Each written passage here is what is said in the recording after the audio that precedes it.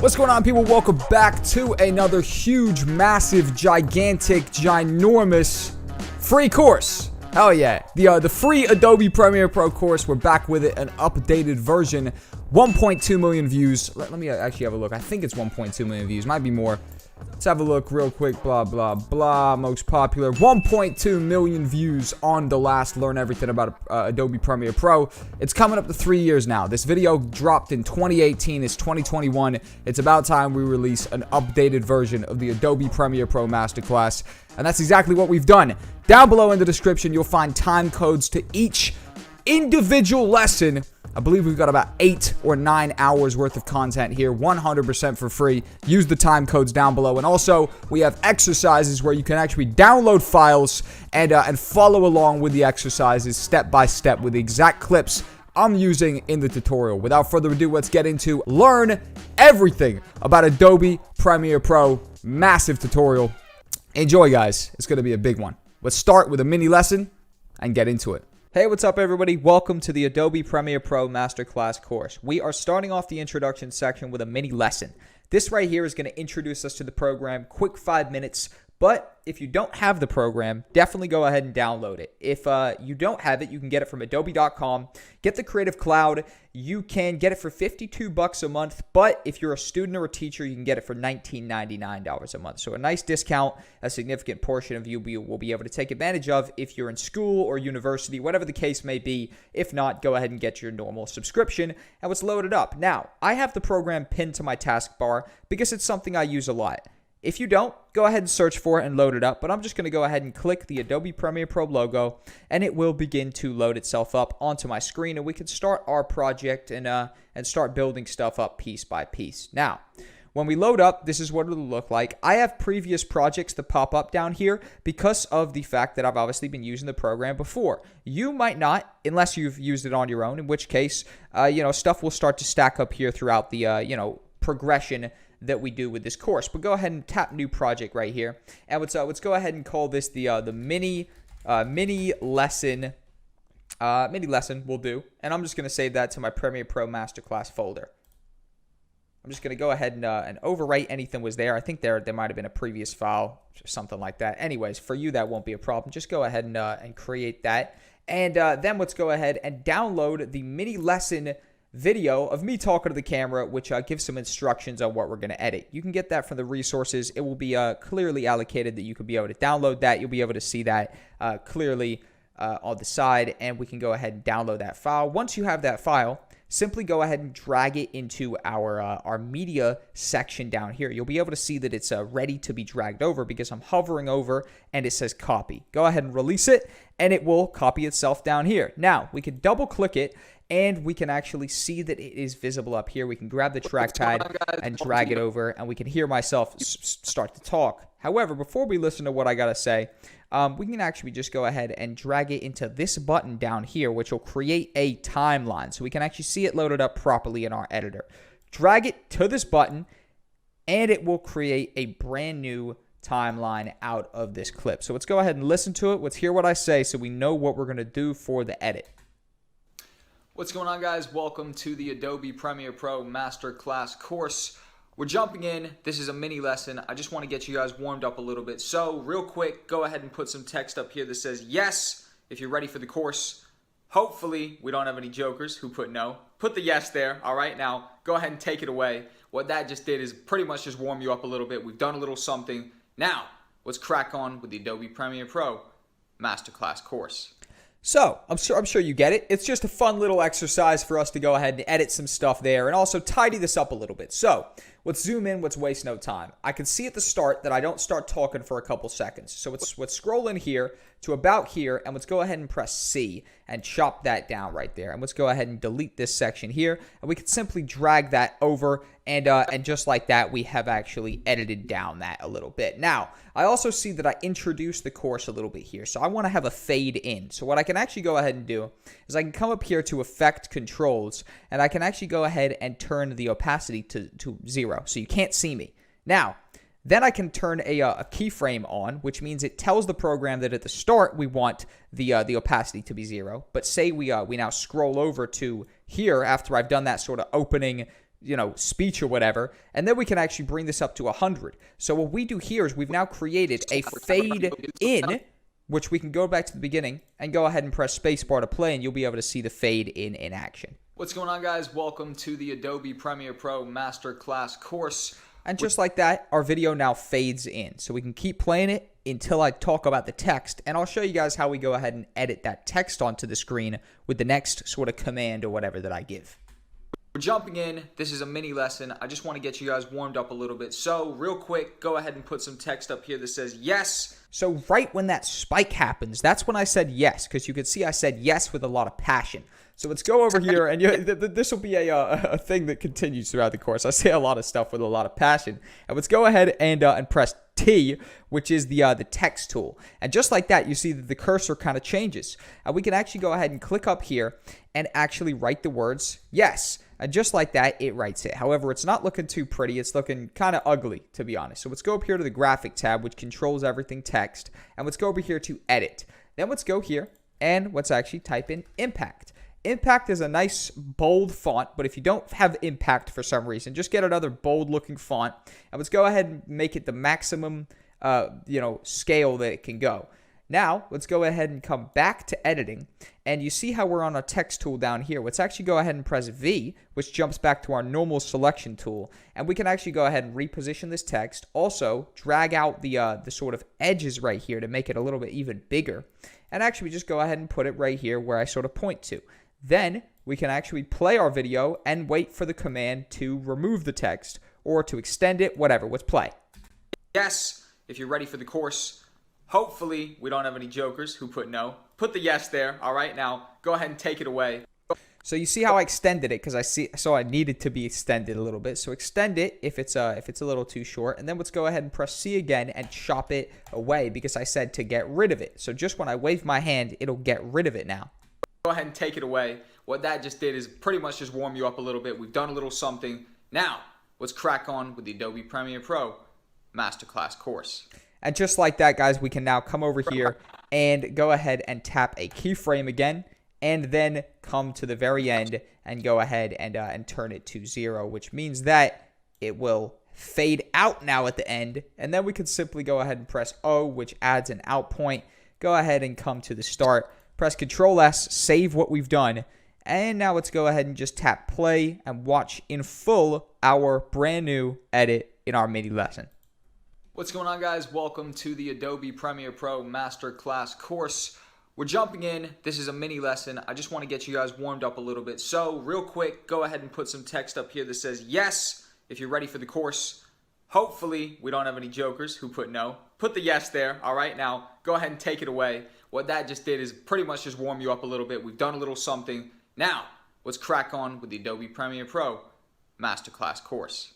And just like that, guys, we've made a nice, clean little edit. Something kind of funny, right? I think that's kind of comical, me telling you guys just to put yes right there. So, something funny. We've built it. Press Control S, save that. We've built a little something. Now, let's get cracking with the rest of the course. Let's do it. What's up, guys? Welcome back to the Adobe Premiere Masterclass course. We are jumping straight into the basics section, and we're going to be kicking it off with how to create a project. Very simple. In fact, it's definitely not hidden. They're not trying to hide it from us. They give it to us straight in our face right here. It says new project.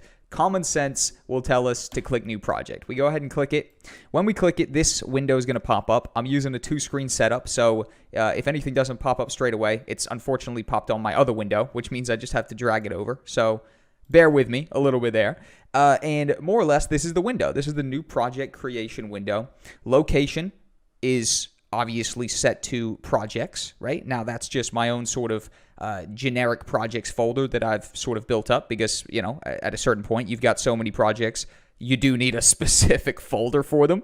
The name, very self-explanatory. We'll go ahead and start that. We'll call this sample project, or actually, you know what? New project number 1. New project number 1. I guess organization's pretty crucial right from the start. So we'll call this organization, we'll call this new project number 1 rather. And let's go ahead and browse. I'm actually going to take it out of my projects folder. I'm going to go ahead and bring it into my external hard drive because you can see that I'm starting to fill up my other hard drives. And I'm just going to go ahead and put it in my specific folder I've created for this course so we can stay organized the whole course. Adobe Premiere Pro Masterclass. I'm going to press select folder. Every project I now create for the rest of this course will go into my Adobe Premiere Pro Masterclass folder. Awesome. New project number 1. Real quick, let me just break some stuff down here. General, overall, when I'm creating a new project, I leave everything how it is. Okay, we leave the Mercury playback engine right here.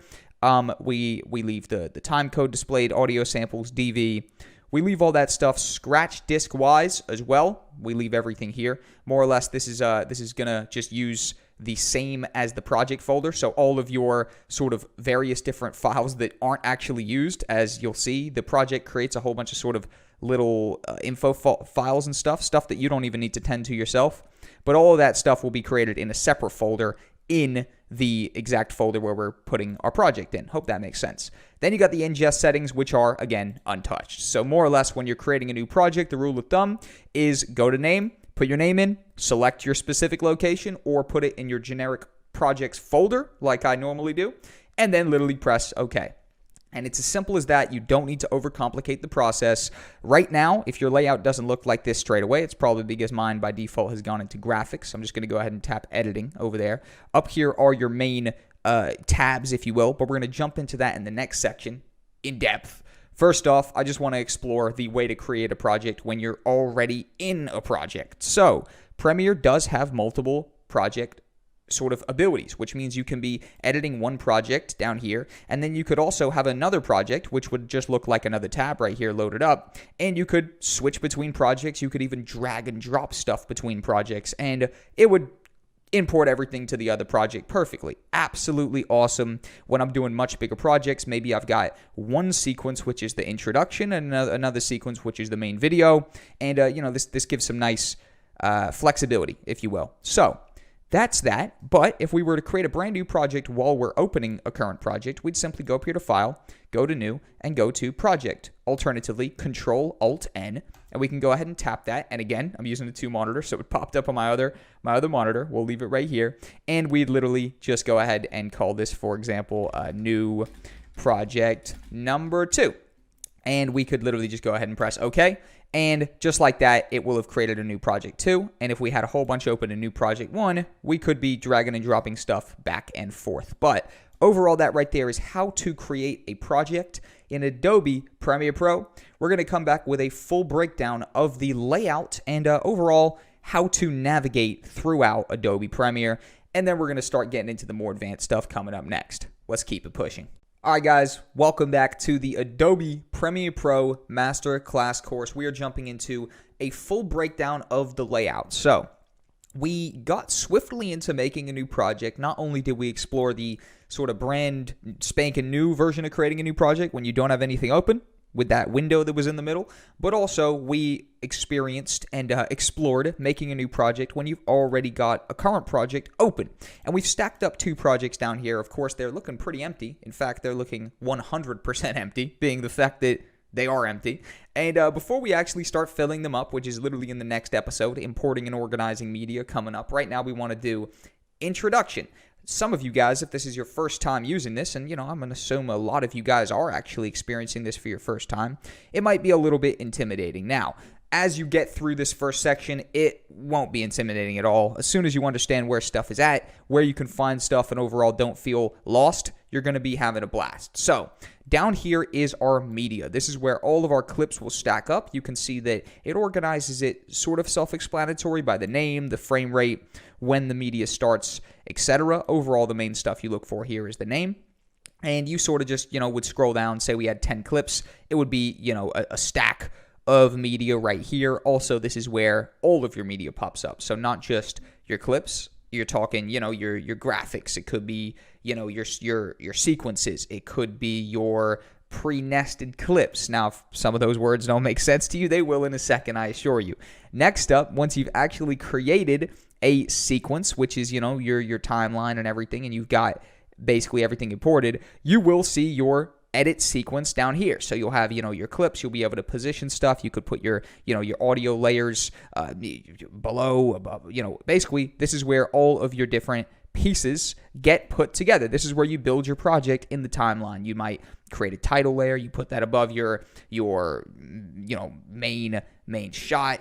Then maybe you put some B-roll over, whatever. It's basically looking like a little a little stack up. You're just stacking clips on top of each other, building stuff. And up here is where everything will be visible. This is where your preview will be generated. You'll be able to play through it, skip frame by frame, even take screenshots, etc. And basically all of the finished result will be displayed here, and you'll sort of piece it together down here in the timeline. Also, if you are clicking onto clips, you'll have this whole area up here. The main sort of use for this section up here, first off, the source. You'll be able to find a clip down here, double-click it. Double-click it, it'll open up here in the source, and you'll be able to sort of just tweak it a little bit more, maybe start it from a certain point, whatever the case may be. Also, effect controls. Once you're clicking on a clip, an active clip in the timeline, there will be extensive effect controls. Again, we're going to be getting to that very, very in-depth coming up. And of course, you've got your audio mixers, your metadata. These two are not messed with much by me at all, but we'll explore them later on as well. And of course, you have your tabs. So, Learning tab is something you do not need because you've got me, okay? If you need the Learning tab, I have completely failed my job, and it's game over for me as a course instructor. I need to retire, all right? So bear with me, and ideally don't go to Learning for now. Assembly is sort of just a more enlarged media window, which means you can say you have 100 things. You could see all your things, opposed to if it was in editing, you could only see maybe 4 of them, or well, actually more like 10 or 20, right? But assembly, you could see loads of your media, and you could drag it into your timeline as you see fit. Editing is the general window that you're going to be in because it is laid out the best for just your general composition. You could drag your clips over with ease. You could play the timeline, see what's happening. You could jump to your effect controls and tweak the clips. So overall, this editing sort of tab is the overall most optimized for your general editing tasks, and that's why, they called it the editing tab. The color tab, self-explanatory. Again, we are not actually going to be privy to any color grading stuff or color correction stuff yet because you do have to be selecting a clip. It says no clip selected, but this will be a massive color tab here. The Lumetri color tab, super powerful. One of the biggest pluses to using Adobe Premiere Pro. Absolutely phenomenal color grading.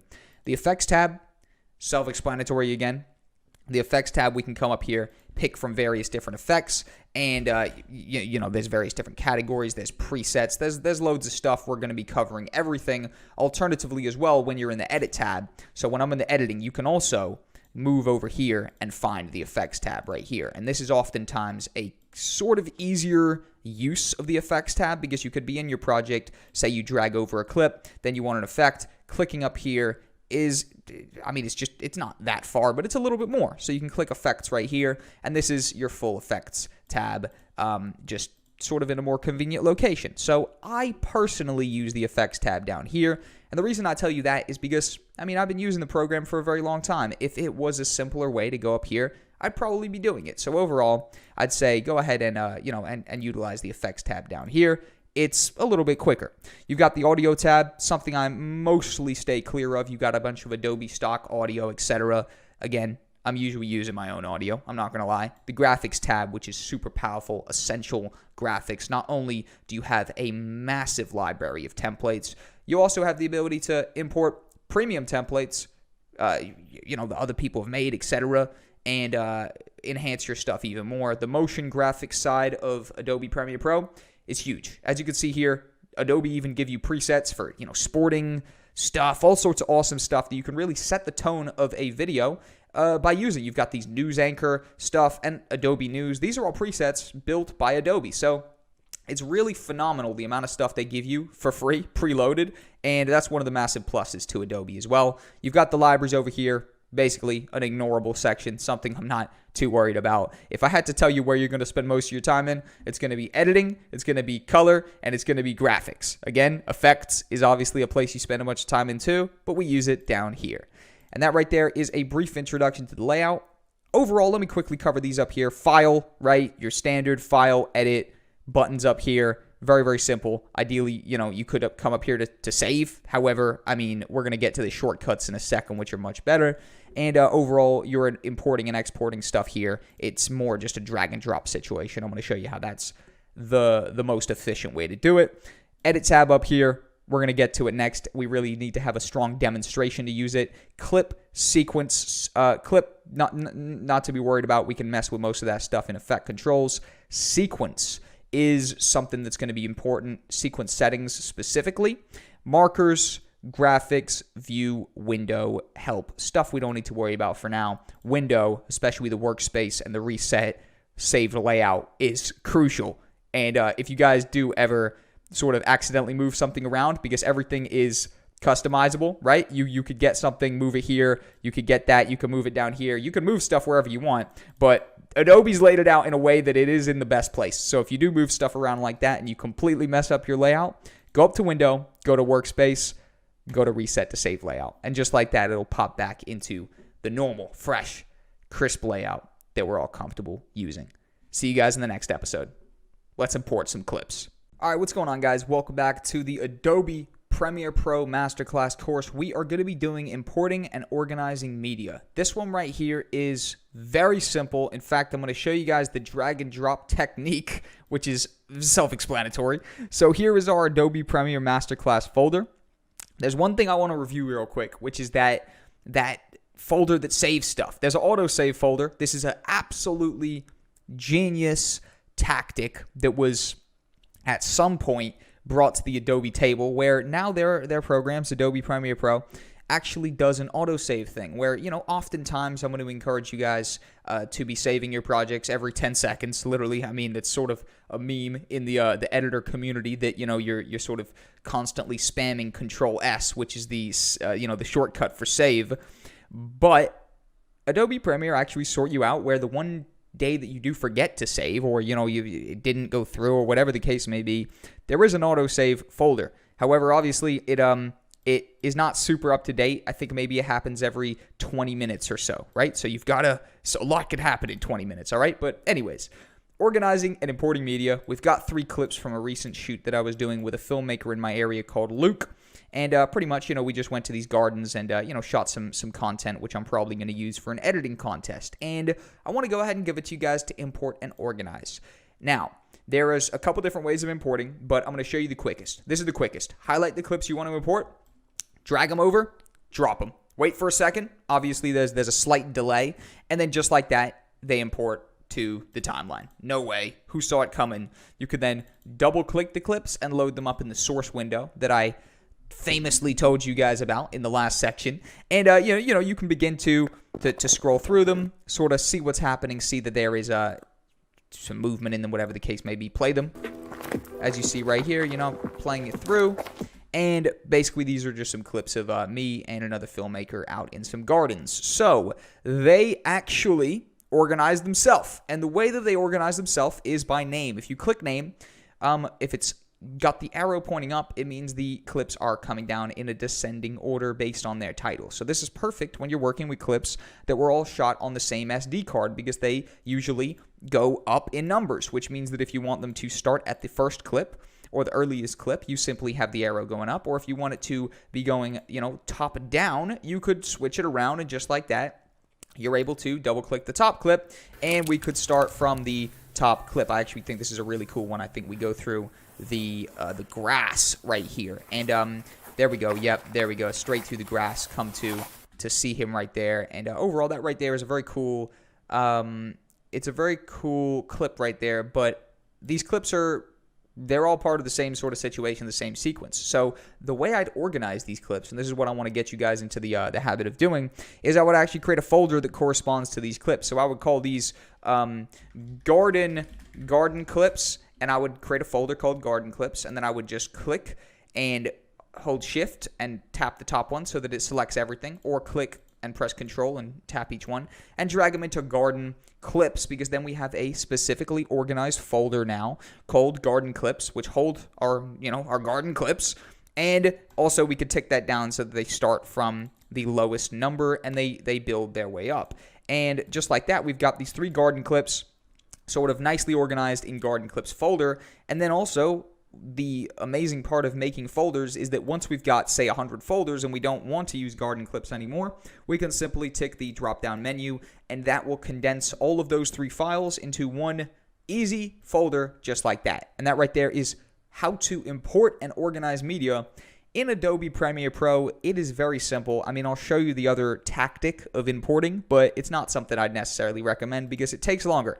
The theme of this course, as much as me showing you guys how to do everything, I'm also going to tell you guys what I, as kind of a veteran Adobe Premiere Pro user at this point, is my go-to, because I think that's pretty valuable to you guys. There's no point you should be doing stuff the long way, right? But overall, this is the long way of importing.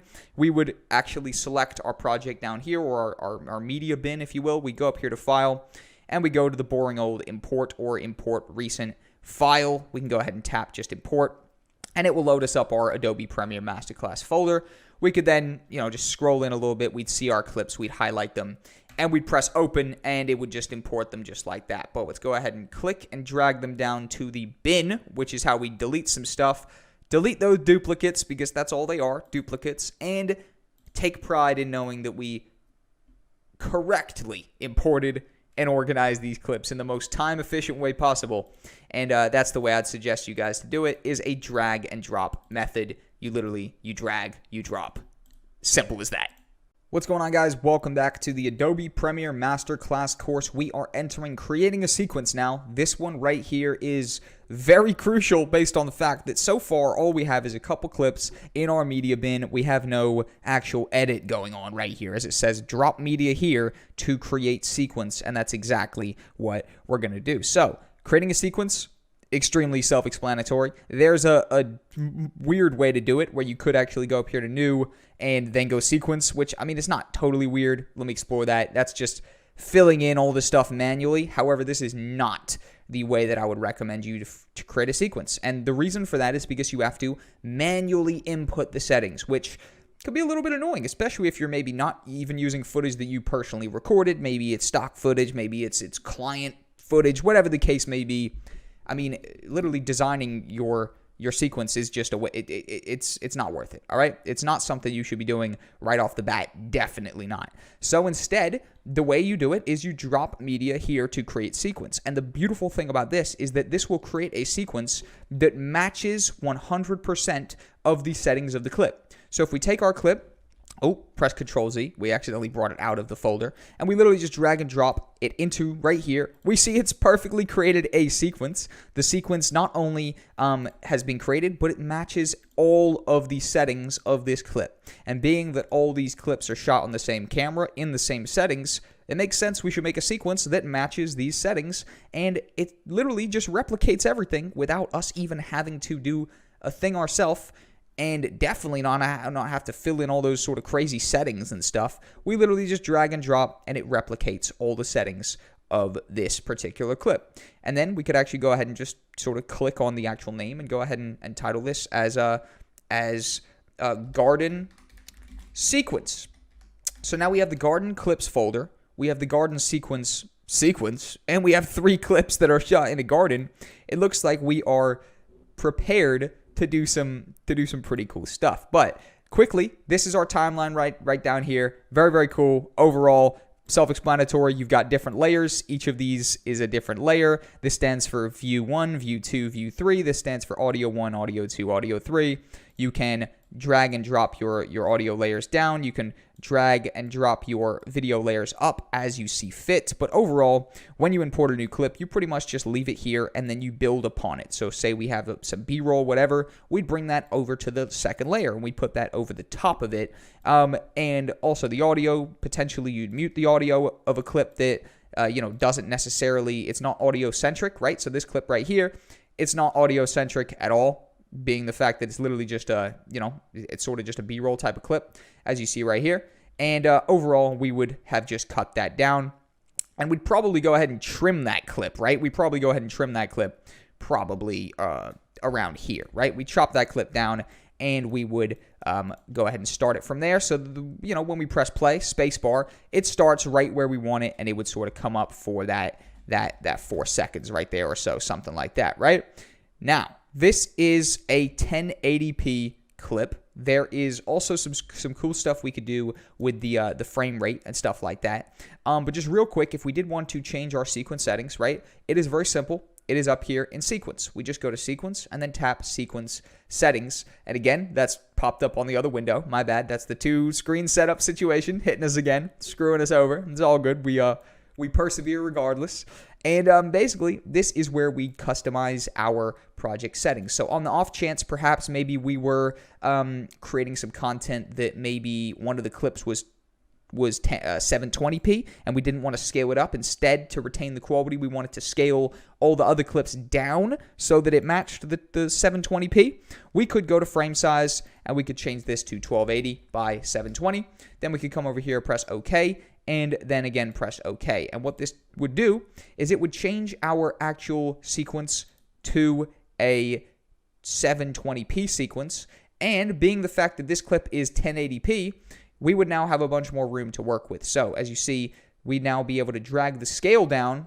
And for this clip to actually fill the screen, it would only need to be 67% instead of the normal 100% scale that it would need for 1080p, which means that you have a whole bunch of extra work room that you could potentially use in clips if you were scaling down the resolution, editing the sequence in a resolution that was less than the clips were shot in. Now, 720p is usually not the utilization for this. It's usually something you do with 4K clips that you could take and edit in a 1080p sequence, but they were shot in 4K, which means you have loads of extra work room. For the time being, I'm going to press Control Z, and I'm literally just going to undo whatever I've just done there, which is going to return it to a 1080p sequence, and we are going to have our clip right here, which was cut at the correct position. And overall, I'm going to press Control S and save our project. And with us briefly exploring the cut tool, right here, by slicing that in the middle, which was C, right?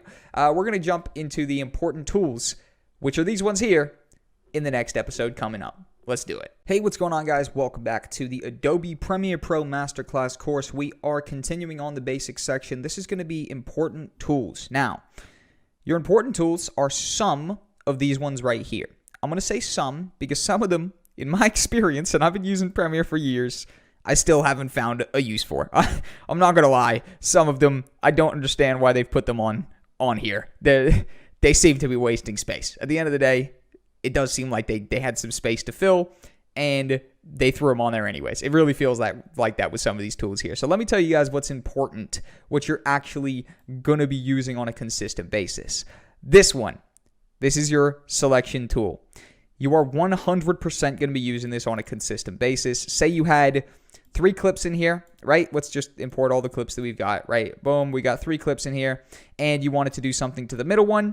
It would be with your all selection tool, your selection tool, if you will, that you'd select that. This is how you zone in, you sort of single out a specific clip. So you can usually go up to the effect controls and maybe play with the the scale, maybe drag it over, maybe rotate it, or all of the other cool things we're going to get to later with an extensive effect controls breakdown, which is, of course, coming up. You guys know we're not leaving anything out. So let's go ahead and break down the list. But overall, selection tool, literally as self-explanatory as it gets. You use it to select stuff. I mean, yeah, use it to select stuff. If you hover over it, it'll tell you selection tool. And we'll be getting to the important shortcuts coming up next. But overall, that's the selection tool right there, done and dusted. This one right here is the track select forward or track select backward tool. Basically, this will select everything in front of where you click. So say we click here, it'll just select there. Or say we click way back here, it'll select everything in front to the right of these arrows. Everything in the direction of the arrows, it will select. For example, if we click here, it'll select nothing because there's no clips in front of the arrows, right? So this is basically a tool you use when you've got hundreds of clips, 30 clips, whatever in a sequence. Also, if you click and hold, you can get the track select backward tool. So that, does the exact same thing. It just the arrows are pointing the opposite direction. And when you click, it selects stuff that is beyond the arrows or in the direction of those arrows. So when we click there, only one clip is in the direction of the arrows. When we click there, 2 clips. When we click here, all the clips are on the left of the arrows, which means it selects everything. This rolling edit tool is one of the ones that I don't necessarily use on a consistent basis at all. In fact, ripple edit tool, yes, it's used a bit but mainly we sort of use the ripple edit tool, where ripple delete is something that you can do where, say there's a little space in between two clips and we wanted to join them up. Instead of dragging them over, what you can do is you can actually click that space in the middle and press delete, and it will just bring everything over. So that's a quick way for me to do it. You can use the rolling edit tool, which basically means you click, or actually, you know what, rolling edit tool, we more or less just leave alone. I'm not going to lie. Rolling edit tool, we don't even mess with. Cut tool, razor tool, if you will. This is how you chop stuff out. The shortcut is C, so you can jump through, you can chop stuff, you can basically put cuts. I'm going to press Control Z to undo all that. But, I mean, I'd say the selection tool and the actual razor tool are the two tools you'll be using the most likely, because you'll have to cut stuff out, etc. And overall, the razor tool, very, very practical tool. For example, you notice there's the camera goes down before it comes up. We would chop out that first bit, we delete it, then we just select the area, and we go ahead and just delete it again. And just like that, we have the clip come in at the exact position that we'd actually want it to come in. Awesome. That's with the cut tool. This one is the slip tool. Basically, you can bring the video further along in, basically change the selection of the clip. So if we click here and drag, for example, over, it will actually change the position of the clip, and we can actually sort of change what area of the clip appears in here. Honestly, if it sounds confusing, it's because it is. I don't use it. Personally, I don't use it. I actually think it's extremely valuable for me to not only tell you guys what, is good to use, but tell you what really just doesn't seem like a whole lot of anything to me, right? Slip tool, I'm sure there's people utilizing it in projects. Tell me down below if you personally know what to do with it. I don't mess with it. I really don't. Pen tool, simple. It's something that you'll use for masking. Masking is how you actually select an area of a clip. For example, if you go to opacity and we wanted to just select Luke, for example, we could try and draw an absolute very fail of an outline around him. Again, I'm doing this for pure demonstration purposes of what the I'm rotating stuff, of what the pen tool is like. But basically, you can mask people out. I'm just going to delete that mask.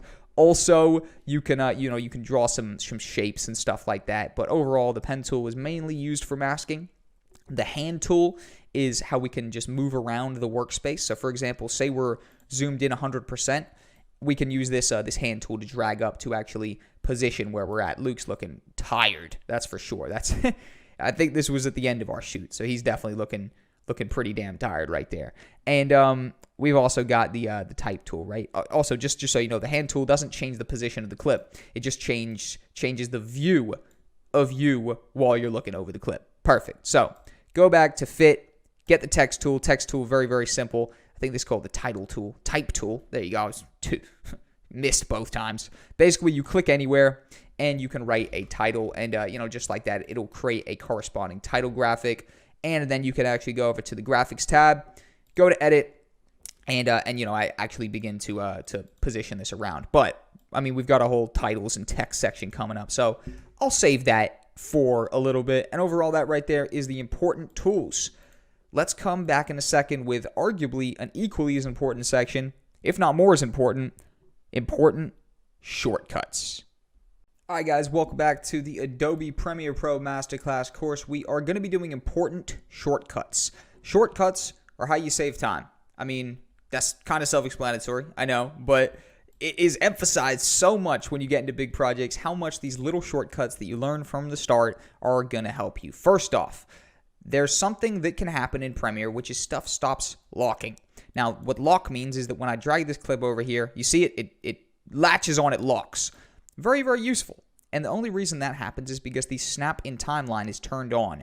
If at any point, accidentally, this is not turned on, you would have to manually position your clips, which is ridiculous. I'm going to press Control Z. I'm going to undo that. And overall, make sure if stuff's being weird, snap to timeline. All right, make sure stuff's snapping to timeline.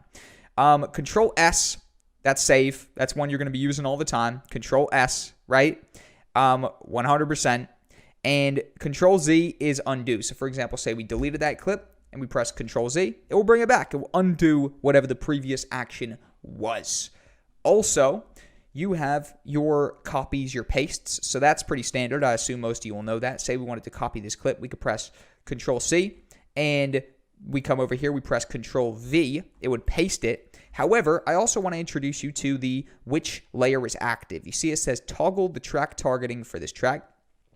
If V1 blue is turned on, it means that it will copy paste our layer to the first layer, or copy paste our clip to the first layer because the V1 is turned on. However, if we turn off V1, right? And if we go to V3, and if we also turn off A1, when we copy this clip, which has audio and video layer, and press Control C, then Control V, it will now bring it to the layers that we've turned on and made active. So this is really, really powerful thing to utilize when you're in the midst of a project and you want to bring something to a B-roll position above, whatever the case may be. Or if you're, for example, we could copy paste this clip, bring it over here, press Control C, then Control V, and it's copied it up here. It doesn't remove the clip below. It doesn't mess it up or anything.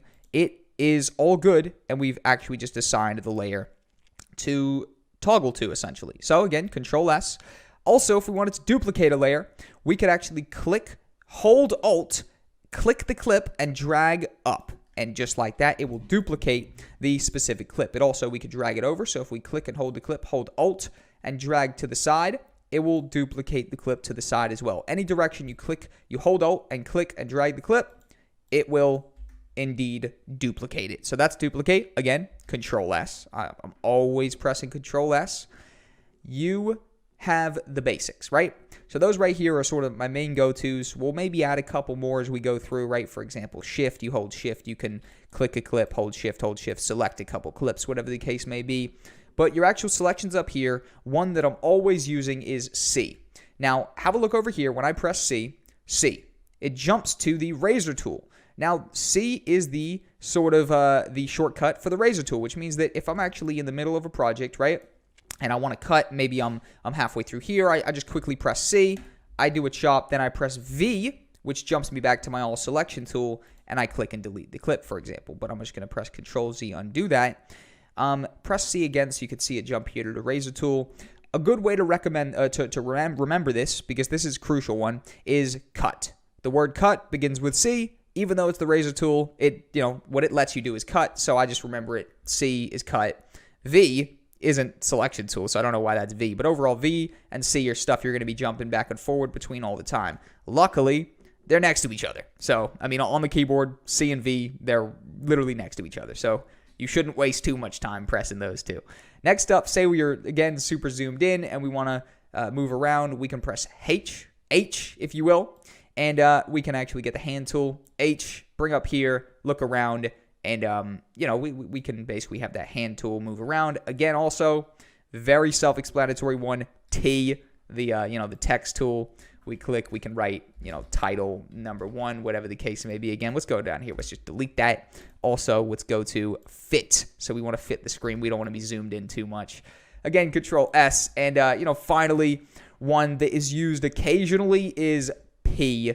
That is the pen tool, right? However, honestly, we're not using too much of the pen tool. Also, as you see right there, what happens if you're not selecting a clip and you use the pen tool, you actually start creating a solid, right? So if at any time you do want to create a shape or whatever the case may be, do not select your clip and you can use the pen tool and start creating. But overall, if we actually play through our couple clips that are loaded up in the timeline, we've done it. We've completed the basic section of the Adobe Premiere Pro Masterclass course.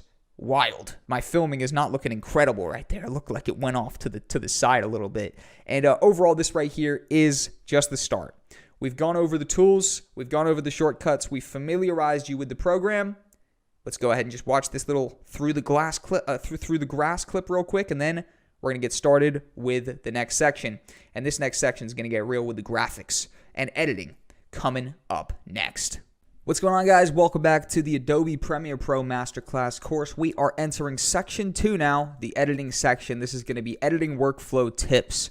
On the screen is where we left off. More or less, we've got our 3 clips here, and I pretty much just want to, I think we were just briefly playing through stuff, but I just want to just show you a little insight into my workflow. My workflow means what I'm doing, where I'm going, what I'm basically doing, and we want to process these clips. So these are just 3 full-length clips, which is definitely not how we'd, showcase them in an actual edit. So what I want to do is I want to format them. By that I mean I want to start them at the point that they should start at and end them at the point they should end at. For example, we notice the camera does go off to the right-hand side right there. I mean, common sense tells us it's very obvious that that definitely wouldn't make the final cut. So what I want to do is I want to go ahead and get this at a point where it ends on, you know, a still nice frame. So what I want to do is probably just before that movement happens there is we get this sort of pan up, so we get the feet up. It goes to the head, and as soon as we get any sort of side movement, as you see right there, I'm just gonna press backspace on my keyboard, or not backspace. I'm just sort of going over frame by frame using the arrow keys, right? And then I'm just gonna press C. I'm gonna go ahead and get my razor tool. I'm just gonna chop it right there, and then I'm gonna delete the clip, which is over to the right, and I'm going to click this empty space, and we're going to do a ripple delete, which once I delete that, that's going to bring everything else over to the side, and it's going to lock everything in, right? Remember, keep in mind, you got to have snap to timeline, snap in timeline, turned on at all times, and everything will snap over. And just like that, we're going to be able to press the space bar and play this, and it ends at an appropriate time and then comes in at an appropriate section, because it looks like we already formatted that beginning part. We brought it in at a time that, you know, actually makes sense to bring it in. Right there, that seems like incomplete. So I'm basically just trying to have one smooth motion. So it looks like that right there could be it. As soon as he takes the camera down right there, again, I'm just going to literally go frame by frame back a little bit. Maybe as soon as he actually starts to take the hand away, we again press C, we get our razor tool. We chop it, we delete that with the, you know, delete, and then we simply click the space, and again, press delete, or backspace, and just like that, it'll chop over. And then we go to the next clip again, as we see, it's obviously starting in a, you know, a setup position. This is you know, where you're getting stuff set up, and then you can press C, chop that, delete that, highlight that space, delete the empty space, and we're going to have this clip that starts at the right time. It goes through everything, goes through the grass, and comes straight over to Luke. And it just looks like I can go back, and once that motion is actually complete, which it looks like around there, the motion is complete. We've got Luke fully in frame, holding the camera, and we can press C, go ahead and delete that. And now we've got a 15-second sequence, which when we go to the beginning and press spacebar to play, it's actually formatted in a way that, you know, makes a little bit more sense now. It obviously follows him through the woods. It chops to this, and then it goes through the grass. 3 pan-up shots that are real nice. We're doing this on the gimbal, and overall, that right there is our little sequence formatted, and that's our workflow. So when we're actually formatting stuff, we're pretty much just using the razor tool, aka the cut tool with C. We're chopping stuff down, we're bringing stuff over, and overall, we're tightening up the sequence, and you know, just making a little bit more continuity, add a little bit more continuity in there, making stuff actually flow, and putting things in an order that would be accurate in an actual project. So that right there is some basic workflow tips. Let's actually have a little exercise coming up. I want to that's a little bit too many clips for you guys. Let me give you guys a few clips. Let's import these and format them together in the coming up section next. What's going on, people? Welcome back to the Adobe Premiere Pro Masterclass course. We are continuing on the editing section. This one right here is going to be an exercise. We're going to import and adjust some video. Now, I just did this on my own right here to show you guys sort of my basic workflow, what it looks like, what I'm doing. Familiarize yourself with the process. Now you're familiarized with the process. You've got it locked into your brain. Let's actually go ahead and import some clips from one of my trips to the Netherlands. And you guys can actually go ahead and download those, no problem. Oh, wrong folder again. Let's go ahead and get this one. And we have 5 clips. So these are 5 clips of some really cool houses, actually. So I want to do the drag and drop method, right? We're going through everything together. Let's drag and drop these clips, and just give it a second. Sometimes it might lag out for a second because you're dragging over a bunch of media. Especially the bigger the clip, the longer it might take to import. We see it's importing down here. Just let it do its thing. And I want to keep up with the organization. We've done good with the garden clips folder so far. So let's drag, again, highlight. Let's click the bottom clip, hold shift, click the top clip, which highlights everything in between. Then we drag them into the folder icon, which instantly makes a folder. We don't, we could also tap the folder and make it manually, but that's no fun. We go to bin, we click it, and we're going to call this Netherlands. Or, yeah, Netherlands clips. Netherlands clips. Oh, that's a little bit of a funky spelling right there. I'm going to press Control S, save that we've obviously brought these in, and I'm going to drag and drop one of the clips, because they're all the same settings, into this particular icon here, which is going to make a brand new sequence, and it's going to match the sequence based around the actual settings of the clip, which is perfect for us, as we know, because all of these clips shot on the same camera, shot in the same settings. So overall, if we make a sequence that matches the settings of one of the clips, it's going to be formatted and sort of ready to go for all the others. We're going to go ahead and rename this Crazy Houses. Crazy Houses. Why not? Crazy Houses.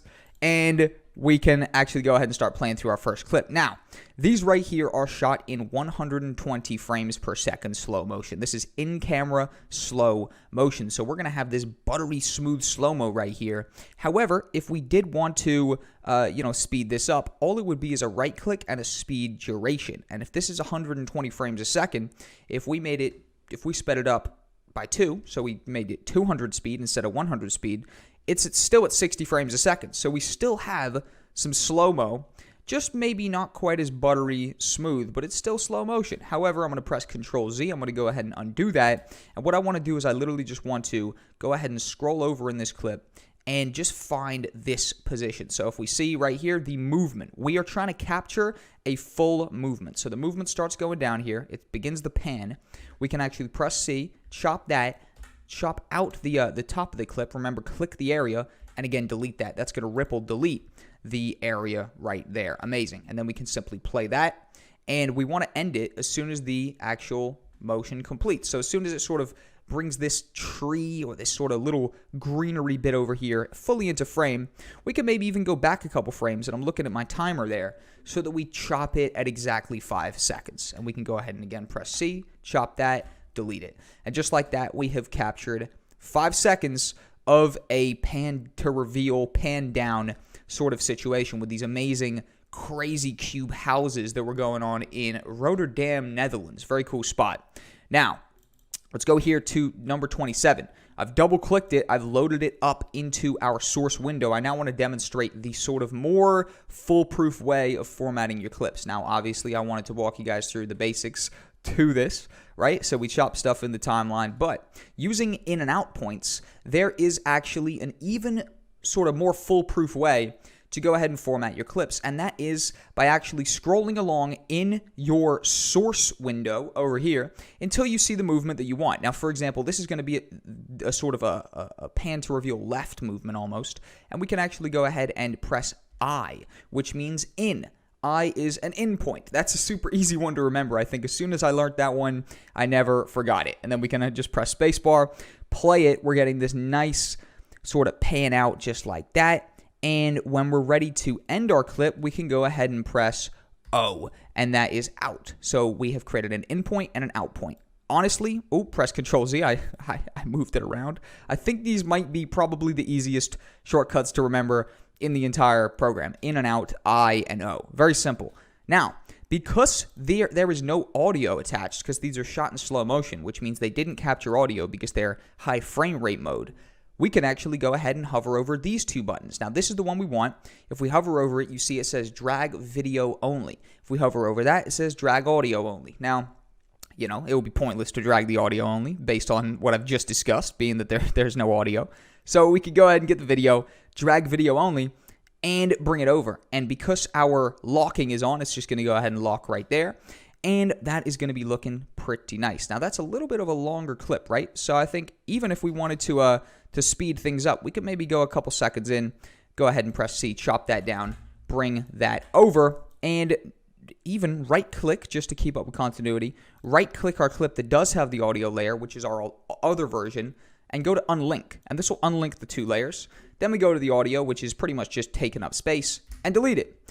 And now we have this sort of pan down, 120 frames a second, buttery smooth slow-mo, and then it comes over to the actual plant itself. We get a little bit more of a rotating feel here, and we still got 3 more clips to throw in there to continue the sequence. In fact, we go into one of these houses in a second. So let's use this new method now. Let's format the clips with the in and out points in the actual source view window. And I'm literally just going to go ahead and scroll along for a little bit faster situation, right? And I actually think I just want to get a little bit of a different motion. So maybe we were just going left. Maybe we get this motion, which is going sort of right. So I'm going to go over here to about there. And again, I press I, and I sort of go till the motion seems to complete a bit. I press O. Then I just drag the video only button. And just like that, we've created another nice pan through the cool houses. And there's a little bit of depth going on because we've got this right here. I think when you got something in the foreground, something in the background, it gives that feeling of a little bit more movement. And overall, it could be a nice effect. Now, this is us actually going into one of the houses. So I'm not too sure how well we can blend this right here. But let's go ahead and press an in point right here. And maybe we have this pan out sort of situation. So it pans over there. I like it. It doesn't fully make sense from a story point of view how we got into the house. So in an actual composition, just to keep you guys, tuned into what would actually be going down, I probably would want to have a few more shots in between that sort of tell the story of how we got there. Now, this shot is a pretty cool shot because this is from the actual bedroom of the crazy houses, and this reveals, the little sort of, I guess, courtyard area that they've got right here. But it's looking pretty cool. Go ahead and outpoint that right there, and just like that, we're going to have a pretty cool little sequence that we can come to the beginning. We can press spacebar to play, and we've just formatted this, piece right here. Obviously, we've got some clips that are a little bit longer than others, some that are shorter, but overall, everything's shot by these crazy cube houses in the Netherlands, and overall, it's looking very cool indeed. Couple clips synced up. And in fact, there's something we can do coming up, which can make this even more interesting and sort of suck you in even more. But for the time being, that right there was that done and dusted. Quick little exercise underneath our belts. Let's keep cracking. It's about to get interesting. Hey, what's going on, guys? Welcome back to the Adobe Premiere Pro Masterclass course. We are continuing on the editing section. This right here is going to be motion breakdown. Now, I told you at the end of the last episode that we were going to be able to make this little sequence right here, which we just formatted together, way more interesting. The way we're going to be able to make it way more interesting is by adding or fabricating, shall I say, a little bit more movement. Now, luckily, we have something on our side, which there is organic movement in these clips, which means with a little bit of artificial movement, we can bring even more out of them. We can make the viewer sort of feel a little bit more immersed. And the way we're going to do that is scale keyframes. Scale keyframes or scale animation, right? Even slight zoom animation, and some might call it. Is a way to bring the viewer in. Even a zoom in to zoom out strategy, clip on clip, which will make sense in a second if it doesn't, is a perfect way to bring the viewer even more into a clip, make a clip more interesting. The way I'm going to do this, or the way you would do this, is you click a clip and you go to the effect controls. Effect controls we'll get more extensively into because, as you actually add effects, that can be a lot here. You have to scroll down and there's a lot of properties going on, a lot of stuff to tweak, a lot of variables like this, right? But as you see right there, you've got the scale, and you can actually go ahead and scale in, scale out. Obviously, it's 100% scale, which means that we can't really go out because there's nowhere to go. But we can go in, and we can actually animate in to out. So an awesome thing right here is, as we see there's a motion down, what if we actually created a keyframe at the start, which was, let's say, 110, which means it's 10% zoomed in, and we create a keyframe. But then we come over here, and we actually bring it back to 100.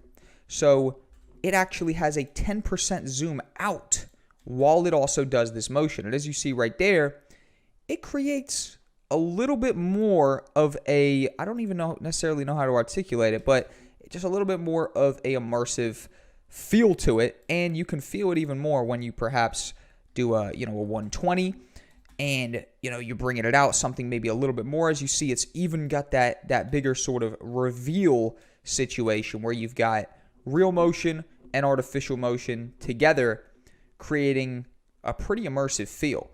And then what you can also do, you could also try switching them around. So even a zoom in, so it starts at 100 and it actually zooms in. And in fact, if I look at that right there, I think that actually might look nicer, the zoom in, as we see, because it really starts with that establishing shot of the buildings, and it comes down into the plant itself, and it really does look like an immersive zoom in. Now, that's looking great to me. we could even now have the zoom out on this particular plant.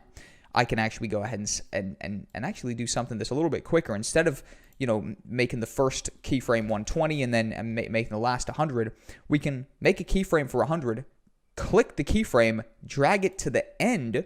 So we've told the program that it's going to end at 100% zoom, and we could start it at a 120.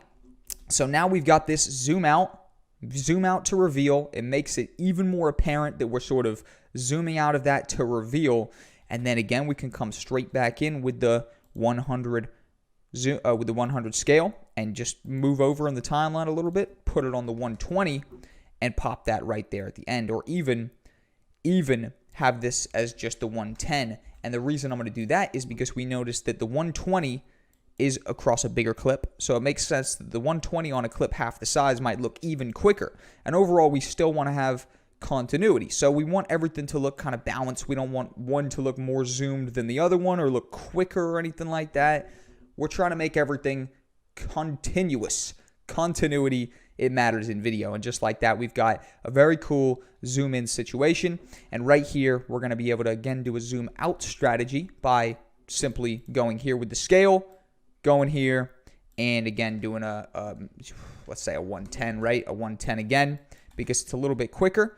And it kind of gives that zoom out feel. And here is the kicker where we've ended with a zoom in. So we can now bring this clip, come to the end with a zoom in, and it zooms straight into that window. And that just worked out perfectly, where even we could get a little bit more with this last one. We could even try a 150. I might regret this, but let's have a look. We have a 150, so it really has this sort of pan to reveal feel of the courtyard right there, and that's a great way to end it. So that right there is motion broken down. I mean, we have this these zoom in animations as we see here. Then we have the zoom out animation right here, which nicely immerses us in the clip. I mean, it feels like a little bit more blockbustery. I don't know if you guys are seeing what I'm seeing. I hope you are. And overall, this right here is how we can actually improve a sequence with keyframe animations. And, overall, we've improved this sequence massively. The 150 didn't even look like too much right there. As you see, it's a perfect zoom straight into the actual windows right there. And the reality is you are losing quality here. You are, because you are increasing it not by 2 times, but that 150 right there. On a big screen, you might notice a little bit of quality decrease. Overall, as a rule of thumb, you're generally okay to scale stuff in about 20%, 10%, and more or less it's unnoticeable, especially in a mobile-centric world where, a lot of people might be watching your finished project on a mobile device. It's a smaller screen. Quality losses aren't necessarily the craziest. I think you do want to be very careful scaling stuff in 10% or 20% when you're making feature films for the big screen. But overall, a little 10% here, 20% there. In my experience, it will not destroy your project, I assure you. So that right there is motion explained. I think let's do a little bit more on improving sequences, because honestly, we haven't even messed with the position. And the position and the scale together combined can make a dangerous combo. Let's keep it going. Hey, what's going on, guys? Welcome back to the Adobe Premiere Pro Masterclass course. I want to prove to you with this exercise, I want to basically take some still images and actually make a sequence that's interesting using the same method that we just demonstrated and deployed in this particular episode, the previous episode, the zoom in, zoom out, pan to reveal type of technique. Now, I believe that this adds a nice bit of immersiveness to your normal videos, right? Just to a video that without this effect would still be pretty nice. We built something okay, even without the zooms. It's not as though the zooms are the make it break it type of situation. The zooms just add a little something, right? However, I want to show you how much they add. And I want to demonstrate this through an exercise where you guys can actually download some screenshots. Now, these are actually pictures. So these are pictures, aka screenshots, from a shoot I did, a hilltop shoot, about a year and a half ago, something like that. I don't know. Me and my boy Noah were testing out some new equipment, a drone, stuff like that, more or less. It's some clips all from the same kind of shoot, whatever the case may be. And basically, I want to show you guys how we can piece these together using keyframe animations and actually make a still image sequence of 5 still images actually something that's kind of bearable to watch, and also definitely much better than just them being still. So let's go ahead and highlight them and drag them into the actual timeline over here, or the actual media bin, rather. And let's actually go ahead and just select them all. I press Control, I click them, select them, drag them into a folder. Call this still image sequence. Call this still image sequence. Awesome. Oh, renamed one of the clips accidentally. And what I want to do is I want to literally just drag and drop it, make it a brand new sequence out of the dimensions. Everything's the same. And pretty much what I want to do is I want to actually go ahead and order our clips first, right? So I want to actually go ahead and order our clips, which means that maybe this one right here is probably going to be first. So I drag and drop that there. Drag this over, right? Because it looks like this is me walking to the hilltop, right? Then it looks like maybe, this clip comes next, right? Because that's me looking up. Then maybe we've actually got the, the drone coming up next. And then maybe we got the me looking over smiling maybe, and then me taking the pic. Perhaps this could be the case, or even not. And it's looking like the drone and this one are looking like they are wrong dimensions. So let's actually go ahead and click the sequence settings. Some of these are 4K. So that's where we've gone wrong. Let's even drop this to 1920 by 1080. And that's a great example of utilizing these sequence settings. That's the exact scenario that I broke down to you guys in section 1, I believe, where I said, listen, oftentimes you might have 4K, you might have to bring it down to 1080p. Now, to make everything match, we just highlight everything, right click, go to set to frame size, and that's going to make everything the same exact size. Now, we now need to add some keyframe animations, and also we need to chop this stuff down. There's nowhere we're going to leave them all on for the full 5 seconds, right? It's too much, and that's definitely a recipe for disaster. So first off, let's chop everything in half. I press C. I'm literally just guessing where the middle of these clips are. And I'm literally just slicing them all in half, right? I'm slicing them all in half so we can delete the second half of all of the clips, and then just go ahead and, again, just sort of ripple delete that space. So now we've got clips that last 2.5 seconds apiece on average, right?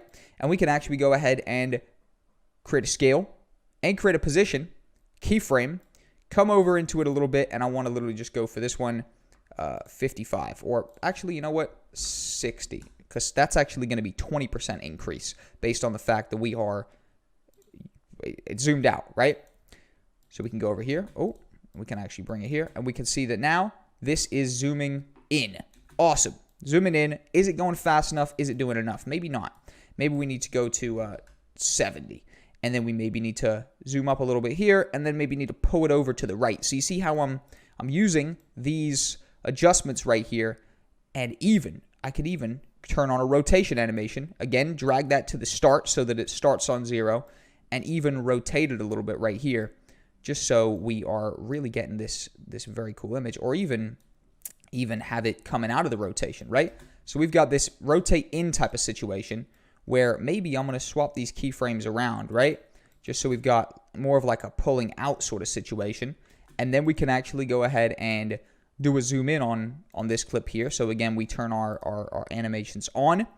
We zoom over, and maybe this one right here rotates a little bit here and zooms in a little bit here, and maybe pulls over a little bit to maybe like right there.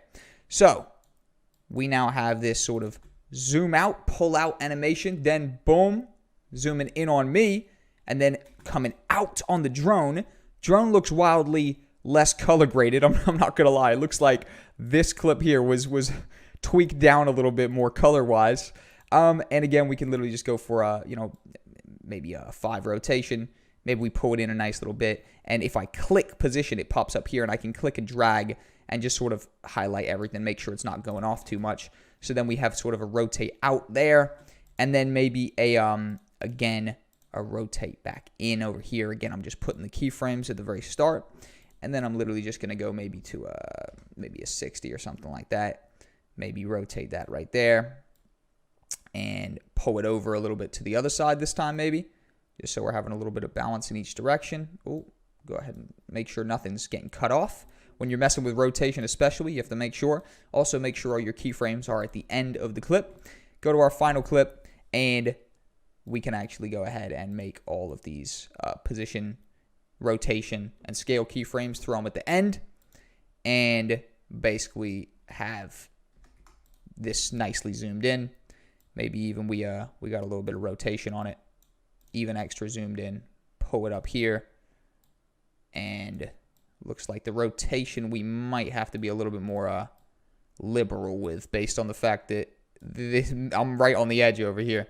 But just like that, now we've got this where actually that's avoiding the rotation. The rotation is crucial. The rotation adds so much. But just like that, boom, we've got this particular setup. And just like that, this is going to be something we could build upon. But with a few keyframe animations, you see we've made a still image actually, seem kind of bearable, right? A still sequence seem semi-bearable. Now, some of them are a little bit faster than others. Some of them are a little bit slower. However, I can absolutely assure you that if we were to actually add some transitions and stuff here, we're dealing with something that could really be a pretty dope, piece right here.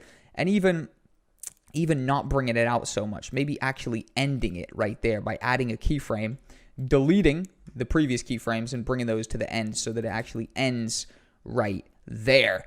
And just like that, that's an 11-second sequence, which, isn't synced to a beat, isn't, there's no necessary movement in it other than the artificial movement we've added.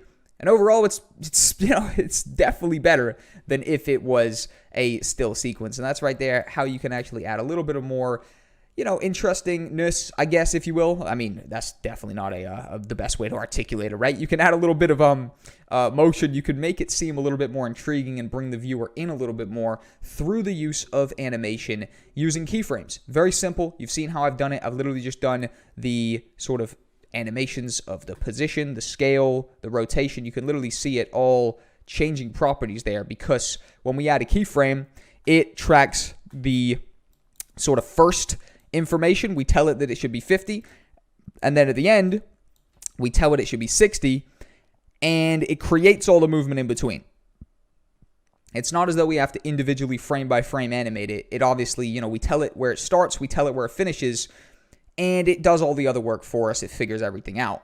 Now, that right there is just a brief demonstration on how, the method of adding a little bit of artificial movement to your shots can, even with a completely boring still sequence like this, which obviously would not have been a sequence without the animation, with the animation, turns into something that is, actually usable, something we could potentially put to work. At the very least, it's a B-roll piece. So, that's that done and dusted. Let's crack on. What's going on, guys? Welcome back to the Adobe Premiere Pro Masterclass course. This is going to be an effect controls breakdown. Effect controls, I don't want you to be feeling like you're left behind. So, we've done effect controls. We've tried our best to make a boring sequence with still images interesting using one aspect of effect controls being the motion. You know what I mean? We've added artificial motion using keyframes. Awesome. That's really just one use for the effect controls under the motion tab. You notice that it's actually split into 3 different tabs by default, and the effect controls, obviously, this is where, your actual legitimate effects will start to pop up and you'll be able to tweak stuff, which we're going to get to extensively in a minute. It's also where you're able to get more out of overlays using your blending modes, etc. But I just want to go top down real quick, make sure you understand the basics. So, motion, I feel as though you're pretty caught up. Essentially, this is the position motion. If we, we drag this axis, it's going to drag us to the left. It's going to drag us to the right. If we get this one, we go up, we go down. More or less, this is the position. Also, if we click it, we can then click and drag and move stuff around. And remember, Control-Z to go ahead and undo that. Scale. We can change these numbers and scale stuff in, scale stuff out. We can also click the drop-down menu here, and we can actually have a bit of a slider if we wanted to as well. That's totally something that's easily usable just depending on what you want. Also, with the scale, you have the ability to turn off the uniform scale, which means it doesn't lock the axis, which means you can change the sort of y-axis and x-axis, I believe, basically vertical and horizontal. You could tweak those with ease. Whereas that's not necessarily something you could do if you had the uniform scale on, being that it locks the dimensions. Whereas here, say we wanted to, have it, coming in much thinner, or maybe make an effect where it popped out or something, for example, like a TV show effect, that's something we could do with the uniform scale, something we definitely couldn't do with the locked scale. Rotation-wise, more or less self-explanatory. It's, you tweak it one way, it rotates one way. You tweak it the other way, it rotates the other way. Very simple. You do have a sort of a little dial right here. I don't think it's very accurate. I mean, look at it. It's tiny, right? I mean, I'm getting motion sickness just playing with it. So I'm going to go ahead and hit the good old Control Z and then Control S. Go ahead and save that. Rotation, nice and simple. Anchor point. Anchor point is the central point which any of this motion can happen around. So you notice that the anchor point is currently in the exact center of our project. So for example, when we scale stuff in, it's going to scale in from the center. But look what happens if we get this anchor point here and we drag and we put it, for example, over here on the left instead of the middle. Now when we scale stuff in, you notice that it scales around that left-hand point because all the motion happens around the anchor point. Also, if we want to move stuff up and down, it's moving up and down over there. So we can press Control Z, bring that back to the middle. The anchor point, more or less, you always want it to be in the middle because when you actually start doing these sort of animations, if your anchor point is way off there to the top left, you start doing the scale, all of a sudden it's not a nice, easy in and out transition like we've got right here or a nice movement. All of a sudden it's a crazy off to the left-hand side doing its own type of thing situation. So, anchor point, rule of thumb, keep it in the middle. If at any point it's gone wandering, you can click the reset parameters button on the right-hand side of any of these things, and it will reset it to the default that it's saved at. Anti-flicker doesn't work a whole load for me. I've tried a bunch of clips with the anti-flicker filter, and it really doesn't do a whole lot of great stuff for me. By all means, mess with that on your own. It can remove some of that flicker from TVs. I'm sure it does work, but it can really soften out your image as well, which overall, not the greatest situation. That's a very niche piece right there. I don't know if you'll be using that on a day-to-day basis. Opacity. Opacity is how much your image is visible. So 100%, it's 100% visible. We drop the opacity to 50, all of a sudden it's halfway see-through. We could see halfway through it. Now, luckily for us, there's nothing below it, so it's just a black background, right? We can press Control Z. Blending modes, these are how we're going to use overlays, right? But also, just going back to opacity, this is how you could potentially do a fade-in animation. You could make a keyframe of 100%, maybe make one of 0, and then you've got this sort of fade-in effect right there, which is done through an animation. And there are presets down here, video transitions, where you got some dissolves and stuff. By the way, we're going to get extensively into that in a minute. But overall, the actual just straight up keyframe animation can be really nice as well. Look at that. That's nice. We'll go ahead and leave that just as a demonstration. Also, if we wanted to do some crazy, if we wanted to create a mask, for example, if we wanted to zone in on a specific aspect of our clip, we could create a preset shape mask, like by doing this, tweak some stuff up. By the way, we've got a full masking section coming up, or masking episodes. Also, we could create a square. It's not looking like the most 10 out of 10 square, or we get the free draw tool and we could actually, create an outline or around our head, whatever the case may be, right? We've done these before. And again, I'm just drawing the absolute most basic outline you've ever seen in your life. That's terrible. Go ahead and delete the mask again, just to really just show you that. Blending modes. We're going to get to blending modes in a minute. I've got a very cool idea about we can import a couple of presets. Preset overlays, and we can use those blending modes to blend these clips here even better. And overall, that right there is a basic effects control breakdown. We got the time remapping, which is not actually usable currently until we start making some stuff, until we really start tweaking the speed of our clips, something we're going to get to next. So that's an effect controls breakdown. Let's utilize the opacity area with these blending modes right here. It looks like there's a lot going on. I want to show you guys how we can really get the most out of these blending modes coming up next. Hey, what's going on, guys? Welcome back to the Adobe Premiere Pro Masterclass course. We're doing an exercise again. This is going to be importing overlays and improving the still sequence. So we've got this still sequence. It is a hard cut, which means, you can kind of see what it means. It cuts pretty hardly. There's no smooth transition in between. It's just a hard cut in between shots. It firmly changes from one shot, or in this case, one still image, quickly to the other, as we could see down here. There's no transition in between. There's nothing that eases us from one into this, the second, right? So a general strategy we can use to actually sync stuff up is overlays. Now, there's different types of overlays for different types of stuff. The reason I'll say that is because not every single overlay ever created is created equal. There are glitch overlays, there are light leaks, there are full-blown inbuilt, crazy transitions. Essentially, what I want to do is I want to take an appropriate use or an appropriate collection of overlays being light leaks. Now, what light leaks are is essentially little bits of light that are computer generated. So I can actually go ahead and play this for you, as you see here, and it might flicker or whatever the case may be. And a lot of the time what we can do is we can use the peak of this light, right? The absolute brightest position, and we can blend that into shots like this, which are obviously shot on a sunny day, and it can have the appearance of the sun flickering into the next shot, which actually creates more of a distraction over this hard cut, because basically the science behind it, we're trying to distract the viewer from this hard cut, and a little overlay in between stacked on top of it, maybe where some light comes up or whatever, and maybe looks like the sun's doing that, can ease us into that next shot. So let's go ahead and do it. Let's shut down our still image sequence here, and let's go ahead and bring our overlays in. We've got a fair few of them. All right, I wanted to bring a fair few just in case. Also, these are yours, you know what I mean? So you can utilize these in future projects, whatever the case may be. And these are premium stuff right here. So I'm not entirely sure where I've collected them from over the years. All I know is they're in my editing pack. They came from somewhere. Overall, we're going to go ahead and add them to a folder and call them overlays. Overlays, nice and easy. And then we can actually just start opening them up in our source window here, and we can see some stuff that looks pretty nice. So as you see right here, the peak of that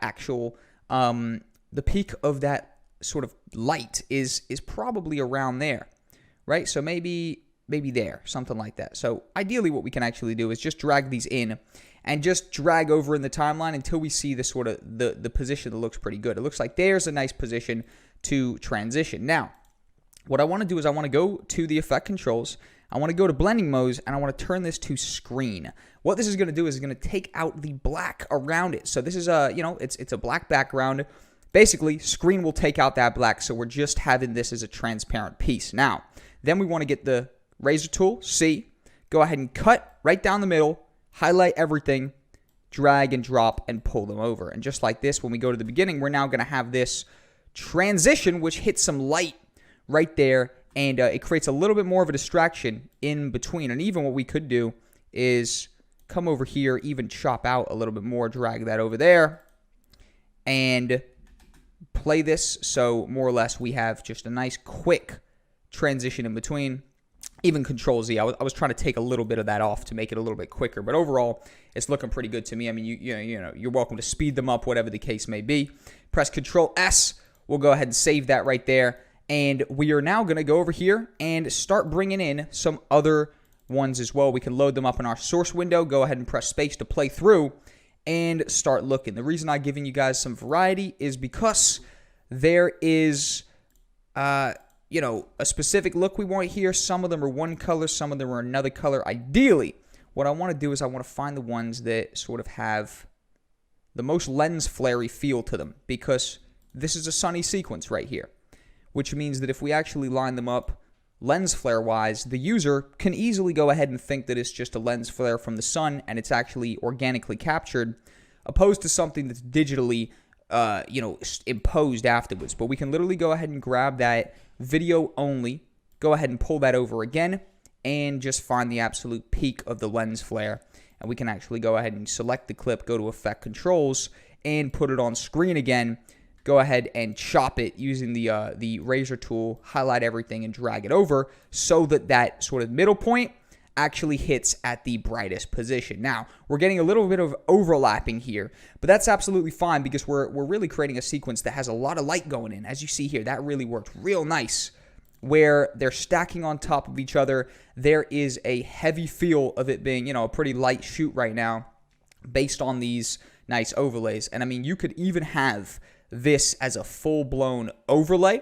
So instead of actually using it as a transition, I've brought one of these that look kind of just like a lens flare and just sort of left it in there over the top. So it's got a little bit, as you see, that's a little bit too much. Maybe we add maybe we chop it right there. But as we see, that's pretty nice right there. That sort of little flare going off to the side adds a little bit of a something going on. And overall, overlays are not only utilized as transitions. This is just one way that we're utilizing them today. But they're easily put together as just full-blown overlays to, add a little something. That right there is looking like a perfect overlay as well. Maybe we drag that right here. We put the opacity on screen. We put the blending mode on screen, whatever the case may be. And also maybe we go ahead and hold Alt and go ahead and duplicate that first transition. So now we're going to actually go ahead and have and even, duplicate the second transition. So we've got two that we like. We've got some overlays in between. It transitions between. Again, transitions here with the lens. Boom, transitions there. And finally, transitions to our final shot. And what we can even have right here is have the other one gone, right? So that overlay was looking like a little bit too much, but what we can have is that. And just like that, we could even end it off with a keyframe animation of the opacity. We could even end it off in the exact same way that we brought it in with that simple keyframe animation of the position or keyframe animation of the opacity out. And we could even go ahead and make the opacity here on the actual overlaid clip as well. Drag that to the end so that has a slight runoff time a little bit towards the end.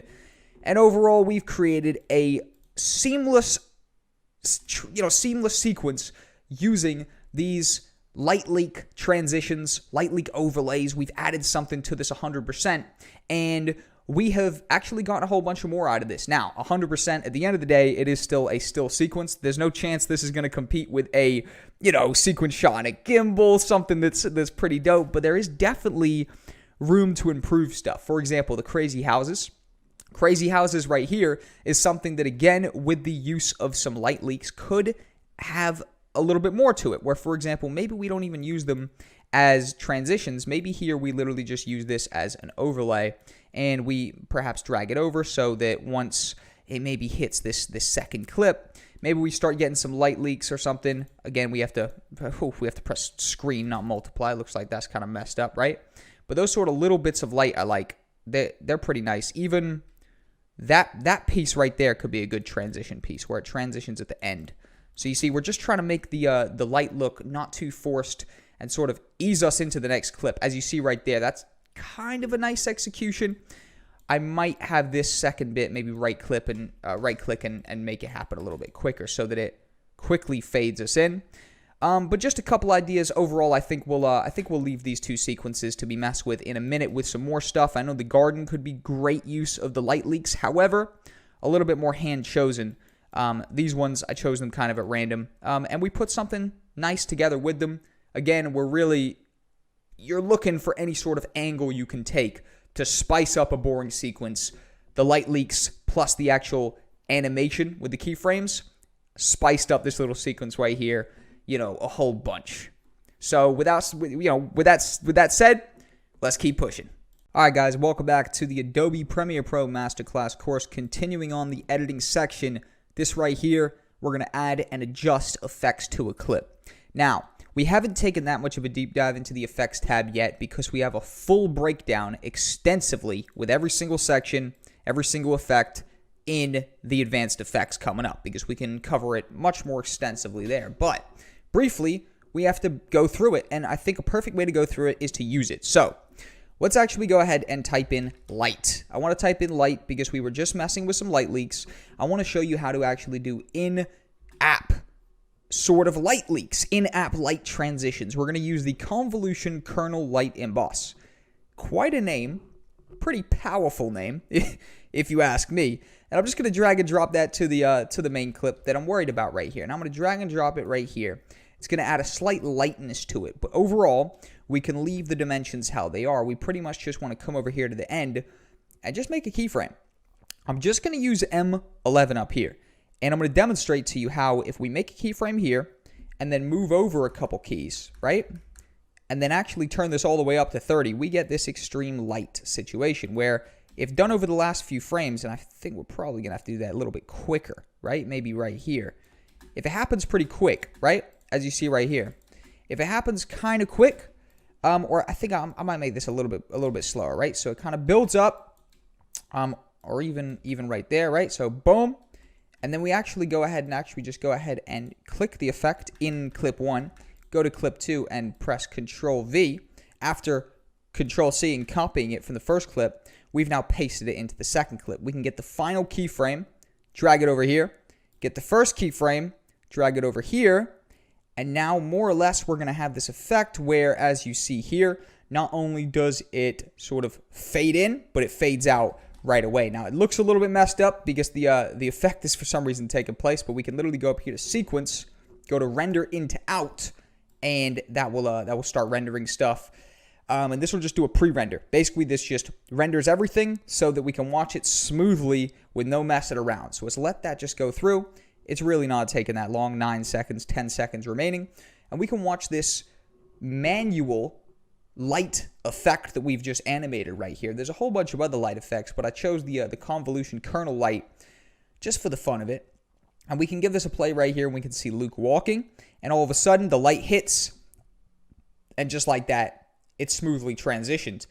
And we could literally go ahead and do a copy-paste of the, do a Control-C, Control-V of these keyframes, right?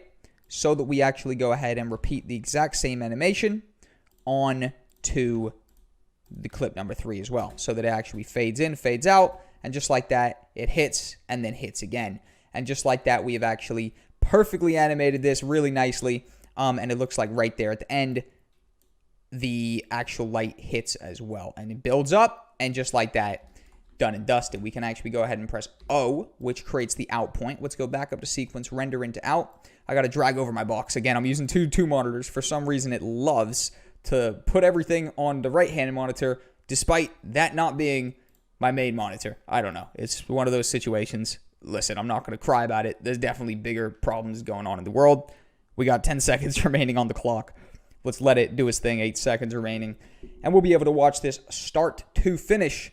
And more or less, we could see that it has, pretty nicely merged these 3 clips using a light animation at the start and a light animation at the end of a clip. And there's something pretty specific that I want to do next, where you can see there's a fair bit of shake in these clips. Obviously, they're relatively zoomed in. I'm also doing a fair bit of movement.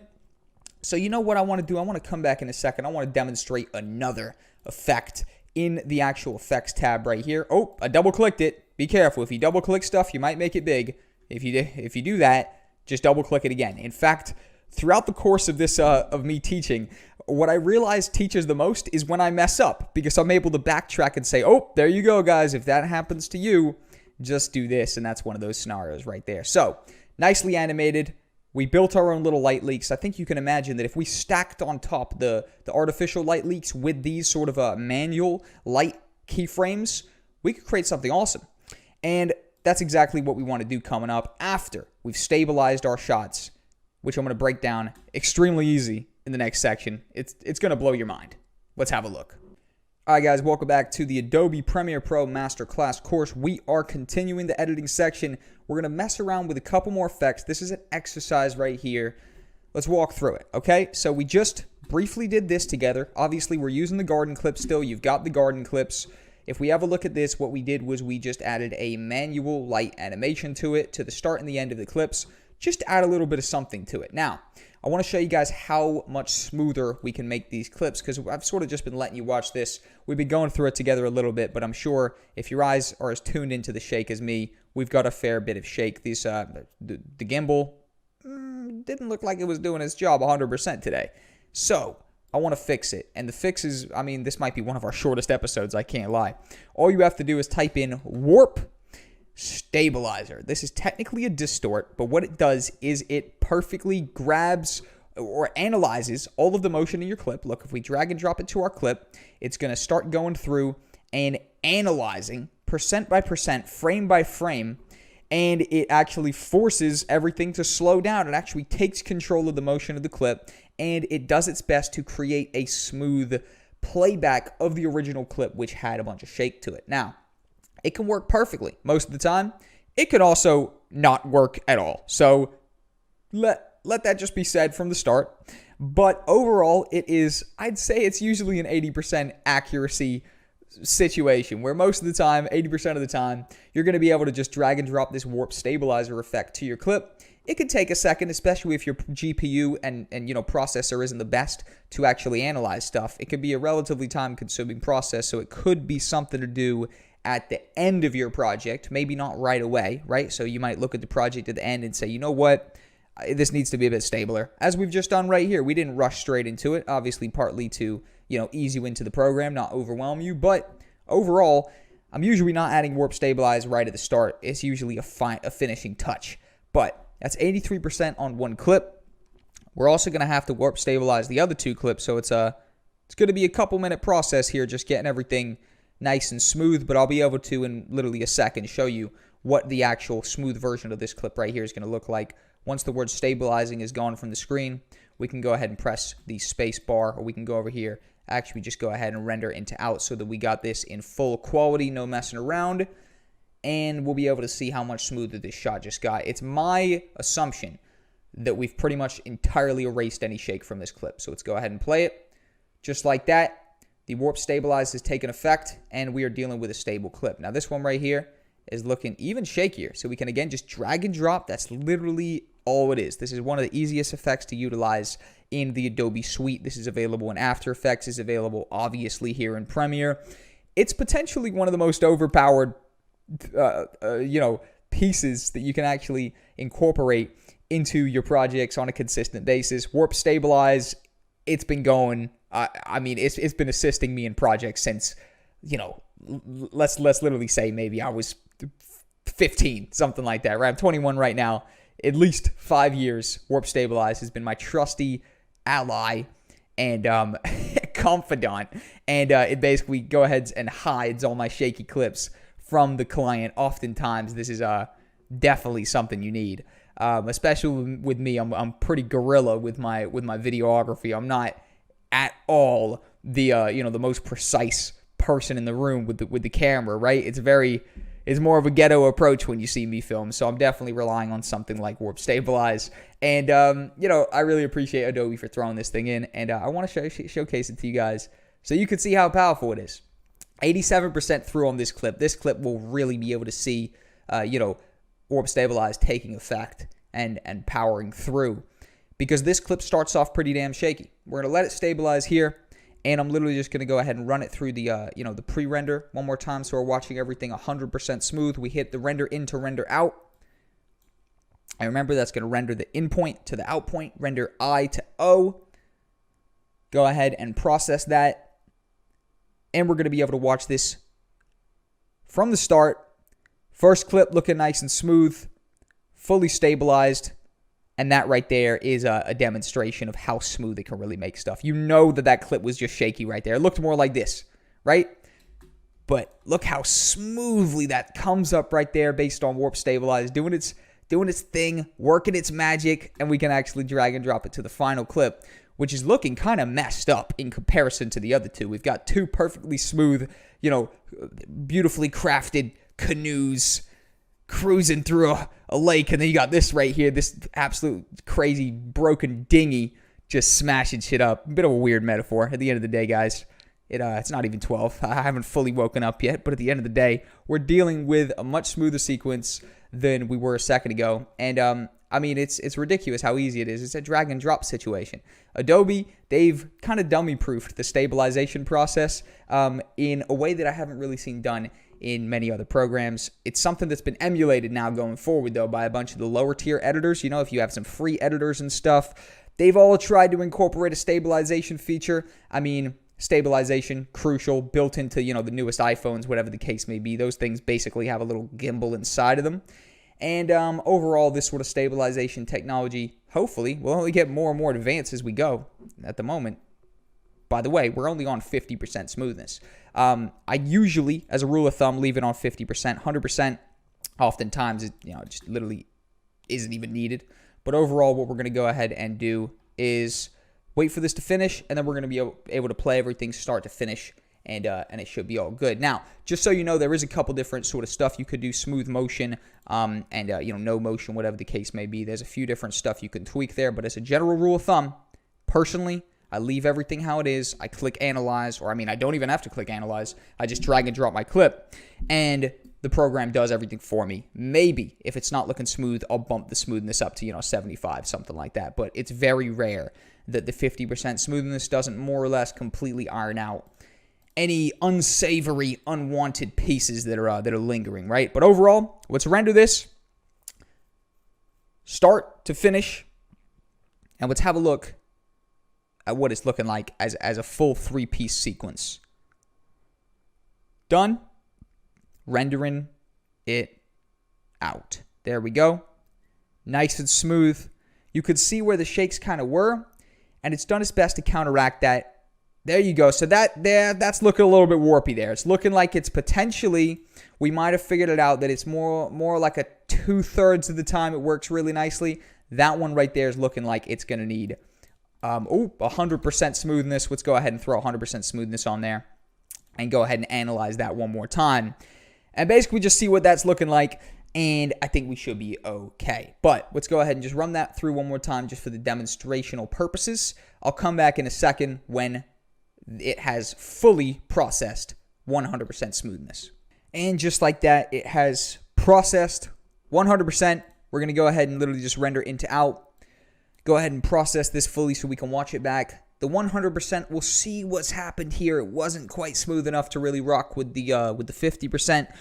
We'll see what the 100% does. Unfortunately, it will zoom in a fair bit. So we'll see whether it has completed it or maybe pushed it over the edge and made it something that we have to sort of backtrack on. But we'll have a look right now.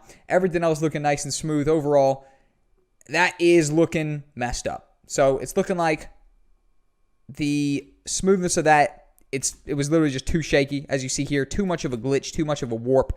Let's literally just go ahead and take off warp stabilizer, and it's honestly looking best because it's shot in the gimbal without warp stabilizer. So there will be a couple shots that have too much motion. You more or less just have to pick your battles, if you will, and we just have. So that is warp stabilizer done and dusted. Let's keep cracking. All right, guys, welcome back to the Adobe Premiere Pro Masterclass course. We are going to be doing creating solids and adjustments. Creating solids and adjustments are different types of layers. Now, they are sort of inbuilt assets that they're not stuff you have to import. They're stuff that's ready to rock, basically, in the program. And we're going to show you how to utilize them. Now, right here, you notice how when we were adding this effect, we added it to the end of a clip and the beginning of a clip to create the illusion that it sort of faded up to the maximum and then faded down. Now, there's actually a better way of doing this, and it would be using an adjustment layer. Now, an adjustment layer is a blank layer that goes over the top, which actually has nothing in it, right? So it's fully transparent, but you can use it as sort of a overarching sort of piece that can hang above two clips, and you could do stuff to it, and it affects everything below it. So instead of actually putting this effect directly onto the clips themselves individually and having to do two sets of keyframes, we just put a adjustment layer over the top and do the actual effects on that, and it would apply to everything below. So let's go ahead and make sure we are in our media bin. Right down here, we go up to File, New, and this right here is where we have all our sort of in-program assets, right? So we've got color mats, which are solids. We're going to jump to those in a second. But actually, what we want to do is we want to hit adjustment layer. Want to go ahead and hit adjustment layer. It's going to create it based around whatever sequence you're currently working in, and we can literally just drag and drop it. Now, it's pretty much the size of a full clip. So what I want to go ahead and do is I want to actually, demonstrate how we can actually single a bit of this out and then actually, use it to influence what's below. So it's actually chop out a bit of it so that it literally just goes over the beginning and the end of a clip. And I'm going to demonstrate this with something that's very obvious. So I'm going to type in distort, and we'll get a distort that's extremely obvious. Or actually, we'll delete that, go to video effects, and just open distort. And we'll get an effect that's super obvious so we could see it really happening over these two clips. Let's drag and drop swirl on there, for example. And as we see right here, swirl is dragged to the adjustment layer above. But when we start tweaking it, everything below starts getting messed with as well because of the fact that this right here is an adjustment layer. It's actually going to affect everything below. So swirl, as you see, it's swirled, but also if anything I drag this adjustment layer over, it's going to have the swirl effect on top of it as well. So I want to press Control Z, undo that, actually delete the twirl effect, my bad. And what I want to go ahead and do is let's just literally go through and see what we can actually find that is going to be something we can create sort of a smooth transition with, right? And the way I want to do that is I want to actually use it to hover over two things, and let's just start animating something and then bring it back. Now we want to find the right clip, right? It could be this with the curvature. So for example, say we make a keyframe of the curvature at the start, then we go over to the middle and we actually add it to -100. Then we go over here to the end of the keyframe and we bring it back down to 0. So more or less we've got this sort of effect of zooming in just like that. And, you know, for a one-take wonder right there, we literally just tried that on the spot. It's looking really nice. And if you actually have this sort of distort, which stacks up the lens distortion, right? Stacks up on top of the convolution kernel light effects. And that actually creates a real nice transition right here. Now, what we could do is we could put a chop right down the middle so we've got something that's actually lockable.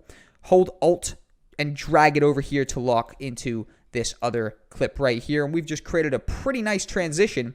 Now that one's looking a little bit more forced, right? Ideally, with transitions, you are trying to create a fully seamless sort of situation. And overall, I think to actually make this even more seamless, we could drag out the adjustment layer a little bit and just have it sort of fade out over less of a time.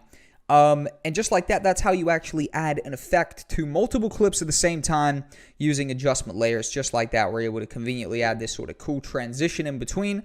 And also adjustment layers is how we're going to do extensive color grading later on in the course, because obviously doing extensive color grades to each individual clip is a little bit intense. But when you put a overarching adjustment layer over the top of, let's say, 50 clips or an entire project and just add color grade to just the adjustment layer, it's going to color grade everything below.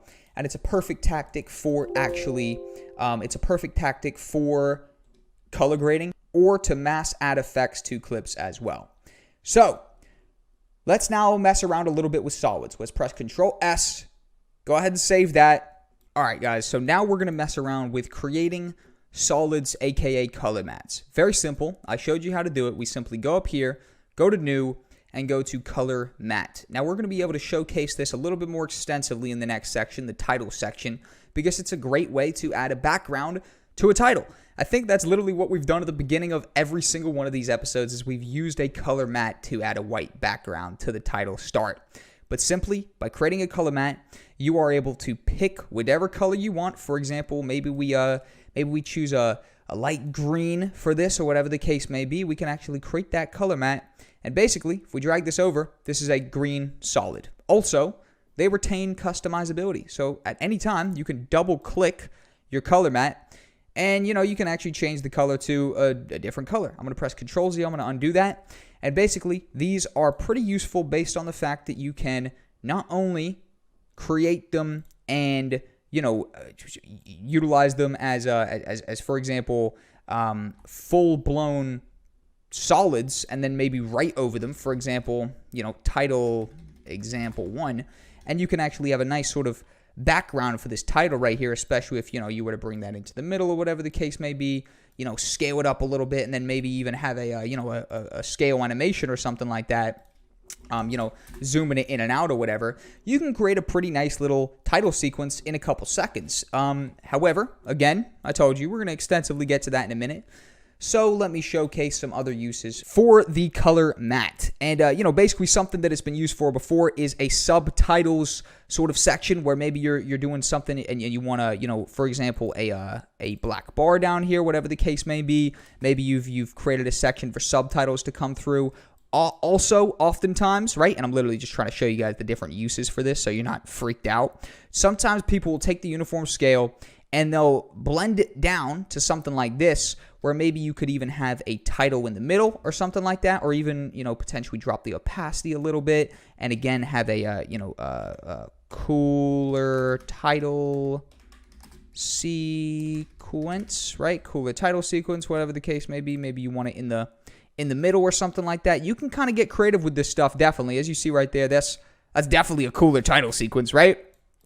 Or oftentimes, this could even be a pop tag for a name, where, maybe you're doing you're editing an interview or something like that, and a character comes on board, and maybe you want to have their, their name bottom left right now and stuff like that. But overall, as you see, the main uses that I'm giving you guys for these solids right here so far are mainly title-based. So I think, my main utilization of solids are, some kind of around titles, text, branding my projects, whatever the case may be.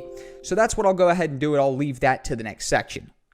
So that right there is adjustment layers and solids, aka color mats, covered briefly. We're going to get to stuff and, put them to work in actual, real life examples. I think that's the best way to demonstrate how they work. I showcased pretty nicely the adjustment layers. I'm definitely going to showcase much more extensively the color mats coming up in a bit. What's going on, guys? Welcome back to the Adobe Premiere Pro Masterclass course. We are jumping into the final 2 episodes of the editing section. We got something real special, and that special situation is going to be in the form of an ultimate exercise. Now, this episode here, let me just break down the actual waveform, how to read it, how we can spot the beats. And in the next section, the next episode, the final exercise of this section, we're going to be editing a actual mini edit together, and we're going to be syncing everything to the beat. We're going to make something that actually syncs to the beat. This is a whole bunch of footage from Scotland. I was in Scotland a year ago with my brother, my dad, and overall we have some pretty cool footage for us in the woods of Scotland. The highlands, right? So let's actually go ahead and import everything. Drag and drop it down here. Obviously, it's going to take a second to import, and once it does import, we'll let everything load up here. However, also we can drag and drop it into a folder, and we'll call this Scotland. Perfect. Also, we can get these adjustment layers and color mats, and we can actually go ahead and make a new folder called assets, right? Again, we're trying to stay as organized as possible because, we're 2 sections in and we already got, 6 folders? You can see that if we do not start organizing stuff early on, we're gonna have a mess on our hands. So what I want to do is I want to create a timeline, right? I want to create a sequence. I want to drag and drop one of these clips into the sequence so that it actually creates a brand new sequence. And we're going to call this a Scotland edit, right? Awesome. Now I want to then delete that clip. The reason for that is because I want to drag and drop the actual track in, the audio, and I want to go ahead and actually play this together and show you how to read waveforms, right? Now, what I want to literally go ahead and do is just come over here and actually just go ahead and zoom in a bunch. Basically, we are going to be syncing stuff to the beat. Essentially, each one of these spikes right here is a potential cut. That's a potential change in clip, which we can actually go ahead and do, and that will actually, we can basically use these to change the clip. So it will essentially be something that, when actually played, just like that, we can add those beat changes, or we could use those beat changes to change clip. And pretty much the way we'd actually, use a waveform is literally just looking for the spikes. The spikes are where we'd actually change, as you can see right here. And you just kind of have to listen out. And as we can see, that sounded like a beat drop right there. It also sounds like maybe that one right there is the main beat drop, whatever the case may be. And we can put our clips in between. But let's press Control-Z. Let's undo those coupled cuts. Let's actually press Control-S, save. And this is our clip right here. Obviously, you guys can download this stuff from the resources section. And we're going to come back and actually put all these clips in sync with the track. Let's do it. What's going on, guys? Welcome back to the Adobe Premiere Pro Masterclass course. This is an exercise. What we want to do is sync audio and video to the beat. We're going to put together a little sequence together here using some clips from when I went to Scotland and using the song that is copyright free. and it's royalty-free music. Basically, we're going to take this track, we're going to start it probably on the drop, actually fade in, and we're going to use the beats to sync everything up. So let's just go ahead and play this. It sounded pretty nice, sounded pretty hard. What we could do is we can actually have a one clip sort of fading in, right? So maybe we have this clip sort of starting it off, maybe something like that. And then we chop it right there on the beat. We go to the next clip, and I'm probably going to go ahead over a little bit and just have a look at what we're doing here. So we see there's actually a pretty nice waterfall right there. Even what we could do is we could actually reverse this clip. So we could actually have, that's my brother right there. Maybe we press O, which means it ends on that part. This is going to be an interesting thing. I'm going to bring this over. I'm going to right-click it. I'm going to go to speed and duration. I'm going to click reverse. That means it's actually going to start it from right here. So basically, we're going to have this sort of effect where it comes over. And I don't think that's fast enough. Probably start it right here where it sort of starts to reveal the waterfall, right? So we've got this.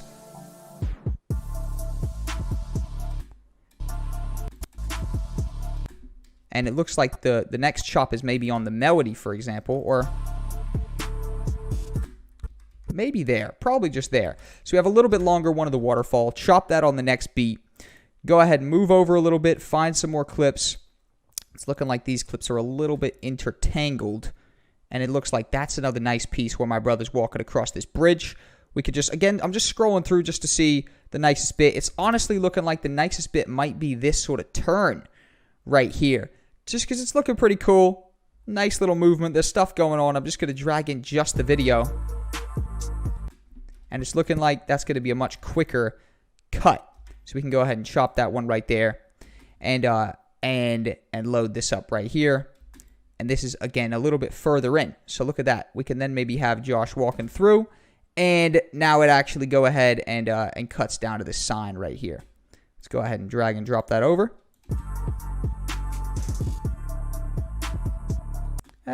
That's not really tickling my fancy too much. I'm not going to lie.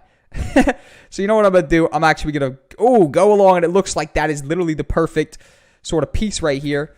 It's looking like there is a nice pan up that we can take advantage of right there. Drag and drop that right here. And it's my bro walking. And actually, that might better suit here because it's a little bit longer. And we can actually chop that out. And in fact, you know what I might do? I might actually take this clip right here. Might even bring it along. I might cut it here. I might right-click it. And I might actually go ahead and make it 200% speed. And pop it right there. So it actually has the slow-mo walk. Nice. Speeds up a little bit. Nice. And everything so far perfectly synced to the beat. Now, we could even have this sort of pan down right here as we see. Looking like a real nice waterfall pan down. It's looking like that could be the place to do it. Again, I'm literally just pressing I to add the endpoint. Then we go over here to the actual video only because these are 120 frames a second. We don't want the audio layer. Nice. And just like that, we have trimmed it down nicely. We go over to the next clip. Load it up. This is my brother and my two brothers, Miles and Josh, walking up the track. Let's actually go here. It's looking like this is probably a nice section. Or we move over, we see where the nicest part is. In fact, you know what? This is looking pretty cool. Looks like we pressed I and O at the same time right there. So let's actually just go ahead and come over a little bit and find that little motion right there. Awesome. I'm just literally rapidly scrolling through these clips, and I just try and find any motion I really can. And just like that, we can actually chop it out on the next clip. And I think our final clip will be this one right here. I think, there you go. Nice. Nice. So we can actually have the point to the cam, end it out right here. And as soon as this beat hits, let's actually right-click it and let's make it speed up. And we can actually have it fade out right there. So as soon as it goes behind the tree, it starts to fade out. As soon as it goes behind that tree, we're going to start to get a keyframe animation of the opacity, and we can actually bring that out to 100%. And maybe even bring it over a little bit. So And just like that, it fades out. And we can actually go ahead and hit the music. Go ahead and make a keyframe animation here and fade it out. So by the time the beat runs out here, it's gone. And just fade it out a whole bunch. And just like that, that'll gradually fade itself out. All right, let's go to the start, guys. Let's play it.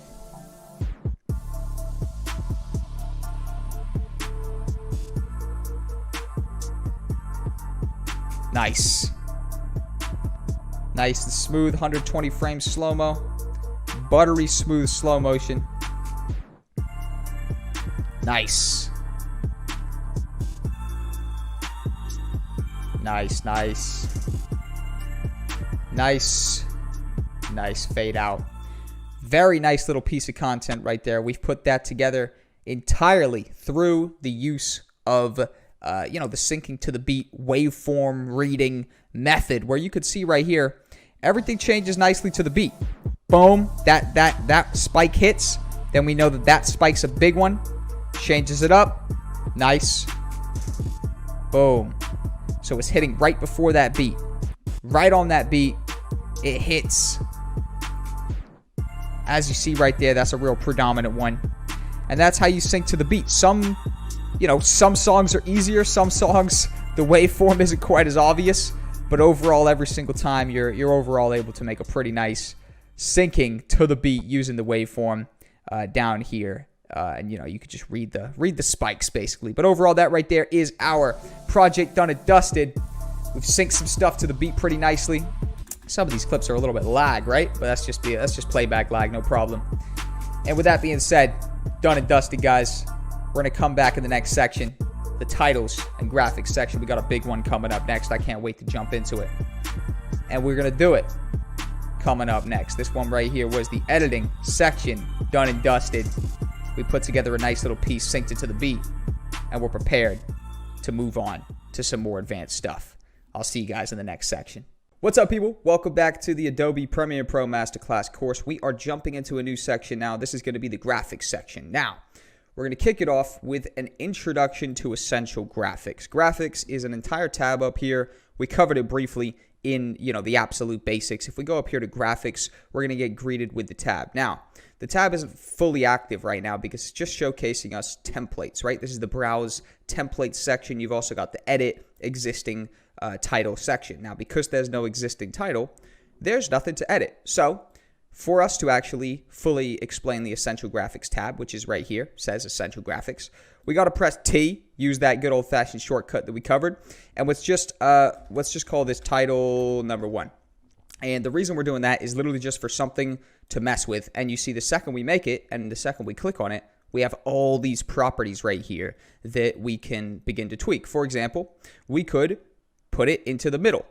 These two right here basically center it vertically and horizontally. Now, when you click vertically, it'll pop it right there. And when you click horizontally, or I think I did that the other way. Yeah, horizontally and vertically, it's going to put it directly in the middle. So at any time, if, for example, your title's down here or whatever the case may be, you want to quickly get it to the middle, you can actually go ahead and click align vertically. Or actually, that's if it's in the middle. You can basically just tap these two right here. But once it's in the middle, at any time, you could align at the top or align at the bottom, align to the side, etc. But overall, if you want to get stuff just directly into the middle, you tap both of these, and basically, it'll jump itself back to the absolute middle. Now, that's very brief right there. Alternatively, if we wanted to increase the actual size, there's a couple different ways of doing that. For example, you notice that when we hover on the actual sides of this, there is these sort of points, these expand points. And we could freely just click one of those expand points and hold and drag it up. Now, we have covered anchor points already. Anchor points are the actual point it rotates around. So you notice that, or the actual point that sort of any movement stems from. And you notice that it's actually down here. Now, you could manually click that and bring it to the center, or Control-Z undo that, and simply just center the text down here. So that's a center align. And then again, we could tap these to actually bring it directly into the middle. And just like that, we now have some text that will build around this sort of point right here. However, alternatively, even further, we could drag it right there into the middle if we wanted to. And then again, just go ahead and align. And now our text would essentially move around this central point. So So far, we've covered how to align everything. We've covered how to obviously change the size, the alignment, etc. Obviously, the font itself is very self-explanatory. We could go here, click a different font. For example, I got a nice one in the back pocket that I like a lot. You know, you got Gotham. I like Gotham a fair bit. Shout out to my Batman fans. And you can more or less change stuff. Now, if the font has an extensive family, for example, right here, there's some italic version of this Gotham font or a regular version. You could, as well, just simply go through and change stuff out. Now, I'm going to press Control-Z a couple times, get it back to that nice title right there, and continue breaking down the essential graphics. And again, I'm more or less covering the things that I'm actually using on an everyday consistent basis. I could break down some more stuff to you guys, the opacity, etc., stuff like that, right? All of these tweak with your, tweak on your own time, basically. They're not the most sort of heavily used things in the entire world. Obviously, opacity.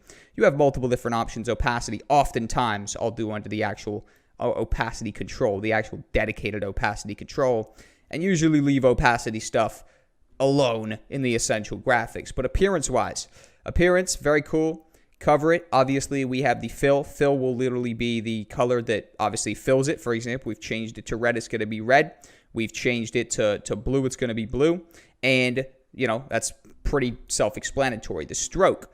You might have a little bit of experience using strokes if you are maybe a Premiere Pro user. a Photoshop user. Obviously, we're trying to make you a Premiere Pro user. If you're a Photoshop user, you do a little bit of graphic design, whatever the case may be, you might know about strokes. Strokes are an outline, basically. So, for example, if we actually take the stroke and make the stroke, let's say, green to match the forest around, you see there's that light green around it. In fact, if we even move in 100%, you could see there's a light line around it. However, obviously, the bigger we turn this number up to, the more of an obvious stroke we're going to be greeted with. And just like that, we are actually able to generate a stroke. Great way to generate an outline. A phenomenal combination is a black stroke with a white text. This combination could more or less be sort of recognized against any different background, any different color. Basically, this is a phenomenal setup for subtitles a lot of the time because they're always able to be spotted. This sort of white text with a black stroke is notoriously used all throughout, media. Is basically just a great way to stand out the text from the background. However, it does have sort of a more amateur connotation in some spaces as well. But of course, that's just one setup. Alternatively as well, you have some shadow, some background. Background is basically just to create sort of like a, more of like a solid behind it, if you will, right? So for example, say we do a black background, all of a sudden this text now has a bar behind it and it's more of a, a graphic, if you will, right? And, you could increase that, you could decrease it, whatever the case may be. Backgrounds, it's not necessarily always something I'm using, but it is a great way to make a title stand out. Especially if you are dealing with a background that you need to contrast it against, etc. Shadow, self-explanatory, throws a shadow on there. Personally, I go for a nice black shadow, no gray shadow.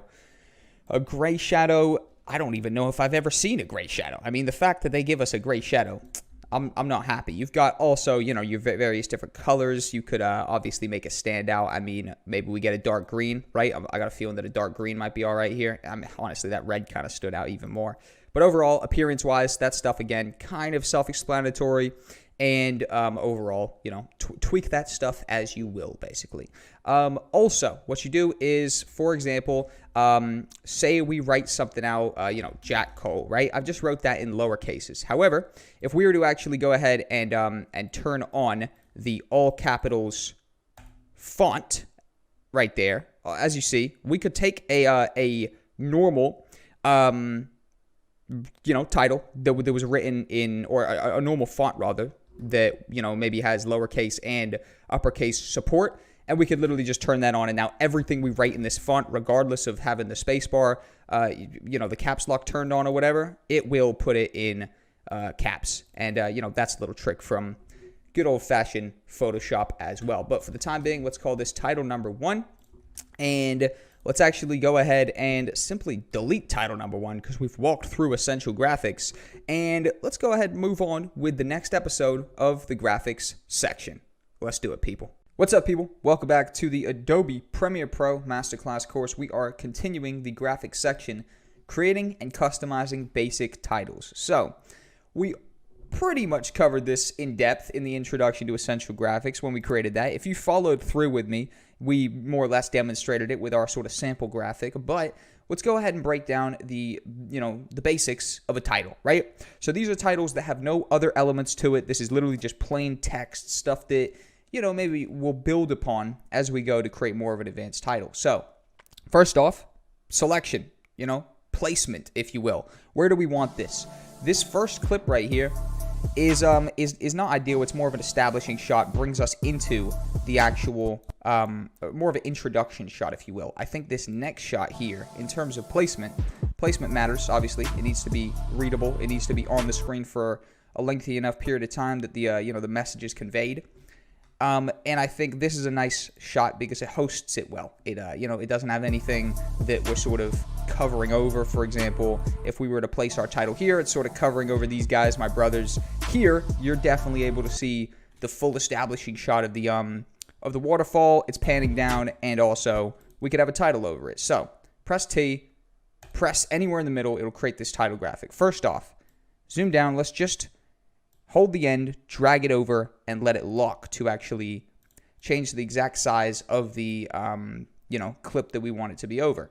Then let's actually go up here to Essential Graphic, click the T, if you will, and let's go here. Let's actually go ahead and write Scotland Adventure, right? Scotland Adventure, awesome. We've wrote it. Now it is positioned to be on the left-hand side, right? The align is left align, which means that it's going to write everything from left overwards. So what I want it just to be more central aligned. So I'm going to press that, which means it's going to bring it right there into the center. Now, of course, it's right in the center, so we can actually tap these two. It'll bring it to the actual perfect center point. So not only is the actual text aligned from the middle, so that when we actually write stuff, maybe we write Scotland Adventure 2019, it will actually perfectly position everything in the middle. So the overall sort of ideal middle alignment is that center alignment text down here with the align and transform vertical center right there. And honestly, that right there is a basic title. We could even take away the 2019. That right there is a basic title. It's a title with no other sort of elements to it, and overall, it's standalone. There's stuff that we could do to this that would make it an advanced title that I don't quite want to do next. I guess the only thing that would keep it a basic title would be maybe some actual sort of formatting, right? So maybe you do Scotland Adventure like that, or whatever the case may be. Or maybe you would, for example, get adventure nice and big. Then maybe we highlight Scotland and we get Scotland to be pretty much the same dimensions as it, but bigger or maybe just smaller, whatever. I'm going to press Control Z, Control Z, Control Z. I'm just going to leave that right there in the middle. And overall, that right there is going to go down in history as our basic title. Of course, we could go here. Maybe we could get a font that's a little bit more interesting, maybe a Gotham Ultra or something like that. And, of course, if we maybe wanted to bring the opacity down or whatever, which personally I probably wouldn't do. I'd literally just go ahead and leave that maybe on full or maybe on like 75%. So there's a little bit of see-throughness. Maybe might blend it in a little bit. But overall, that right there is a very basic title.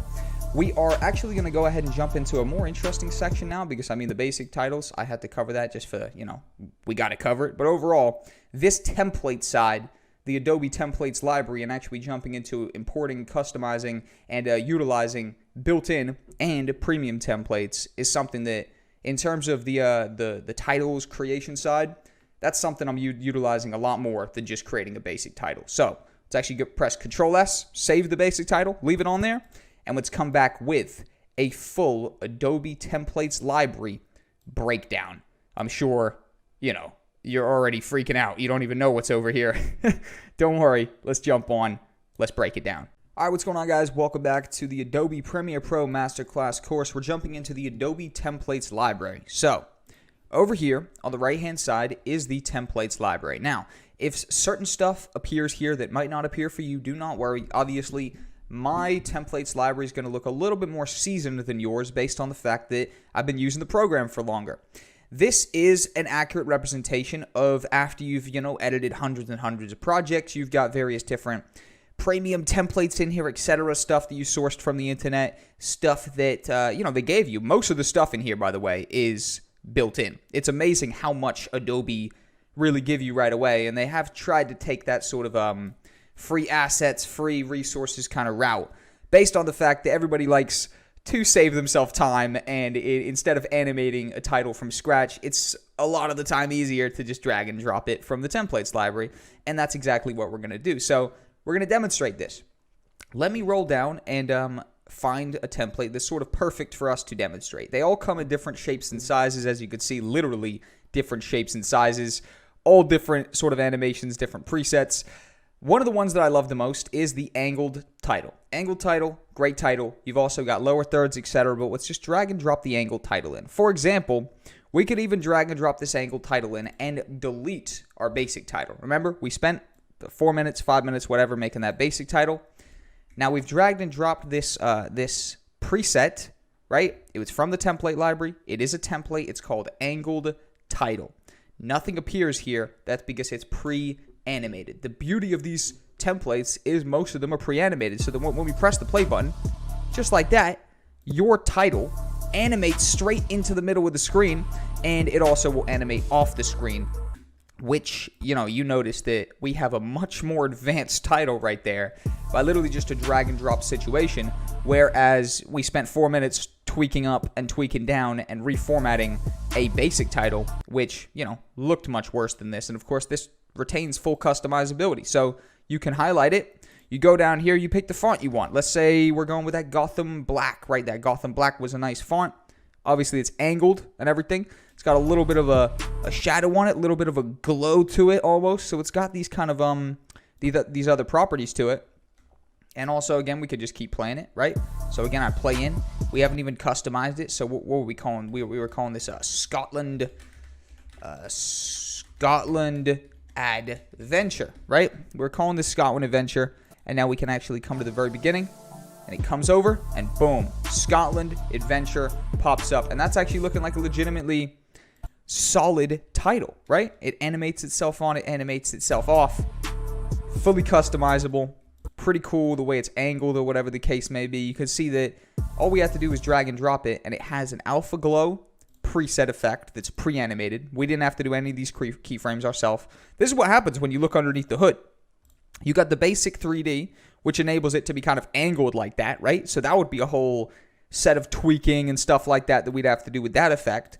We got the mosaic, which I'm pretty sure is giving it that kind of, that sort of, that lightness to it or whatever the case may be, right? And sort of has that nice transition in, transition out kind of effect as you saw right there.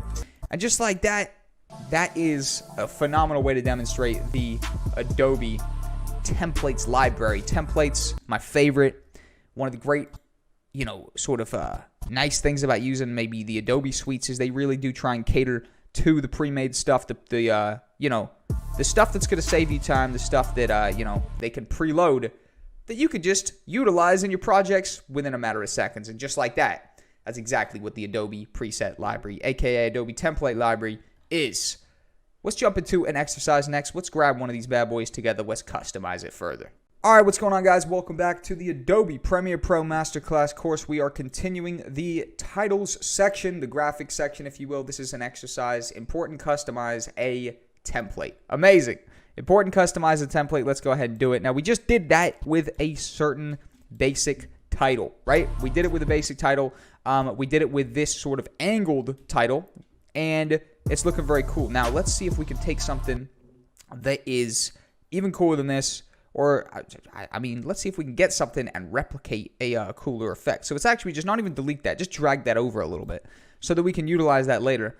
And let's open up our browse section and literally just start scrolling down. And what I want to actually go ahead and look for is something that is actually going to be as impactful, if not more impactful, than what we were just looking at right there.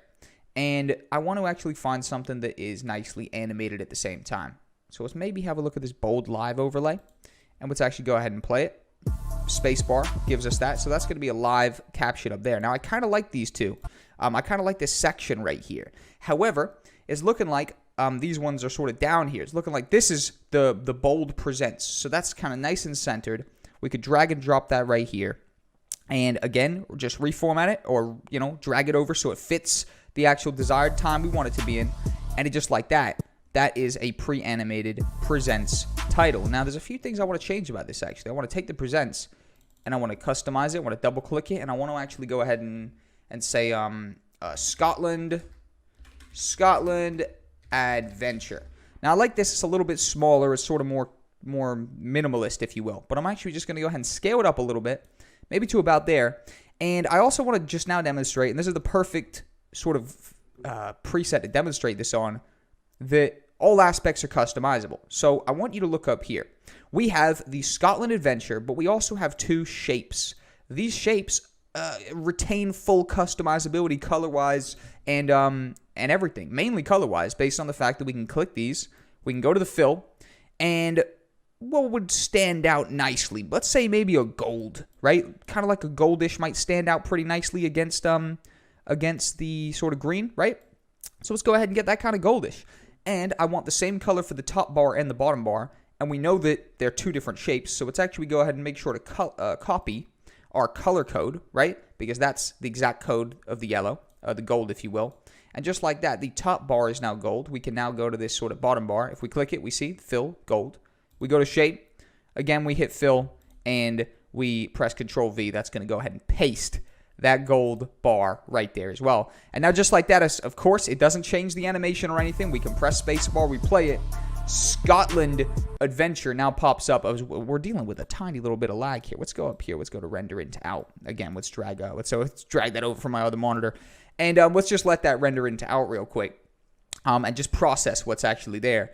But overall, that right there is full customization right there. It retains full customizability, right? And it's pre-animated. And overall, those are just the basics. Both of those, obviously, are preloaded in Adobe Premiere Pro when you get them. If you didn't know they're there, you can grab them. Obviously, I've just demonstrated it here, so you're aware where they are. You're aware how to get them. And it's going to get even funner when you guys actually start to explore premium templates, because if you start to see what is available that's free, your mind can really start to think what might be out there that's charged for as well, or that's a premium template. But overall, the Scotland Adventure text, in my opinion, is a nicer sort of effect for what we're going for. Scotland Adventure, personally, I like it. I think that might even be a nicer place to put it as well. I can't even lie, because it really does seem like we're going on an adventure with my brother Josh walking down with the walking stick. You know, we're walking some crazy terrains when the walking stick comes out. You got to be careful you don't slip over. But overall, guys, that is the exercise. Important customize a template. We've just done it. We've done two of them. We did this Scotland Adventure one right here, which in retrospect might actually not really suit the scene. I'm starting to think that this Scotland Adventure one coming up over here, the angled title, really suits the scene. I love that angled title. Very, very cool indeed. So we're going to come back next with some premium templates. Let's keep cracking with the section. Hey, what's going on, guys? Welcome back to the Adobe Premiere Masterclass course. We are continuing the graphics section. This right here is going to be how to import premium templates. Now, in the lesson right after this, I've got a premium template. In fact, I've got a whole pack of them for you guys to download that are completely royalty-free, available for you guys to download. Now, if you want to jump to that section, by all means do. However, watch this one as well. It'll give you a little bit of context, right? Because what I'm going to do is I'm going to grab a premium template that is actually something I can't throw to you guys right now, based on the fact that I actually paid for this at a certain point, right? So the pack I'm going to give to you guys in a second is made by my friend. He's blessed us. He's given it to us. However, these ones are bought from a website. I want to show you how a premium template might actually be customized. So let's actually literally go over here. Let's have a look. These right here are part of a pack called the simplistic titles pack or something like that, or minimalistic titles, something like that. And basically, you guys can source yourself packs throughout the internet. One of the beautiful things about Premiere is not only in the effects section do they have the ability to import presets, but they also have the ability to, down here, import, install motion graphic templates, which are just preset motion graphics, essentially. So let's drag and drop one of them over. Let me just demonstrate to you guys what a premium template customization process might be like. So you import it. It is a sort of built-in block right here. And just like that, you have this sort of pre-animated design right here. Now, what's different about the motion templates a little bit than the actual Adobe presets, right? What's different to the advanced ones, as we see right here, the premium ones, is they usually don't have a whole lot of stuff customizable right here. If we open up those Adobe ones, we can still tweak how long the animation takes, etc. Whereas these sort of pre-made, premium ones, if you will, right? They're set. You're not going to be able to change how fast stuff happens. In fact, the only way you'd be able to really do that is by right-click, go to speed duration, and actually, for example, double how quickly the title happens, and just like that, that would be how we'd change the speed, etc. You do have customizability over the size, and of course, obviously, the colors and what is actually in the design. So, for example, customizing it would literally be as simple as just writing Scotland Adventure, and just like that, we now have this. And we could even go to the rectangle. We could even go for that gold approach that we were trying to go for before, and just like that, we could press the space bar, and just like that, we have the Scotland Adventure pops up. But we're obviously on 4%, a quarter quality, so let's go ahead and bump that up to full, and have a look at what that looks like. And just like that, Scotland Adventure, it's looking pretty cool. I like it, not too shabby at all, and that right there is a premium template. Like I said, guys, these are certain stuff that you would actually purchase, or maybe you get them from an editing pack, whatever the case may be. Overall, that right there is a demonstration of a live premium template. What I also have for you guys is in the resources section, you could go there, you could download the free YouTube templates, and we have five different motion graphics that we're about to import in the next section into the Essential Graphics tab, and we're going to start tweaking them down. We're going to have some fun with them. So without further ado, let's jump to some premium templates I can give you guys, and let's start messing with them. Let's have some fun. But real quick, let's have a look at what we got so far. We got this one, very basic. In fact, if I press Control-Z, we'll get our bad boy over here back. That's a basic title, not loving it the most. We've got our Scotland Adventure, loving that. That's looking great. Personally, I actually think that's one of the best premium or non-premium templates you're going to get, just because it's such a nice execution of that text. That angled text is looking lovely. And then just like that, we have the premium template, Scotland Adventure, looking lovely. 3 different types of titles, 3 different speeds, 3 different designs. Let's go ahead and jump into a more in-depth premium template section. We're going to come back with the free YouTube templates and how to customize them. Hey, what's going on, guys? Welcome back to the Adobe Premiere Pro Masterclass course. Continuing the graphics titles section, we're doing how to customize premium templates. And if you watched the last episode, I kind of teased you a little bit with these 5 preset motion graphics. These right here are built by my friend, good friend. He put this pack together. We promoted it a little bit on my YouTube channel because we like to give away free assets. And I think it's a perfect premium pack, because it is a premium pack that we can actually go ahead and customize together. So download it in the resources. Let me break it down. Once you got it, let me break down how to import it. All we got to do is we got to go down here to the bottom right of Install Motion Graphics Template. We click it. It's going to pop us up here. We go to our desktop, whatever. We're in navigation mode. Personally, I know where it is. It is in my external hard drive. So I'm just going to go ahead and navigate to it. I'm going to find them. Now, you can only import them one by one. You can't actually mass highlight everything, right? So we're just going to start with end screen number 1. And you might have already guessed, if you're into YouTube, that these are premium templates for YouTube. They are for YouTubers to actually, save them a little bit of time with end screens, with subscribes, whatever. So let's press open, and we're going to want to wait for a split second. In fact, we can go back over here. We can just go ahead and press open on that one as well. Open on this one as well. They will start appearing, but we can realistically just search for them in a second. And we've imported them all. Now, nothing appears yet. We could scroll to the bottom, see if they've popped up down here. And it looks like they have started to pop up down here. So ideally, stuff will happen in sort of a chronological order where the newest stuff gets uploaded at the bottom. But sometimes, believe me, technology will always run astray if you let it. But sometimes they'll just be hidden in the middle of the section. So overall, let's start top down, right?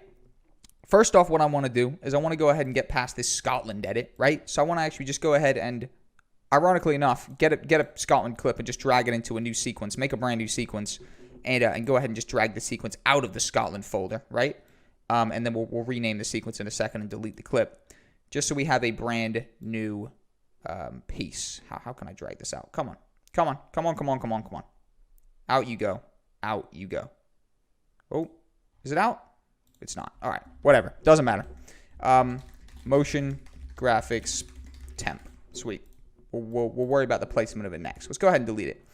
Let's drag and drop the actual end screen. Drag, drop, just like that. We're gonna go ahead and change sequence settings just to match the actual title itself. Let's actually go ahead and press play. I press the space bar, and just like that, this is the preset. It is, if you've ever seen an end screen for a YouTube channel, basically this is a preset that can pop up right there at the end of your video and basically give you a little bit of placement, if you will, to actually be able to, or a little bit of structure, if you will, for your placement. So, you know, you'd actually go ahead and put your next video bang right in the center of there. You'd go ahead and put your logo right there, and you'd basically be good to go. But the beauty of YouTube is that YouTube's in website end screen, if you will, that would put that stuff there for you. So basically, this is just a template to basically throw here, and then in the actual YouTube end screen sort of editor or whatever, you'd actually be able to put your logo would sort of put itself there actually, and your video would put itself there as well. And then obviously you could change these to your brand colors. So for example, my YouTube channel is mainly kind of taken on some yellows, so we might again push that in sort of a more brand color sort of direction, if you will, and we might actually do a little bit of branding like that. I'm never the biggest branding guy in the world. I'm not going to lie. I'm a little bit more of a guerrilla marketing guy than a heavy on the branding side. And overall, that right there is a full-blown preset that you could utilize in your YouTube videos, and it actually remains customizable where we could go, the new video, right? So you're able to fully customize everything. I don't know why you'd want to change the new video. Personally, that's seems pretty on the money, right? New video, but you could change the size of it, whatever the case may be. I assume you can also change, the position, whatever the case may be. So this is actually solid. It's something that when I look at it now, I think to myself, how have I not utilized this more? I have a YouTube channel. I upload weekly content. This looks pretty good to me. But overall, there you go. That is one of them. We can also drag and drop the next one. Drag and drop it over. This one is more of a like preset, right?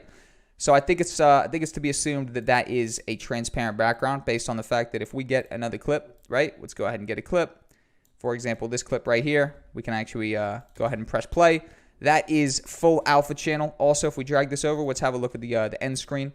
The end screen, full alpha channel as well, so it looks like you are fully able to put something on this, for example, or put something behind. For example, a real nice effect is, let's go into my presets quick. I don't want to freak you guys out or anything, but I'm going to grab one of my presets called B-Dog.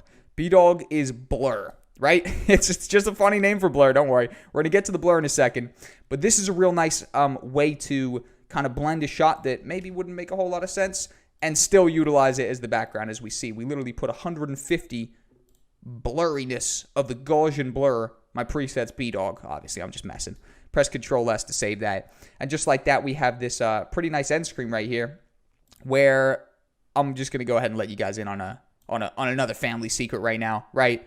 Let's go ahead and grab a shadow, right? So I'm going to highlight them both. I'm going to drag shadow to it, and a little bit of shadow is going to make it stand out perfectly. A little bit of shadow, those are my presets. We're going to bring those in next. I just want to show you guys an accurate representation of how I'd really handle this end screen right here. This is how I'd handle it. I actually might even bring it down a little bit so that it's sort of perfectly centered right there. But just, you see, you sort of start with a premium template and you build on top of it. You add your own sort of, customization as you go. Obviously, this one right here would just be a preset like button, which this one's awesome in my opinion. Actually, in fact, let's delete the first one because it's lagging too much, all right? Let's go ahead and press spacebar. That's a like button that you could throw down there in the bottom right of your screen or whatever. A mouse comes on, likes it. I mean, that's great. That's solid. You could scale it up. It's actually currently looking like the scale is not working. Quite interesting. That's sort of the only slider there. So you'd think it should be. But overall, that would be a great thing to pop in the top right of your videos, whatever the case may be. Or even the bottom of your videos, right? It's all about finding the right position. Where does it work the best? Where's it going to get the most attention? Drop the like. Amazing. That's just another piece of this template right here. You've also got the subscribe. It's looking like the subscribe. Well, looking like the subscribes. Kind of crazy. Look at that. Boom. Subscribe. Wonderful. Amazing. 10 out of 10. looking lovely. And then you've got the final one over here, which is, and these are yours to keep, by the way, guys. Friend of mine made this. They're all yours. We released them on the channel. Boom. Click subscribe. Bell notification. Perfect. These are looking very cool. I'm loving them. Go ahead and press Control S and save that. And that right there, guys, is how to customize premium templates. Those are yours to keep. All right. I'm not going to ask for them back. They're all yours. So thank you guys for tuning in. That right there is the customizing premium templates. We're going to kick it off in the next section with a huge one. It's going to be creating advanced titles and advanced graphics. Then we got some crazier stuff when the animation starts to get into the picture as well. All coming up in the next episode. See you guys there. What's going on, guys? Welcome back to the Adobe Premiere Masterclass course. We are continuing the graphics section, and we're jumping into advanced titles. Now, how are we going to compete with these templates? I'm talking about advanced titles that we make ourselves. I think it's arguable that the most advanced titles are the templates, right? So let's go ahead and just concede one to the templates. The templates, they beat us. It's hard to compete, all right? It is hard to compete. They're all animated. It's tough.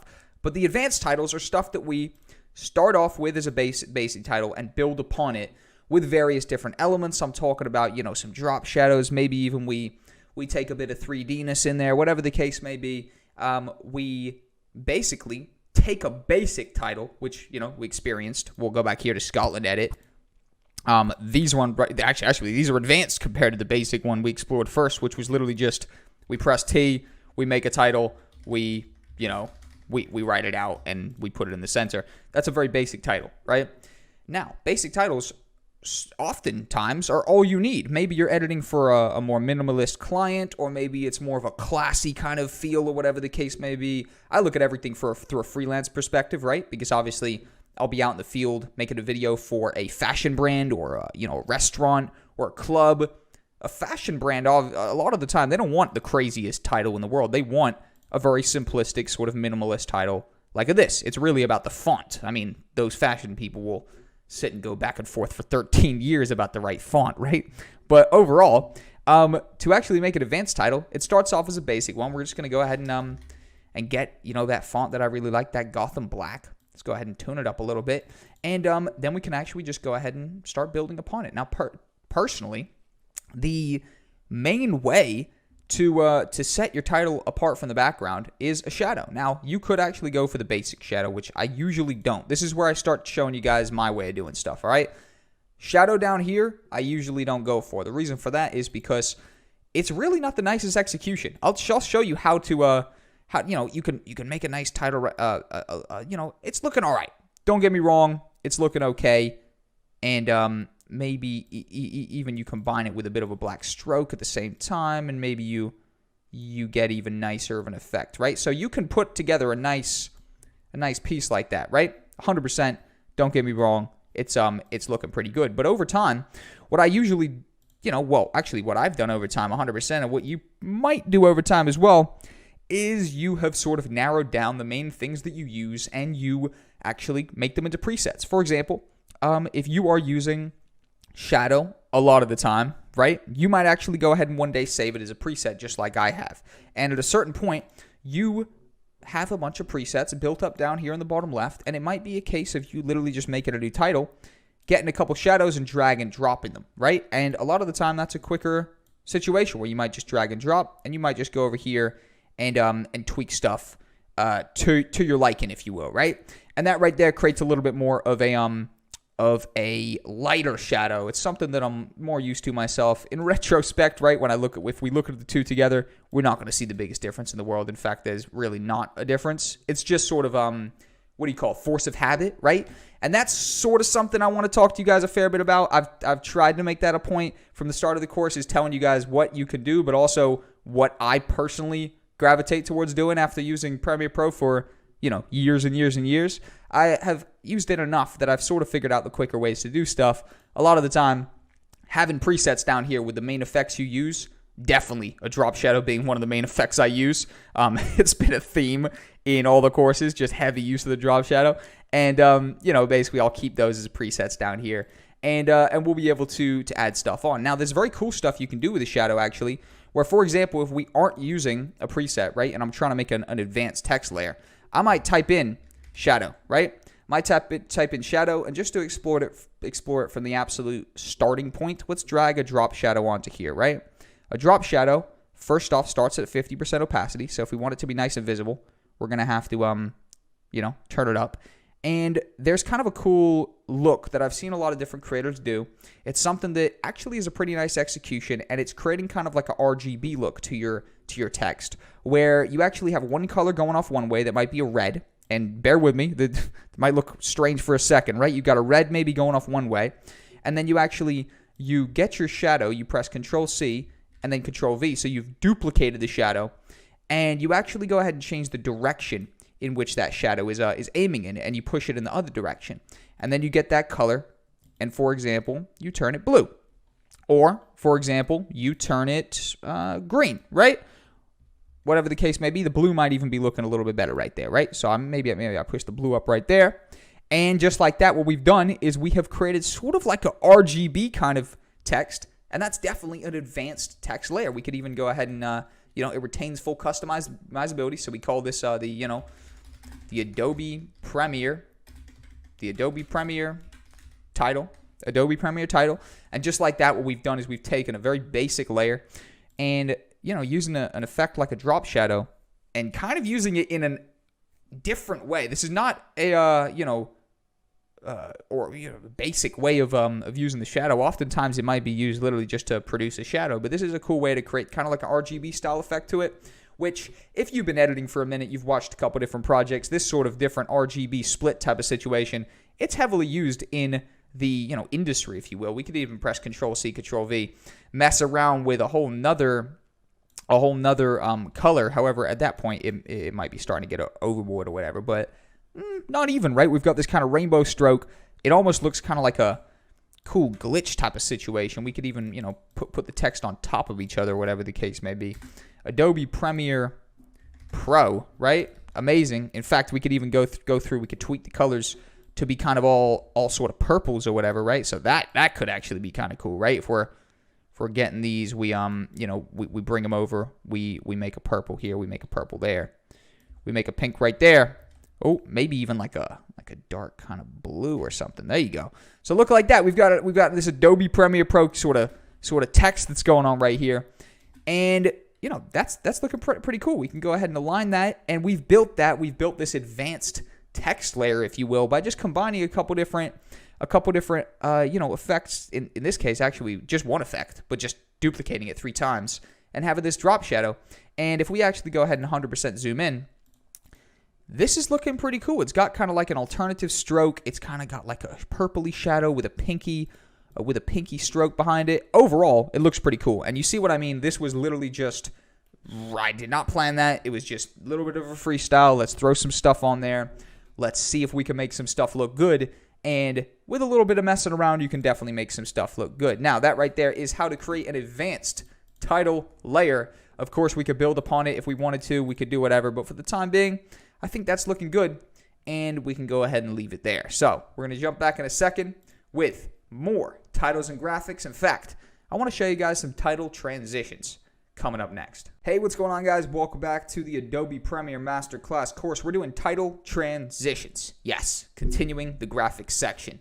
This one's going to be pretty cool. I want to show you guys, first off, the basic video transitions library. We haven't even opened it up, and it's a whole dedicated section. So I mean, let's open it up. Let's have a look, right?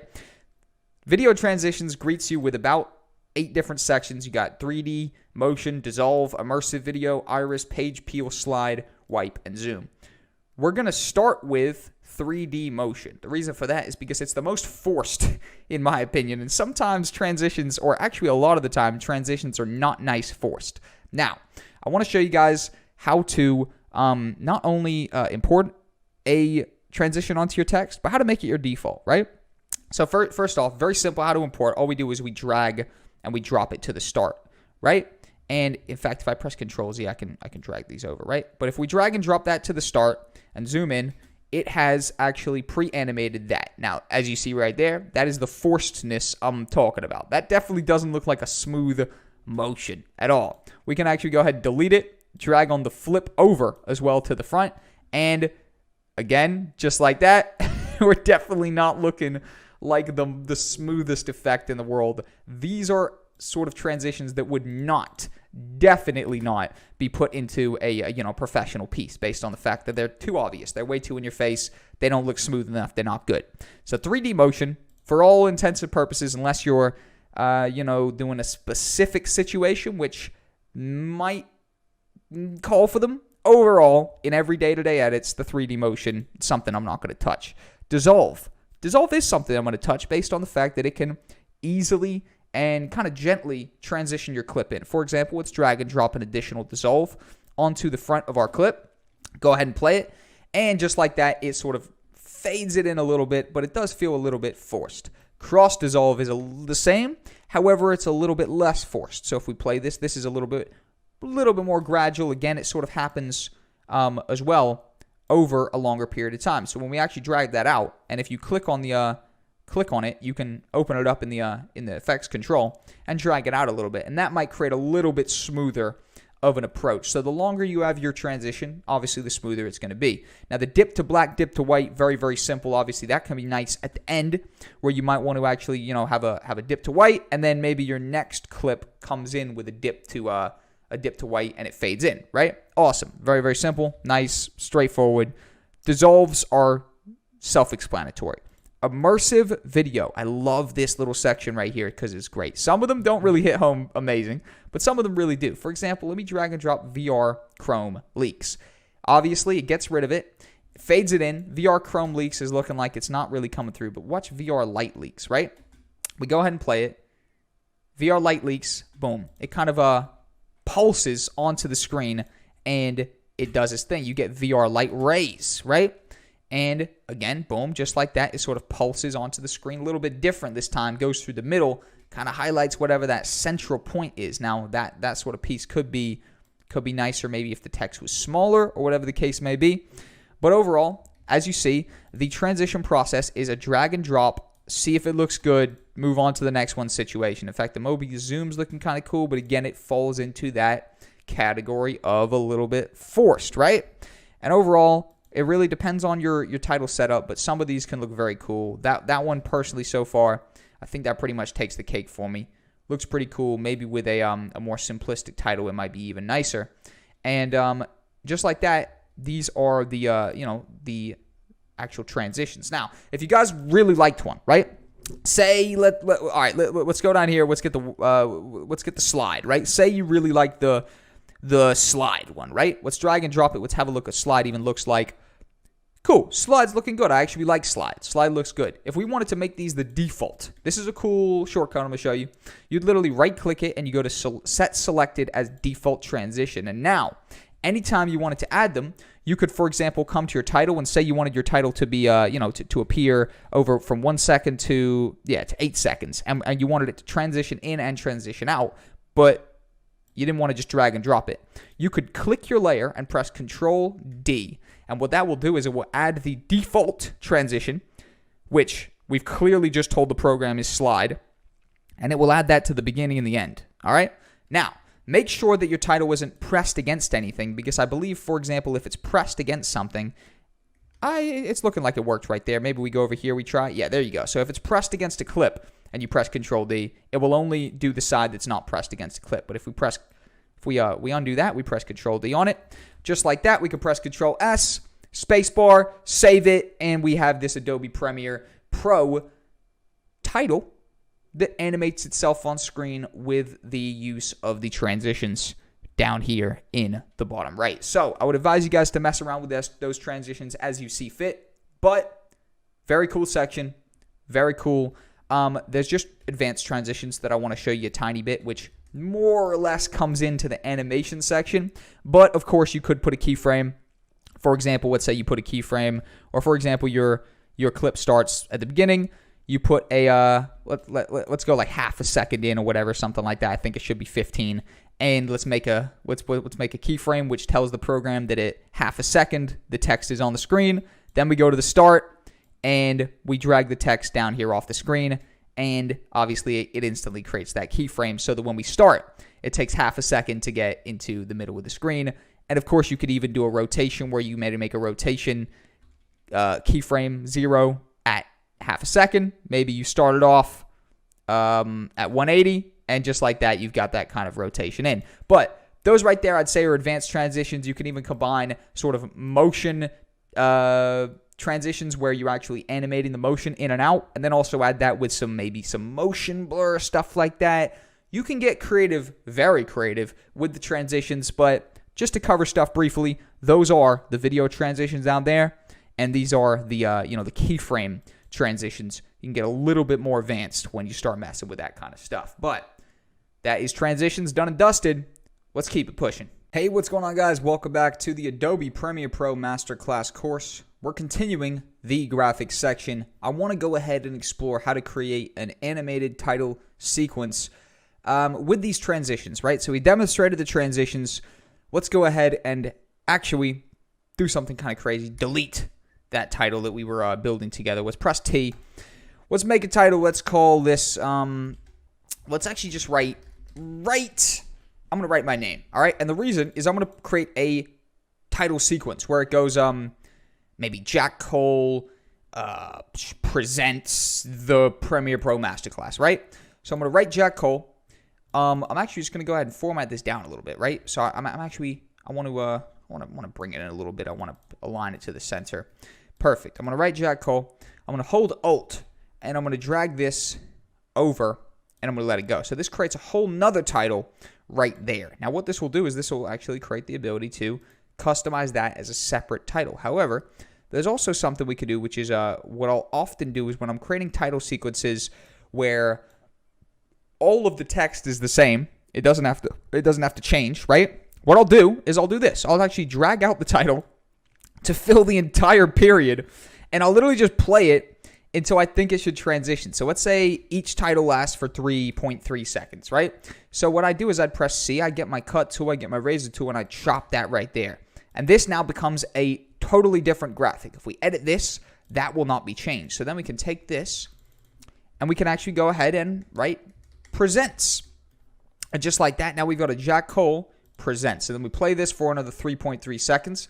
It gets to 6.6, right? I don't know why we did the 0.3, just for the fun of it. And we go ahead and tap it. And then we actually go ahead and write Adobe Premiere Pro.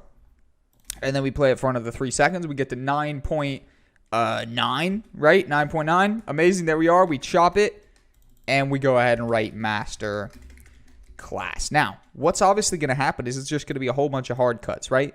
And then maybe we play this for another 3 seconds. We get to 12.12, and then wonderful, we chop it, and we're out. Awesome. So now when we actually play this, we've got Jack Cole presents, right?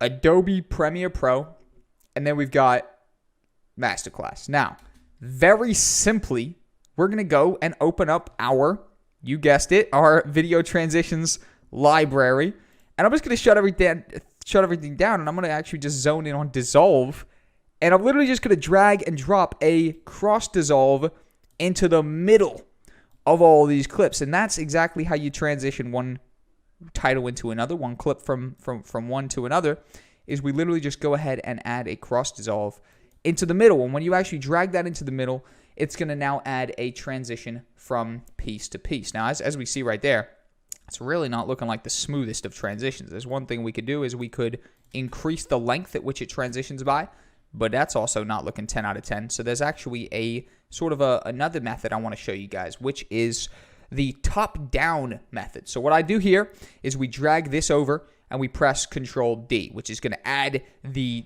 or actually, let's press Control Z. Let's right-click cross dissolve. Let's set as default so that now when we press Control D, it creates these. Then I want to drag this over so that the end of the transition, right, as you see right here, the end of the transition actually starts just as the next one begins, and then we press Control D. So this one fades out as this one sort of fades in, just like there.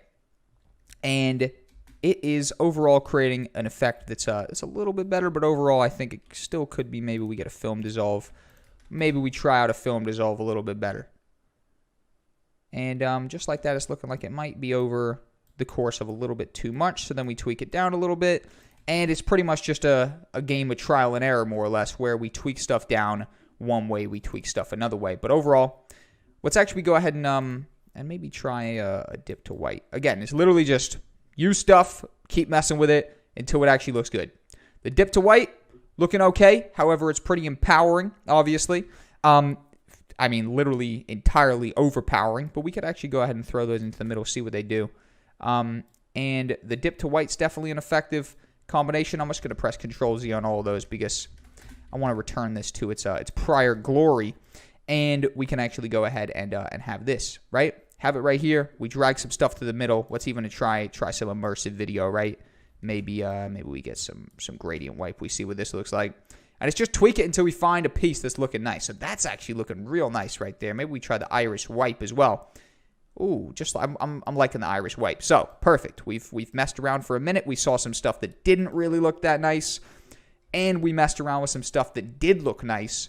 Maybe even we have two sets. We have a cross dissolve to fade that in, cross dissolve to fade that one out, and then we got the VR iris wipe to actually transition in the middle. Because just like that looks perfect. Boom. It goes. We start at the beginning, Jack Cole, and then boom, presents, amazing. And then we go ahead and do Adobe Premiere Pro. And then, of course, Master Class. And it go ahead and fades out. And then, I mean, even if we wanted to really get fancy here, we could make a keyframe for the Gaussian blur that's on the background. And just as that fades out, so does the blur. And, just like that, basically goes from absolutely full blur all the way down to nothing, and it fades us in real nicely like that, just like that. Looking very cool. So we got the Jack Cole. Boom, presents. Boom, the Adobe Premiere Pro. And then, of course, the Master Class pops up right after that. And it fades out and reveals our waterfall. And just like that, guys, that right there is the how to build a smooth sequence with transitions using titles. And of course, there's one final thing I'll probably go ahead and do to that just to make it realistic, which is drag and drop my good old shadow to it, or in fact drag and drop both of them because they kind of work nicely together. And just like that, we can go ahead and fold that if I wanted to. Boom. And we've got a nice little presents title sequence going down. And, I mean, we could mess with this even further. We could go ahead and add some effects. We could do whatever we want to this. We could animate it. And I think we should mess with some of those sort of even more next level touches we could do to bring more out of this sequence, make it even better. Let's keep cracking. I want to mess with some effects coming up next. We've done a little bit with the shadow. Let's see what more we can do. Damn, that looks nice right there. Hey, what's going on, guys? Welcome back to the Adobe Premiere Pro Masterclass course. We are going to be jumping into animating titles. I want to quickly cover this. Then we've got a phenomenal exercise to end out this whole section coming up next. So, animating titles. It's arguable that these are animated titles based on the fact that, there's stuff going on. They're not just stagnant, still titles. It is a transition animation that's animating these on and off the screen. Great. Awesome. I love it. However, what happens if we completely remove these and actually go ahead and make a new title? And we're going to call this one animated title. And again, we're just going to go ahead and align that to the center. And I want to actually explore how to make a sort of fade in zoom animation, if you will. Slight zoom animation. Fade in, fade out. Real nice execution. Super simple to do. And it actually has one of the smoothest, sort of looks ever. It's very nice, kind of cinematic style, if you will. Let me break it down. First off, all you do is you actually go ahead and you bring the opacity in and out. So it's actually go ahead and play the clip for a couple seconds until we'd want the actual text to be on the screen fully and make a opacity keyframe. Then we go over here to the beginning and we turn it to 0. So we've now animated on that section. Now what I might even do is I might even highlight this end bit, right click and go to ease in. So instead of going so, I might even ease that in as well. So instead of going so, or press Control-Z, instead of going so harsh, it's going to ease in a little bit slower, right? And maybe drag that over a little bit more, right? So we've got this animated title easing in. And then what I want to do is I want to highlight both of these. I want to press Control C, Control V, and bring them to the end. But then obviously, we need to switch them around, right? We need to have that there and that there because we obviously duplicated these. And it would just fade itself straight back out unless we obviously swap them around because they were the wrong way based on we want to reverse that animation. So now we've keyframe animated it in and keyframe animated it out. Awesome. And there's one final little adjustment, which is actually to do with motion up here, which when you add a scale keyframe, it looks amazing. So let's go ahead and add a scale keyframe right there. Add 100. Drag that to the beginning, which means we've told the program at the start, it's 100. Now let's actually go ahead and put 110. Let's right click it. Let's go to ease in. Let's drag it to the very end. So now we've got this effect where the text fades in and is getting bigger, as you see right here, and then fades out right before any completion of that animation could be done. So we really just get the nice sort of cinematic fade towards us kind of effect. And this is a very, very, very replicatable style of titles, obviously. It's very used indeed, because it's a nice way to bring stuff in. Overall, what we're going to do now is I want to explore in the next section building an intro animated title sequence using this sort of format right here. So let's press Control S. Let's save that. Let's come back in the exercise and let's put this whole thing together from scratch. Hey, what's going on, guys? Welcome back to the Adobe Premiere Pro Masterclass course. We are doing an exercise. We just covered how to create animated titles. This is what we built. It says animated title. It's animated. Awesome. This is a very cool animated title, and it's a very nice strategy because it's a fade in, fade out zoom strategy, right? Cool. It's a nice way to actually lay out the titles. Now, let's actually just go ahead and delete the background for this one. It doesn't need to be here. In fact, we can see the animation doing its thing a little bit more when it's not there. And what I want to go ahead and do is actually just delete it because I want to recreate this together, right? So let's delete it. Let's press T. Let's get our actual text tool. Let's click in the middle. And let's call this one title or animated title. Animated, or actually, let's think of a sequence of titles. So we could, again, go for the Jack Cole presents the Adobe Premiere Pro Masterclass. Again, I'm just thinking of an actual straight-up title sequence that we'd potentially be using. Then we play the sequence a couple frames in, or if you want to do precisely, you see there's these breakdowns up here with these sort of bars for spacing. You could maybe go 3 bars in, create an opacity 100%, go to the start, create that opacity 0%. Perfect. It's fading itself in. Even right click, go to an ease in. Now let's go over here, maybe 3 bars before it closes, create a 100% opacity. Go over here to the end, create a 0, maybe stop a couple frames before because it sometimes goes off track. And then just drag it over, all right? So now, perfect. We've got the actual fade in, fade out animation done and dusted. And the reason we want to do this just to one piece of text first is because we're going to pre-animate one title, duplicate it a bunch of times, and, change the text. Nice and simple. We don't have to reanimate every single piece. Now let's create that actual scale keyframe. Let's make sure 100's at the beginning and 110 is not only at the end, but also eased in at the end, right? The slight ease in. So now we've created the overall all animation that we need, the zoom in, zoom out. It's created as well as the fade. We got the zoom in, zoom out, and we have the fade.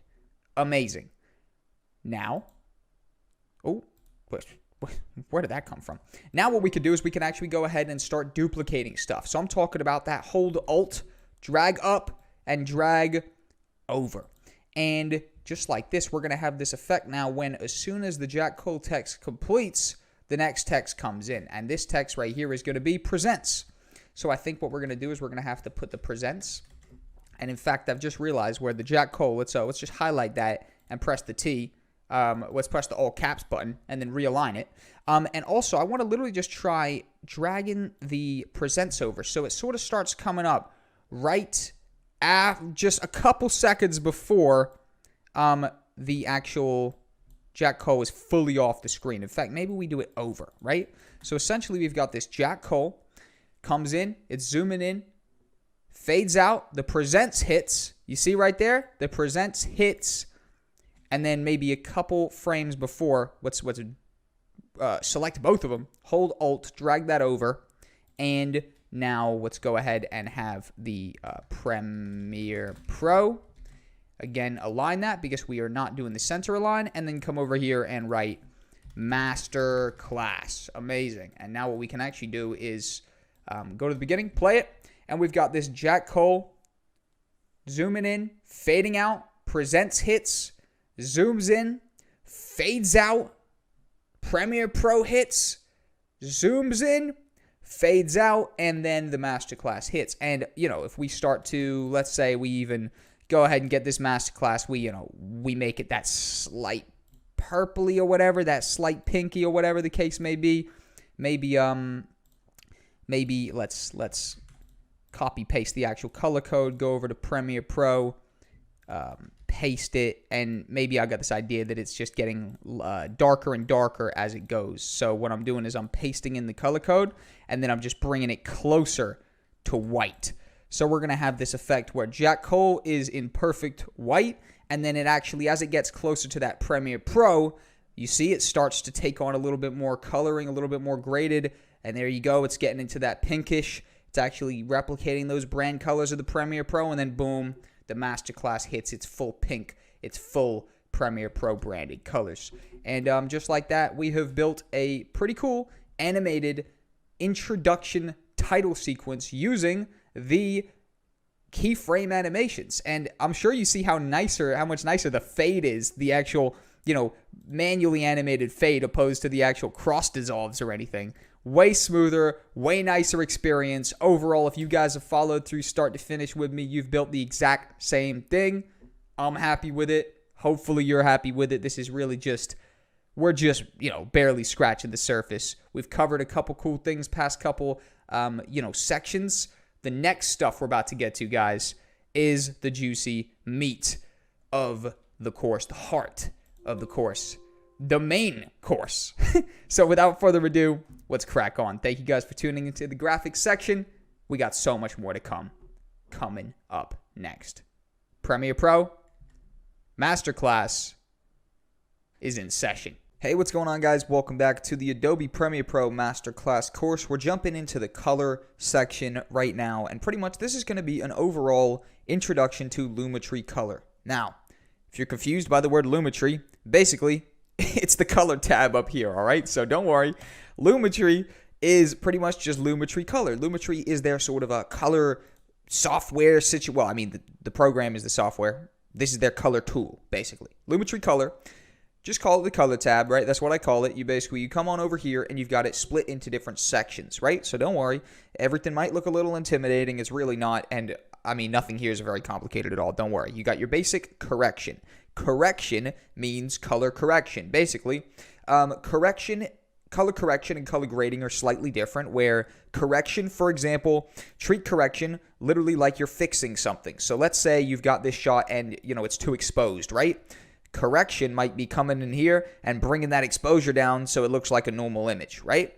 And then you've got color grading. Color grading is more actually sort of getting more out of the image. The color correction, I mean, when you start laying it out like that, it's more or less self-explanatory. Color correction, you correct it. Color grading, you grade it. Awesome. Sweet. Basic explanation of grading v correction. Awesome.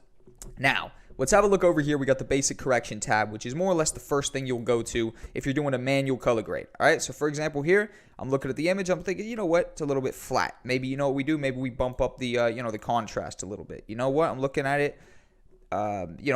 Maybe we're thinking we could get a little bit more out of the highlights or something like that, right? We want the grass to pop a bit more. We want the leaves to pop a bit more, whatever the case may be. For example, also, anytime you do anything here, it's going to create an effect, more or less, over here. It's going to appear just like an effect. So if you were to go here to effects and, say, drag something onto the clip, right, like a blur, it's going to pop up in the exact same way the Lumetri Color, effect, more or less, pops up here in your effect controls. And at that point, once you are, let's say, in editing, you could treat it just like a normal effect, and you could go over here, and then you are going to be greeted by the exact same properties as you would be in the actual color tab, simply just sort of congested or, condensed down into sort of like a little portable version, if you will, that you can sort of utilize while you're in different tabs as well. Overall, the main place you're going to be sort of using is really going to be color correction and creative. Now, the rest of them definitely are utilized a fair bit for sure. Curves is, I'm going to teach you guys the S strategy. Amazing strategy for dealing with flat log footage. But overall, personally, what I'm spending most of my time in, and that's been my theme throughout this, is not just telling you guys what to use, but telling you what I, as, a longtime Premiere Pro user, tend to use often, right? So you guys don't waste your time on the stuff that, personally, I'm not even utilizing, and if it was important, I would be. So, main place I'm spending my time, creative and color correction, right? However, what we're going to get to next, a lot of the time what I'm doing is I'm usually using presets, right? And Adobe have a massive preset library, something we have an extensive breakdown on coming up. But also, what they give you the option to do is browse and import custom presets, aka custom LUTs. Now, what that's going to do is that's going to be basically the work of somebody who's more talented than you or I, just to be totally honest, and they understand the color tab much better than us, and they're able to essentially create some 10 out of 10 presets, more or less, that we can utilize and essentially download and then import, right? Very, very simple, very straightforward. We're going to be getting to that next. Overall, if I'm very honest, that is the majority of how people, in terms of a more sort of beginner level, more basic level, are utilizing the color tab. The color grading, being a colorist is a whole job in itself at the end of the day. So I'm very respectful of the color tab, and I'm willing to concede that I might not be a full-blown colorist myself. And I feel as though you guys might be in that same sort of category. So we're going to explore the LUTs. We're going to explore sort of the more simpler side of stuff, and I look forward to it. So basic breakdown of Lumetri Color. It's up here. It's the color tab. You start tweaking stuff. Stuff's going to start changing, right? It's going to go up. It's going to go down. And overall, at any time, you have the right to delete the Lumetri Color from your layer and reset back to normal. Without further ado, guys, let's jump into a color correction breakdown coming up next. All right, what's going on, guys? Welcome back to the Adobe Premiere Pro Masterclass course. We are jumping into some color correction, all right? So before we jump into an exercise where I give you a clip that is in desperate need of color correction, I want to just firm everything in your brain one final time, and I also want to go ahead and fix this basic sequence down here. So you remember this. We built this together, right? As we see, this is our sort of sync to the beat sequence. Now, there's a couple things I don't like that, just for the sake of formatting this and actually using this as something we can really build on and be proud of, I want to delete a couple things, right? First off, I want to go ahead and mute this audio layer, because while we're color correcting, I don't need to keep hearing little snippets of the audio. And I also want to delete this Scotland Adventure. Doesn't fit the scene at all. I'm not, we're not using that anymore. Basically, in the graphics tab, that was cool because it was demonstrating different variety of titles. Now, I don't want that there. So I want to drag over this bad boy right here. You remember it? This is the Scotland Adventure text with the slanted text. And just like that, that is, in my opinion, a more fitting title to have here, and I think it comes in at a great time. So I'm going to delete that. I'm also going to keep on playing this right here, and I'm actually going to get ready to delete that as well. So then we basically just have a sequence that is ready to be color graded and color corrected as well. So let's actually go ahead and delete that. Awesome. Now we literally just have a cool 32-second sequence, whatever the case may be. Now, I want to actually color correct this stuff. So, for example, this one right here is a great clip to start with because of the simple fact that it is looking pretty flat and it's looking like we can get a lot more out of it. Now, I don't know about you, but that looks kind of flat to me. It doesn't quite look like it's bringing us in enough. It's definitely not cinematic enough, right? And something we can do, which is very simple, and it really just requires toning up a dial, really, but has a nice effect, is bumping up that contrast a fair bit. Now, I'm going to press Control-Z, undo that. Press Control-Shift-Z to redo it, right? And basically, you can now see, as I turn that on and off, the difference that we get by literally just bumping up that contrast. Maybe even you bump it up to 100, right? Now, the thing about that is it's going to start bringing those whites. It's going to make those whites even more intense. So be careful bumping up the contrast all the way, because as much as it brings those blacks out, it also overexposes those whites, and it can semi-ruin some stuff. For 100%, usually not fully the move unless you are actively toning down maybe the whites a slightly bit as well. But don't tone them down too much, or else you kind of just sort of like reverse the effect, basically. It doesn't end up too good. But overall, I think a solid 75% contrast right there. And you can literally just tick on and off that that Lumetri color by pressing the FX button on the side, you could see how much nicer that right there becomes, right? However, you've now got this situation of basically, have a one clip that's basically color graded or color corrected, the other one isn't, right? So in this strategy here, it would be more or less an individual color correction of each clip, where you'd maybe individually tone up maybe a bit of the exposure, a bit of the contrast for each, just to sort of get that image looking real nice. For example, that's looking a little bit too overexposed. Maybe we bring that down a little bit. You know what I mean?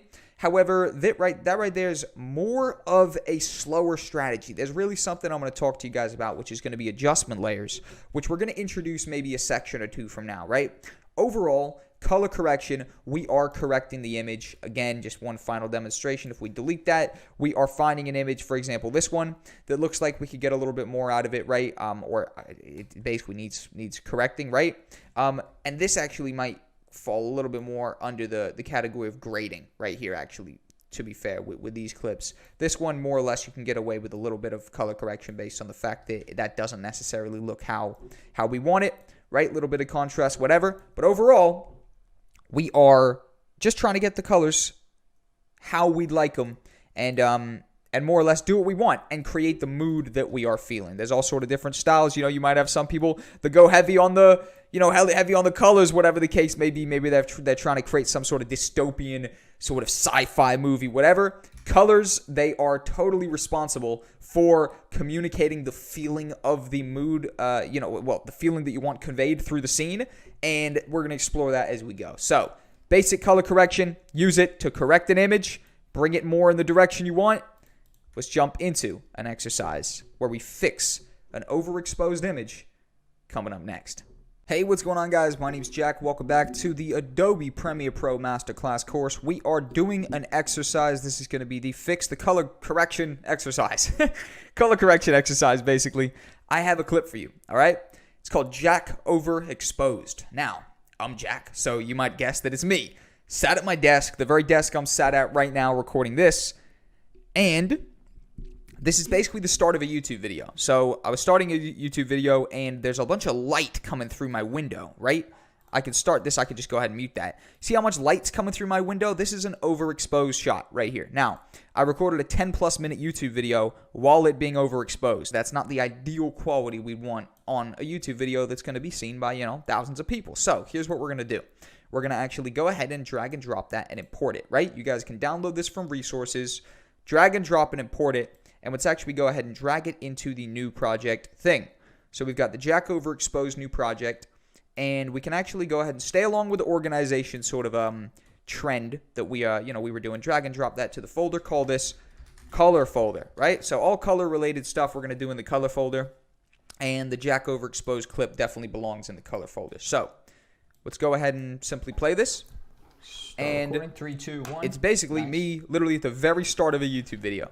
What's going on, guys? I've cut it down so you don't have a 20-minute video or whatever, 10-plus minute video, and we can more or less just focus on this. Now, we're going to go over here, of course, to our basic correction tab, and there's a few things we want to do, which I'm going to basically guide you through. First off, what we want to do is we want to bring this stuff down a fair bit. We want to bring that sort of craziness down, and now this is going to be a little bit of trial and error, and overall, that's sort of the process I want to get you guys used to, which is toning some dials up and toning some dials down until we see something that's good. There's no one-size-fits-all with this color grading stuff, and it's more or less a tone one thing down, tone another thing up.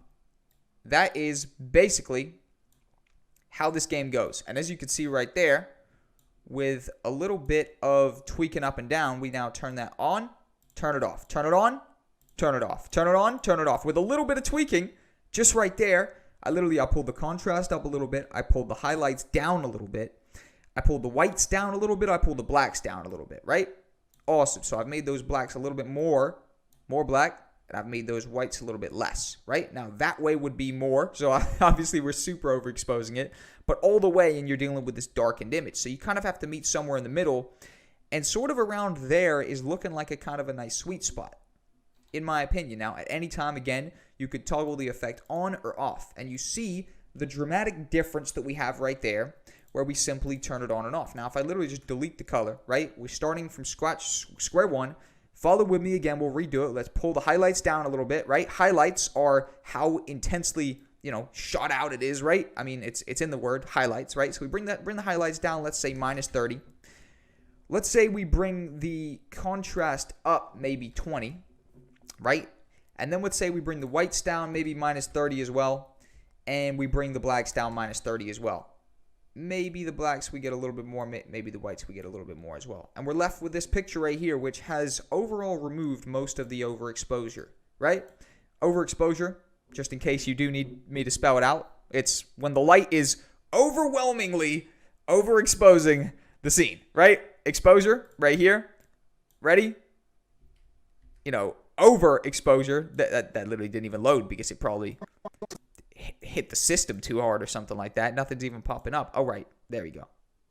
It's back on. Boom. That's what overexposure on the maximum level looks like, right? So we're dealing with a small percentage of that, right?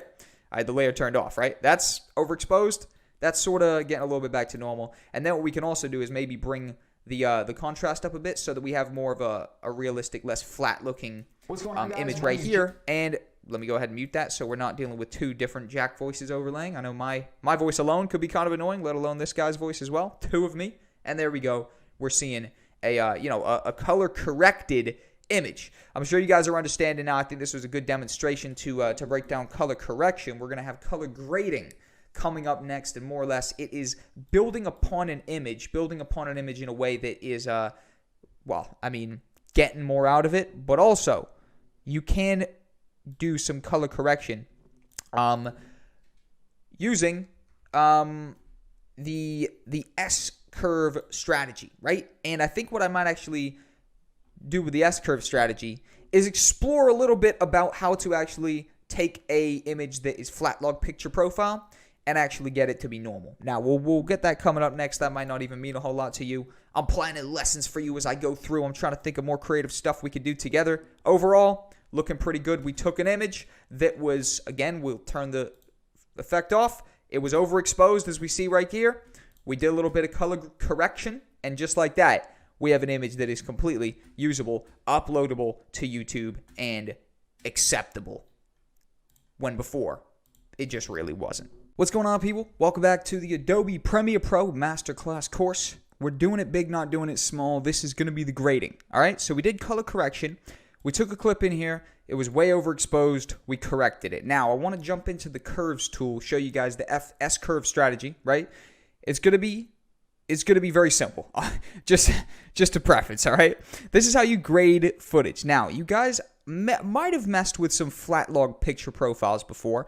Maybe not as well. Flat log picture profile basically is footage that essentially, let me go ahead and turn that down, records everything at a really flat sort of, picture profile. Now, this right here was from a legendary time in my hometown when it snowed. Now, it's only ever snowed one time in my hometown.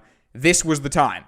It never snowed for like a decade, and then all of a sudden, literally the most snow you've ever seen in your life, right? So this was a pretty special moment. I tried to get an artist at the time, this artist, to come with me, and I just hit him up. I said, let's shoot a music video. Let's take advantage of the snow. And we did. We took advantage of it, and I shot the whole music video in flat log picture profile. Now, you might notice that stuff really doesn't look like it's really popping out very much. It's very flat. Everything's, it looks like it is extremely, extremely just not filled. Not filled. There's no real richness to the colors. Everything's very dull and bland. And that's actually by design. Actually, it's shot in S-Log format, which is Sony's flat log picture profile, which actually gives you more information and sort of more stuff going on in this image that once we actually start grading it and bringing those colors out a little bit, we get much more from them, okay? So I want to go ahead and explore grading. Let's go ahead and get the grade clip. Go ahead and you guys can download that right now. We're going to do this right here, where I'm going to drag and drop this over here, and more or less I'm going to drag and drop that into a new project, just like that. Again, we're going to highlight both of those, bring those into the color folder, because we know that we're still in tune with the colors. Now, this has audio in it, as you see. Now, I'm not gonna mess up your ears at the end of the day. I'm also not gonna pretend like this guy was the absolute best rapper in the world, right? maybe not. All right. And we really needed a video to shoot, but overall, here we are. Okay. And basically, what I want to do is I want to load up the S curve, right? The curve strategy, and pretty much we're going to do the S curve. The S curve is literally self-explanatory. You drag one point up, you do sort of the top of an S. As you see, we've more or less overexposed it there, and you drag the other part down. Now, that might be a little bit too up. That might be not enough down. And more or less, just like that, you've created this sort of S, right? You've created this S. You've done the S curve strategy. We can bring that down a little bit right here. And this one right here is really nice because if we sort of just adjust this, right, just so we get a bit of a bigger image and drag this over here, we've now pulled out a whole bunch of that sort of flatness to it. So you see, if we turn it off, look how you didn't even realize, right? It looks so much richer now based on the simple fact that we've actually been able to bring some of those colors out. Now, I want to go up here to sequence. I want to go to sequence settings. I want to bring your attention to the 3840 by 2160. This clip is shot in 4K, guys. It's shot in 4K, so we can actually get even closer in on the image without losing a single bit of quality and without even scaling anything in. The way we could do that is we literally drop this to a 1920 by 1080p sequence. And just like that, we now notice that this is on 100 scale, but it's on a smaller sequence size, right? Which means that we can instantly get a whole bunch more zoomed in on our character right there, on our focus point, if you will. And just like that, we're right in on the money. We can even zoom out maybe a little bit, have a little bit of this sort of foliage stuff up here, this sort of foreground stuff.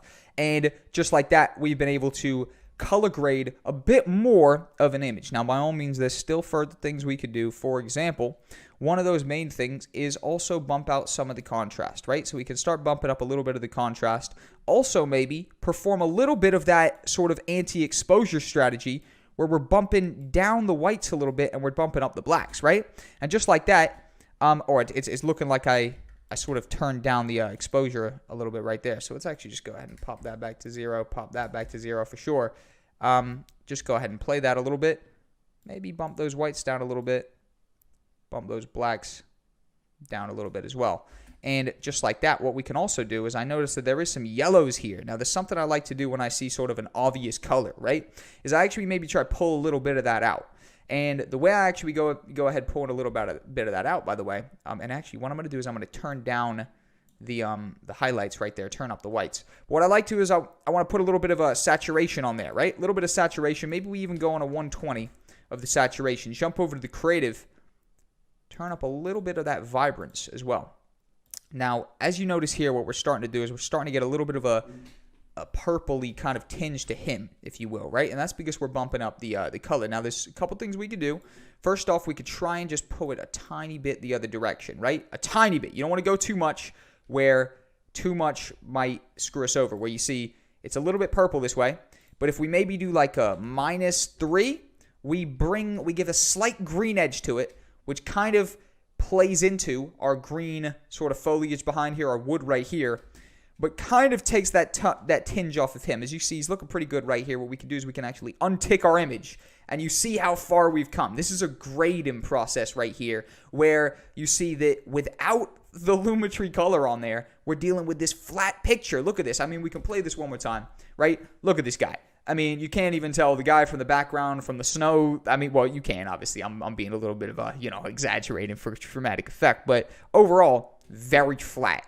We come over here to our Lumetri color. We simply turn it on. Just like that, it's popping out a whole lot more. Now, I notice an instant flaw in what we're doing here. He's a little bit too dark compared to the background. Now, this is something that happens when you are shooting with a sort of overexposed background.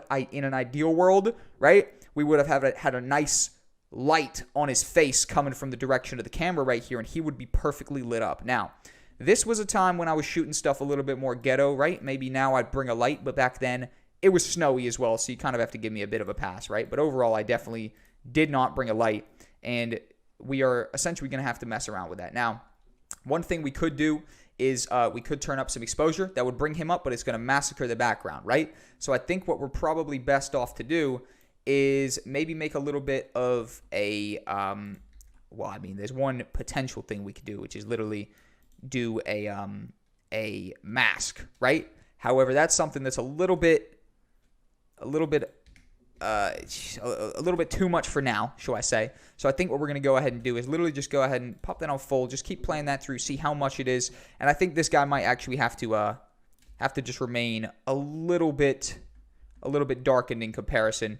As you see here, it could be a little bit of a sort of silhouette type of scene right here. But overall, as you get closer, you see a little bit more of him. Maybe even if you're if you're zoomed out, it could be a good play as well. And overall, that right there is a grade, though, guys. You see how much that, we'll pause it right there. That's a pretty cool scene. If we turn it off, turn it back on, turn it off, turn it on, just like that, we have, we've essentially graded that a fair bit. And again, what we would probably want to do is very potentially bring some of that up, where, as you see right here, it could be a situation of sort of having to settle a little bit somewhere in the middle, right? That's sometimes what happens when, ideally, what you guys want to do is you want to shoot your shots, as sort of perfect as you can, camera settings wise, right? Ideally, it's going to save you a fair bit of color correction. Looks like he's dying by his face. I think he was freezing.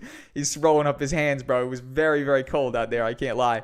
But overall, ideally, get your camera settings right, or it's going to be a little bit of tweaking back and forth. But there's literally no shred of a doubt that the color grade, when you start off with an S-log right here, you start off with an S-curve, right? You start off with that S-curve, maybe even bringing it down a little bit. As you see, that S-curve is overexposing that background a fair bit, right? But just like that, a little bit of trial and error, guys, a little bit of up, a little bit of down, and you're grading your clip real nicely. You're bringing it out. You're getting it popping. You're making it, definitely. It's literally undeniable that version is better than that version, and that's with a little bit of grading. So, color grading, done and dusted. Let's keep on pushing with the color section of the Adobe Premiere Pro Master Class course. Look at his face. Look at his face. He's dying. He's laughing. He had to get those hands in before he caught some hyperthermia by the looks of it. Let's keep pushing, guys. Hey, what's going on, guys? Welcome back to the Adobe Premiere Pro Masterclass course. We are jumping into an exercise. This is going to be the grading clip exercise. So I want to do one final grade with you guys just to demonstrate this S-curve. It's going to be another snow clip, grade V2. Let's go ahead and drag and drop it into our project, import it, and drag it down here to a brand new sequence. Just like that, we've created a brand new sequence. And we can highlight them both. We can drag them both to color. Where's color? Where's color at? There it is. Color folder. Press Control S. Let's save that. Oh, stuff's ringing off. Let's go ahead and mute this layer as well right here. And just like that, this might be an even flatter image based on the fact that this is as snowy as it gets. I think I was just wiping the lens because the snow, my camera nearly died this day. I'd be lying, right? I'm just going to chop it down a little bit to the point where it looks like he starts jumping into it. All right? And I'm going to go up here to sequence settings. It's 1080p, this one, okay? So let's actually go ahead and just pop a basic S-curve. I'm going to start with the darks, right? Start with those blacks, pull them down. Pull that white up a little bit as well, right? Now it's looking like I probably want to bring that down there. Oh, that's looking a little bit too dark. So let's bring that over there. And let's go over here to our actual basic correction. Bring the contrast up a fair bit. Bring the blacks down. And you know what? What I want to do is I want to restart that. I want to go back to curves. I want to pull this in. It's literally looking like this is gonna need an absolute very, very intense one. You see right there? That's what I needed to do. And it's looking like actually this might not need so much of an S today, right? Maybe a bit of one, but it's looking like that's bringing it more in the direction that we don't necessarily want it. So I think what we're going to do is we're just going to pull it all down, right? So we're going to take it from this middle line. We're going to take it all the way down right there. I think something like that. Don't let it hit the ground too much like that. Still have a bit of a curvature to it, okay? So I'm just going to bring that over there. We got a curvature to it. It is, overall, we've lightened up the background loads. We've brought so much out. Look at that. So that's it on. That's it. Right. That's it off. That's it on, right? Amazing. Now what we could do is we could start building upon that. So what I want to do is I want to maybe turn my contrast up a little bit. I want to maybe get my my blacks going up a little bit. Maybe get my whites coming down a little bit. Let's bring my shadows out a little bit maybe, but bring a little bit more more darkness to it. And just like that, as you see, we're getting a real nice grade right now where he's popping out a bunch from the background. We can turn that on. Turn that off, rather, and again, it's literally hilarious. We turn it on, and just like that, it's looking nice. Maybe even we take a little bit of that. Maybe we do a 110 on the saturation. Turn that up too much, it's going to be a little bit too purple. Again, that's how my my camera operates. Maybe we do it on a 15, something like that. 15, maybe a 20, right? And just like that, we go to the beginning. And, I mean, it's looking like, first off, by the way, it's looking like we might need a little bit of warp stabilize on there because I guess the snow was sending my camera everywhere. But just like that, we've definitely graded that together. And overall, it's looking like a real nice grade based on the fact that we've gotten more out. This is a snowy woods right here. It was very cool. We were clearly the only ones around. I don't think there was even another soul out and about in town this day because it was just such a blizzard. But looking very cool indeed. And I don't think I have to remind you, but that's what it's looked like before. We turn it on. We turn it off. We turn it on. The comparison is literally hilarious, right? Now, what's he picking up over here? Some stuff's getting messed up. I don't even know. All I know is at the end of the day, this is definitely looking like a pretty good grade. He's looking like a snowman right there. Boom. He's actually looking like a real human being once we turn that grade on. So, grade example version 2, done and dusted. There you guys go. Grade exercise version 2. We got it done and dusted. Such a fun clip to grade because, I mean, the transformation's hilarious, right? That's why I like S-Log because you really get this and then you get it to this, right? Amazing. Thank you guys for tuning in. That right there is our grade exercise version 2. We've got some stuff coming up next with the LUTs and the looks. So much stuff. And it's definitely saving you some time. This stuff, it's a little bit more time consuming because you got to do it all manually. Let's show you guys how to do the stuff automatically now and save yourself a bunch of the time with the presets and the LUTs. Coming up next. Hey, what's going on, guys? My name is Jack. Welcome back to the Adobe Premiere Pro Masterclass course. We're jumping into the Adobe Preset LUTs library, the Adobe LUTs presets, right? Looks and LUTs. Now, this is going to be very cool because this is the section where basically you get a whole nice effect with a very little work. Now, I mean, overall, in the grand scheme of things, I'm a pretty hard worker, but I love exploiting little lazy hacks like this that give us a phenomenal result with very minimal work, and I'm sure you guys are going to appreciate this. So, Adobe come preloaded with looks. Literally, loads of them. Look at all this stuff right here. Don't be worried yet. I know there's a lot. Don't be overwhelmed. I'll break it all down. These are custom looks to color. Custom presets for color. For example, we see how this guy's looking right here. Look how he's looking. Let's get this. Let's turn on, for example, SL Big. Instantly, we see how we've got that greenish tint to it now. Now, that's actually looking like a cool look for the forest based on the fact that he's in a forest. Maybe we go to SL Big minus blue. Didn't really do a whole lot. SL Blue Intense. Blue Ice. Now, that Blue Intense is looking almost perfect for a scene like this. Look at that. Now, remember how earlier I told you guys that color grading is literally how we set the tone, we set the mood? Tell me this doesn't look like we just teleported to Soviet Russia, right? You know, this looks like we're somewhere now. Looks like I'm shooting a video for an international rapper now, right? This isn't even in England now. This is for some, you know, Czechoslovakian place or something like that. I'm just naming stuff off the top of my head, right? But overall, look at how cool that some of these are. And again, we literally keep going through. They've all got sort of different tones to them. SL Gold, right? Gold Tobacco. We got the Gold Western. That's like a Western now, right? We're dealing with this stuff right here. That's looking like a real nice grade to it. Basically, these are looks. These are looks that are preset. They're pre-built. Obviously, some of them tone red. Some of them tone green.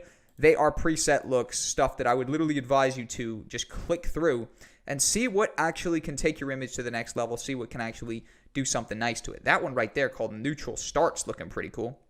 And all that did was really just sort of tone everything out a little bit, even stuff out. You got the Fujis over here, a whole bunch of stuff, but each one of them is sort of nice for a specific type of look, right? And they're definitely not all applicable to the same thing. 1,000% not. So what I advise you to do for the looks is literally just scroll through when you've got an image and basically, you know, throw some stuff on there, see what looks good, see what doesn't look good. For example, maybe we go over to the Scotland edit, we go back, we get this clip right here, which we kind of agreed needed a little something, right, where we were turning up the contrast. And we go here, we go to look, we go to Fuji. Oh, didn't look too great. Again, we go to the next one. Boom.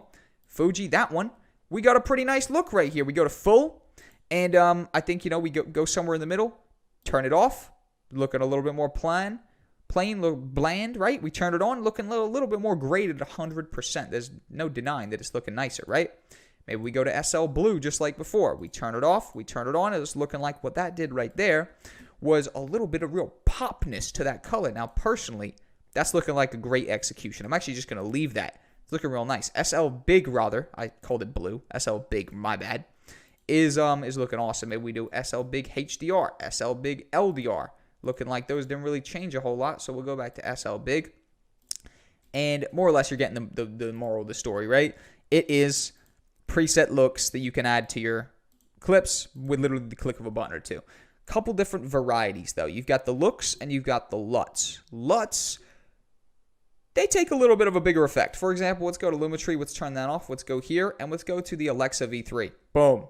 These are, again, they're part of the color correction tab. So they really do bring our stuff in a whole different direction. Remember, you've got the creatives, which a creative is more or less a sort of subtle addition to our grade, essentially, right? We throw the look on there. It's a subtle addition, not necessarily the craziest thing in the entire world. This stuff right here is really designed to take this stuff to another universe. I'm not even going to lie. And again, I totally advise you guys to mess with stuff. But this is also where we'd actually go ahead and bring in our LUTs, right? Our custom LUTs, which are premium, right? Premium LUTs, huge market for them. I mean, you know, there's literally people make a lot of money off selling LUTs and stuff like that based on the fact that people don't want to do all this stuff themselves.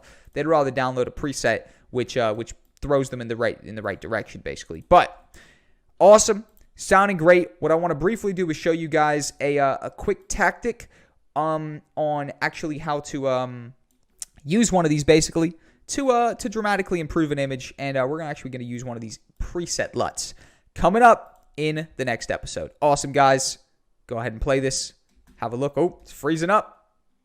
That could be a good sign to to quickly move into the next episode. Let's literally go over here to creative. Let's go ahead and throw that SL Big on there. Oh, damn, that's looking nice. Throw that SL Big on here too. It's looking like SL Big is the grade for Scotland. You can really see how much nicer that SL Big clip looks. Boom, compared to the one without the grade on. Press Control S. Let's save it up. Go back here to the beginning. Have a look. Looking nice. Let's come back in a second, guys, and let's actually go ahead and demonstrate the looks even further. Hey, what's going on, guys? Welcome back to the Adobe Premiere Masterclass course. We're doing another exercise. Basically, I've got a clip from the club for you guys, all right? So I'm a live event videographer, and this is me actually in a club in Manchester, England, just before the pandemic hit, right? So months ago at this point, right? Last club I filmed, probably the last club I'll be in for quite a fair bit longer. And more or less, you have a low light environment. Now, it's a low light environment that potentially we want to get more out of. So in terms of a dark clip, this isn't the worst, but I feel as though we could get more out of it. And there's actually something that I just briefly showed you that might not have clocked that I think we could actually go back to and utilize. So let's get the club clip. Let's drag it over here. Let's drag it down there. Let's let it do its thing in the importing sort of process, right? Bring it in. Awesome. Club clip. Let's drag it down here. Make a brand new sort of a composition. Brand new sequence. Highlight them both. Drag them into color folder. Awesome. Organization done. Press Control S. Now, this is going to blow your mind because it's so simple. We're using an in-house Adobe LUT, but basically we go up here. We go to fandom. And more or less what this is going to do is it's going to essentially make this extremely lit. Now, it's then our job on top of that to more or less grade it down a little bit more in the direction that we want to go. Maybe we then bring the contrast up a little bit, etc., right? Awesome. Looking great. Now, this sort of situation, we're noticing a little bit of grain as well based on the actual settings that I was recording this in camera, right? So, essentially, we have brought a bunch more out of this. However, there is a little bit of grain going on. Now, that's all right because actually in a legitimate project, what we do is we actually use this strategy. As you can see how much massively it's improved it and lit up the situation. But we use this strategy on the individual clip that needed actually brightening, right? And then what we do is we'd have an adjustment layer going over the entire sequence, which we're going to get to extensively in a second. It's basically how we tie stuff in all together opposed to, individually grading each clip. But basically, we would have sort of a basic grade or a basic correction, if you will, as this is right here. And then we'd actually have an adjustment layer going over our entire project, which more or less would sort of reinforce the color. But overall, if you turn it off right there, you see how much nicer of an image we've got, how much more popped it is, how much more, we can clearly see is going on. We turn it off, we turn it back on. And basically, that right there, super simple, using Input LUT Phantom REC709. That's literally built into Adobe Premiere. So at any point, if you're dealing with some dark footage, you go over here, you turn it on. Maybe, you do need to sort of bring that contrast up a little bit, whatever the case may be, if it's, not 100% dark. But overall, we see that when we turn it off, we turn it back on.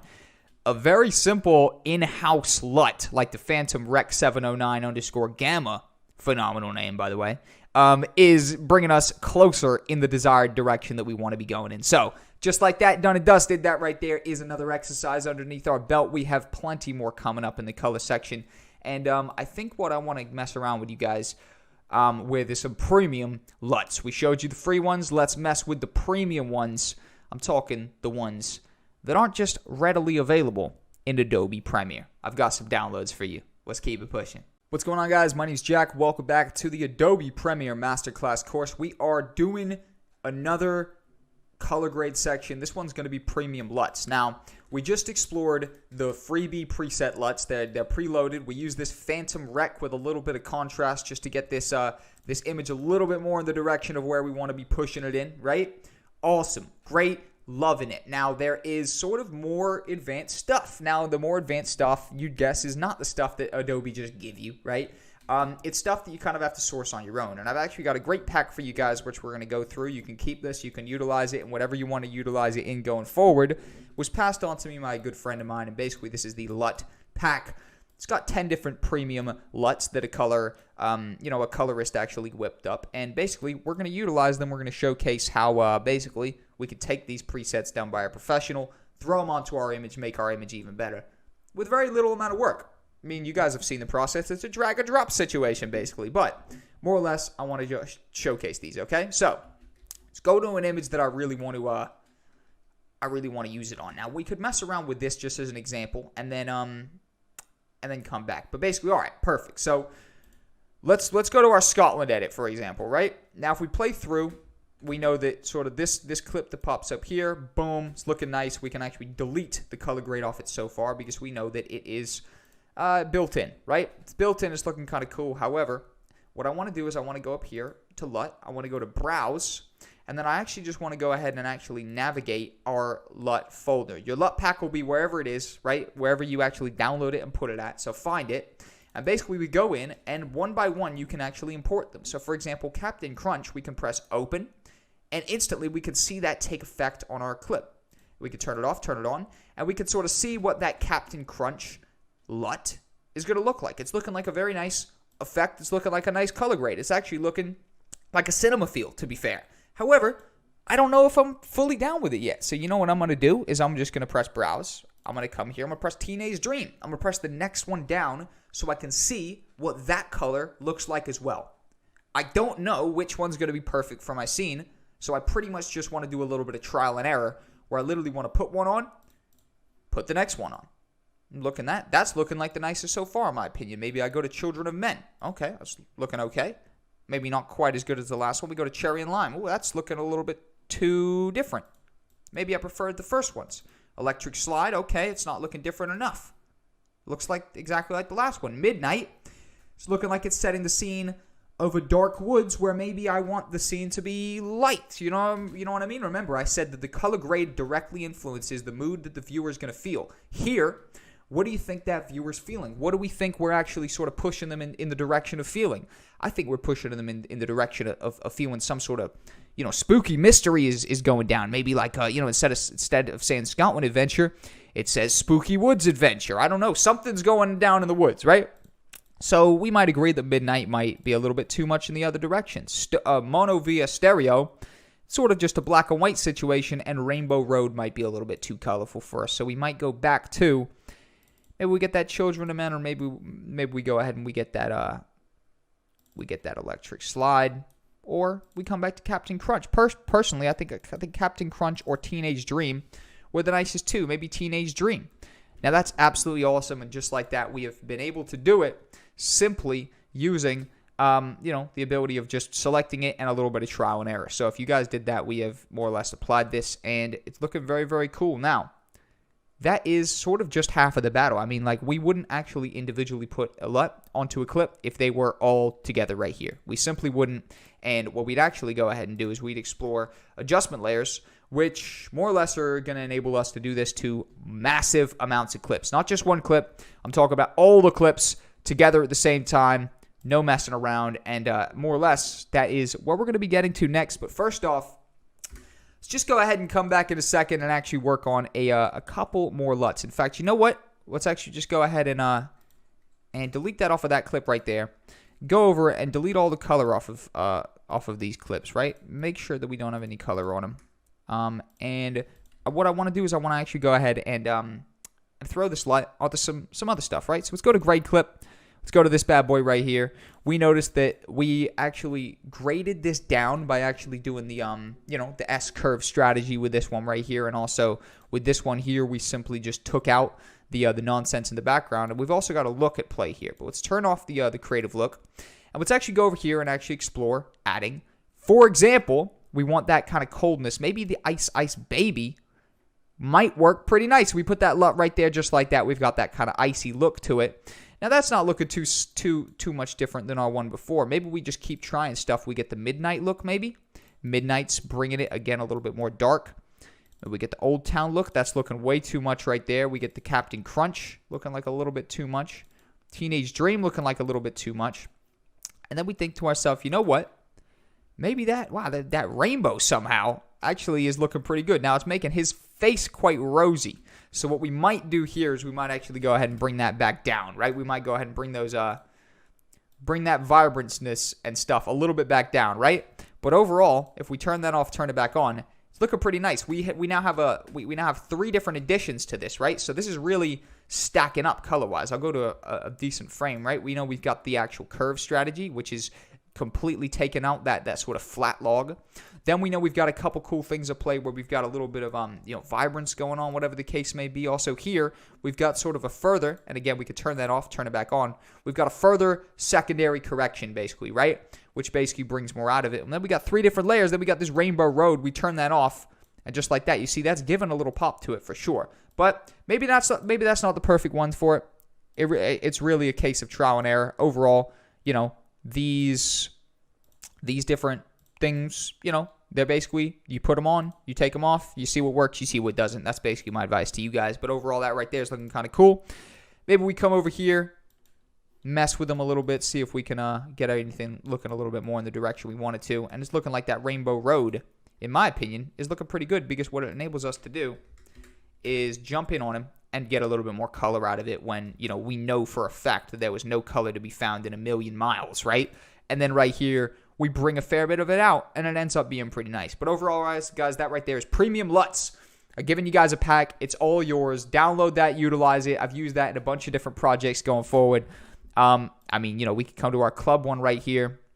Come to our club clip. We know we have the Phantom LUT that's already in right there. So what I might real quickly do for you guys is literally just go ahead and explore something very quickly. Right-click, go to New Item, go to Adjustment Layer, and we're going to explore this again in a second, but quickly, let's put the adjustment layer over the top of the clip, and basically this gives us another layer that we can do changes to, which affect everything below it. So we can get this adjustment layer, put it above the clip that already has a LUT on it, which means we can't put another one, and then actually start building on top of it. Maybe even that Teenage Dream right there is something that overall, maybe if we brought the opacity down a little bit of, could be pretty nice. Maybe we get that on a 50%.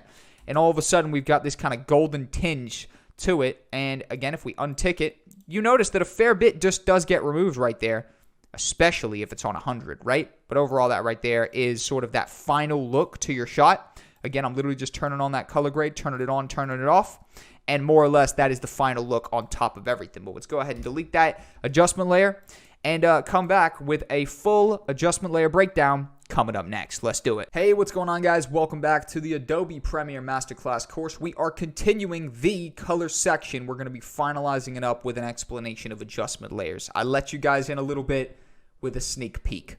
With that last clip right here, we created the adjustment layer. I showed you what's going down. Basically, adjustment layers are how we take advantage of a clip that maybe we can't even put a LUT on, or we want to grade multiple clips at once. So I'm literally just going to delete it, and we'll explore the process of creating it again. So let's say Scotland, we want to grade everything together, but we don't want to individually grade stuff. We would create an adjustment layer.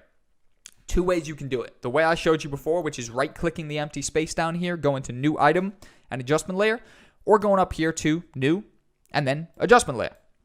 Awesome. Let's go ahead and create it, and it will create it with the exact video settings of whatever the current sequence open is, right? Awesome. Works with me. We create it. We drag it above everything, right? Could be one line above, could be right there next to everything, right? And more or less what this has done is it's created a transparent layer, which is not visible, but anything we add to the layer will affect everything below. So funny enough, this doesn't just work with color correction, where, for example, say we turn the exposure way up, we overexpose it. Now, every clip below is going to be overexposed as well, because this sole layer here basically reflects everything below it. So make sure you use this you use it responsibly, right? Now, just to demonstrate the full power of it, this also works with effects, right? So for example, say we really went deep, we went into the video effects, we went into distorts, we went into mirror, right? Mirror, we drag and drop it on, all of a sudden we mirror the bottom. Now, what this is going to do is when we play it through, this is not just going to do it to one clip. This is going to mirror every single clip. It's going to apply to everything below it. Just like that, we've got this crazy situation where we're looking at it and we're thinking, oh, did I pop, a couple too many vitamins this morning? How am I tripping this hard right now, right? And overall, this right here is achieved through the fact that we're using an adjustment layer. Adjustment layer, think of it as mass edit layer, something that basically you can use as a tool that saves you time with doing sort of little tweaks to everything. Especially, it works if you want the same sort of look on everything. So, with that breakdown being done, let's go ahead and delete our adjustment layer. Let's go over here, delete it as well. And let's come back with an exercise and explore finally doing a final grade over every single one of our different sequences. Coming up next, we got adjustment layers in full. All right, what's going on, guys? Welcome back to the Adobe Premiere Masterclass course. Wrapping up the color section with an exercise, a full example, full breakdown of the adjustment layers. I feel as though we got a good little explanation. So it's right click. Let's go to new item. Let's go to adjustment layer. Let's press OK. And let's start with this Scotland edit. Let's do exactly what I showed you guys to do. Let's drag the adjustment layer. Let's drag it over everything. All right. And let's simply go to sort of a frame that we're happy grading. Go here. Go to browse. And let's actually go ahead and bring on one of our LUTs. I think Captain Crunch might be looking the nicest. Let's go ahead and literally just turn it on. Or turn it off, turn it on. Captain Crunch, we can probably agree, is looking pretty damn nice. We drag it over here to the beginning. And what I want to do is I want to simply render into out. I'm going to press that, and I'm literally just going to sit back for a split second. I'm going to let it sort of figure out what's there, let it do its thing. Shouldn't take more than, a matter of seconds, 10 seconds, 15 seconds, something like that. And basically, we are able to watch everything back in nice HD. That's just a little tactic. I just want to, if we're dealing with colors, I don't want any lag or anything. I just want to watch this back full high quality together, 7 seconds, 6 seconds, 5 seconds. It definitely ain't taking too long. And just like that, we're now watching in full HD the Scotland Adventure, nicely graded down all at the same time using the LUT. And just like that, there's my bro swagging through Scotland, the Highlands. And that one right there is looking a little bit overexposed.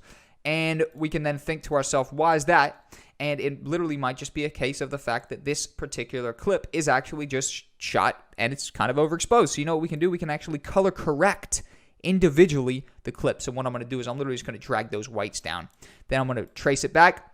And it's looking like it's still looking like it's got a fair bit out of it. So we could bring those darks up, whatever the case may be, and just like that. Now that is looking a little bit more in the direction of where we wanted it to go. Oh, contrast, maybe turn it up a little bit. And pull the highlights down a little bit. Pull the whites up a little bit, whatever the case may be. It's looking like the sky definitely plays in a little bit there. But you see, overall, we've got a basic grade, and then we might need to jump into a little bit of correction to the individual scenes, and, that's exactly what we've done. So, just like that, we've got the grade. Again, we could turn We turn it off, we turn it on, we turn it off, we turn it on. You see how much nicer it brings us more into the cinema feel. And just like that, it fades out of our first sequence. And we have color graded our first sequence using the Captain Crunch LUT. And we color graded it, and then we just had to color correct one single scene out of them based on the fact that we want a matching feel to everything. We want it all to feel like it's continuity. We don't want one thing to be, we don't want one of them to be hit with the SL blue or whatever, right? And the other ones are all, nice and cinematic and green. So we're not gonna. But overall, this not only applies to, clips that are video, we could put this on anything. So we've got this whole scene right here, which we did, which was pretty interesting. Now, these clips have been pretty extensively messed with, right? But let's actually drag the adjustment layer, let's put it above our still sequence just to sort of do a bit of a flashback, right? And let's actually explore putting for example, maybe we put a Teenage Dream on there or something like that. Come back over, have a look, boom. It's definitely brought us in a different direction. In my opinion, it's looking pretty damn cool. And it actually plays in real nicely with those light leaks right there, just like that. In fact, that one's looking, maybe it's arguable that one's looking a little bit too overexposed, or a little bit too contrasty. So we could pull the contrast in the other direction, as you see.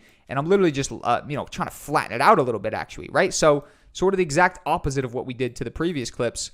I might even try and flatten that there. And just like that, we've got this pretty nicely graded sequence where turn it off, turn it on. It's definitely brought us in a cool direction. More of like a sort of a filmy cinema quality VHS type feel, if you will. It actually works real well with these light leaks. But overall, Control S. I'm going to save that one. We got the jack exposed coming up next. Can we now get our adjustment layer, bring that over everything, and again, just literally go ahead and explore one of these LUTs. Go ahead and browse. Bring it over. What are we thinking? Electric Slide? Electric Slide ain't really looking too great. Rainbow Road's looking a little bit too much. I'm looking like I've gone a little bit crazy right there. Midnight. It's looking kind of cool, but it is kind of looking a little bit ghostly, right? So you see what I mean? These all have a very different feel to them. We get the Electric Slide. Electric Slide look a little bit too much. The Cherry Lime's looking kind of cool, in my opinion. And overall, what we could do is we go over here. We notice what we had before, what we have now. I think if I actually play this right here, Cherry Lime's looking more in the direction of what I'm liking. And overall, it's looking pretty cool. So we can turn off our adjustment layer. Turn it back on, turn it off, turn it on. It's looking cool. It gives a little bit of color to it. I'll leave it for now, just for the sake of it. We get the grade clip right here. We've got this bad boy. Again, drag our adjustment layer over. Pop it over. And go here. I'm maybe trying the Ice Ice Baby. Yeah, it's looking like Ice Ice Baby could give us a nice look right here. And it definitely plays in. You see the snow falling real nice. He's pretty silhouetted, but what we could do is we could actually go ahead and zoom that out a bit, and maybe even get rid of so much of the S, if you know what I mean. So maybe we pull that down a bit, or maybe we actually pull that up a little bit right there. There you see. So we've got a little bit more visibility to him right there. And it's looking like we came in on that bit where his hands are getting cold. But just like that, we could see that with it does add a nice little bit. Adds a nice little bit of a blue to it.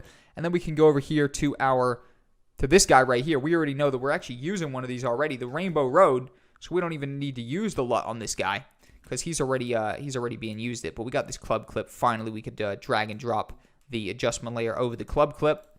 Give it a play. Go here, browse. Ice Ice Baby. Mess around with the Ice Ice Baby. It's really just a case of turning it on, turning it off, and seeing what's happening. Just like that. It's looking like that, actually. If we take off the contrast, the Ice Ice Baby acts as a nice bit of contrast. So essentially what you've got is you've got that Ice Ice Baby toning stuff back in after you've got the Phantom Rex 709_gamma toning stuff sort of up in the brightness direction, and then you've got this adjustment layer, Ice Ice Baby, bringing stuff back down. I think that's a real nice complement, and they basically go together really well. So with that being said, guys, that right there is the color section of the Adobe Premiere Pro Masterclass course. Absolute blast. Thank you guys for tuning in. I appreciate it. I hope you guys picked up a few things right here, as I'm sure you did. And, I'm glad I was able to throw you guys a couple cool LUTs that you could use to begin your journey as a colorist Overall, I'm not the craziest, most, advanced color person in the entire world, as you probably realized, but I know my way around, and, I definitely have the ability to get the image looking better than it was before. Thank you guys for watching. Have a nice day. We're coming back with the section coming up next, which is going to be audio production, crucial part of the editing process. I'll see you guys there. Hey, what's going on, everybody? My name's Jack. Welcome back to the Adobe Premiere Pro Masterclass course. Entering a brand new section right now, gearing up for the audio production section.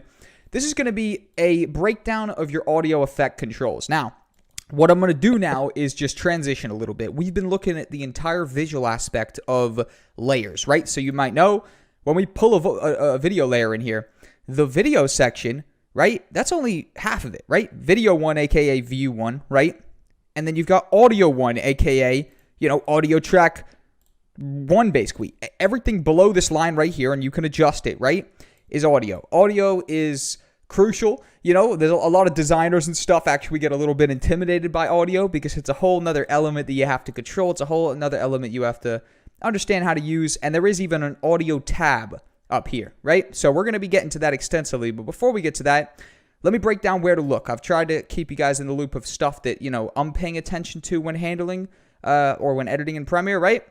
And at the end of the day, this is one of those situations where I just want to break it down, stuff that I'm looking at. So most of the time, when I'm actually handling audio, I am working with two main things, okay?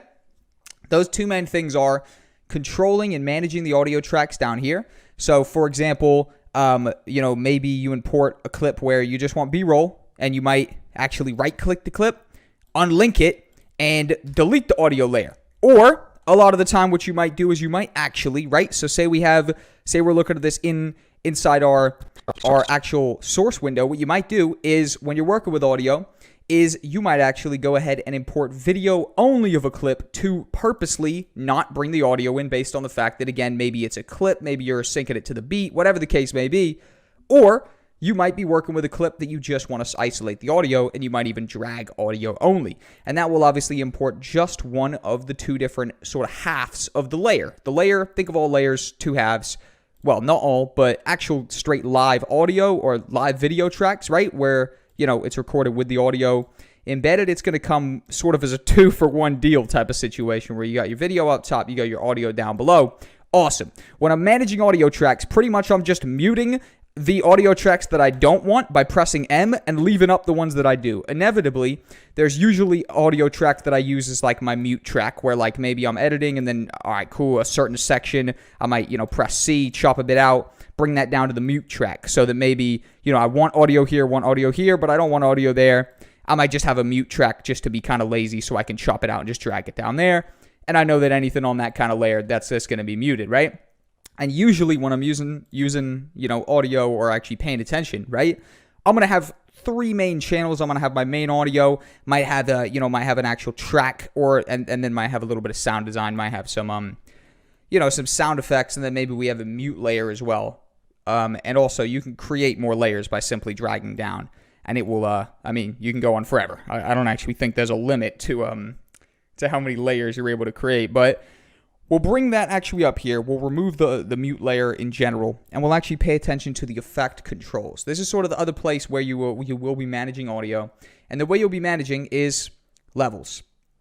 Levels, another way to completely remove audio would be to turn it down. Minus 281 decibels. dB stands for decibels. That is definitely not hearable. You might want to just, turn it down a little bit. You might just hit it with a minus 10. You know what I mean? Something like that, where, for example, if I actually go ahead and just undo that, right? And I take this section, make this minus 10, and we just go ahead and play it. You can hear what a minus 10 dBs is going to do. Start recording. 3, 2, 1. Nice. So you see it takes off a little bit of that edge, but overall it's still more or less, it's still 100% audible. It's still something you can hear. And overall, that is all done through the volume control right here, and it is something that is definitely something you could pay some attention to. The next bit is audio mixer, right? You've got your audio mixer here and your actual audio track mixer, right? Audio clip mixer, audio track mixer. Now, those effects, you might have just seen, I sort of just disappeared it a little bit, right? But you can sort of, on this audio track mixer, you actually have this drop-down menu right here, show/hide effects. Go ahead and load stuff up. delays and echoes, stuff like that. The noise reduction we're getting to right now coming up in the next section. We got a couple cool examples for you guys, a couple cool exercises, and overall there's a whole bunch of audio effects that are accessible through this little drop-down menu up here. It's a place that, unless you're heavily messing around with audio, you might not even realize you could. I mean, I actually didn't realize that was there for years of using Premiere, based on the fact that my audio needs weren't actually that deep. And it's sort of progressed as I've increased my skill set and increased my knowledge of the program. But overall, guys, that right there is a breakdown of audio effect controls. Overall, you're mainly just going to be worried about your your volume, stuff like that down here. Maybe even just keyframing it to increase it, have a nice fade in, whatever the case may be. Blend and merge tracks together, fade one out, fade the next one in, whatever. Overall, we got a lot of interesting stuff to get to, so let's waste no time. Let's get to it. Hey, what's going on, guys? Welcome back to the Adobe Premiere Pro Masterclass course. We are jumping into the audio production section, kicking off with how to improve a audio layer, how to make the vocals better. Basically, we're going to revisit this sample piece that we pieced together. Let's play it real quick. Oh, I'm pretty sure the wrong headphones are plugged in. 2 seconds. There we go. Okay, sorry about that, guys. There's bound to be some technical problems. We just had one. Let's play. 3, 2, 1. Nice. What's going on, guys? My name's Jack. Welcome back to another video. Awesome. So this one right here is just the absolute default vocals that have been recorded through the microphone. As you can see right there, it's attached to my nipple. It's clipped on. That is the clip-on mic. It's a lapel mic. Overall, they are good microphones for getting good quality because you get nice and close to your subject. Right now, were we using a shotgun microphone, this audio would be even more, echoey, because it would have to obviously travel further to go into the microphone, and it would be overall just less condensed. Now, condenser that I'm holding there is the absolute holy grail, but we didn't use that. So how do we make these vocals better? It's literally going to blow your mind. It's going to be so simple that you're going to do this method on every single piece of audio of somebody talking every time you open Premiere going forward. I know that's a big statement, but when you see how quick we're going to do this, you are. Trust me. Go to audio up here. Press dialogue, right? So assign a tag to the selected selection to enable editing options based on the dialogue, music, sound effects, and ambience. So we're gonna tell the program what type of layer is this? What type of audio layer is this? Because it's going to process it in different ways. You might have music which is dealing with, a lot of bass or something like that. You might have sound effects that are really high pitched that they might want to try and level out if it was, you know what I mean? So I'm just exploring the different types of audio. Now, dialogue's the type of audio. We click dialogue, we assign the type of audio, and then it's all about the preset. You might guess, we click preset, and we are literally gifted with a whole bunch of really nice presets that basically fit different situations. We're talking about maybe we want to set that radio type of style, right? That sort of, muffled feeling. Maybe we want the large room, right? Maybe we want to, make it a little bit more echoey, whatever. But today we don't. Today we want the balanced male voice. Balanced male voice. Look at, right? I'm just going to press Control-Z to undo that and then Control-Shift-Z to redo it so you can see the change in the audio wave. That's normal. That's when we add the balanced male vocal voice. And literally, guys, that's the trick. That is the video done and dusted. Episode number 1. I wanted to kick it off with a nice, simple, easy one. And, audio production can be boring, but that is a great way to make it as least boring as we possibly can by making it simple. So let's play this. Let's see what it sounded like. Then let's play it back and see what it sounded like before. Start recording. 3, 2, 1. Nice. What's going on, guys? My name's Jack. Welcome back to another video here on... Perfect. Sounded pretty good. It gets cut off a little bit short. Don't get me wrong. Recording. 3, 2, 1. Nice. But sounding good. What's going on, guys? My name's Jack. Welcome back to another video here on... Perfect. So we did cut it short right there. It's in this situation that we wish we'd had more. But you know what we'll do, guys? We'll jump back in here in a second, and I'll actually go ahead and give you guys another piece. You can download it in the next section. Let's try this on a slightly longer clip because I can already hear it take an effect. Let's hear it take effect times 2. All right, what's going on, guys? Welcome back to the Adobe Premiere Pro Masterclass course. Continuing on audio production. This right here is going to be an exercise Just to absolutely affirm this in your brain, quickly repeat the exact same thing we did. Get it locked in there. If you guys go to the actual downloads, the resources, you can download Office Talking Clip. This is back when I had my office in the countryside before I'd moved up to London. And basically what we're going to do is we're going to take this talking clip and it's recorded off the iPhone. So it's not an especially, amazing microphone or anything. I mean, quite the opposite. Literally a default microphone. Everybody's got this. I mean, most people have at least some sort of phone in their pocket, and it's got a microphone. So we're using the default phone mic. We can have that Office Talking clip. We drag it to here, make it a brand new composition, a brand new sequence, if you will. And once you go ahead and play this, just start listening to the general gist of what I'm saying. What's up, everybody? Today, we're going to shoot a music video, potentially. If this video actually reached you, it means it was interesting enough. Cool. Sounding good. Not too shabby at all. We guys, we know the drill. We're going over here to audio. We're actually defining what type of audio layer this is because we know we have different layers. Now, they give you 3 or 4 different options: the ambient, sound effects, music, and dialogue. Simple. We're going to define dialogue. We're going to press the drop-down presets menu, and we're going to go to balanced male voice. And just like that, we scroll back to the beginning. What's up, everybody? And today, we're going to shoot a music video. There it is. If this video actually reached you, it means it was interesting enough, and I was actually able to get enough compelling footage to make it something worth uploading.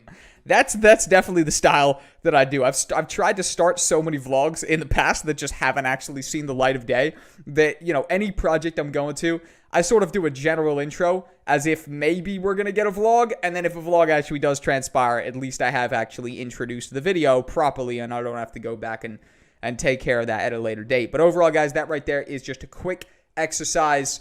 We press Control-Z. We're going to get the normal audio, right? It's not the craziest difference in the world, but definitely it's a more polished feel when we turn on that balanced, right? We're going to shoot a music video, potentially. You can feel the polishness definitely a little bit. It takes the edge off slightly. And overall, this overall dialogue, balanced male voice, and the main, essential sound sort of tweaks and little maneuvers we can use are going to really come into play when there's actually a significant problem with the audio, which is why I can't wait to explore the next 2 chapters, which are going to be coming up. And they are going to be removing background noise and as well reducing echo. So overall, we got some great sections coming up next. Those are where we're really going to see these sort of effects come into play. And we're going to be utilizing the presets again, but also digging deep into the effects right here that a lot of you might not even know about. Coming up next, guys, let's get into it, all right? Hey, what's going on, everybody? My name is Jack. Welcome back to the Adobe Premiere Pro Masterclass course. We are jumping back into or continuing the audio production section, and this is going to be a sort of test that's a little bit more noticeable. Now, the reason I say that is because in retrospect, this audio wasn't really, filmed on a microphone, which was absolutely terrible. At the end of the day, iPhone try and at least, have a certain standard of quality, and it ain't that bad, right? So I think our before and after really wasn't as powerful when comparing this audio compared to the, improved audio with the balanced male voice, based on the fact that there wasn't much of a before to show an after, right? The greatest before and after pics are the ones where the guy is, the guy or the girl is 500 pounds in the first picture, totally overweight, and then boom, the second picture, a year later, 18 months later, they're ripped, they're shredded, and you could see a massive difference, right? That's the point. Now, you can't really see that big of a difference between this balanced male voice. However, I've actually prepared something for you guys where, that's the wrong folder. That's the right one. There you go. CO319. This one here, actually, I'm going to rename this live. I'm going to call this a Bad Audio Sample. So you guys can download it. It'll be called Bad Audio Sample. And basically, it lives up to the name. Ready? Hey guys, what's up? My name is, what's going on, people? My name's Jack. Welcome back to another, Not only did I try and mess up at the beginning, that was on purpose. Don't worry, all right? But also, I left the windows open so you can basically hear a whole bunch of background noise, right? And what I want to explore is how do we get rid of that. And this is not a good microphone. This is the in-camera microphone, which is not designed to really be that usable of audio. And overall, it's a poor audio setup all in all. Can we get this, which I'm telling you now, bad audio, really bad audio. I'd be pretty depressed if I was if I went to edit my YouTube video or whatever and I'd forgotten to plug in the mic and this was the audio I'd be greeted with. it will be kind of annoying. But let's go ahead and actually just import that to our, our project settings. And even if we're in the audio tab, we do still have a nicely formatted project sort of media window down here, if you will.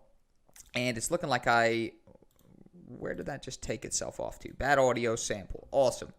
So let's come back over here to editing so that we can drag it down here to the new item, aka new sequence, right? And let's literally drag and drop it into that new sequence. It's going to go ahead and whip up a brand new sequence. Hey guys, what's up? My name is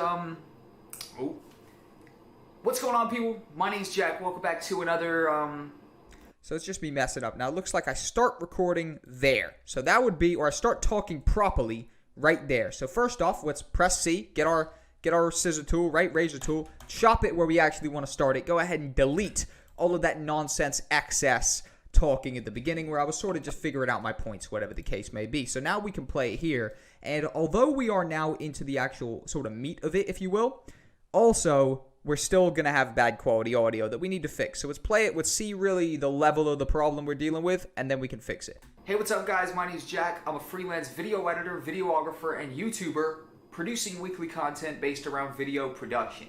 Welcome to the Adobe Premiere Pro Masterclass course. And you can hear that squeak that's going on. You can hear it especially in these sort of little under bits, right? So we want to completely isolate the actual, the sound of the voice alone, right? We want to completely isolate that and essentially get to the point where we just have the voice. We don't have all that nonsense going on in the background. It's essentially, that's actually going to be done through some audio effects. So what I want to first do is just do the absolute bog standard, which is go to audio, select that we are defining it as dialogue, and then actually just turn it to a male balanced voice. Now that's just an absolute underlayer basically that you can add on to anything. That will not do anything bad for you. It's not as though that's going to do anything that's going to make the next situation harder to improve the audio. Overall, the balanced male voice can do nothing but good for your vocal track. In fact, let's play it and see how just the balanced male vocal preset, balanced male voice rather preset, does to it alone.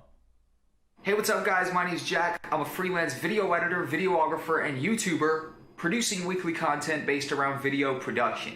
So not loads. If anything, it just made it a little bit more amplified. Cool, not a problem. What I want to do is I want to go over here to the actual audio track bad audio sample. This one right here, the second one along, and I want you guys to find this little arrow. I want you to click the arrow. Now, if we bring it back and just hover over it, it says show/hide effects and sends. Effects are the single bit that we want to zone in on. So if you click that, it's going to give the drop-down menu, and then you can come over here and you can actually use slot number 1. Obviously, there's different slots for however many you're using. We'll just go with slot number 1. And I want to go down here to noise reduction and restoration, and we can actually use the denoise. Denoise is going to attach itself to everything in the background. It's actually going to be so simple with a simple slider. It's going to enable us to drop the audio levels, right? I'm not too sure where that came from. We got ghosts watching us right now. But go ahead and press denoise and go ahead and click amount. Or actually, what you can go ahead and do is you can actually go ahead and have this little slider here, aka dial, I think, right? And basically, the more we push this in one direction, the less background noise we're going to be able to hear, and the more isolated our audio is going to be. So it's actually just go ahead and, for the fun of that, just turn it up to 100 and see what we're looking at. Hey, what's up, guys? My name's Jack. I'm a freelance video editor, videographer, and YouTuber producing weekly content based around video production. So what we notice right here is 100% seems to have actually gotten it to the point where, yes, we can't hear any of that background noise, but we're muffling our actual audio at this point. And at this point, we now want to reverse it. So what we want to do is we want to find a balance in between, right? We want to basically, what was it? Was it maybe 50% before or something like that? Maybe we try and do 70. Welcome to the Adobe Premiere Pro Masterclass course. Continuing. And that right there has more or less isolated the vocals and has removed the background noise. However, it's still not sounding perfect. Let's play it. Hey, what's up, guys? My name's Jack. I'm a freelance video editor, videographer, and YouTuber producing weekly content based around video production. Welcome to the Adobe Premiere Pro Masterclass course. So I'm literally just doing it a little bit sort of in live time. Hey, what's up, guys? My name's Jack. I'm a freelance video editor, videographer, and YouTuber. And what we can do right there is we can actually have just let the denoise take take effect. And more or less, that has taken out a lot of it. Now, if we want to see what it was before, we could take it off. And you can literally just tick that. And we come back and we play it. And there might be one more effect, which is that other noise reduction, right? Maybe that de-reverb that we might mess around with a bit to isolate it further. Now, let's have a look at just playing through without, and then we turn it back on. We see what this de-noise has really done. Hey, what's up, guys? My name's Jack. I'm a freelance video editor, videographer, and YouTuber producing weekly content based around video production. Real rough, real messy. Let's turn it back on. Let's play it again. Let's see what we've done. Hey, what's up, guys? My name's Jack. I'm a freelance video editor, videographer, and YouTuber producing weekly content based around video production. Well, so it is completely taken out of that little whinge that's going on in the background. I'll play a piece right here where there's no talking, where you can really see it take effect. Course. Gone. You can hear a tiny little bit of this little something's there, but overall, I think if we had a little bit of disguise, and what I mean by that is maybe a little bit of music playing in the background or something like that, we would have been able to entirely salvage that audio. Now, let's go here, noise reduction. Let's go de-reverb. Let's get the reverb up a little bit. Let's have a look. We get the de-reverb, and we'll see if we can isolate this even further. This is pretty much just going to tap in on the vocals, isolate them even further. Let's play it. Hey, what's up, guys? My name's Jack. I'm a freelance video editor, videographer, and... Now, first off, what I'll probably do is bring it all the way to 100 so we can see the maximum effect. Hey, what's up, guys? My name's Jack. I'm a freelance video editor, videographer, and YouTuber. So we see again that muffles it. It's a muffled situation. So you know what we do? We bring that. We maybe want to put that on maybe 60%. We see what 60% saying. Let's play this one all the way through. Let's see what it sounded like. Hey, what's up, guys? My name's Jack. I'm a freelance video editor, videographer, and YouTuber producing weekly content based around video production. Welcome to the Adobe Premiere Pro Masterclass course. Wow. Now, when that little section right there plays, which normally was just purely horrible, sounds like there's a ghost, multiple ghosts even, a ghost party. They're all having a disco rave outside your house or something. And right here, it's gone, right? Nothing. I mean, there's a little something, right? Maybe they've moved the party to the block up the road or something, but it's definitely not outside your house anymore. Overall, the fact that we've just taken that from extremely dirty audio, and what I'm going to do is I'm going to turn the de-reverb off, I'm going to turn the de-noise off, I'm going to come here, I'm going to play it from the beginning, just familiarize yourself with what we were dealing with before. Hey, what's up, guys? My name's Jack. I'm a freelance video editor, videographer, and YouTuber producing weekly content based around video production. Welcome to the Adobe Premiere Pro Masterclass course. Continuing with the sections. I mean, that is night and day. We turn on the effect for the de-noise. We turn on the effect for the de-reverb. And we've entirely transformed that clip. I think it's undeniably agreeable.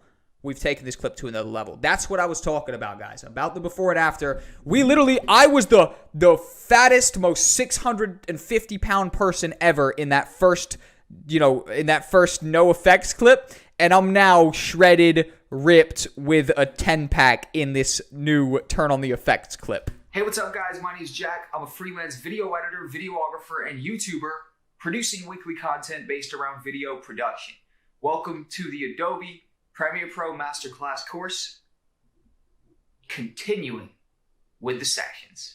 That is literally night and day, 10 out of 10, total transformation, total before and after pic. I'll be getting all of the likes right now if I'd have just dropped that before and after pic. I would be the most popular person on Instagram.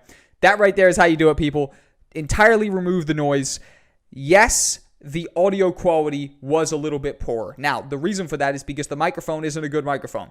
This type of effect right here is going to give you an even more desired and even better result when you guys are using good microphones, specifically to create an example that was, a really useful example right here that we've just explored. I used a crappy microphone, the default microphone on my camera, to create this scenario, and overall that right there contributed to the fact that we maybe have to do a little bit more. With your microphone, I'll give you the benefit of the doubt.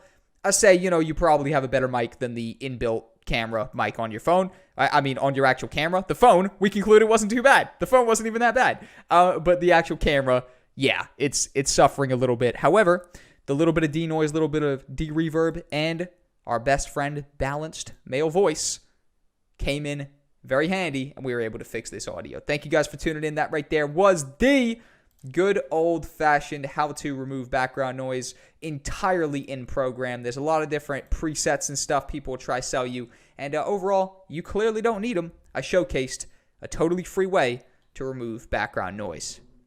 Keep cracking with the audio production. More coming up next, guys.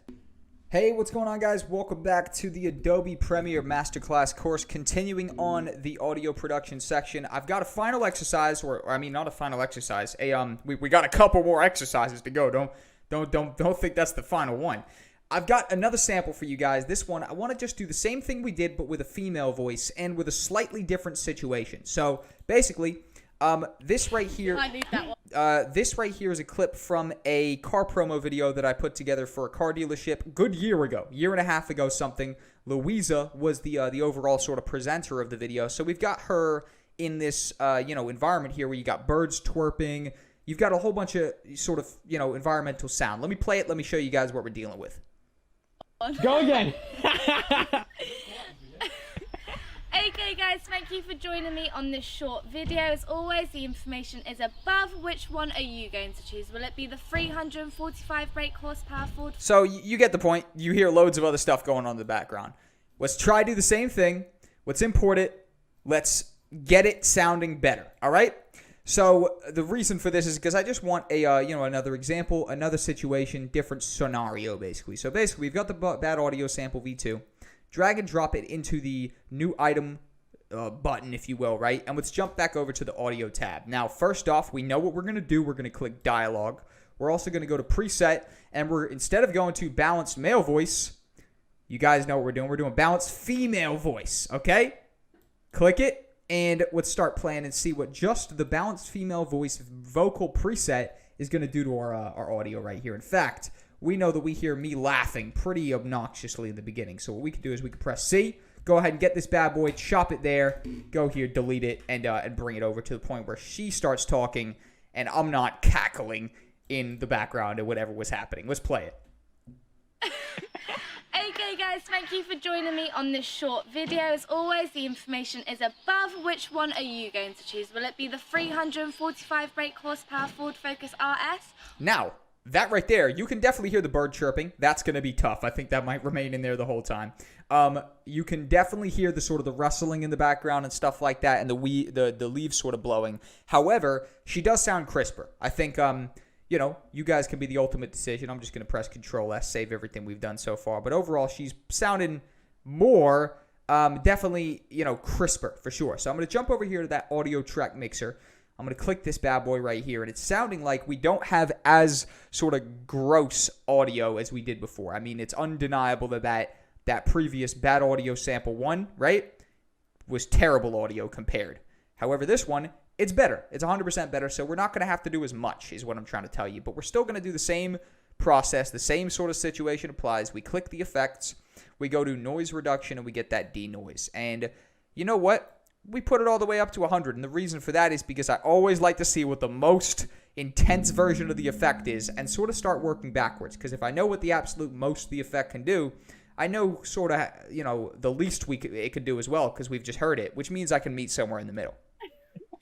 Okay guys, thank you for joining me on this short video. So that's, it sounded real muffled, real condensed. We could hear that bird going on. Let's maybe bring her over to... Maybe bring her up to about 60%. All right, we're gonna go in about 60%. Maybe go in around 60. All right. Always, the information is above. Which one are you going to choose? Will it be the 345 brake horsepower Ford Focus RS or the 306 brake horsepower BMW X6 with £5,000 in cash? Now, first off, I forgot how good the deal was. I mean, this was a prize to give away cars, right? But overall, she is entirely, we're zoned in on her voice right there. That is honestly such a massive comparison. I'm just going to turn it off and play it for 3 seconds. Okay guys, thank you for joining me on this short video. As always, the information... As you see, it's like there's all sorts of other stuff intertwined in what she's saying. You hear that bird sort of caulking in the background, squawking away, and you hear the leaves rustling and the wind blowing. However, we turn that just to the 60%, and we turn the denoise up 60%, and we give it a play, and it zones in and isolates that vocal track perfectly. Okay guys, thank you for joining me on this short video. As always, the information is above. Which one are you going to choose? Will it be Now, you can slightly hear it faintly in the background, and of course that bird is a little bit too loud to fully remove. However, it's honestly massively better, and we could even mess around with a little bit of de-reverb as well, and maybe 40%, something like that might be good. Let's play. Okay, guys, thank you for joining me on this Maybe we put it all the way up just to see what it's like. short video. As always, the information is above. Which one And are then you work going to back a choose? little Will it be bit. the 345 Maybe brake 50%. horsepower Ford Focus RS? Amazing. Press Control S. Come back to the beginning, and we could just smoothly play that through one time together. Okay, guys, thank you for joining me on this short video. As always, the information is above. Which one are you going to choose? Will it be the 345 brake horsepower Ford Focus RS? It almost doesn't even seem real based on the fact that just our, mind is going to tell us that surely some other audio should be involved, but it's not. Or the 306 brake horsepower BMW X6 with £5,000 in cash? That Isolates that audio layer perfectly, and that right there is the power of literally a couple different presets. You got one preset, the balanced female voice, right? I wanted to explore, another clip basically, same scenario, another clip, different situation. As you see, this is outside, right? So, there's just more going on, right? So there's more elements at play. We threw the denoise on there, and we threw that up to about 60%. We threw the de-reverb on there. We put that up to about 51%. And just like that, guys, we have completely, isolated that audio track. And, although we can't 100% fix it, and I'm gonna fully isolate this down, right?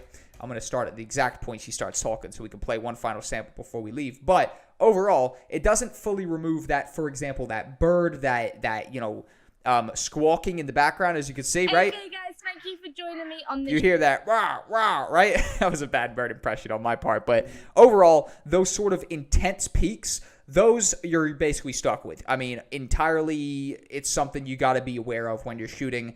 Ideally, you don't have any extreme peaks or any stuff that, if she's talking at the same time that bird, squawked, if you will, it's going to be very tough for us to chop that out without taking out a piece of what she says as well. So at that point, you basically have to muffle it and zone in on their voice. However, overall, when you're shooting, you do want the cleanest audio track you can get because it's going to save you time. What we've done is in the past couple episodes so far, we've spent the whole audio production section looking at audio that, basically isn't good audio and that we've needed to improve it. And the reason for that is because, that's the audio that you do need to improve. The audio that's good, when I'm editing a normal YouTube video, I just throw my stuff in there. Boom. I don't even necessarily click it and even put a balanced male voice on there. I literally just throw it in. You know what I mean? Or maybe I'll put a premium vocal preset on there or something. But overall, I'm usually just throwing it in based on the fact that, I've tried to prioritize shooting it in a, environment that's not going to be echoey. I've also prioritized, shutting the windows so we don't have any crazy background noise. And, not shot in a car park where you've got birds sat above, roasting, having a nice sunbathe or whatever. But overall, let's play this one more time, guys, so you can see the absolute zoned in that we've done. And then we're going to jump into how to actually remove that echo in echoey rooms, because that is the next best sort of common situation that people are needing to deal with. Let's play this. Let's come back. Okay, guys, thank you for joining me on this short video. As always, the information is above. Which one are you going to choose? Will it be the 345 brake horsepower Ford Focus RS or the 306 brake horsepower BMW X6 with £5,000 in cash? Perfect. Absolutely amazing. That right there is how to remove background noise from a female voice and remove background noise from a male voice inside and outside. Completely tackled, completely covered. We got plenty to get to next. See you guys in the next episode. What's going on, everybody? My name is Jack. Welcome back to the Adobe Premiere Pro Masterclass course. We are continuing the audio production section. We just did 2 bad audio samples back to back. We did me, sat right here, crazy echoiness. We managed to channel it in pretty nicely. We did this one right here where we explored a female voice at the same time with the same method and a different environment based on the fact that we're dealing with outside and, you got birds chirping. You got a whole bunch of different stuff that might not be so controllable, right? And today, well, I mean, in this episode right here, we've got another clip. This is me standing up in my apartment. However, what I'm doing is I put the camera way across the room to simulate some echo based on the fact that my voice is going to have to travel across the room. It's going to have to bounce off the walls, right? I'm not using a microphone. I'm using the in-camera mic. So it's more or less the bad audio sample, but increased. So let's call this bad audio sample. All right? Bad audio sample, triple bad boy for life. Let's go ahead and drag and drop that over here. And you know what we're doing is we're being a little bit hypocritical is we're not being very organized. So I want to go ahead and highlight everything that I'm sort of thinking is coming into this this audio section. Let's go ahead and drag that into the folder. And let's call that audio prod. Audio prod standing for audio production. Just like that, we are nice and sorted. And then we got to go find our clip again. Bad audio sample. Let's drag and drop it into the good old-fashioned new sequence area. And let's go ahead and also chop it down. We could see by the waveforms right there, right, that clearly the audio doesn't start till there, which means the talking's not going to start till there, which means we may as well press C, get our little tool up, go ahead and chop that one down, click the space, delete it so that it ripple deletes over, and just like that, we press Control S. We save what we've done. Also, I can see right here at the end that I clearly walk away. So why not? Let's just go ahead and just chop that down, make sure everything's nice. Now we've narrowed it down to about 40 seconds, right? Awesome. Let's play this through. Let's see what it's sounding like. Let's see what actually we're going to have to do to it. And we basically got to hear it first to figure out what we got to do. Let's go. What's up, people? My name is Jack, and welcome back to the Adobe Premiere Pro Masterclass course. We are doing an echo test. Big room. At the end of the day, I'm talking quite far away from the microphone, so it's going to create some echo because the the vocals, right, coming out of my mouth, they have to travel a good meter or something like that at the very least, and they can bounce off all the walls.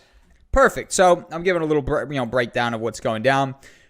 I feel as though we know what to do. Okay, we've more or less explored it. Let's go over to audio. Let's go first off, define what type this is. We know that it's dialogue, and we know that adding the balanced male voice isn't going to hurt. All right, so we throw the balanced male voice on, and what I want you to do is I want you to look at this waveform right here. I'm going to press Control Z to undo it. You see it gets bigger. We press Control Shift Z to undo, or to redo, rather. One's undo, one's redo, and it shrinks it down. So what it's done is it's balanced it out 100%. We could see that simply by the way the waveform looks. It looks more peaceful in the balanced clip, right? It does. It just naturally does.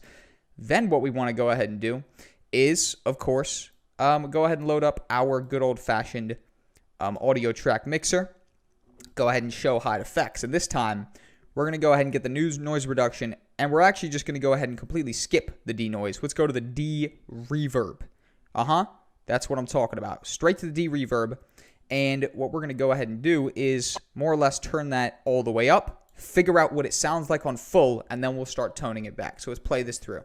What's up, people? My name is Jack, and welcome back to the Adobe Premiere Pro Masterclass course. We are doing an echo test. Big room. At the end of the day, I'm talking quite far away from the microphone, so it's going to create some echo because So you see what I've done? What I've tried to do is I've just tried to basically get this, turn it down. And then I'm also thinking, you know what? We could actually go ahead and do this in a slightly different way. I'm going to go ahead and press none and just backtrack on what I did a little bit. And I'm actually going to go over to editing. I'm actually going to go down to effects. And I'm actually just going to get the de-reverb. So I'm going to type in de-reverb to effects. And I'm actually going to drag and drop that onto the clip directly. And the slight change that that's going to do, right, is going to be, it's going to pop up with a de-reverb down here. And we're going to be able to press edit. And we're actually going to have a slider right here, which is more or less the exact same thing. However, it gives a couple of different options that could be worth messing with. It might do nothing, right? It might make it worse. However, on the off chance it's actually going to make it better, let's mess with them. So let's play this through. What's up, people? My name is Jack. Welcome back Again, the slider works the exact same way. to the Adobe Premiere Pro Masterclass course. We are doing an echo test. So let's pop it on 75 rather, and let's go ahead and put focus on lower frequencies, and then play it again. What's up, people? My name is Jack. Welcome back to the Adobe Premiere Pro Masterclass course. We are Go ahead and focus on mid frequencies. What's up, people? My name is Jack. Welcome back to the Adobe Premiere Pro Masterclass course. We are doing an echo test. And just like that, it's really up to you which one you think is good. Overall, My name's Jack. Welcome back to the Usually focus on all frequencies is the one you're going Adobe for. But on the off chance, on the off chance something's going to work out, usually I'm messing with stuff. In this game, I'll tell you guys, when in doubt, mess with stuff your way out. I don't know if that was the most 10 out of 10 line in the world, but my point is there. When in doubt, literally just mess with stuff. It's a golden rule for me. It's definitely not the most, professional of tactics, but in editing, a lot of this stuff is trial and error. And trial and error, you basically don't know what you can do until you basically mess around with some stuff until you do something. But don't mess with those. Let's go ahead and just put that on about 80% and play this through and see that we've definitely isolated the voice from the echo. What's up, people? My name's Jack. Welcome back to the Adobe Premiere Pro Masterclass course. We are doing an echo test. Big room. At the end of the day, I'm talking quite far away from the microphone, so it's going to create some echo because the vocals, right, coming out of my mouth, they have to travel a good meter or something like that at the very least, and they can bounce off all the walls and overall creates echo. So, and just like that right there has reduced the echo massively. What we can actually go ahead and do is turn off the effect just to fully hear what's basically happened, and we should be able to hear a bunch more echo. What's up, people? My name's Jack. Welcome back to the Adobe Premiere Pro Masterclass course. We are doing an echo test. Massive. Big room. At the end of the day, I'm talking. Perfect. Let's go ahead and turn it on, replay it, so you got it fresh in your brain. What's up, people? My name's Jack. Welcome back to the Adobe Premiere Pro Masterclass course. We are doing an echo test. So you see how the audio just dies out there like it's supposed to? It doesn't necessarily have a life of its own. It doesn't go on. We messed around with it a little bit. Overall, general rule of thumb, you could pretty much tweak stuff down to the point that you find something that actually works out. And that's pretty much it. That's my advice to you guys. Literally, there's no set way to do this stuff. Don't get worked up thinking, you don't know the exact way to do it. Have some fun with this stuff. It's editing. It's meant to be fun. Have some fun with it. Mess with stuff. You'll find a fix to your problem, or you'll find a nice way to do something most of the time by literally just trial and error. And that is the name of the game. So thank you guys for tuning in for this particular part. Bad audio sample. Done. Dusted. Reduced the echo of. Press Control S to save the project, and let's come back with some more audio production tricks in Premiere Pro. Hey, what's going on, guys? My name is Jack. Welcome back to the Adobe Premiere Pro Masterclass course. Continuing on the audio production section, let's check out some transitions. Now, down here, they got a whole section. Honestly, it feels like it might not even need a full section because there's only one subcategory in the full section. But despite the fact that they don't have much in there, there is still an audio transition section. And they got the one little subcategory called the crossfade. Now what I want to do is I want to get two of our bad audio samples. This bad boy, go ahead and chop it right there, right? And then I want to go ahead and get this one, press Control C, copy paste it. Go ahead, get to the end, press Control V, paste it in. And basically, I want to go ahead and blend them together. Now, clearly it's looking like that one's 1080p and this one's 4K, so there's a little bit of a disconnect. Let's go ahead and right click or go up to sequence settings. Right, and just drop that down to 1920 by 1080. A little bit of practice. Then let's click our clip, go to set to frame size. That one's now 1080. That one was 1080 already, so they are the exact same. Awesome. So first off, let's listen to how this ends one clip, transitions into the next. Premiere Pro Masterclass course.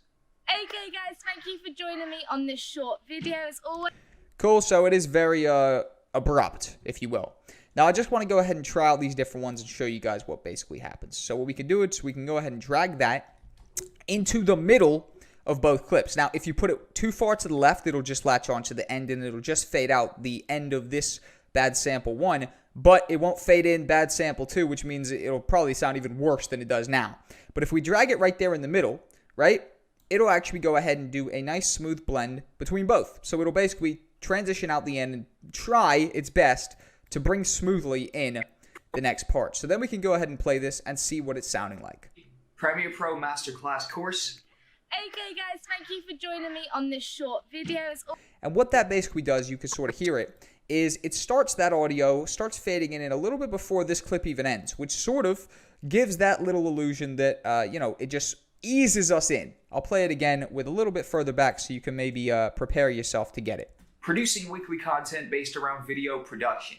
Welcome to the Adobe Premiere Pro Masterclass course. Okay guys, thank you for joining me on this short video. As always, Perfect. So it is very smooth right there. It's nice and, you know, it's not abrupt, basically. Let's go ahead and delete it. Let's try the constant power. Again, we literally just drag it into the middle, and then we go and replay it. Welcome to the Adobe Premiere Pro Masterclass course. okay guys, thank you for joining me. And it's not really too crazy that you notice much of a difference, but overall, the exponential fade, the constant power, and the constant gain have a slightly different way of handling this. I just want to throw them all on and see if we can really notice a significant difference between them. Welcome to the Adobe Premiere Pro Masterclass course. Okay guys, thank you. That one was the most noticeable difference, where it actually doesn't seem like it kind of started until the clip started. Whereas these other ones, right, the constant power, constant gain, is looking like that sort of is a more desirable effect, for me at least, based on the fact that it starts bringing it in a little bit quicker and it's a little bit smoother. But overall, that right there is literally just the absolute defaults, right? You do have manual audio transitions. Manual audio transitions, the advanced ones that you really want to be taking advantage of are incorporating third-party sound effects and actually, you know, doing some sound design. However, very, very basic strategy for transitioning one out, transitioning the next in, might easily be the good old-fashioned, what I'm going to do here is literally just bring audio 1 up, bring audio 1 down, zoom in, and actually just go ahead and bring this over a little bit. So you see this little end bit here, where this audio hasn't finished yet. What I want to do is I want to come here and I literally just want to go ahead and actually fade this one in, which means I want to actually go here, make a keyframe on 0 dBs, which means it's full volume right there, go to the beginning of it, turn it down, which means it's going to go ahead and fade in and prepare to start. And just like that, it'll finish. Premiere Pro Masterclass course. Okay guys, thank you for joining me on this short video. And basically that one there doesn't start right away, but actually goes and fades in to the point that it actually hits. And what you could even do is bring it over a little bit and actually just bring these over so that it actually fades in. Okay. And then sort of she starts talking pretty much right away. We can go back and have a look at that. Welcome to the Adobe Premiere Pro Masterclass course. Okay guys, thank you for joining me on this short video. As always, And just like that, that is a nice smooth transition. So that right there is the absolute manual one, using some keyframes, fading one in, fading one out. Works perfect with 2 audio tracks, right? 2 music layers, for example, where you want to fade one song out, the next song in. Also, honestly, transitions are best performed when they have an audio element as well, being the fact that you've got some sound design going down. But let's leave these right here, leave them do that thing, press Control S, save this section, and we're going to come back with some more advanced transitions perfectly executed with a little bit of sound design. Hey, what's going on, everybody? My name is Jack. Welcome back to the Adobe Premiere Masterclass course. We are continuing the audio production section, getting to the interesting stuff. I got a couple sound effects for you guys to download, all right? These are 3 different sound effects, basically, or realistically 2 different sound effects. I'm pretty sure I had another one. There we go. Okay, so there is 4. One of them's trying to escape. This is clearly a big deal right now. We're going to have to control our sound effects. And more or less what I want to do is I want to go ahead and just delete the audio bad of the girl right there. And what I want to go ahead and do is I want to make this better. I want this to build intrigue to the point that we want to watch more by the time that this ends. We know this is a trash piece of audio, right? I mean, we were able to fix it. We were able to make it better. But I want this to build up to the point that we've created so much suspense through sound design that it's actually interesting. It's captivated our attention. Huge, right? Pretty big. If we could do that to a clip like this, imagine what we could do with a clip that's actually interesting, right? The possibilities are endless. Let's go ahead and download these sound effects. Go ahead and drag and drop them into Audio Prod. Amazing. Import them. You guys already have this clip, the bad audio sample, so I'm not going to stress about that. Awesome. We got these different clips, and basically, one of them is a song. I'll play it, right? Oh, whoa. Big, intense song, right? This is going to be building up to the drop. Then we've got some sound design, 3 different sound effects, which I'm going to compile on the drop to create suspense that will make us want to keep watching. So first off, let's actually go ahead and get this song in there. The song alone is pretty pumped up, right? Let's go ahead and chop it at the very start of it, and also keep playing it until we can find the drop. Welcome to the Adobe Premiere Pro Masterclass. So it's looking like it might actually line up perfectly. Masterclass. That's the drop. Boom. So we want that to be, I'm going to go ahead and press C, chop it to be right there at the end, which is perfect. It gives us a little bit of time to build up, basically. So essentially what I want to do first is I want to get this track and I want to go ahead and make a keyframe and drag it to the end, which means at the very end, it's going to be 0. It's going to be at pretty much built up to the absolute maximum position. In fact, I might even honestly do -5, so you could still hear me a little bit. Then here at the beginning, I want to go ahead and have it on absolutely 0. So you can't hear a thing. Can't hear a thing. Let's go ahead and play this through. Let's see what it looks like. Let's see what it sounds like to start off with. Hey, what's up guys? My name is Jack. I'm a freelance video editor, videographer, and YouTuber producing weekly content based around video production. Welcome to the Adobe. It's happening too quick, we realize. So I think even by here, it should be maybe still -40. Premiere Pro Masterclass course. Masterclass course. We also want to pull that over a little bit, make sure there's no dead time, chop that end bit off, and now we should have a pretty nice build up. Hey, what's up guys? My name is Jack. I'm a freelance video editor, videographer, and YouTuber producing weekly content based around video production. Welcome to the Adobe Premiere Pro Masterclass course. As soon as I say welcome, it should be at max capacity. So it should be building up. It should say welcome, max capacity. So it's a little bit of tweaking around with the obviously the keyframes, right? Getting everything level-wise sounded right, sounded pretty epic, sounded like the right build-up. Hey, what's up guys? My name is Jack. I'm a freelance video editor, videographer, and YouTuber producing weekly content based around video production. Welcome to the... I actually think, you know what? By around there, it should probably be like 40. By like there, it should still be like -20. By like there, and then it builds up nice and quick. So you know, it's just a little bit of balancing. Let's play it again. Hey, what's up guys? My name is Jack. I'm a freelance video editor, videographer, and YouTuber. So we can hear it. Weekly content based around video. It's building up. Welcome to the Adobe Premiere Pro Masterclass course. Boom. That right there is building up to the drop. Right, the drop is about to kick in. Premiere Pro Masterclass course. That's the drop right there. Boom. That's the drop. Boom. Amazing. So we're actually about to kill it on the drop. Now, the reason for that is because our sound effects are going to completely take this out of the game. And first off, I want to go ahead and load this one up, which is a reverse. Play it. That sounds like it's building up to something. Let's drag that in. And essentially what this is now creating the illusion in the background of is that we are building up somewhere. It's actually building us up somewhere overall. Just subconsciously, we're thinking something's about to smash in. It's about to sort of get crazy. It's about to kick off. All right? Just subconsciously, we're thinking that. And I want to go back here. I want to play it so I can really hear this come into effect. Production. Welcome to the Adobe Premiere Pro Masterclass course. Boom. You feel that? It's coming. And then basically, what I want to go ahead and do is actually get this gunshot. What that is a gunshot, which we can have right on the beat. Now, what I want to go ahead and do is I want to chop this down so that it starts perfectly right there.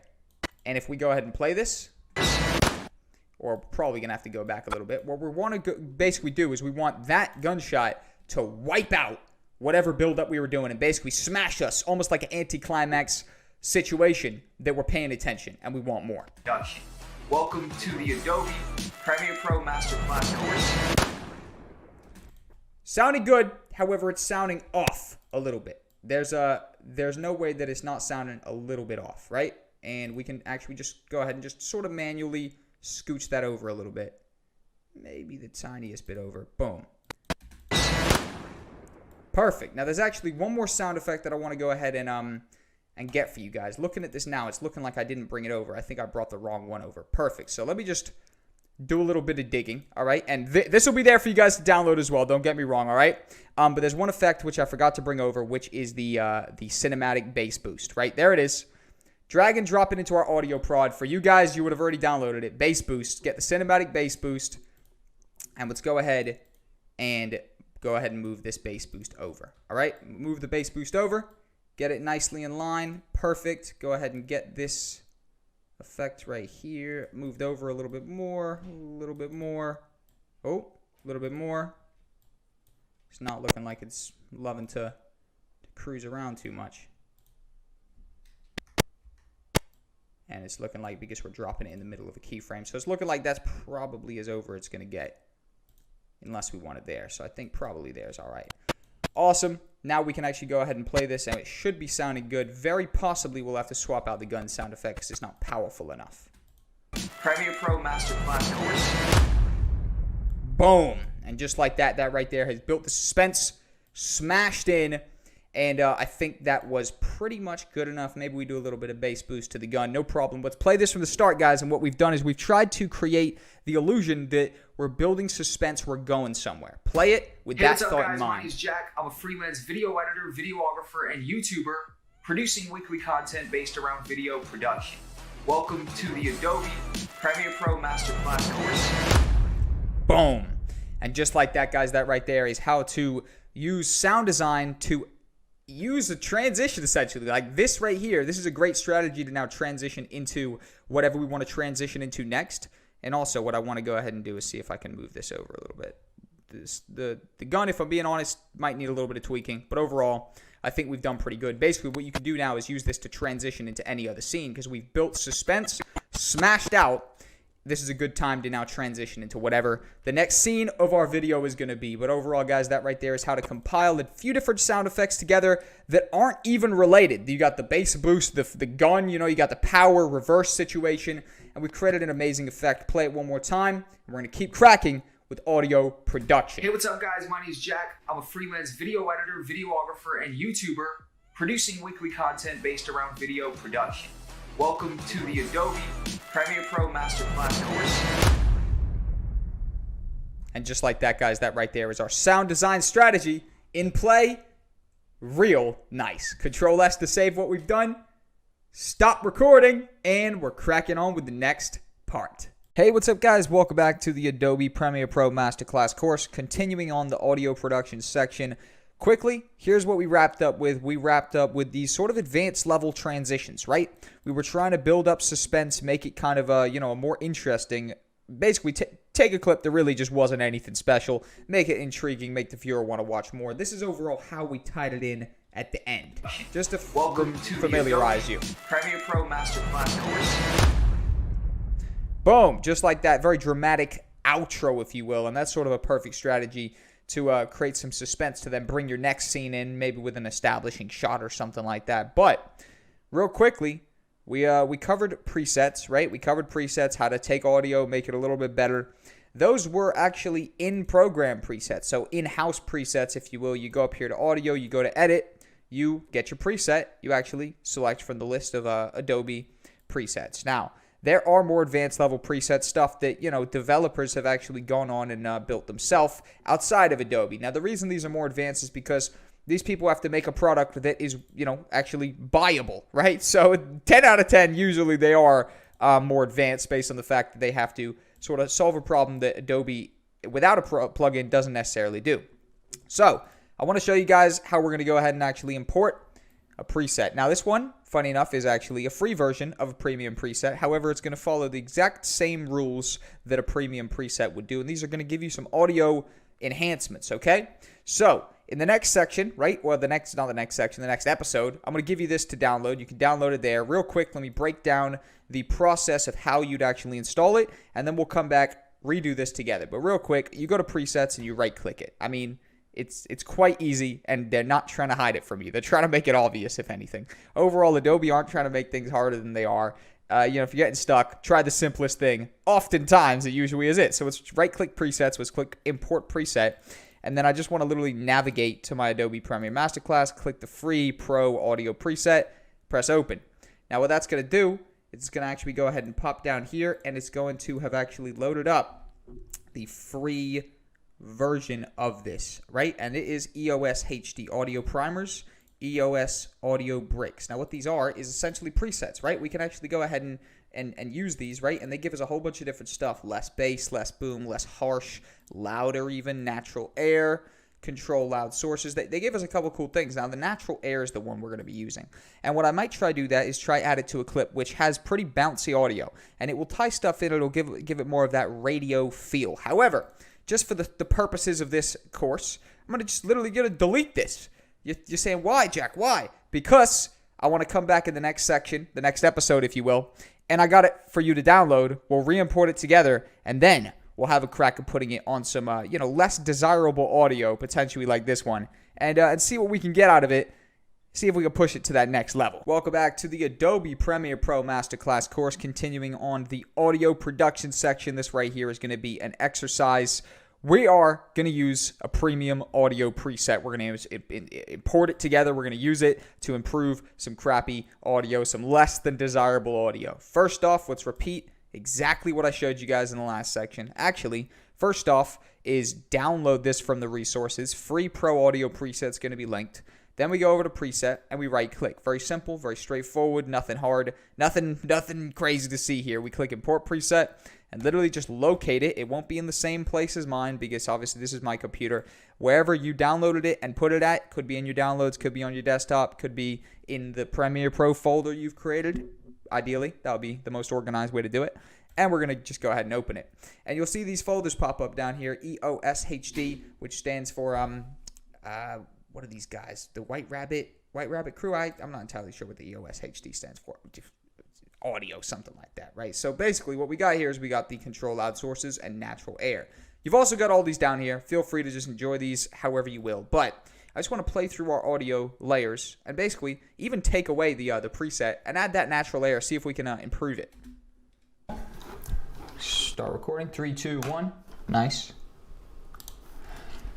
What's going on, guys? My name is Jack. Welcome back to another video here. So we've got bounciness, pretty bouncy. There's no effects on this one. Literally just drag natural air onto it and start playing it. Nice. What's going on, guys? My name is Jack. Welcome back to another video here. So it's definitely enhanced it more. Let's press Control Z to undo that and replay it and see if we can hear a difference. Nice.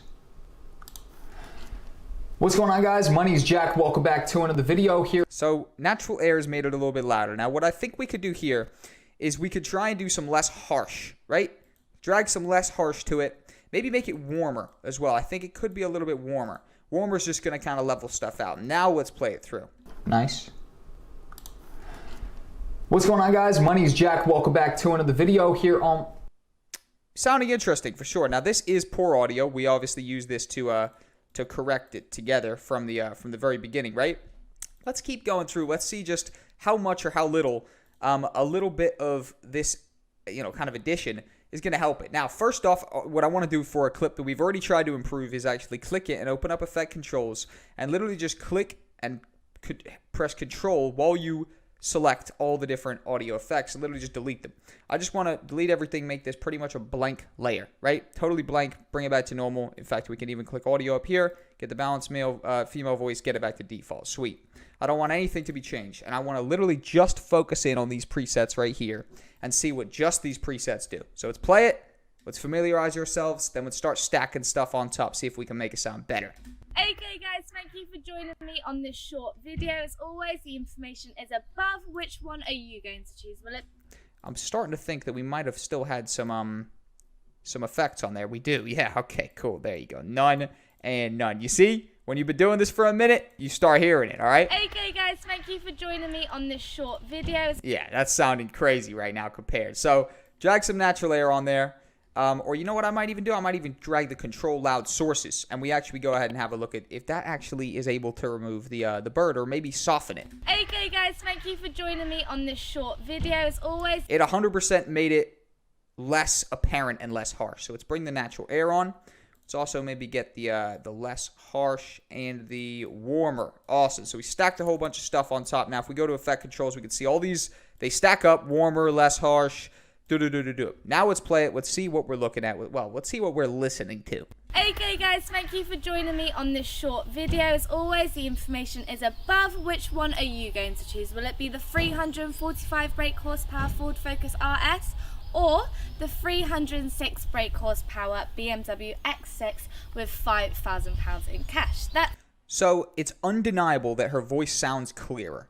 Also, what we're dealing with here is because we're dealing with a microphone on the camera, not a clip-on microphone on her shirt, for example, we're dealing with the fact that we cannot perfectly zone in on her voice when we're just using these enhancers here. It looks like we will actually have to jump back and start using some of these effects, right? These noise reduction, deverb, denoise to actually zone in on just her voice. So it looks like it's a combination for a clip like this based on the audio setup. So when you guys are recording audio, if you want just your, whatever you're trying to focus in on, ideally get the microphone as close in or, embedded into your actual subject as you can. For example, in retrospect, I think I just turned up with a shotgun mic, which is just, clips onto the top of the camera. So it picks up all the audio around as well. Where a clip-on mic would have been perfect here. It might have just gotten her voice. So what we might do here is we might actually get the denoise, and we might go ahead and turn that up a little bit. And we also might go ahead and get that good old-fashioned de-reverb and go ahead and turn that up a little bit as well. So we kind of zone in on her voice at the same time as making it clearer. Let's play. Okay guys, thank you for joining me on this short video. As always, the information is above. Which one are you going to choose? Will it be the 345 brake? See how I just adjusted that a little bit. Came in, I wasn't afraid. I said, you know what? Looks like I did it too much. I pulled it back a little bit, and then we keep playing. Brake horsepower Ford Focus RS, or the 306 brake horsepower BMW X6 with £5,000 in cash. That's it from me. Good luck, guys. All right, perfect. Boom. And then that's exactly what I was hearing. You hear me say at the end? All right, perfect. Wonderful. I actually think that was really nice. It looks like a combination. So overall, how do you actually go ahead and bring in premium audio presets? Super simple. The importing is literally a right-click import preset situation, right? Definitely not something that's tough, something that I assume you sort of figured out right away. And it is applicable to all other presets. So it doesn't matter if you're bringing in audio, don't matter if you're bringing in transitions, whatever the case may be. And believe me, I got more for you guys to download later in the course.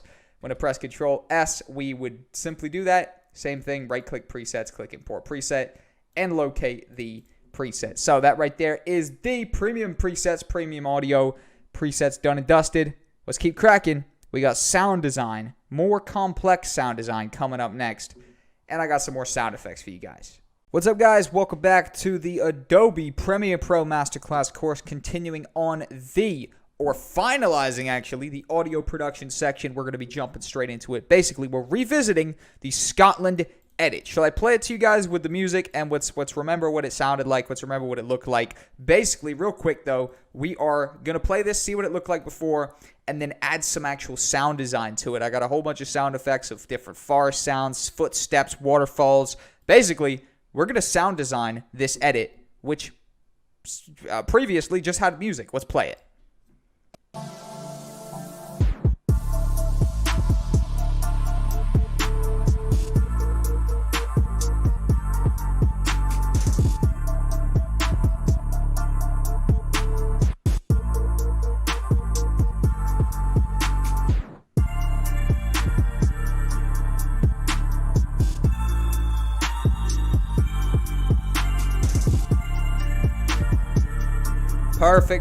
Perfect. So we're dealing with right now a perfectly nicely synced together piece right here that is basically the foundation for us to add some sound effects and take it to that next level. Go ahead and download these sound effects in the exercise this is the exercise in the resources. My bad. Here we go. Let's jump into it. All right. So first off, what I want to do is I want to actually go ahead and identify the forest sound effects. So you know what? Let's go ahead and do. Let's actually jump over here. Let's go to our audio prod folder. Click the drop down menu. Make another folder in here called sound design. All right. Sound design, wonderful, boom, boom, boom. Now I'm going to go here, I'm going to highlight everything, and I'm going to drag and drop it over here to sound design. Amazing, it'll all import, boom, perfect. So, Forest 1, let's load it up, or Forest 4. Let's play it, see what it sounded like. Sounded interesting. It sounded a little bit too deep in the forest. What's this one sound like? All right, that's starting to sound a little bit better. So, what I'm going to do is I'm going to drag and drop that here. Nah, I think I might chop it down a bit, all right? And let's play it. Let's see what it sounds like. So I think that's what I want to do. I want to bring that over here. Boom. Pretty much leave it extended a little bit. Chop it there. Load up the large waterfall.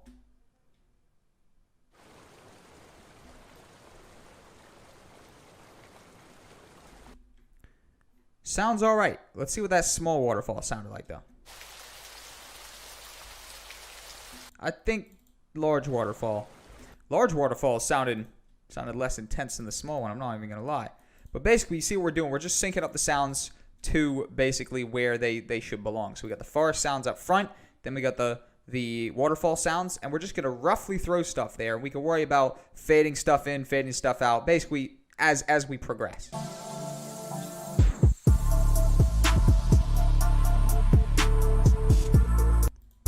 Perfect, perfect, perfect. So what I'm going to do is just let that go a little bit over here. Get the footsteps. Perfect. Now, they say sand footsteps, but it sounded good, I think.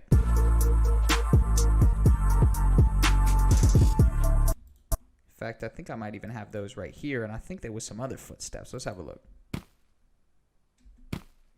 Yeah, that's looking pretty good based on the fact that we can kind of sync that out. So what I'm going to do is I'm going to drag that here.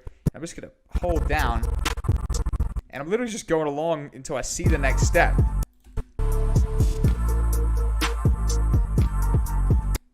And I'm literally just scrolling over and just putting it down. There you go. Maybe right around there. You see, I pretty much just roughly put stuff sort of in the place that they should be. And you'll see at the end, I basically go through, I play everything. I tone stuff up, tone stuff down, switch stuff around position-wise. But basically, we go for just a rough draft. Throw stuff where they should be, you know, sort of logically.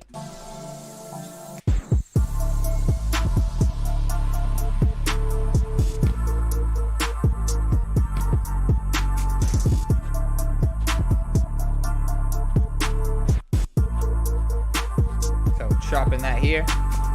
Perfect. Now we're going to get that small waterfall. Perfect. Bring that here. And what I'm going to do at the end actually is fade stuff in.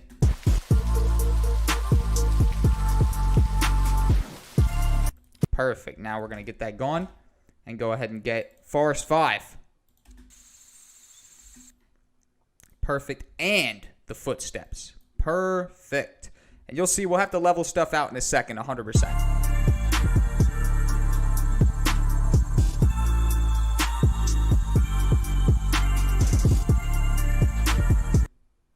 And you'll see here they start moving a little bit faster. So you know what I might do? I might even turn that up.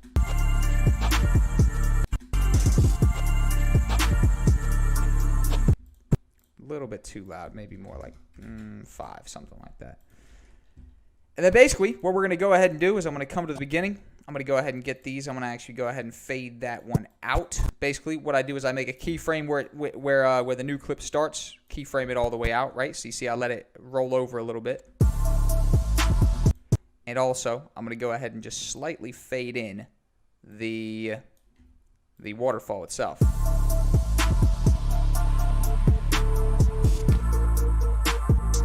Looking like these sound effects aren't really tying in very nicely. I'm not going to lie. I might just bring that over here and make it a little bit louder.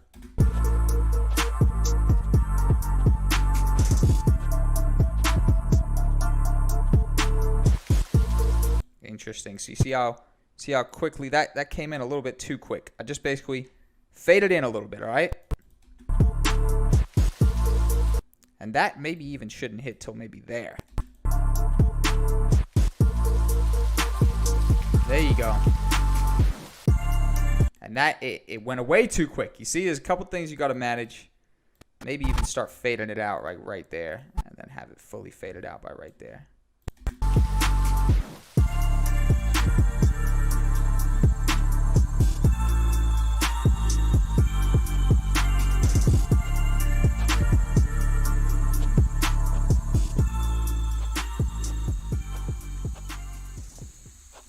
Perfect. There you go, there you go, there you go.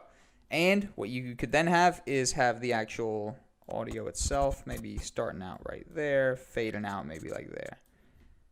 Perfect. So you have the actual sounds of the jungle, if you will, go on for a little bit longer. That's the way I see it. That's the way I see it.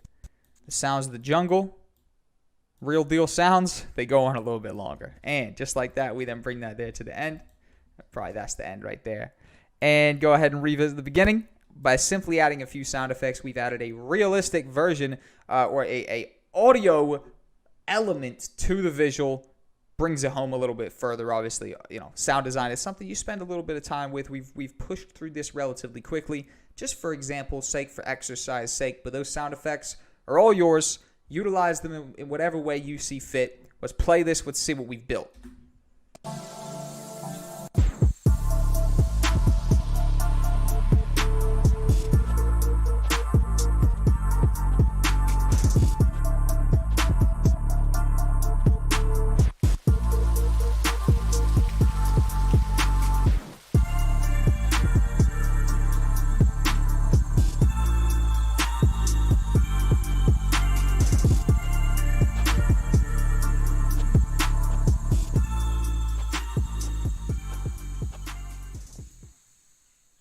Perfect. Just like that. Done and dusted. There's one thing that I don't think was phenomenal, which I think these footsteps here aren't really. Maybe those ones there, but these ones definitely are a little bit out. But overall, that right there is our quick sound design together. Done and dusted. The Adobe Premiere Pro Masterclass course audio production section done and dusted. We've finalized all the basic stuff, the semi-basic stuff, the a little bit not basic, but still kind of basic stuff. Now, it's time for the advanced stuff. And, I mean, we're jumping straight in. I'll see you guys in the next section coming up next. Hey, what's up, people? My name's Jack. Welcome back to the Adobe Premiere Pro Masterclass course, continuing, or actually, my bad, entering the effects, advanced effects section. Now, I want to kick this off by giving a full breakdown, emphasis on the word full, of the effects tab down here. First off, let me just give a little bit of insight into the different ways you can access the effects tab. Now, when I'm just working on one sequence, right? One sequence right here. Now, we've got loads of them, but say we just got one open, and I want to add some effects. Usually, the way this plays out, right, is I have my actual project open right here. Boom, boom, boom. I'm dragging, dropping stuff in. I'm managing my media down here, and then I'll literally just hit this arrow here, which pops up the other windows over here, or click over and get the sort of the MIDI condensed effects tab right here.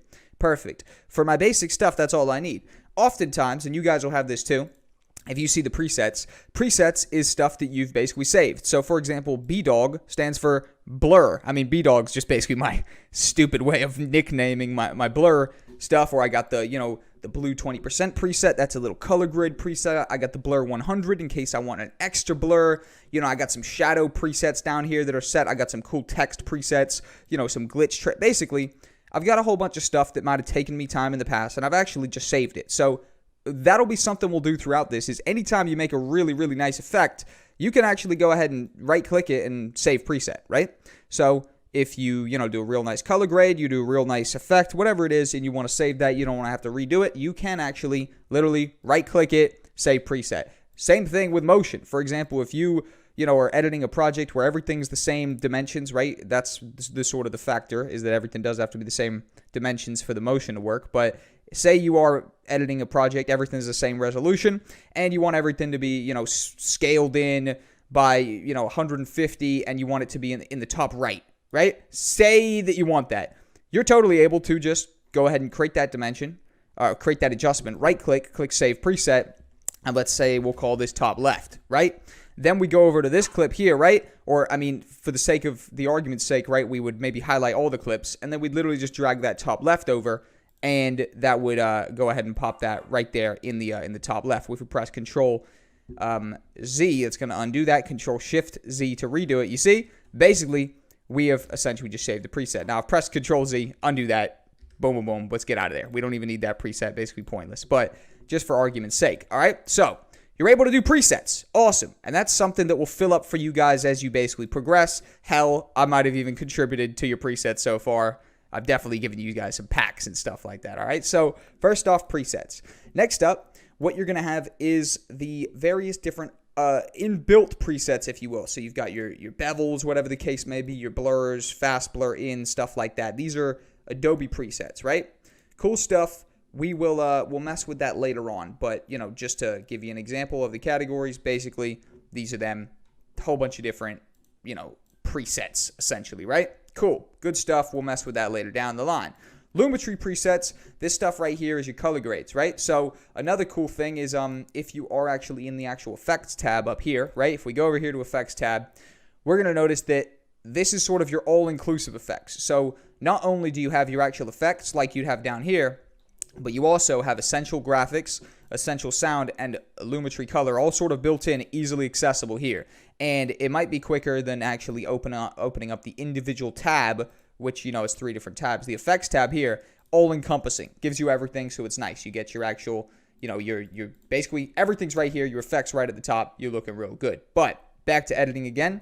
Usually, most of my time is going to be spent in video effects. Video effects are the primary sort of place that I'm going to be using when I'm actually using effects. Now, oftentimes, funny enough, what I actually will do for the real advanced stuff, and that's what we're going to get to at the end of this, is I open a dynamic link. Now, dynamic link is when we connect Adobe After Effects to Premiere Pro, and we can actually take our sequence over there, do a couple advanced stuff, and then jump back over here, and essentially, oh, I'm just going to get that back to normal. Essentially, whatever we did in After Effects will apply to Premiere Pro. Now, that's advanced.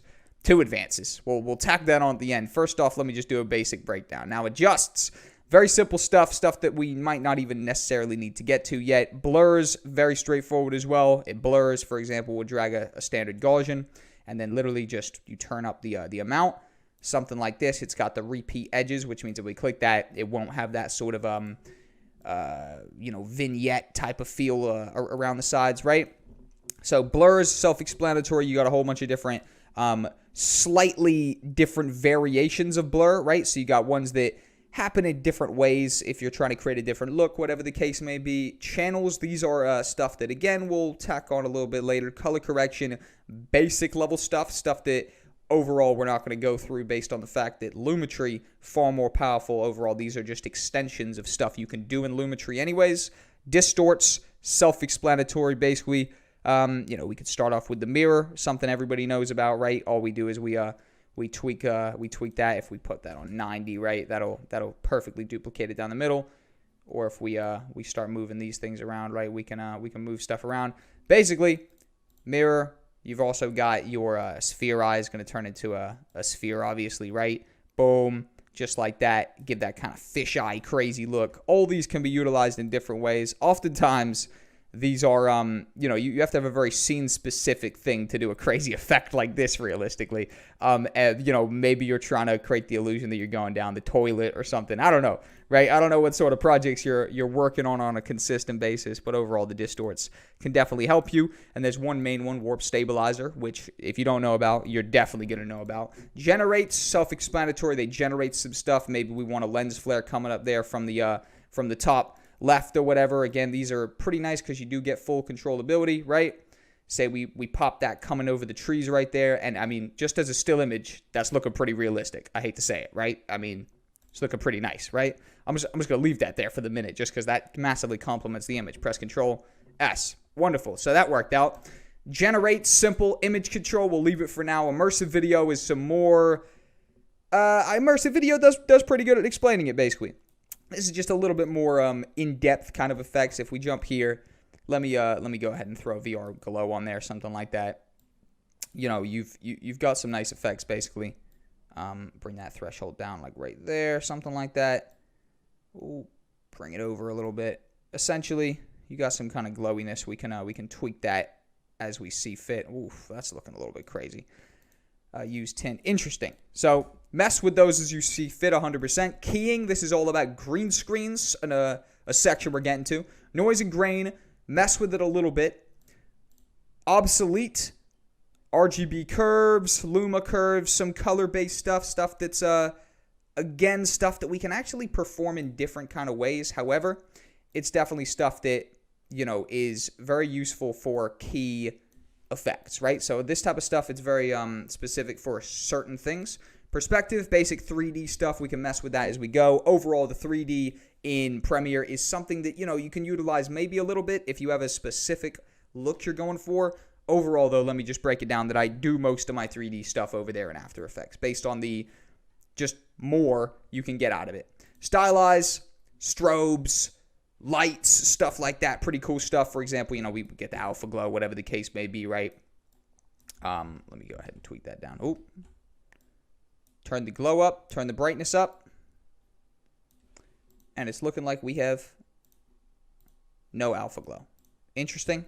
Messing with stuff, dragging stuff on, seeing what's working, see what's not. Overall, that's the main stuff.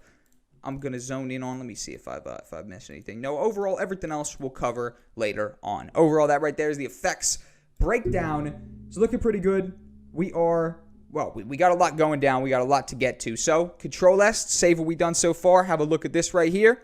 And let's come back later with some more effects controls. Hey, what's going on, everybody? My name is Jack. Welcome back to the Adobe Premiere Pro Masterclass course, continuing on the Advanced Effects section. This was looking too good to not be our exercise. Basically, what I want to do right now is I want to re-add this to the same clip together. Obviously, we both have this exact same sequence. We built it together. We did this in an exercise. Let's improve it with effects. So, we added this lens flare and we moved it up here and it's looking so good. Now I want to see what it looks like if we actually animate this in place. So I want to redo this together, delete the lens flare if you haven't already put it.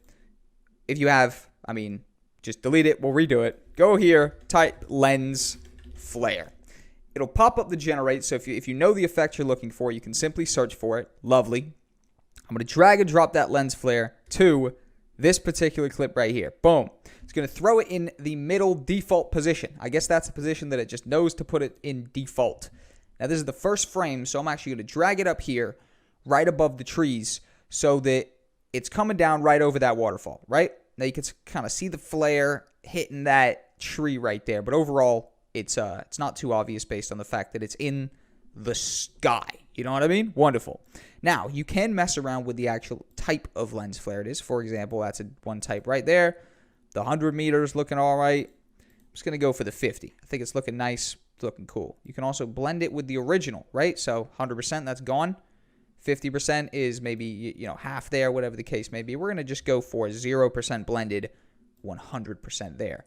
Now, by the looks of it, you can also tweak the brightness that's coming out of it, right? So maybe even you animate that. Maybe we started off at a 150, or you know what? It's looking like a fair bit. Maybe we started off at a 120, and we, as it progresses, it gets weaker, something like that. Now we're trying to animate it right there and make it get weaker. Wonderful, cool. So we got two things to animate: the position and the brightness, which means obviously we have to turn on keyframes. Keyframes are crucial because that is obviously how we're going to track the motion. Then what we could do is we can attempt to go all the way over to the end, which means we've assigned where it is at the first frame. Now we assign where it is at the last frame. Simply do a couple repositions, drag that up there into the sky again, and then go ahead and obviously put the lens brightness on 100. So it's actually come down a bit, and then we can simply drag those right there at the end.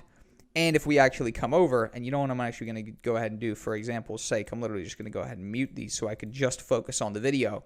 And when I play that, we now have a lens flare, which is coming down over the waterfall. And as you see, it's animated right there. So essentially, you have this real cool lens flare coming through. And it's still animatable, so it's still changeable. So we could change the type of lens flare it is. Maybe that's a better one, right? Maybe we play that.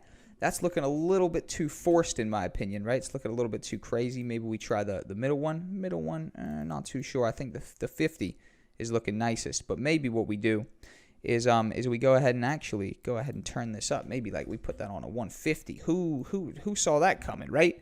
And then we go ahead and bring it down to maybe like a 110, something like that. Oh, Jesus, it popped it up to a 300. How did that happen? Who knows? Now we got a little bit more of an intense effect coming over, right? And it's looking real nice. Now, what we could also do is couple that with some light leaks, right, as we did earlier.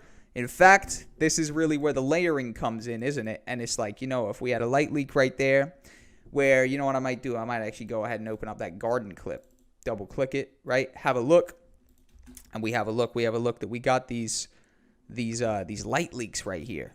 These layers right here that are basically, or what this was, my bad, was an effect, wasn't it? We could actually go ahead and copy paste that. See what happens. I press Control C. We go over here and we did this kind of effect where I'm literally just copy and pasting that effect. Oh, and it's looking like our snap timeline came off somehow. And I've copy and pasted that effect. If we play this now, right, it's looking pretty nice. And it's looking pretty nice, and that's just combining a couple different effects. So that one right there, even if I delete that, and we literally just have this open it up, and then boom, just like that, it's coming over, right? I think I was trying to find those light leaks. Where were those light leaks? Color folder, If I press, it's the overlays, wasn't it? I think it was the overlays. There you go. Okay, wonderful. So we got a couple light leaks here. Because there's light here, I literally just want to try and drag and drop one of these. I don't know if that's the right one. All right, you guys have these because I gave it to you to download. All right, and basically what I could do is I'm just trying to find one that's similar kind of color scheme to what's going on here. Now we could color grade it. Don't get me wrong. We could color correct it, change the color if we wanted to. That's looking kind of cool because it's light. Maybe something like that, potentially. Or something a little bit more all-encompassing, right? Not too shabby. Let's see what the final one is. Yeah, why not? We'll drag and drop that one. So you see, I'm just trying to find a little bit of detail. A little bit of detail. Something. Maybe like right there. And I'm just going to chop it to the point that I want it to change on. And go ahead and drag that over. And now, what we got is we got this effect of my bro walking down the path. Some light starts to hit, and then boom, it cuts over here. And you know what? I'm actually thinking that's a little bit too much, to be honest. So we're just going to leave it without the light leak. But you see what I mean? My process still remains the same. Mess with stuff. Maybe it doesn't look perfect the first time, but it definitely does the second time. And that is looking real epic right there over that waterfall. Boom. Real epic, right in your face. Honestly, we turn off the color grade. It's looking half. We turn on the color grade. It's looking crazy. So boom, just like that, guys, we have successfully animated a lens flare over the top of a waterfall, blended it in pretty nicely, done it nice and effectively, and also it's looking like, you know what would be realistic would be the fact that the blend with original would most likely, over the course of that movement, have gone away. So let's go ahead back here, and now you see I've actually made it so that all I did was I made another keyframe at the start, 0% blended, keyframe at the end, 55% blended, which means the lens flare now goes away, because I don't think the lens flare would last there 100% of the time. Right now I'm trying to make the most realistic replication of this effect, and just like that, we've just done it nicely. So Control S to save that, and we're going to come back with more advanced effects coming up next. Overall, I just want to play that one more time. Save the project one more time. Looking real nice. Very realistic, and it's all about the scene. If we'd have done that in, an indoor shot, it wouldn't have been realistic because there wouldn't have been an actual legitimate possibility for a lens flare to have even been created. But just like that, we've animated it. Let's crack on with the course. Hey, what's going on, everybody? My name's Jack. Welcome back to the Adobe Premiere Pro Masterclass course, continuing on the advanced effects section. This right here is going to be creating that cinematic look. Cinematic look, obviously extremely oversaturated look in the filmmaker, kind of space, if you will, especially the more amateur video production space, right? However, still a very nice look, and there's a reason it's so overused, is because obviously it's a very nice execution. Now, we are going to basically, in the next episode, give you guys something to download, but I want to quickly just demonstrate what we're going to be doing and how we are going to be doing it. But more or less, we're going to be kicking this off with an exercise. Now, we're going to be taking this Scotland sequence right here and pretty much just taking it to taking it in a different direction, if you will. Right now, it's more kind of lit up, more kind of summertime feely, more adventure in the woods, less like, mysterious sort of movie type situation. Definitely not very cinematic, right? And we know that color correction, color grading really tells the story. So if we turn that off, right, it gets even plainer, right? So it's something. But if we actually go ahead and actually open up our adjustment layer effects and literally just delete the Lumetri color, let's reset that adjustment layer to absolute 0. And what I want to do is I want to actually just go ahead and bring this in a little bit more of like a serious direction, more of like a cinematic type direction. And the way we're going to do that is a combination of two things: letterboxing technique, aka black bars, and contrast, and overall just color grading the image to be more intriguing, to be more mysterious. Basically, we're going to be jumping into that. Essentially, here's going to be the plan. We're going to load up our sample clip, one of them, right? I'll just use this one as our main reference image. We're going to turn the contrast all the way up. We're going to start turning those blacks down. We're going to bring that fade to film up a little bit. Basically, I want to start bringing this in a more cinematic direction. And already, you see that has a different type of look to it, different type of feel. If I turn that off, you see that's what it was before. Turn it on, that's what it is now. It's got this little kind of tinge to it. It's removing the sort of, I guess, the harshness of these sort of shadows right here. It's basically giving it this sort of, this nice cinematic feel to it already, and we've just sort of started to tweak a couple things. Now, when we start bringing the shadows down a little bit, and when maybe we bring the highlights down a little bit as well, instantly we're getting a pretty nice cinematic image. And just like that, we are sort of building this up as we go. And there's one little thing, which is the letterboxing, aka the black bars technique, which just that alone adds so much. And I'm literally just trying to play this as we go through and just see what it's looking like.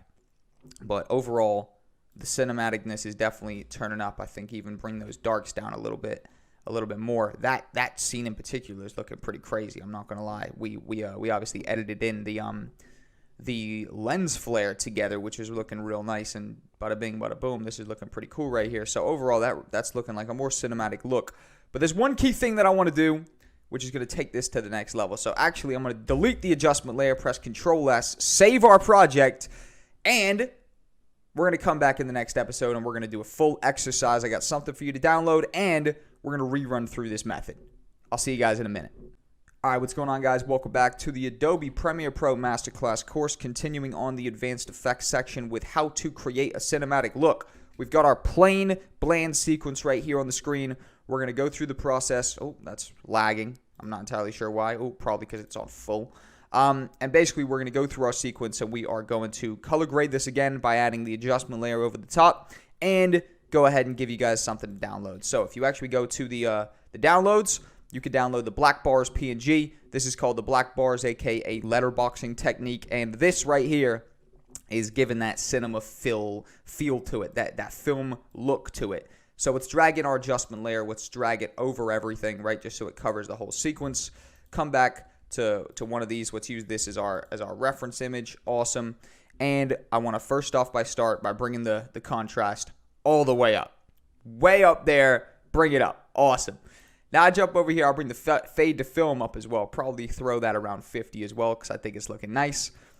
Bring the highlights down a little bit. I'm not entirely sure how much, but maybe around there. We want to give it more of this kind of plain image. Bring the shadows probably down a little bit as well, and the darks down as well. So we've got maybe only about halfway. So we got this real nice picture right here. We turn it off. We can see what it was before. Turn it on. Look at the darks, right? Pay attention to the shadows when I turn this on. Boom. Levels everything out, mellows everything out, gives it this sort of bland, sort of flat feel to it almost, which, I mean, sometimes isn't desirable.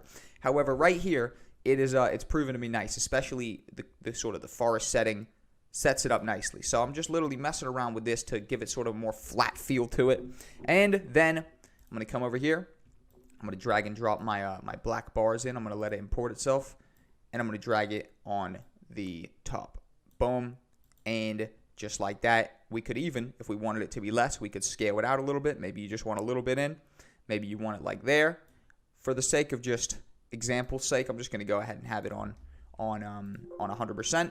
Go ahead and press Control-S, save that, and now I'm going to press Spacebar, play, and we have created a pretty nice cinematic look. 2 seconds. Let's let this Scotland adventure sort itself out. There we go. Okay, cool. So Scotland adventure, looking nice. Oh, I just have to keep stopping and replaying just because a little bit of lag. And just like that, we've created a pretty nice cinematic look with the letterboxing technique. And, I mean, that shot is looking spectacular, right? That's looking some stuff out of some feature film, right? But overall, you could see pretty nice that walking in the woods. Now, letterboxing technique a lot of the time will block off the top, right? Very standard situation. So there's something I like to do, which is resizing. So what I do once I put the letterboxing in, black bars technique, is I go through frame by frame and I see, does everything fit? Is stuff being cut off? Because when stuff's cut off, you basically just want to go ahead and resize it, right? And just basically do that by changing the position, because obviously you have all this space up here, so you could drag the image down and it would still be blocked because of the black bar. Awesome. So you can use that to your advantage. Now the first two scenes is looking fine. It's not looking like we need to do that. But this one here, it's looking like potentially it could be worth doing. However, maybe not. I'm going to see it. Is it worth it? Yeah, why not? So what I've done right there is I've literally just brought this down, right? I brought this down just to the edge of the black bar. And I'm actually just going to go ahead and copy that last one. And I know that this one, I have to bring it over, right? So basically, I've copied the position here, pasted it here, because it's two different clips, two different segment, same clip. And just like that. Awesome. Looking cool, looking cool. That's looking like a good shot right there. That's looking like a real nice shot right there. The setup's good for it. That's looking nice right there. However, it's these two shots at the end that just needed a little bit of resizing, as you can see right there. Now, what I'm going to do is I'm literally just going to click the position so we can see the actual outline, so we can size stuff up and just bring it to the edge of that black bar. And just like that, my older brother Miles is pointing at the camera. And, of course, it cuts back to where it was because we have to click here, copy the position, go to this one, and go ahead and paste it. And the way I copied it was I clicked this one, I pressed Control-C, I came here, I clicked it, I pressed Control-V, copied, pasted. And just like that, if we press Control-S now to save, what I'm going to do is I'm going to go up here to Sequence, I'm going to press Render Into Out, and I'm going to let it just pre-render itself. This basically gives us just a sample, clean playthrough, as you see down here. Again, just to familiarize you, it'll start building the green over the entire sequence, and that means once it's green all the way, it has 100% loaded the entire sequence, and you can go ahead and play it through lag-free without any little stutters or anything like that, or playback lag, and overall you can watch your thing start to finish and basically see what you created in full quality. That's the emphasis on full quality. And very quick, easy peasy, 32-second sequence, just like that, playing through it. Scotland Adventure, looking nice. We got my younger brother walking through, looking cinematic. Boom. Not too shabby at all, not too shabby indeed. That shot, honestly, real good work, real good work. Seriously good work. This whole little sequence right here is shaped up nicely. And keep in mind, we've got the sound effects and the music turned off for the minute, but I just want to focus on the look. And just like that, we have created that cinematic look, that cinematic feel. Bada bing, bada boom. We did it big. We did not do it small. So that right there is the cinematic look example, cinematic look exercise done and dusted. Thank you guys for jumping in on this right here. We got a bunch coming up next with the advanced effects section. Overall, if you downloaded the Black Bars letterboxing, we have created together a nice cinematic look. And I mean, if you guys followed through 100% and built this scene with me as well, we're overall building up a pretty nice sequence right here, and we're not even close to finished. Let's keep cracking with the course. Hey, what's going on, everybody? My name's Jack. Welcome back to the Adobe Premiere Pro Masterclass course, continuing on the advanced effects section. Masking is what we're covering right now. If you don't know about masking, it is the mysterious little shapes, I guess, that come up underneath opacity. Now, what this is it enables us to sort of focus in on a specific image. Now, the example I'm going to give you guys, right? And this episode here, I'm going to break everything down. We're going to jump back in the exercise next, and we're going to do everything together. Now, what I want to do is I want to do a transition where my older brother, he's walking in front of this tree, but you see how there's this blank space here, right? You see all this space, it sort of begins there, and then as you progress, it gets bigger and bigger. I want to create a mask where essentially this side here brings on whatever our next scene is, right? And the way we do that is I want to mask it so that everything here is visible, but everything past this tree is not. And if that doesn't make sense yet, it's because you don't have a full idea of masking, and that's my fault for not articulating it correctly. It's early, but I'm going to demonstrate it correctly, and it's going to make a lot of sense, all right? So before we get into the next section, let me quickly turn off the opacity here so it does not fade out, and go ahead and demonstrate to you guys what I mean. What I mean is this. I'm going to come over to a fair bit of a progression and just draw something for you. I'm going to get this right here, which is the Draw Bezier, right? The Draw tool. And I'm literally just going to go ahead and draw the outline around that tree. Then I'm going to go up here and I'm going to connect it. And what this does is it singles out just that bit right there. However, that's the opposite of the desired effect that we want. We know that we want to single out the bit here, and that bit there is not visible. So we click Inverted.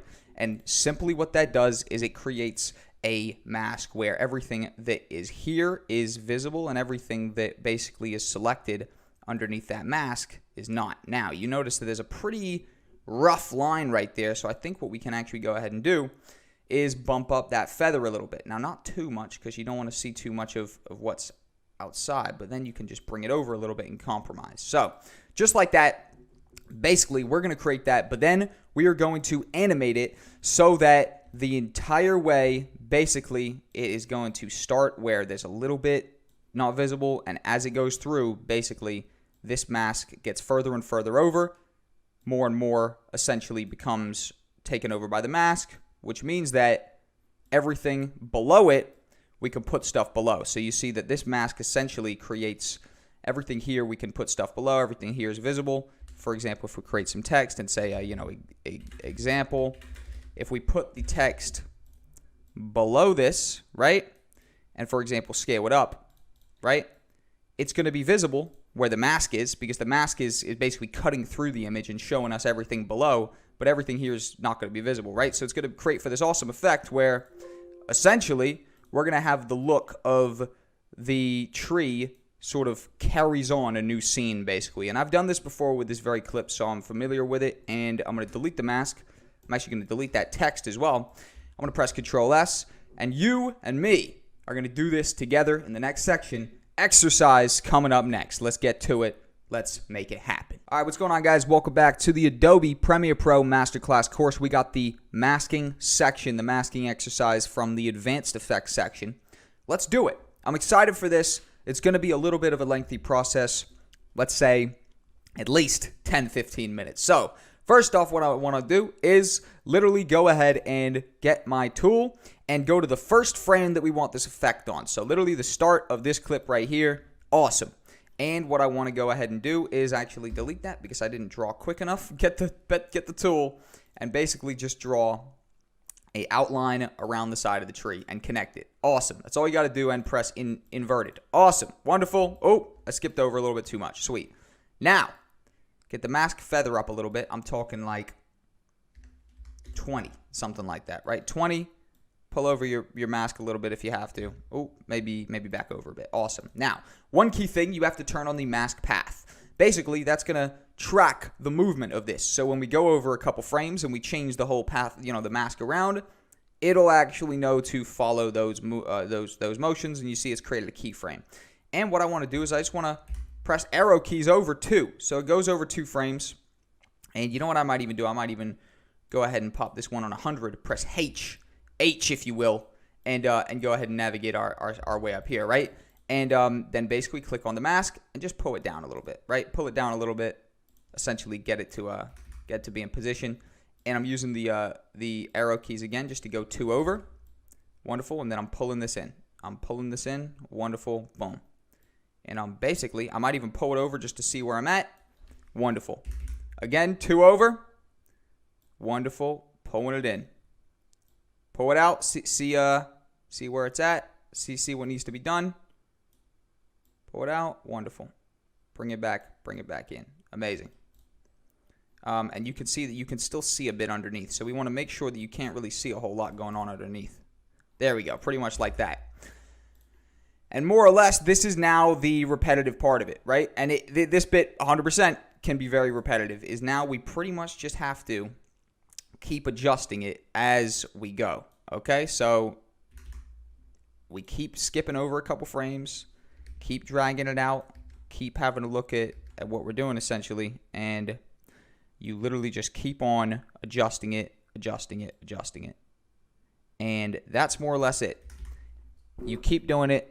This one right here is getting into the advanced effects right now. So one thing that's a common theme in advanced effects. Oh, I'm skipping over too many.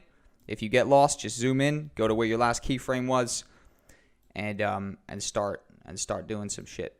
Basically, start fiddling around with it. It's very trial and error, this type of stuff. It's literally just you move stuff around, you look at it. Is it looking like it's nice? Is it looking realistic? Is it looking forced? Yes. Okay, cool. Adjust. This stuff is very tweaky. I'm struggling to even find the right words to even articulate it, right? But as you see, it's letting a little bit too much in right there. So you know what we got to do? We got to pull that through. Make sure that it's not shining too much through. Pull that all the way in. If I scroll down here, it's looking like that's coming out now. You see what I mean? It's very fiddly, if you will. And that's probably not the greatest articulation I could find. I'm not going to lie. But it's the one I've chosen, and it's the one I'm rolling with. And I'm going to drag that down there. Drag that over. And remember, don't be afraid to pull it out a little bit just to see where you're at.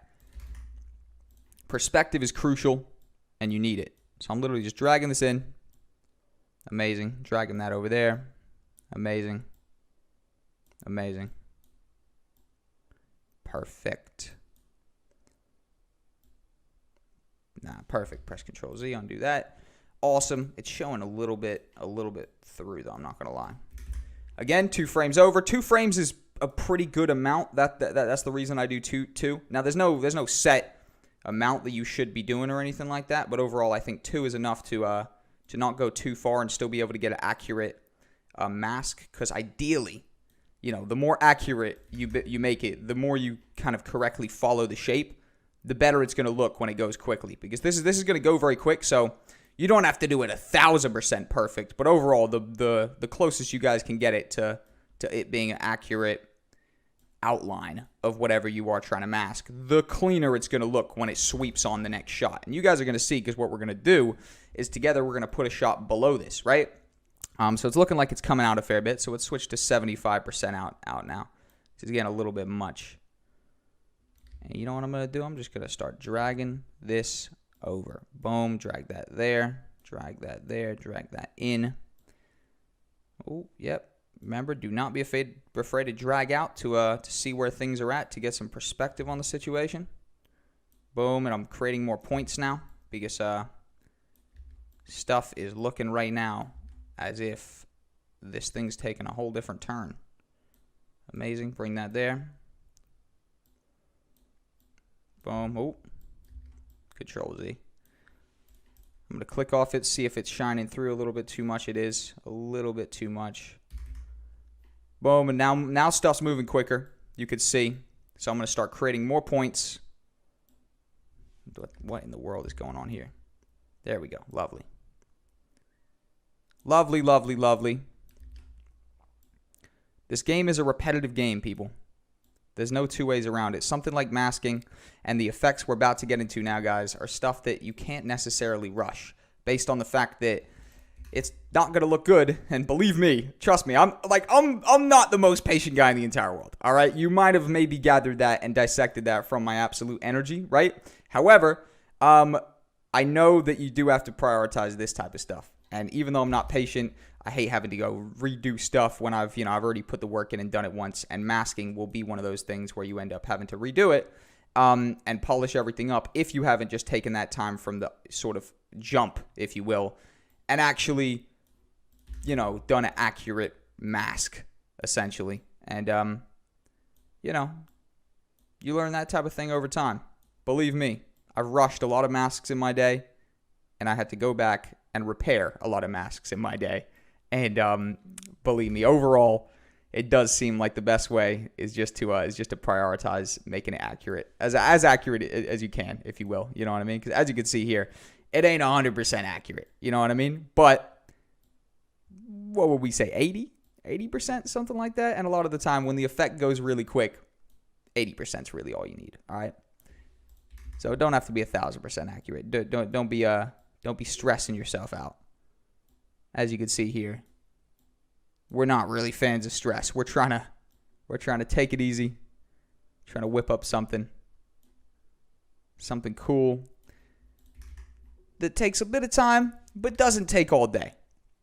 At the end of the day, some stuff can definitely take all day, and we're not really down for that. But sometimes it's necessary. As you can see here, I'm as accurate as I can, trying to just hug the tree right now. Bringing it over, frame by frame, pulling it over.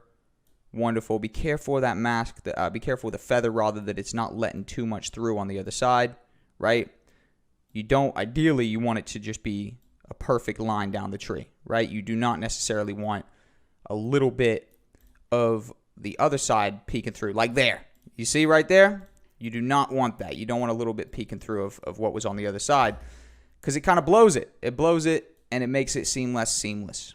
Seems more like an effect, right? And ideally, in editing, funny enough, it kind of sounds counterintuitive, but you actually don't really want the viewer to really necessarily feel as though an effect happened. Like, if they feel it's forced, it takes away from it. It actually takes away from the credibility of what you've done. The real credibility is when you put something together that's just kind of mind-blowing, where the viewer doesn't even necessarily know how it happened, but whatever's happened looked good. That's realistically what you're aiming for. Whenever you guys can create a more seamless look opposed to a forced look, that's something you should prioritize. Now, at the end of the day, some things, there's no seamlessness around it. You know what I mean? Like, it's by nature an over-the-top type of situation, right? However, there's still a little bit of style to it. There's still a little bit of classiness to it. Make your edits classy. That's what I'm trying to say. As classy as they can. At the end of the day, we're only as classy as we'll let ourselves be, but try make it seamless. Don't force it too much. The more forced, the more over the top. A lot of the time, the more rough, the more, the less you get the desired effect, which is that it looks good. A lot of the time, the simpler, the better. And that little piece of advice right there translates into many areas of life. The simpler you're doing it, the better it is. Let's go ahead and pull that over right there. Pull that right there, and you can start to see they're coming through the other side. And I'm shortening the amount of points that we've got now because it seems like stuff's going a little bit quicker. But you can only shorten it for so long. At the end of the day, we still have to follow the outline of the tree. But stuff's moving quicker now, as you can see. I'm pulling stuff over nicely. The 2-frame movement now, right, is moving more, basically. You see, when we go over 2 frames now, more is happening, 1,000%. And my brother's coming through on the other side. Bring it over, bring it over. Amazing. Oh. I'm going to go to the top. Top down, people, top down. Like a leadership structure, top down. Bringing everything over. It's looking like we're at risk of it going a little bit crazy here, actually. We're at risk of it going a little bit crazy. And the reason for that is I think I'm being a little bit too rough with these edges. Don't be afraid to go back a little bit and readjust. Do not be afraid to go back and readjust, people. Sometimes going back, readjusting a little bit is crucial. 2 frames over. We know the drill. Continue the game. Continue building this thing. Hugging the side of the tree. Tree huggers. Big time tree huggers. All the way. Pull that around that side. Amazing. Amazing, amazing, amazing. Oh, remember we know about this top down, top down, top down. Perfect, perfect. And I told you guys, it's a time-consuming process. It really is. Masking, one of the most time-consuming sort of things you can really be doing in editing. Well, realistically, most time-consuming can probably be some rotoscoping, stuff like that. All the frame-by-frame stuff. That's what we're starting to get into now. See, there's a lot of very basic level stuff, and then you got the frame-by-frame stuff. If you're going frame-by-frame, there's really no cheat sheet to it. You've just got to do the frame-by-frame motions, like your keyframes. I mean, well, this is keyframes right here, innit? But, the frame-by-frame stuff, guys, there's not a whole lot of cheating. I'm not going to lie. And believe me, I'm out here trying to save as much time as possible. Don't get me wrong. But keyframe stuff, frame-by-frame stuff, ain't a whole lot you can do about it. It's gonna take a minute. That's just the game. And just like that, we can now pull that completely over. Make sure that this is fully off the screen, fully on the screen. And basically what we've done right there is we can come to the beginning, press spacebar to play. It fully masks. Oh, so if we go over, there was one there you go. One of them was glitchy. You see what I mean? So overall, I think we did a pretty good execution. If only one of our shots was a little bit too much, we could just literally pull that in a little bit, and it should be fine. And then if I go here to the beginning and press spacebar to play, just like that. Oh, you see? There's a couple bits. There you go. So up there, it's looking like, okay, cool. There we go. We missed one. Over a couple more, right? I think there was another one. Yep, there you go. Look at that. I don't know how that happened. There you go. Wow, that's a complete mess up. I don't know if that was a Control Z or what happened there. All right, so as you see, there's a couple we need to fix, but overall, looking very, very nice. Now, if we play that from the beginning, what that is right there is playing, moving over, and that whole area is blacked out. And you know what we can now go ahead and do right there is we can actually put a shot underneath it. Now, just for example's sake, I'm actually going to go ahead and get this. I'm going to press Alt, hold it, bring this bad boy over, and I'm going to go here and go ahead and just have that underneath it. So it comes back to the waterfall, and you guys are going to see what happens here is just like that. Boom! Are you telling me that doesn't look 10 out of 10? If you're telling me it doesn't look 10 out of 10, you've just lied to me and yourself, my friend, because that looks 10 out of 10. Spacebar to play. Just like that. That right there is the power of masking. We have essentially used the mask tool to completely bring on another shot. The shot looks 10 out of 10. Oh my God. Personally, I mean, you could hear in my voice, I'm genuinely excited by that exercise right there because it's a perfect execution. Just like that. Go ahead and press spacebar again to play it. And we have actually created it. Now, there's one final thing that I want to just show a little attention to, right? Which is the fact that you see here, pay attention, it switches. Ready? Boom. Exactly. Because hard cut. So, what I want to go ahead and do just to get rid of that is literally bring everything up one, go ahead and just duplicate this, take the mask off of the top layer, and literally just go ahead and boom, 100 opacity.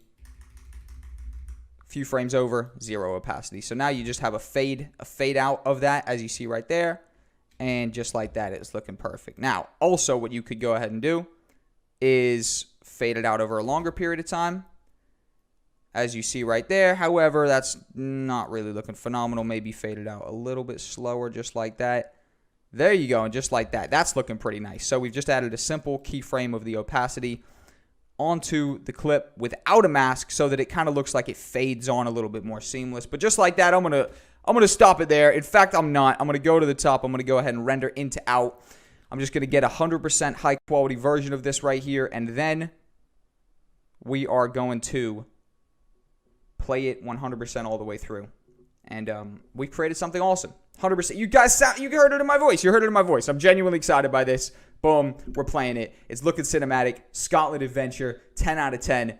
And my bro's walking through Scotland, through the woods, looking good, looking great. The cinematic looks popping out. And just like that clip's looking 10 out of 10. We got the full lens flare, and then we got the repeat at the end with our best shot. Just like that, they're walking through the forest. Pay attention to the tree. Just like that, it's going to bring on our next shot. Wow. Wow, wow, wow, wow, wow. And done and dusted. What we could go ahead and use just to end that is go ahead and make a light keyframe out. And just like that, we've created a masterpiece. Thank you guys for tuning in to the masking example. We're going to come back more with more advanced effects. Keeping it pushing. What's going on, guys? Welcome back to the Adobe Premiere Pro Masterclass course. Continuing on the advanced effects section. Oh boy, did we end that section, that episode nicely. Let's replay it, familiarize ourselves. Honestly, I'm so proud. We absolutely smashed that. Real seamless masking transition. Honestly, that's advanced right there. That's nice stuff, basically. If you guys did that with me right there, you're on the ball. You're killing the game, the way I see it, all right? So, smashing the game, smashing it out the park, looking real nice. Let's go ahead and crack on with some more advanced effects. Now, there's something you could do when you really want to take it to another level of advanced effects, all right? And that's actually open up After Effects. Now, this is the Adobe Premiere Pro course. However, a crucial key part of Adobe Premiere Pro is Dynamic Link. Dynamic Link is taking your project in Premiere Pro, exporting it to After Effects, so to speak, and tweaking it in After Effects, doing a couple more advanced stuff. Now, because this isn't the Adobe After Effects course, and we have a whole massive 11, 14-hour, I don't even know how many hours, a very long course, right, on After Effects, I'll let you guys go find that out on your own. However, I'll definitely showcase how to do a dynamic link. And it's very simple. Basically, you right-click your clip, you ready? And you press Replace with After Effects Composition. Now, because I don't want to actually replace this one, I'm literally just going to go ahead and press Control-C. Move over here in my sequence and press Control-V, just so I have the same clip duplicated over here that I can mess around with, and it doesn't affect our actual 10 out of 10 sequence that we know is looking amazing. I'm going to right-click it. I'm going to press Replace with After Effects Composition. And just like that, essentially, After Effects is going to load up. It's going to take a split second as you see the blue The blue circles popped up, and the After Effects logos popped up on my other screen. My bad. There we go. Boom. So for some reason, the logo popped up on my other screen to say it was loading, and then it opened on this one. Weird. I don't know. Weird. Basically, then it's going to open up a folder. And essentially, what you want to do is you want to just focus in on your actual project folder and literally just call this dynamic link number 1. And basically, it will create a project that links the two clips, or that links the two things, and basically it will load up your clip in Adobe After Effects just like that, and everything will be condensed under one clip. And actually, if you click on it, it's got all the same effects, everything like that. It retains all the same properties. It is just the After Effects version. And then you can actually go ahead and proceed to use some advanced effects. Now, those advanced effects range from all sorts of stuff. Now, they have a whole bunch of different distorts that you can't even get access to in Premiere. For example, we're talking about stuff like, the CC lens. You get that boom type of effect, right? Blow everything out, boom. Get the hourglass kind of effect, mirror on the wall, boom. I don't even know what I'm saying. But basically, you can do advanced effects, and when you do those advanced effects, I'll just do one. I'll throw the CC lens. I'll bring it out a little bit just so we have kind of like a warped fisheye. I'll press Control S. I'll save it. Jump back to Premiere, and you see that this is no longer a normal clip. If we zoom in, this is New Project 1 Linked Comp Dynamic Link. It is now a dynamic link version of that particular clip, and it replaces it with a dynamic link composition, as you see right here. And just like that, that effect has taken place. And if we, for example, didn't want the effect anymore, we'd come back to After Effects, delete the effect, press Control S to save everything, come back here, and just like that, everything we do in After Effects that we save applies to what we do in Premiere that we save. Press Control Z, Control S, redo it, boom, just like that. The CC lens effect has been redone. But for the nature of this being the Adobe Premiere Pro course, I'm not going to get too far into the After Effects side. I literally just want to go ahead and play this one more time. Go ahead and have a look at it. Basically, just take it in and keep cracking with the course, the Adobe Premiere Pro course. But by all means, check out the After Effects. Boy, did we have some fun with that one. Let's keep cracking. What's going on, everybody? My name's Jack. Welcome back to the Adobe Premiere Pro Masterclass course, continuing on the Advanced Effects section. It's about time we do green screens. It's about time we take a look at them. I've got something for you guys to download, all right? It is the Green Screen Doctor Computer 4K. Essentially, stock footage, right? Stock footage, royalty-free, whatever the case may be. Let's go ahead and actually close After Effects because we're done with Dynamic Link for the minute. Now, funny enough, I'm actually going to give you guys some Dynamic Link task next, but it's to do with green screens. So let's start off in Premiere Pro. Let's drag and drop our green screen in. It looks like I accidentally imported it into the assets folder. My bad. Go ahead and drag it out of there. Basically, go ahead and download that from the resources, guys. And let's literally just import it and then drag it down here and create a brand new sequence. Now, this is a doctor on their computer. Got some pills. They got the I don't even know what they even call that thing. Read the heartbeat. That shows my lack of knowledge. And basically, what I want to do is I want to take away the green. I want to be able to replace it with something else in the the next section, piece stuff together. All right. So essentially, we can actually go ahead and go over here to effects and go ahead and just type key. Now, when you type in key, you're going to get all the keying effects. Keying, there's a whole bunch of different stuff, and they all have different, different processes, sort of. They all take a different approach. I'm just going to take Ultra Key because it's nice and easy. Get key color. Get the little color dropper, eyedropper, and simply click green. And just like that, you've basically gotten rid of the screen. Now, what you can actually go ahead and do is, for example, let's go ahead and get our Scotland edit. Let's drag this green screen up a layer. Let's drag Scotland edit below it. And let's go ahead and click it. Let's drag this right here. And let's basically just resize it to be fully fitting over the screen. And maybe even we have to rotate it the tiniest bit, like that way, whatever it is. And just like that, now we can actually play. And just like that, our Scotland edit is on the screen that we've just green screened out and popped in. Now it's looking like it's a little bit too over to one side, whatever the case may be. Maybe we want to, boom, bring that over there a little bit. But basically, just like that, guys, we have just green screened out the screen. It's just like that. He's typing away while we're doing our thing. And this is a real nice green screen right here. I mean, you've got a little reflection right there, everything. Overall, we've superimposed, if you will. And look at that. Obviously, the green screen ends right there. So what we could do is we could press Alt, drag this over, and right-click it and literally just reverse so that it basically just completes it. But overall, guys, that right there is a basic version of the green screen. Now, the thing I want to get to next is actually how to handle a green screen that's not easy. And that's really where the kind of complexity comes in, and that's where we might have to outsource our struggles, if you will, to good old-fashioned Adobe After Effects, based on the simple fact that they have a better sort of keying effects in there, but realistically, they have better advanced spill suppression, which basically means when the green screen doesn't quite go in your favor, you can recover it, you can bring it back, and you can save it essentially. But just like that, guys, that is the green screen breakdown right there. Very, very simple. You got a whole bunch of different variations of the same thing. The Ultra Key is a very simple one because you use a drag and drop solution, and you literally just define the color that you want removed, and just like that, it does its very best to remove that color. And there you go. That right there is our green screen exercise done, dusted, and concussed. I do not know what that means, but I do know we're going to press Control S. I'm going to come back with the advanced version of the green screen. When you're dealing with a less desirable effect, less desirable image quality, less desirable video, and less desirable green screen altogether. You'll see what I mean. Coming up next.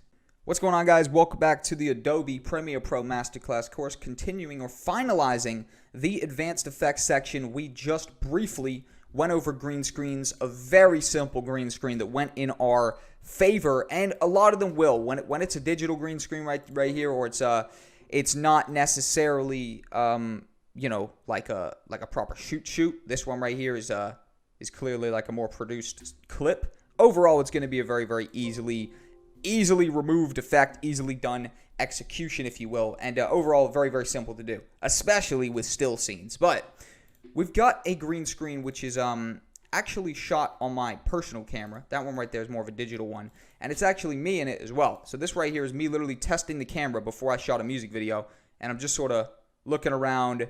And basically, the thing about this is we are dealing with a green screen that is messed up. Look at it. It's very crinkled. At the end of the day, I had a bit of a ghetto method for storing this green screen, and the crinkles and the creases definitely show. So that's not going to be so easily formatted, essentially. We're going to have to put a little bit more work into it, and that's where we might have to open up After Effects. But let's go ahead and drag and drop this, import it. There's one quick thing I want to do, which is actually start organizing stuff, all right? And I want to make a new folder called Advanced Effects, and I want to literally just go ahead and drag and drop all of our stuff so far into it. So I want to get the adjustment layer, green screen doctor, put that in Advanced Effects, the new project dynamic link, drag that over to Advanced Effects as well. Just like that. I told you guys from the start I wanted to stay as organized as we could, and that's what I want to do. So this one right here is our clip. Awesome. It's of me sitting down, doing a whole bunch of random stuff, coughing. I don't even know. Look at my face right there. I'm like, ugh.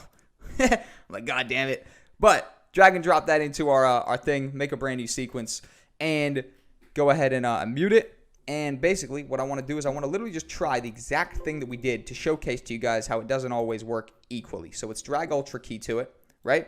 And let's literally just go ahead and identify the background. Boom, click. Now it looks like it removed it 100%. However, it only looks like it removed it until we've put something else there. But already you can see that there's a coloration problem where you can start seeing creases up there. Overall, it does look like it removed it, but you can start seeing creases. Now, there's one thing I want to do is, funny enough, I want to get our Scotland edit as just a backing piece, right? And just go ahead and throw it underneath. And now if we start to play this, right, you could see how realistically it did not do a phenomenal job of getting rid of that background. And unfortunately, we have some sort of nonsense that's sitting right there. So there is some stuff that we are going to have to do. Now, first off, what I want to do is I want to try and see if we can actually go ahead and do this within just Premiere Pro. So we want to start tweaking stuff down here. Spill suppression and matte cleanup are what we want to mess with. First, let's get to matte cleanup and let's turn up the choke, right? Turn up the choke a little bit. We can see that starts getting it down, but it's not looking perfect. Basically, I want to mess with this stuff as we can, get the contrast up. Looks like the contrast right there is what sorted it out for us. Sort of. That's definitely looking like it's still there. However, it looks like when I sit down, some stuff goes away. Yes. However, it's looking like it's just scene dependent. So Want to keep on tweaking that down. Again, maybe get the midpoint down. Looking nice. Looking nice. And it's actually looking like we've been able to more or less remove what we wanted to remove. And again, I'm just pressing Control S, save what we're doing here. And it's actually looking like we've done a good execution of this effect within Premiere Pro. And just like that, it's worked out. So, by simply tweaking the matte cleanup, stuff like that, we've been able to make this nicer. And we've been able to fully green screen this effect. I mean, I'm making all sorts of random movements right there and coughing. Might have been sick this day. No corona. No corona. Come on, guys. Don't play with me like that. Overall, right there, we have actually taken a green screen. And we've had to play with it a little bit more. But luckily enough, we did not have to outsource to After Effects. Sometimes, guys, the effects are... sometimes you basically have to bring it over to After Effects and use something they have called the Advanced Spill Suppression. Sometimes stuff spilling out. Overall, there's some better effects over there in After Effects. But today, it's looking like we got lucky and we did not have to utilize them. So that right there is the exercise for how to actually format a less desirable green screen. It's super easy to fix a green to use a green screen when it when it works the first time, but ain't so easy when it ain't working out. Now there's one quick thing I want to zoom in on me and see a little bit of a green tint to myself. So maybe there we go. Maybe turn that up a little bit. Maybe I'm having a look though. Again, this is really just some mess with it stuff. There we go. You know what? I'm not too worried about that. I personally think nice execution of it, and we didn't even have to leave Adobe Premiere Pro. Didn't have to use Dynamic Link, and we solidified the green screen method. What in the world am I up to? Who knows? Hopefully I survived this. I think we all know today that I did because I'm here, and this was recorded a year ago. Thank you guys for tuning in to the Adobe After... Oh, whoa. You see? The Dynamic Link nearly got me spitting something that's not true. Thank you guys for tuning into the Adobe Premiere Pro Advanced Effects section. Messed around with green screens right here, and we got a whole bunch of fun stuff coming up next with transitions. I can't wait to get into it. Hey, what's going on, everybody? My name's Jack. Welcome back to the Adobe Premiere Pro Masterclass course. We're continuing with the course, and we're entering a brand new section. This right here, transitions. We briefly messed with custom transitions, which was actually more the advanced side of transitions, briefly in the sort of masking exercise, if you will, when we basically went over here and we more or less created this mask, right? This masking transition brings on our next shot. And I mean, you guys remember, I was getting pretty excited about that. Overall, that is a really, really, really nice execution. If you guys followed exactly what I did, we now have this cinematic sequence right here, which, don't worry about that. There's always going to be a little bit of playback lag. That right there is a good example. I'm glad it finally popped up. There you go. It's gone away. Boom. Real smooth. Like 10 out of 10. Really just amazing. Honestly, I'm so happy with how that sequence played out right there. It couldn't have gone better. Control S, save the project. Now, we're going to be exploring transitions now. This whole section is going to be transitions because transitions are crucial. They're a huge part of blending stuff together. They're a huge part of making an overall just really enjoyable edit. If for whole edit, think about it. If scene to scene, you could make an edit where every scene perfectly transitioned like that, you would have the greatest edit of all time, and it would be looking amazing. So the more seamless, the smoother stuff looks, the better. Now, this is pretty funny. We literally just put the green screen over the top of that edit, right?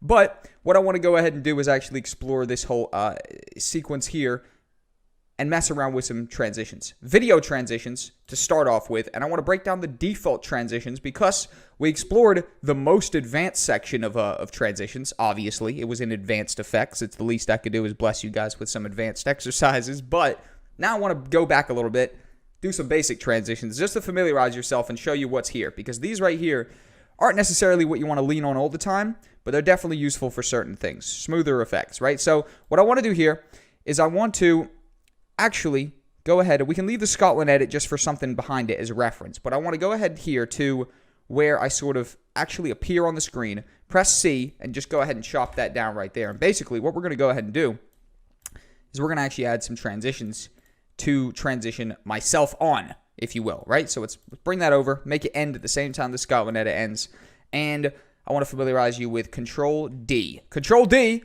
I think I broke that down earlier, maybe in the basics or the editing section, but that is the default transition. Now you see how that defaults to shoot onto the screen? Boom. Just like that, it defaults to shoot onto the screen. Amazing. It's looking great. Now we explored these a little bit, but overall I want to actually break them down a little bit more in depth because they are pretty much crucial to basically doing some stuff quickly. So Control D, that's how you quickly add it onto the screen.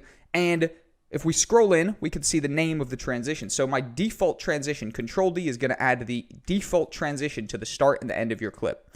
And it will add it at the default length that you have set. So, for example, if you want to drag it out a little bit, you could have that transition happen over a longer period of time, right? And look at that. I kind of look around as if I've just teleported in. It actually kind of syncs up and works out pretty nicely. Now, whatever transition we set as the default will pop up when we press Control D. For example, if we come over here for additional dissolve, right-click it and set as default, when we press Control D, it's going to add that additional dissolve to it because that's the one that's our default. Very basic indeed. Awesome. So keep set to default whatever one you're using the most. Maybe it's cross dissolve, maybe it's additional, whatever the case may be, whatever your absolute sort of most used one is, have that set to default. You're going to utilize that shortcut whenever you want. Awesome. There's some of these transitions that look more forced than others. Let me just break that down. For example, 3D motion. Maybe we set that as our default and press Control D, and we play this. 3D motion cube spin. That one right there, I would tell you right now, is not looking like the most professional effect in the world. Likewise, with, for example, the flip over. Now, you can literally, once you've got the transition there, you could literally just drag the new one to the end, and it will replace it. Let's go ahead and have a look. For example, we've got flip. Flip just looks completely ridiculous. Overall, definitely not something you want to mess with. So, just to give you guys a little bit of context, the main ones that I'm actually using in terms of defaults is dissolves to fade stuff in, immersive video because they have some cool stuff I'll show you in a second, and the occasional zoom, usually just dissolves an immersive video. And a lot of the time, the dissolves I'll actually just do manually by doing a opacity keyframe, which we already explored earlier. In the editing section, I believe. But immersive video is basically the one I'm using most of the time. The reason for that is because they are the most, for lack of a better word, cool, right? We'll break them all down. So, VR Chrome Leaks. Let's go ahead and set that to default. Press Control D. And VR Chrome Leaks, more of a basic fade in, I'm not going to lie. But if you see right here, it sort of fades it in kind of rapidly. It's definitely a different execution than a cross dissolve, which is kind of slow. Not really ideal. That one right there sort of gets straight to the point. Boom. VR Gradient Wipe. Go ahead and have a look. That one sort of curls in a little bit. I know this could be pretty nice for text or stuff that's central in the middle because it kind of splits it down a little bit, breaks it down. Iris Wipe. Go ahead and Control D that again. Boom. Sort of creates it from the middle as you see right here. Boom. Which is pretty cool. What that really could be good for is maybe you're doing some motion graphics. Maybe you got like a circular intro or something that you want to bring in. VR Light Leaks. Cool. Depending on sort of what your look is, essentially. This could look bad for some more professional stuff, right? If it just flashes on. But for some other stuff, depending on the type of look you're going for, it could look cool. VR Light Rays, again, pretty nice as well. Sort of like a fade on, but with like a pulse sort of effect. The Mobius Zoom. Mobius Zoom could be a little bit weird. It's as you see right there, it sort of like zooms in from the middle. But with this, it kind of looks pretty funny. Also, what we could do is we could go ahead and actually just go ahead and drag that Mobius Zoom on the front of the Scotland. And you can see it sort of zooms in from the center and pushes it out a little bit. It can look a little bit weird sometimes. VR Blocks, this is sort of going to build itself up. It looks a little bit more on the amateur side, I'm not going to lie. And of course, you have Spherical Blur. Spherical Blur, boom, just like that. Sort of 3 circles in the middle.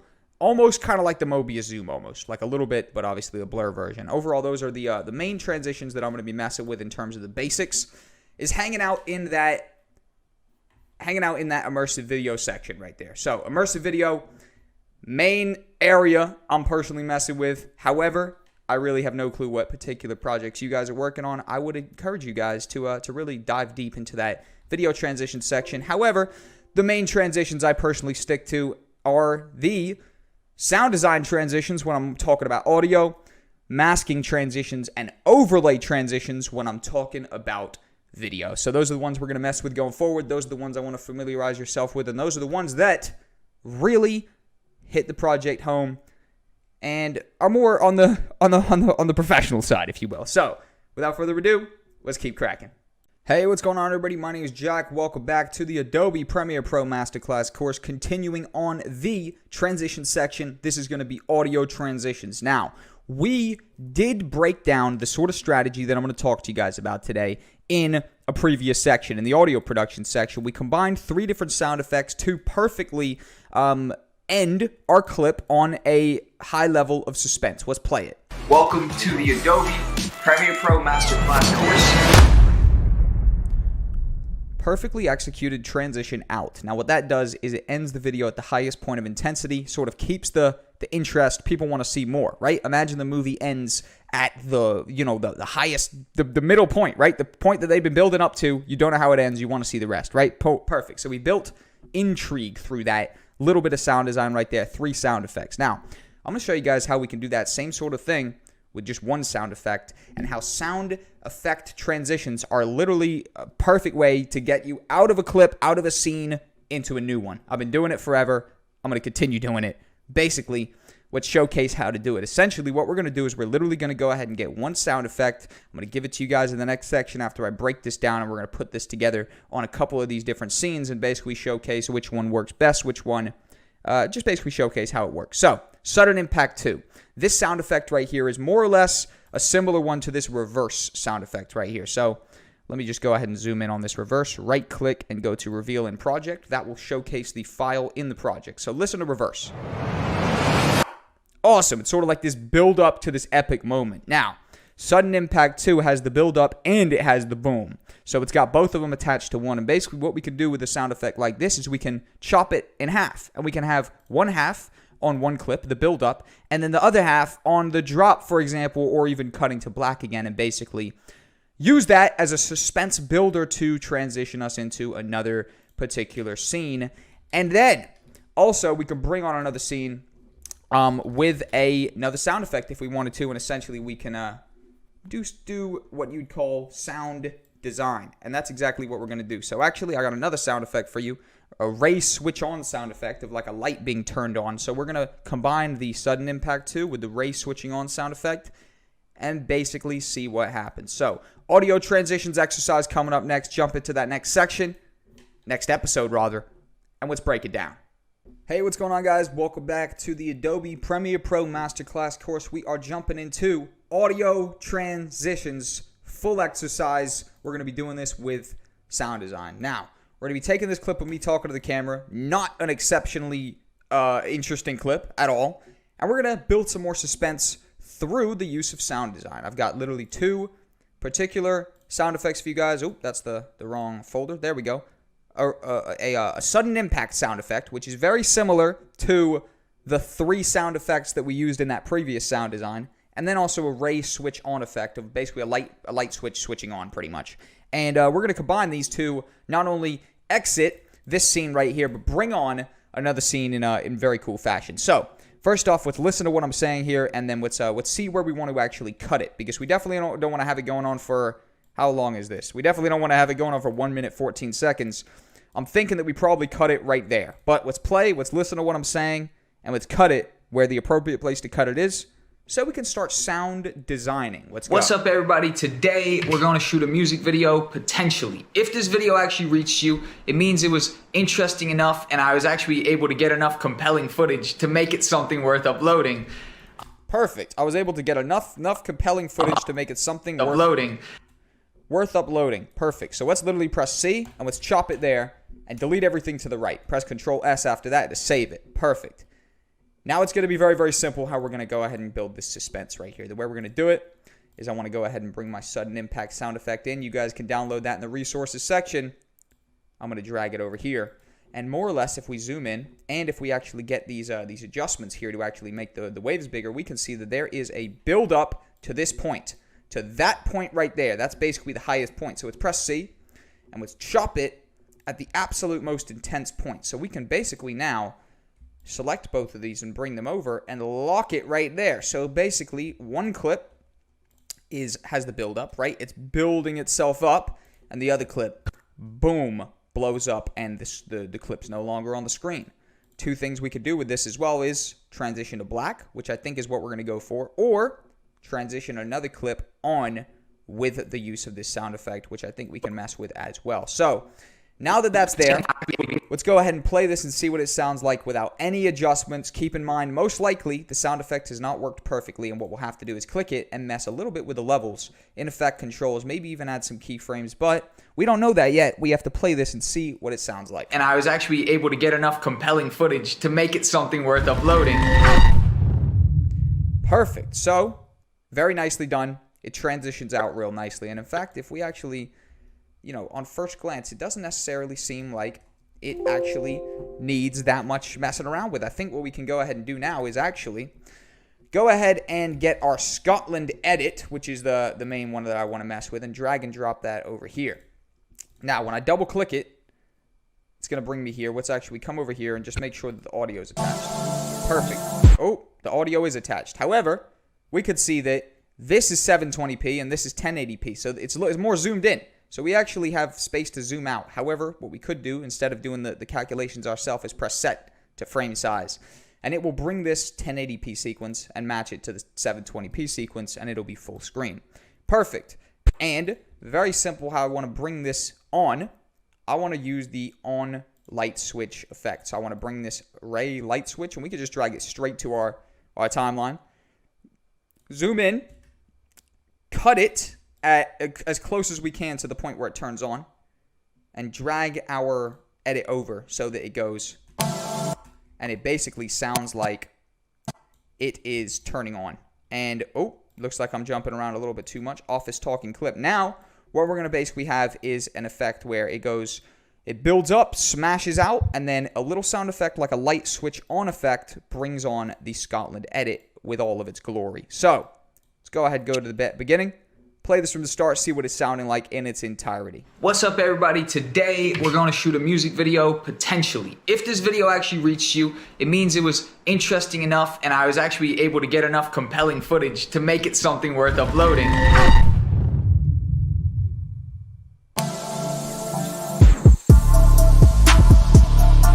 Perfect. And that right there is sounding awesome. In my opinion, that right there sounded 10 out of 10 based on the fact that there is corresponding sound effects. There is one just like that right there that builds up, smashes the scene off, and then that very simplistic sound effect brings on the edit, which is basically the cool footage that was gathered based on what I was saying here. I was saying if the video actually made it to you, it's probably pretty good, and then boom, it works. The Scotland edit comes back on, and overall, looking very, very cool. So that right there is some basic sound design. Those are a couple sound effects for you guys. At this point, this course has basically been a free resources left, right, and center, giving you guys plenty overlays, plenty sound effects.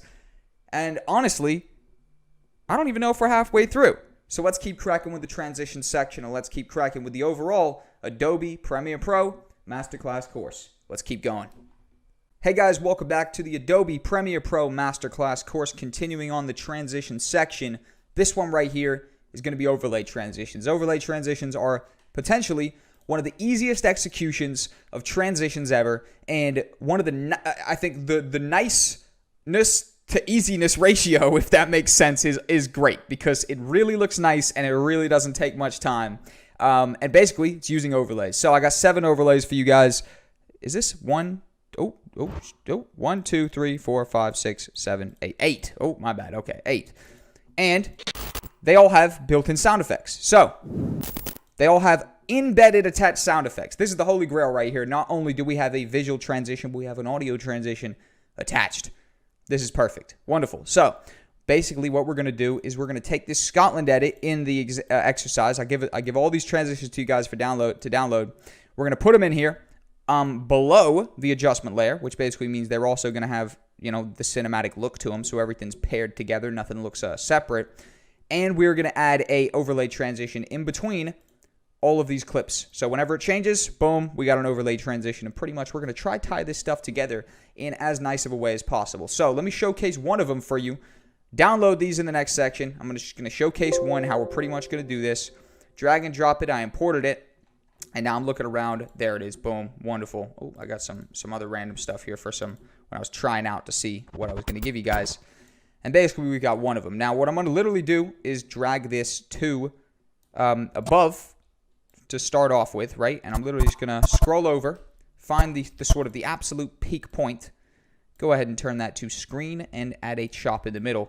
Get them, bring them down here, and drag them right about there. And then I'm going to go ahead and give this a play and showcase what this is looking like right away.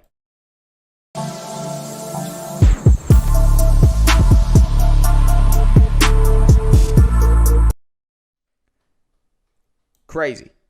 Absolutely crazy.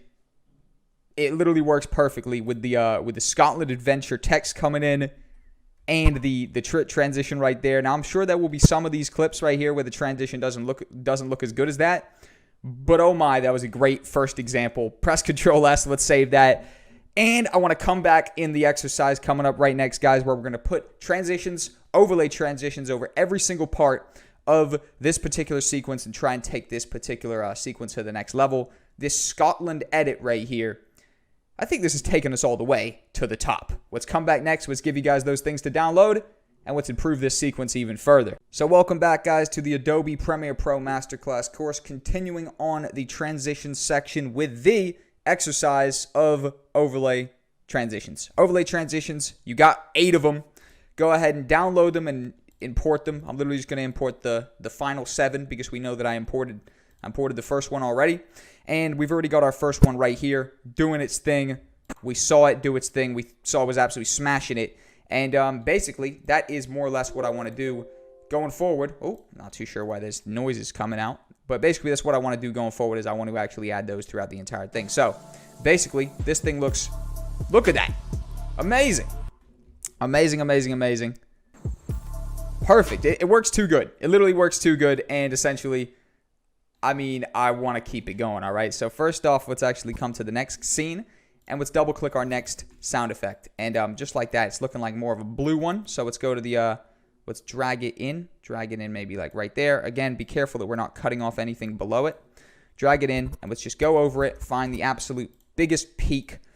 Go ahead and turn it to screen. Press C, chop it right in the middle. Oh, careful, Control Z, undo that. And drag it over and just lock it right there in the middle so that, boom, it hits right there. Now, that one does not look as good as the first one based on the colors being a little bit off. Now, that's stuff we're going to mess with in a minute. So, all I want to do is I want to just have an overlay transition over every single time the clip changes. Now, basically, the different way you have cuts is a transition, or that's actually not a change.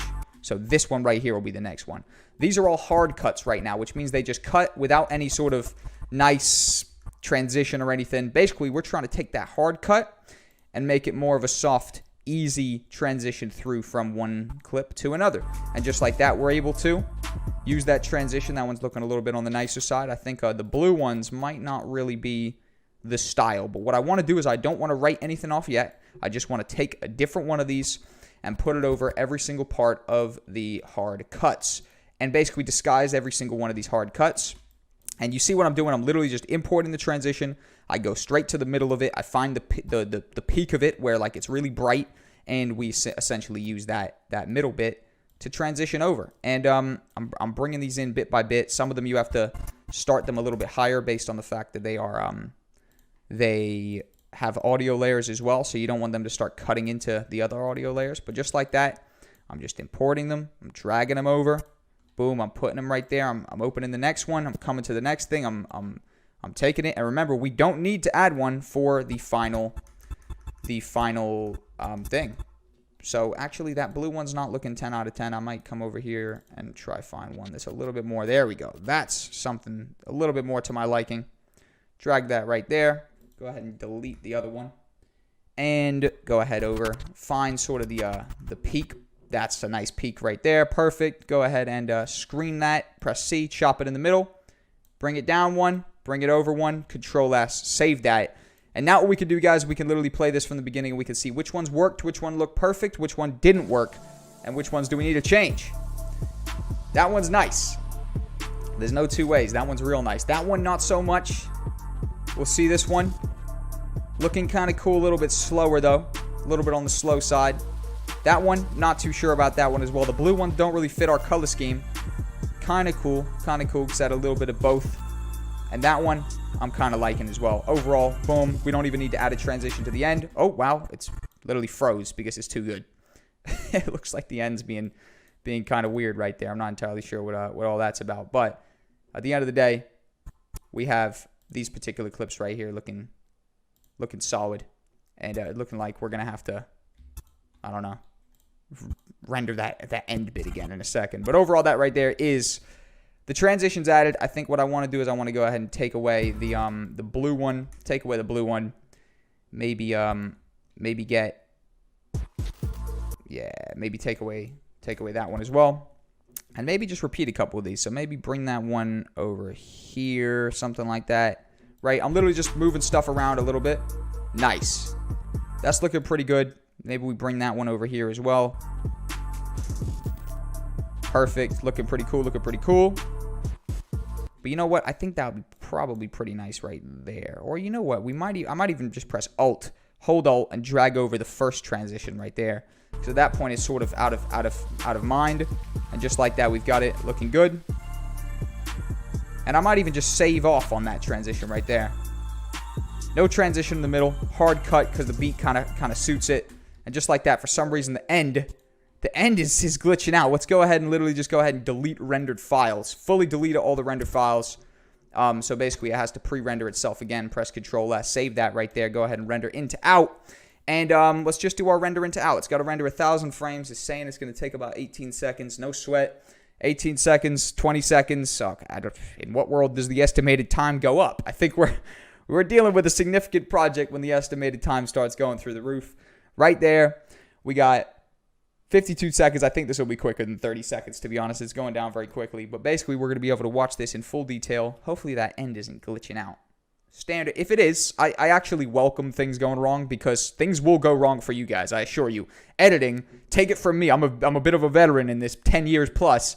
Stuff's going to go wrong every time. Computer-related stuff, trust me. Stuff's going wrong for you, and you better just expect it to go wrong eventually. And there's going to be a fair bit of troubleshooting throughout your editing career. I assure you that.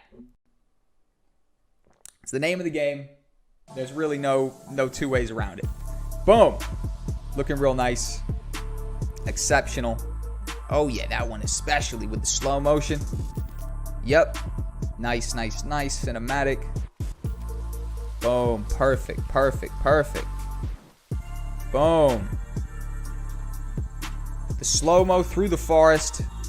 Let's see if it glitches. Let's see if it glitches. Nice. No glitch, no glitch. Perfect. I hate to nerd out right now, but that's looking as good as it gets right there. Amazing. Amazing. Control S to save that, guys. That right there is overlay transitions combined with custom transitions combined with audio transitions. It's transitionception. How do you even spell transition? I don't even know. But I damn sure know how to make them. Thank you guys for tuning into this particular episode. Hope you guys enjoy. Have a blast with these particular these transitions right here, these overlay transitions. Use them in whatever projects you need them. And make sure to press Control S so we don't lose any of the progress that we've just made. And let's keep cracking with the course. What's up, guys? Welcome back to the Adobe Premiere Pro Masterclass course, continuing on the transition section. I'm going to show you guys some actual preset transition stuff that basically is kind of crazy. Advanced transition presets, right? This one file right here is going to give us 10 different amazing effects that we can use as transitions. Now, it might not make sense to you because you might not have messed with presets fully yet, but it's going to work in the same way that we did the free audio preset, basically. But this one's visuals. This one's actual video stuff. So I'm actually going to go ahead and showcase importing that in the next step in the exercise where I give it to you to download. But for the time being, I've already got it in here loaded up. Pixel Experts pack number 1. This is by my good friend Pixel Experts, somebody I actually hire to create editing resources for my Community Hub creator dashboard. And basically, this is one of the packs he produced, and we're going to be breaking it down for you guys. So I want to go ahead and demonstrate how, with using this pack, we can simulate some amazing effects with very little work. And I want to actually go ahead and get the garden sequence, because the garden sequence isn't as pimped out and as, you know, upgraded and edited to a crazy level as it could be, right? Now those look kind of cool right there. All right, it is what it is, right? It's got something. However, I want to go ahead and do the same thing where we do use an adjustment layer, which is exactly what we've done here. However, or actually, I don't even know if we have to use an adjustment layer. What we could do is delete those adjustment layers and literally just go ahead and add this effect to the end of a clip and the beginning of one. So it's literally just chop out a tiny bit at the end of one of the clips and a tiny bit at the start of another one. Highlight them both and actually right-click and press Nest. Now, this is going to turn them both into one sort of joined together piece that when we actually drag something on, for example, let's drag the hard shake onto that, right? And then we go a little bit before and press spacebar to play. Boom! Just like that, it applies this hard shake right there to the middle of those two scenes, and just like that, boom, it transitions in, guys. And that right there is just one of the 10 effects. There's 10. 1, 2, 3, 4, 5, 6, 7, 8, 9, 10. Boom. We've all passed maths. We all know how to count to 10. Amazing. 10 of them. They're there. So, pretty much, we can now use these in any way we see fit. And just one of the ways that I personally think is really cool is the fact that these are, perfect for transitions. Now, what I want to do is I want to delete the light bit because there's actually some light effect on it, which actually makes this seem a little bit crazier than it is. So let's see what this hard shake looks like without the light effect. Boom, there you go. Actually looks better. I'm not going to lie. It actually looks better because the light doesn't distract you. Hard shake looking great. If we want to actually go ahead and delete this, what we could literally do is we're going to have to go ahead and press Control, hold it down, and just literally highlight all of these. Oh, make sure you don't miss one of them or else it's going to unhighlight and you're going to have to redo and just delete those. And basically, we've now removed it. So what we could do then is get the waves and flashes. Drag it on there. Boom, just like that. Amazing. That's another whole effect right there. Control Z, undo it. Let's go ahead and maybe get the soft shake. See what the soft shake's saying. But I'm pretty much just trying to familiarize you guys with the various different sort of effects that you can use here, and they all have a slightly different execution, if you will. That's like the bevel right there. You got the bevel. Cool, looking cool. Maybe we get the flare. The flare is looking. I'm just trying to showcase them to you guys. All right. So we're gonna come back in a second. Awesome flare. Control Z, Control Z, Control Z, Control Z. I'm undoing everything, turning it back to the exact position it was before. Oh, the warp stabilize. Looks like it's got to redo its thing. Oh, because I guess I removed the warp stabilize. My bad. Warp stabilize definitely needs to stay. 100%. Analyze. Go ahead and analyze that. Throw the warp stabilize back on that clip right there. And we should be blessed to come back and give you guys those particular transitions to actually download. And that's exactly what we're going to do next. So jump to the next episode. I've got the pack for you guys to download. It's literally one file, the Pixel Experts Effects pack. Pretty much download it, and we are going to jump into the full breakdown of adding these to this sequence and maybe a couple other sequences as we go. Let's keep cracking.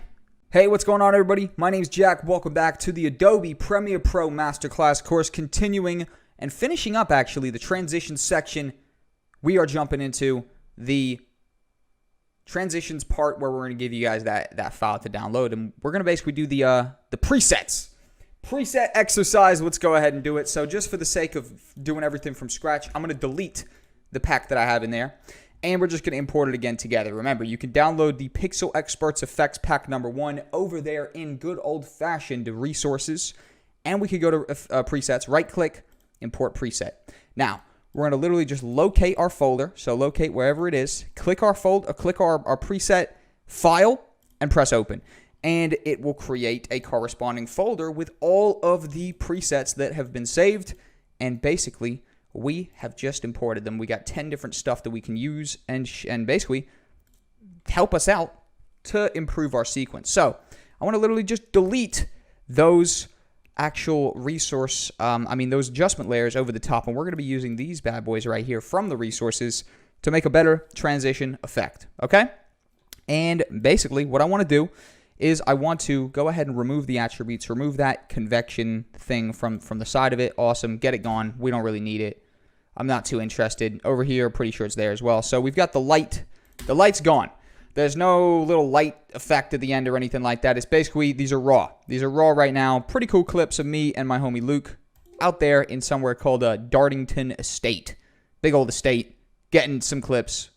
Pretty fun day. Overall, this right here is some nice stuff and we want to mess with it, all right? So what I want to do is I want to go ahead and have an effect transitioning and also a pretty cool effect at this point right here in the middle. So what I want to do is I literally want to come over here and I want to just hover over to the left-hand side, make a chop, bring it over, make a chop on the right as well. And I want to go ahead and do the same pattern over here as well. And I'm literally just edging over until it locks into the first position and I can actually go ahead and make a chop. And then you guys know what to do. We literally right-click and we make it a nest. Amazing. Right-click these bad boys right here. Highlight them first and make them a nest. And go ahead and press OK. And I just want to start messing with some stuff. So let's throw the mosaic and zoom onto this right here, and let's see what it's looking like. So we've popped that on. It zooms a bit and mosaic. So I'm going to press Control Z. I'm not really loving the look of that. Maybe zoom glitch, for example. And it's literally, guys, a case of just put it on, see if it fits the mood, see if it looks right. If not, no problem. Press Control Z, undo what you've just done, and just throw another one on there, see if that one looked good. So that one looking kind of cool, in my opinion, all right? I think we might be able to get away with that one for the time being because it just zooms in and glitches. Kind of cool. I'm going to press Control Z, though, undo it one last time just because I want to go ahead and maybe put an offset and glitch on there, see what that looks like. That's looking a little bit too much. Maybe with this one we get the invert flashes. Have a look at that. The invert flashes actually I think could be good to be in the middle. Maybe like right about there. So chop that there, play it on for a second, turn it off. Go ahead and right-click, go to, press Control Z. Go ahead and nest it. Awesome. Let's bring the invert flashes on there. That's where I think the invert flashes look good. As you can see right there, yep, looking pretty cool. Nice. Now, the transitions, I literally think that these hard shakes are the nicest for the transitions because it just shakes it around a little bit. Now, we press Control Z. Let me maybe just try the soft shake. Soft shake's a little bit more subtle. That's kind of like a nice effect for on the beat, but I think hard shake for the time being for that particular one is pretty nice. And if I go ahead and literally just play this right now by pressing spacebar, it is following Luke from behind. It hits the hard shake. Awesome. The invert flashes. So it's got effects and transitions. You guys could use these as effects or transitions. A very cool sort of execution could be maybe to add some hard shake on the drop of a beat to make it really look like a boom sort of effect, if you will. That could have a phenomenal effect. In fact, if we're throwing those over a music video or something like that, when the beat drops, could be cool. Invert flash is real nice. And with this one right here, I think what I might actually go ahead and do is mess with the soft shake. See what the soft shake feels like right there. Looking pretty cool overall. Not really my desired effect. Maybe we try bevel. Oh, that's looking pretty nice right there. So bevel 2. Looking pretty cool. I like it. What I might actually go ahead and do is bring it over a little bit. So I might even go ahead and delete that. Drag that over here a little bit. And literally just go ahead and chop that down. Right click, nest, and throw that bevel 2 on there so it happens a little bit quicker. Go ahead and play that. Amazing. Just like that. That right there is looking pretty cool in my opinion. And you know what we got to do? We got to go down here. I don't think this bad boy actually has warp stabilize on it for some reason. So what happened to this one right here? Just going to drag and drop it. Let the warp do its thing. Guys, we know that warp stabilize is crucial, especially for these effects right here, for this clip right here, because it is a sort of low down angle, right? So I was probably creating a little bit of shake and a little bit of a, joltiness when I was kind of trying to get that low down pan through the grass, through the long grass to come up to Luke. And then Luke's obviously shooting at me. So we want that nice buttery smooth. Drag that warp stabilize over. Warp stabilize, a key effect in your arsenal as an editor. We've covered it a couple times. Obviously, we showcased it early on because it's so crucial. And basically, throw warp stabilize on there. There's certain clips with more motion that kind of get messed up a little bit by warp stabilize, but it is fewer than it is many. So take from that what you will. Basically, warp stabilize most of the time. It works perfectly most of the time. Emphasis on most of the time. But of course, there's a couple times it doesn't. Now, 79%, 80%, nearly done and dusted. And we're going to be able to render this into out and actually play through our entire sequence. And bump the quality up to full, and we'll pre-render this. So we got a couple more percentages waiting, right? 1%, whatever. Awesome. Stabilizing. Let's wait for it to be fully stabilized, and we'll save this. Control S. Go ahead and turn it to full quality. Come up here, render into out. And this will literally just quickly, briefly render everything in full quality so that we can watch everything smoothly without any delay. Watch, you see how quickly it rendered that first section and then it got to the transition and it's taken a little bit longer. That's because those transitions are high quality. They're real 10 out of 10 pieces overall. Pixel Expert is an absolute beast. He's somebody who, at this point I employ because he just makes such amazing stuff. And, this is one of his things. Gave it to you guys for free. All yours. Have an absolute blast. This is high-level advanced effects right here. Let's go ahead and just play this. As soon as it's rendered, which it has, amazing. And it starts playing just like that. We got the pan up to Luke. The hard glitch. Boom. Looking real nice, real nice, real nice. Awesome. The invert. Sweet. Oh, look at that right there. Amazing with the warp stabilize and the bevel. Honestly, that's looking really good. I got to go ahead and play it again for you guys. We've created that together. Overall, we built this sequence earlier, right? So if you followed through with that, we've got it. If not, you got the clips. Amazing.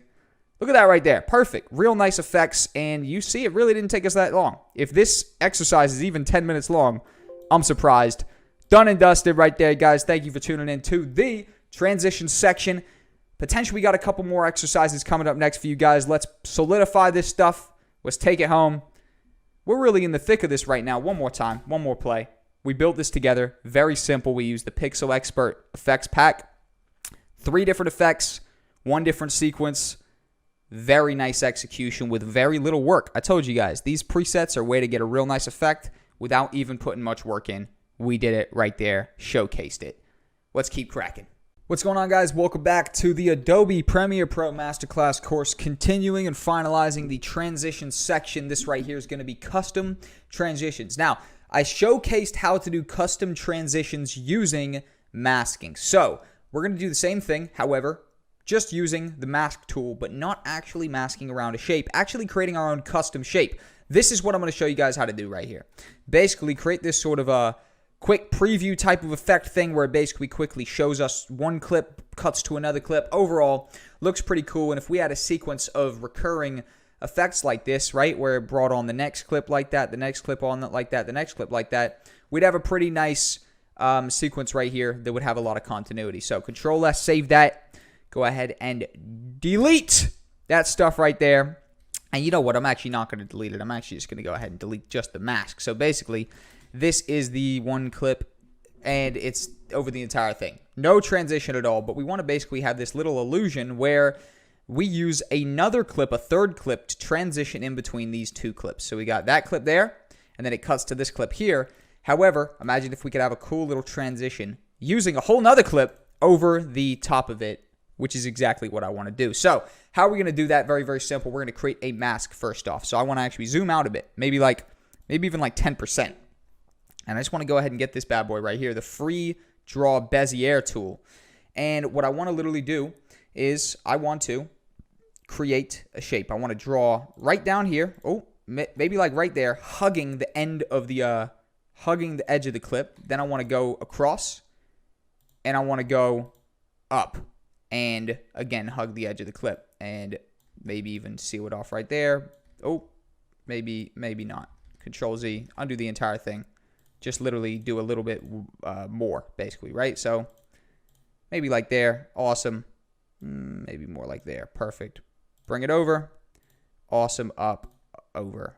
Perfect. Sweet. So we got this kind of, this piece right here, and we can use this piece, as you see, to slide on our next clip. And it's going to be very, very simple. It's essentially going to be slide stuff on, nice and simple. And we're actually going to be able to just simply keyframe it over. So the way we're going to do this is we are going to go ahead and start the effect, or actually finish the effect, right? So the middle of the effect, right, the bit that we want over these 2 clips to disguise where it changes, is we want the path to be right there covering the entire thing. So if we come here, we could see that the mask is entirely covering the clip. It's filled over it, and it's not inverted, which means anything that the mask encompasses will be the actual thing that we're seeing. Awesome. So we can mask path right there, and then we can actually go over a couple of frames, and actually just go ahead and click the mask, maybe even zoom back out to 10%. Click it, hold shift so it locks the kind of place, and literally just drag it over to the left so that it drags it over to the side. So now you've got this scene, which actually is happening way too quick. So we're going to come over here a little bit, right? Maybe like right there. Bring it over, and now we've got this pretty cool slide down effect where, boom, our next clip simply slides down. So spacebar to play, we can see looks kind of cool. Now, a couple different variations. If you guys want to mess with maybe a little bit of feather, something like that, you can make it slide down even quicker. Slide down a little bit smoother, right? That's up to you. That's obviously the default. That's kind of like the most extreme version of it, right? Or actually, it's actually not the most extreme version. The most extreme version is crazy. It's not even on the screen. It more looks like a fade. But I think Control Z, undo that. Have a little bit of feather to it. It basically just makes the edges a little bit softer. All right. I now just want to simply go over the other clip a few frames over as well. And again, go back to 10%, click on our mask, click hold shift, which locks the position, and literally just drag it over here. And basically what we're going to have is when we come back over and actually go to the beginning of this sequence, press Control S to save, it's going to zoom over and zoom past. And what we could even do is make that even faster, and it would look pretty quick and pretty nice. But if we come to the beginning, press spacebar to play, basically. Oh, let me fit to the screen. Come back over here. Spacebar to play, comes through the grass, over to Luke, facing him, boom, and comes back down. Easily transitions nicely into our next scene right here.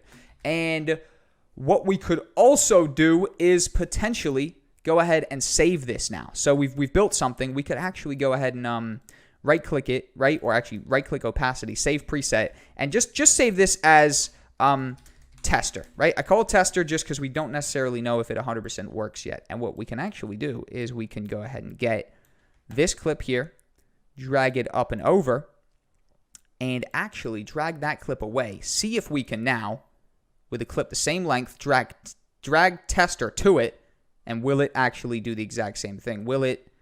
It will. Perfect. So it looks like now sometimes this stuff doesn't work, but if your clip is the exact same length and you've saved the preset, we've now created a preset where we can drag that to the same clip and it will basically transition on and then transition away. However, there's one thing that I want to do to this top clip is I want to add some actual sort of like lightness to it. And that's going to make sense in a second because it'll make it stand out even more. Now, the one I want to get is that Cornell, which one was it? Cornell, something like that. Let's go over here to video effects, go to distorts, and I want to just scroll through and have a look at a couple of these right here. And basically pick one that I think maybe even some stuff over there on generate. Let's have a look at generate, maybe. Lens flare, maybe not a lens flare. I'm literally just deciding on what sort of nice light almost effect I'd like. I'm just going to type the word light and go ahead and have a look. Generate some lightning, not necessarily what I'm after. Strobe light, also not necessarily what I'm after. The convolution kernel light emboss is what I'm after. Drag and drop that to the top. And let's actually just go ahead and turn that on a little bit right here and basically mess with it a little bit, right? For example, maybe we want to mess with that right there. Or I'll tell you what we could actually do as well is maybe even try and sectioning off this bit right here, right? So section it off as soon as it's done, and actually, maybe we actually try right-click, go nest it, and actually go ahead and try and just add one of those, for example, maybe we throw some hard shake or some invert flashes on there. That could be very, very cool indeed. And you know what we could have done? We could have just made that even cooler. So I'm going to the start, pressing spacebar, playing that through, and just like that, we should get this little flash, and it should then go off the screen. It does. Amazing. It's looking like it lagged a little bit because we're playing it on full. So go up here to sequence, go to render into out. This one right here is about to look real, real nice. Oh, the render screen's on my other screen. The render window is on my other screen. Rendering into out, and we're going to play this together right here. This one right here is a combination of a custom transition and a preset transition to create that bad boy right there. And just like that, it is looking pretty cool. Almost maybe quicker. That's what I'm thinking. If we double click and we go in, we can see that we've got it. And I think, you know what I might do? I might even just make it a little bit quicker so that it happens so fast that it's sort of the naked eye can't necessarily 100% figure out what was happening there. Remember what I said? I said those are the effects that are real nice, is the ones that you can't necessarily figure out how they happened. They just happen. And just like that, that one right there is looking pretty cool. But you know what I might do? I might even just Control Z that entire thing. Boom, throw it away, and literally just go ahead and play back our first ever variation. Very cool, awesome stuff. Overall, guys, that right there is custom transitions, done and dusted. By all means, mess around with the stuff. The opacity section, aka the masking tool, really has no bounds, just what you can do and have the stomach to sort of make keyframes for, right? But overall, guys, that right there is done and dusted. Thank you guys for tuning into the transition section. Boy, do we have some good stuff coming up next in the following sections. Plenty more to come. I can't wait. See you guys there. Hey, what's going on, everybody? My name's Jack. Welcome back to the Adobe Premiere Pro Masterclass course. Entering a brand new section right now. We're going to be kicking it off with exporting. Exporting is going to be a very interesting section based on the fact that the only way you guys are ever going to be able to get your projects out of Premiere Pro and not stuck in here in the timeline is through exporting. And there's lots of different variations of exporting. There's different file types. There's different, types of files. For example, maybe you want a screenshot. Maybe you want a, full feature video. Maybe you want it the best possible quality it can get and the highest bit rate. There's a bunch of different technicalities when you are essentially exporting. But right now what I want to do is I want to showcase how to export some screenshots. Basically, we're going to export screenshots in a couple different ways. Overall, we've got this pretty cool project that we've got here. Now, oftentimes what I do is I'm not really much of a picture taker. I'm more of a video person. I wouldn't even call myself a photographer. I call myself a videographer, right? So oftentimes when I want a nice picture, I'm usually just taking a screenshot from my video clips anyways, which by all means is not the 100% best way to do it in the world. Ideally, you've got someone taking pictures and you got someone taking videos. Sometimes I got to do both, and screenshots are how I manage it. So let me showcase you guys the absolute easiest way to take a picture, right? For example, say we want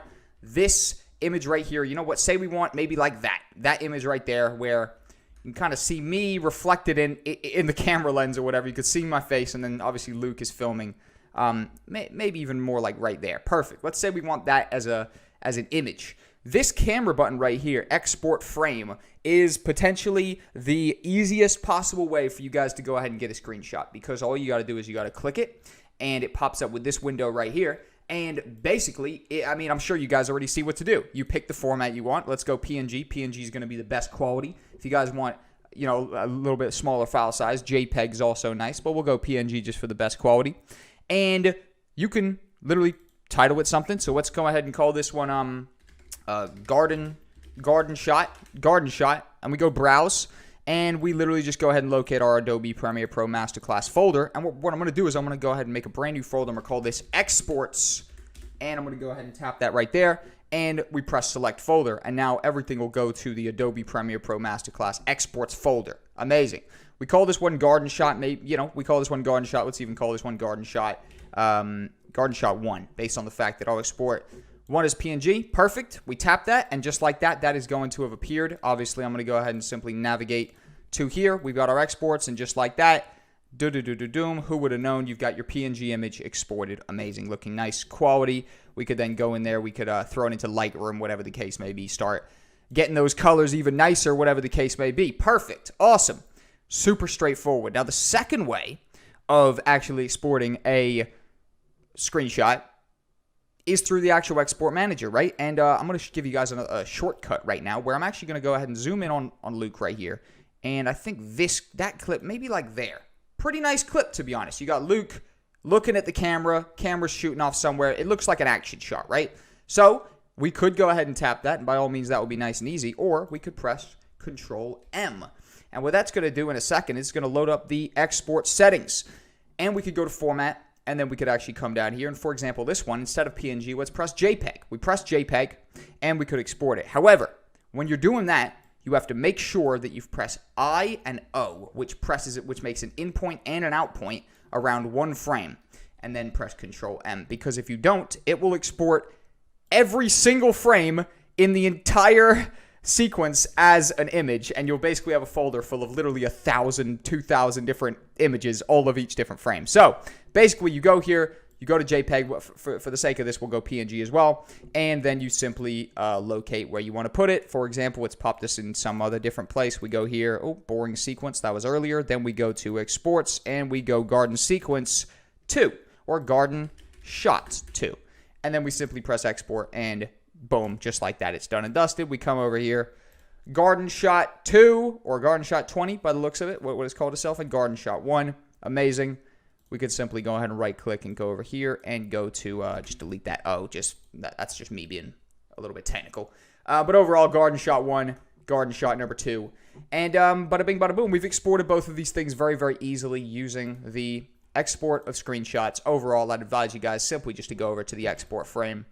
It does seem pretty much like the least friction, the most frictionless way to do it, based on the simple fact that button's always there, and you have to press the in and the out point when you're doing a screenshot the other way, which, isn't ideally desirable, but overall, that right there is how we isolate a still image screenshot, if you will, from a moving sequence. The overall technicality is just make sure your stuff's in focus. I mean, obviously, when you're taking one keyframe out of a moving sequence, oftentimes stuff could not be in focus based on the fact that it was shot very quick, or maybe there could be some motion blur or something. So ideally, you got to find the bit that is the most stable. But Control-S, go ahead and save that, and we're going to come back with more export settings, progressing down the line of the export section.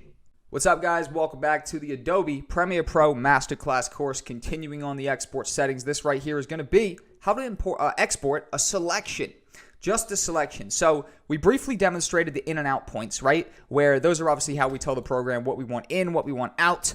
Very cool indeed. Now, hypothetically speaking, say that we just wanted an actual section of a video. For example, this walking bit. Let's just hypothesize. Let's say this walking bit right here, it doesn't really do us justice anymore. We don't really like it. We want the video to start right from this point, or even go to the point where the effect starts, right? Like I'm just going over bit by bit, and go right there. And we want it to start from right there. Well, that looks a little bit crazy, but right after the effect starts right there, we want it to start from there, zoom up, that effect comes in, and then it has the transition to the next effect, to the next clip. And we just want that. We want to completely cut out this beginning bit right here, all right?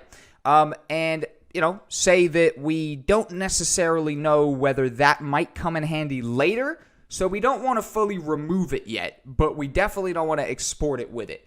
What we do is we'd simply set an in point and an out point, including and covering over the section that we wanted to export, basically. So if I go right here to where I want to start and press I, you notice that right there just jumped over. So the sequence now starts from there. Now, we still have all this to the left that we can still use, and say later in the project, maybe we want to bring it back in, or whatever the case may be. It's still over there. It's untouched, and overall, it's not going to give us a problem if we need to recreate stuff later. It's not going to waste any time. But we've been able to start from the position that we want to start at, and we are able to now export it just like that with an in and an out point. Very, very, very straightforward. Very, very simple. Literally, once we've done that in and out, we just press that good old Control-M shortcut again, and we would simply go ahead and export it. The one I'm going to give you guys is literally just H.264. That's just MP4. And then we'd simply navigate to where we want to have it, exports folder, and we go ahead and call this Garden Selection Video. Garden Selection Video, and we press export, and then just like that, it would go ahead and just briefly figure out what's there by encoding, and then it would give us an estimated time, and bada bing, bada boom, done. Just like that. Press Control-S. We've saved it. Then we can open back our exports folder. And just like that, we've got the garden selection. And it starts at the exact point that we want it to start at. And it ends at the exact point we want it to start at.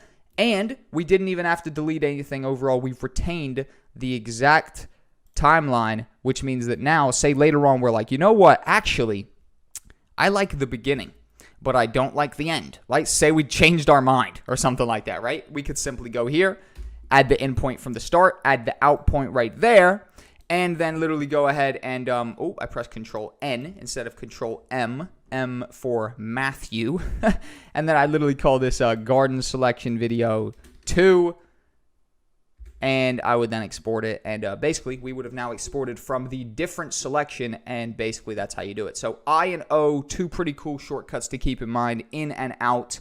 I'm not too sure what's taking it longer here. It's putting a little bit of lag behind it, but I'll tell you probably because of the effects. One of the effects, let's say probably the hard shake, is giving the program a little bit more of a hard time than probably it asked for, and just like that, it's done and dusted. Amazing. We can come over here, see Garden Selection Video number 2, and it starts at the right point, and it transitions nicely, and then ends at the right point in a minute as well. So just like that, we've been able to do it. Done and dusted, guys. That right there is exporting specific selections of your projects. We got an exercise coming up next to run this stuff straight home for you guys. Really embed it in your memory. Let's keep cracking. What's going on, guys? Welcome back to the Adobe Premiere Pro Masterclass course. Continuing on the export setting. Right now, we're going to be doing an exercise. Export 2 types of media from one specific video. You guys probably know which one I'm going for. I'm going for the Scotland edit. Let's go. Let's load it up, right? I get excited about the Scotland edit anytime I have a look, right? This one's got some audio elements to it as well. It's got these beautiful these beautiful overlay transitions that we used, and overall, I want to take a couple things from it. So let's go ahead and have a look. Now, I think I know exactly the screenshot that I want. I want the lens flare, right? Now, we've built this together, so ideally, you guys should have this sequence put together as well, and we'll be able to take stuff from it. So let's play it through. Let's see what we might want to take. Looking very nice. Looking very nice indeed. Very nice indeed. I'm thinking the waterfall scene. It's going to be the waterfall scene. That's where we're getting the screenshot from. Yep. Oh yeah, oh yeah. Uh-huh. It's looking like I think we forgot to put this this outro right here. So let's go ahead and just fade it out right there at the end. Boom, boom, boom. Nice and faded. Perfect. So I know first off 100% we're going to go ahead and get that. That is the screenshot, right? Let's even scroll over a little bit. Perfect. Just like that. And the black bars are obviously on there at the top. If we turn them off, do we want to turn off the black bars for the screenshot? For the screenshot, I might turn off the black bars, right? So we could literally just turn that off right there. Boom. Done and dusted. However, you know what? I think we keep them on. I think what I'm going to do is I'm going to press that, right? I press the take a picture thing. It pops up with this window right here.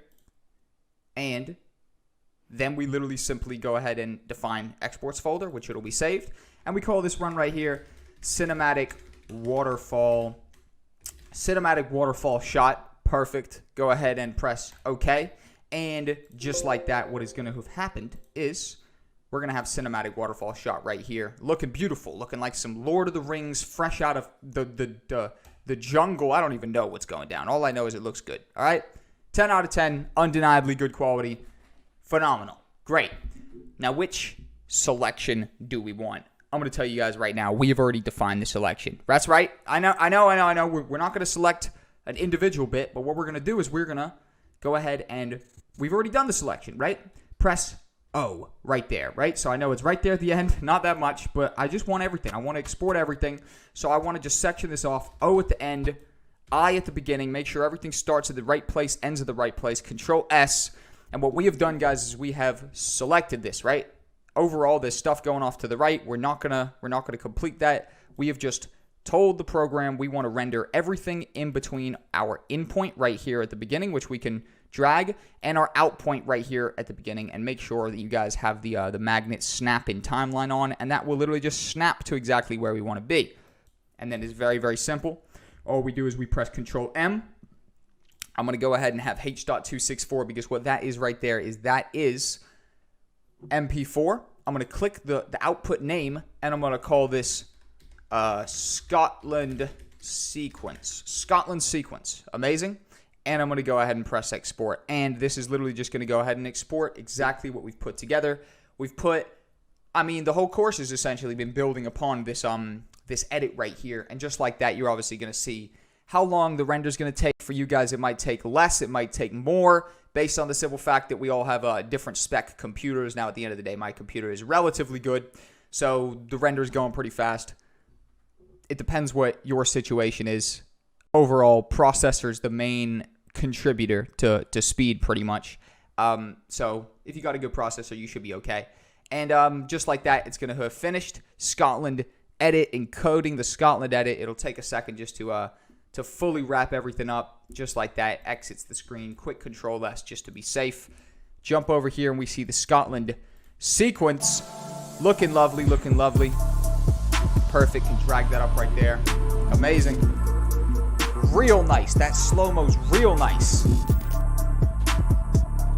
Real nice. Real nice.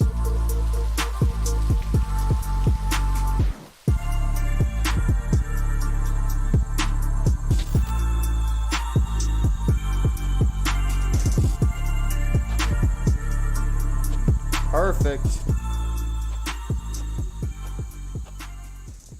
Perfect. And just like that, guys, that right there is our export section. Looking lovely. And our cinematic waterfall shot right there. So these are all the things we've been able to create so far. Looking pretty good. Our export folder's building up. Overall, guys, the funny thing about that is I've tried to go piece by piece for you guys, but there's actually some better render settings, stuff that we could use to actually get more out of this that we haven't actually been showcasing yet, based on the simple fact that I've wanted to do it step by step. So without further ado, we're going to be jumping into the best export settings in the next episode coming up. Let's do it. Very similar to what we've done so far. I haven't led you astray, but there's one crucial addition that gets so much more quality out of the image and the video because it increases the bitrate. Let's check it out. Hey, what's going on, guys? Welcome back to the Adobe Premiere Pro Masterclass course, continuing on and finalizing the best export settings. Basically, we are going to re-export this right here. We're going to re-export it for one small technicality. There is one tiny, or actually three tiny little details, literally just buttons we could have ticked, that will take this image quality to a whole nother level. This small trick is so impactful, and the main place you guys will see it being impacted basically, and actually improving the quality, is when you guys put these videos somewhere else. So oftentimes when you're looking at it on a big screen on your computer, it's hard to tell the difference between the quality, but it's very easy to tell the difference between the quality when it's on a phone, for example, and you've uploaded it to social media. It is such a classic recurring problem for people that want to put their content on the internet that websites have to decrease the quality and compress it down because they're dealing with so much video, right? If you're Instagram and you're getting literally millions of videos uploaded a day, right? And your YouTube literally getting probably billions of videos uploaded a day, right? Loads of videos, right? Loads of content constantly going up. You can't necessarily keep everything in the absolute most pristine quality, or else, I mean, you know, it's just not very feasible. So naturally, they decrease the quality, they compress it down a little bit so that it can be handled by their website, right? This is what we're going to try and counteract and get that clean image even after YouTube or Instagram or whatever compress. And that's by rendering at the absolute max possible settings. So if we press Control M, open this up, I want to show you guys the max possible settings. The H.264 still remains, but it's this preset where we start. We take it from match source high bitrate to high quality 1080p HD. Now, instantly, that is going to give more quality to this because it's upping the bitrate that we're exporting at. I believe that is the sort of technicality behind it. And the funny thing is, there's two more things which are just super obvious, which help, which is render at maximum depth. Who knew? Click that. Make sure that's clicked. And render and use maximum render quality. Oftentimes, it will not use everything that's there.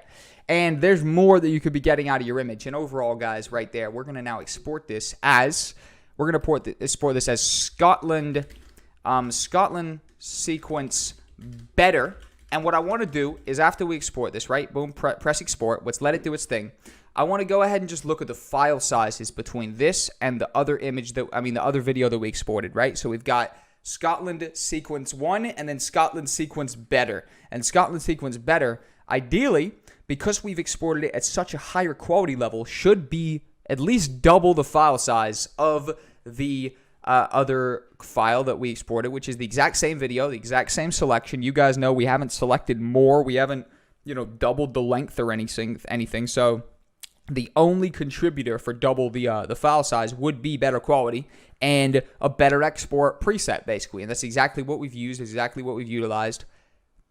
And pretty much all we have to do is now just wait for this encode to finish, and just like that, we'll be able to load up our project, our exports folder, if you will, and basically we can compare those two file sizes. Now, the encode's taken a second for a second. It's a second for a second. It's taken a second, and it appears to be having to figure out maybe more than the previous one was, maybe because it's arguable. Better quality, right? It's better quality. It's taken longer to process itself, basically, and we should see something starting to build itself here, as you see right there. That's what the files look like before they've actually fully finished processing, but we can actually load stuff up here. So the second it does pop in, we're going to be waiting for it. And just like that, it's loaded up. And if we actually simply click these, right, and I want you guys to look down here, right, so let's make this full quality. Look at that right there. Item selected, 83 megabytes. We select that one, 42.7. Double. So we go properties, right-click this one, properties. Let's pull up these two properties next to each other. How do I double property it up? There we go. So Scotland sequence properties and Scotland sequence better properties, right? This one's the better one. That one's the previous one. Previous one, if we go to general, it's 42.7 megabytes. but this Scotland Better is 84.3. Double, right? And that's because it's better quality. Overall, that right there is the best export settings you guys can pretty much use in Adobe Premiere Pro. That one right there is 10 out of 10. Obviously, if we press Control M, we see that, there was obviously the high quality 2160. That's 4K, right? So if your project's 4K, you use that one. If your project's 720p, use that one. Overall, guys, that right there is done and dusted. The best possible export settings you can get in Adobe Premiere Pro for MP4 based on, evidenced by the fact that the first one's 42.7 megabytes and the second one 84.3. Try upload that one to Instagram. Guarantee it looks better than the person who uploaded the video below your post. I guarantee it because I didn't use these export settings. Thank you guys for tuning in. Let's keep cracking with the export settings of Adobe Premiere Pro. Control S, go ahead and save that. And keep cracking with the section. Let's eat it up. What's going on, guys? Welcome back to the Adobe Premiere Pro Masterclass course. Let's just solidify this. Let's bring it home. Let's take it all the way. I want to go ahead and export a couple more things at maximum quality, guys, so we can actually just go ahead and affirm everything is stuck in your brain and that we're all good, all right? So this one right here is the one I want to export. Oh, very, very simple. It's the Scotland edit hidden inside the computer. Remember how we did this? We threw it in there. We superimposed it on. Superimposed ain't really the right word, to be honest. But pretty much, this is a, let me just mute this while I play this. This is the Scotland edit in a computer, right? Should be more or less the exact same way to export this. However, we remember that if we go to export settings, this is 4K. So we're going to be using slightly different presets. So what I want to do is I want to create the selection first, right? So let's go to the end. Let's press O, which finishes it, right? Caps it out. Let's also unmute it so we can play the audio. And we've now selected our sequence. Perfect. Awesome. We've made our selection. Now let's press Control M to pop up the export settings right here, just like we have. Amazing. And we notice down here it's 3840 by 2160. Now, the actual export setting goes off of the height. So if we go here to preset, we see it says 2160 high quality. And I just want to go ahead and show you guys. Look at the estimated file size, right? 44 megabytes. When we actually go to match source high bitrate and we actually go to high quality 1080p, it instantly goes to 86. Now, 88 would be double, technically, but 86 is 2 megabytes below. It basically just doubled in front of our eyes because the high quality 1080p, and we haven't even selected high quality 2160p. So that just went to 343 megabytes from 40 megabytes. Amazing. 10 out of 10. Literally massive increase. Then we take render at maximum depth and use maximum render quality. Just like that. We then go here to output name. We select where it goes to. Green screen doctor computer. That's just the default file name. We're going to go ahead and call this computer watching Scotland edit. Very nice and literal title. And then we go ahead and press export. And just like that, that's going to do its thing and export. Now, it might take a second for sure. Could take a second based on the fact that this is 4K. It could be a little bit more. And, yeah, it'll take a second to export. But it is what it is. Of course, it's going to take a second to export. 4K, we let it do its thing.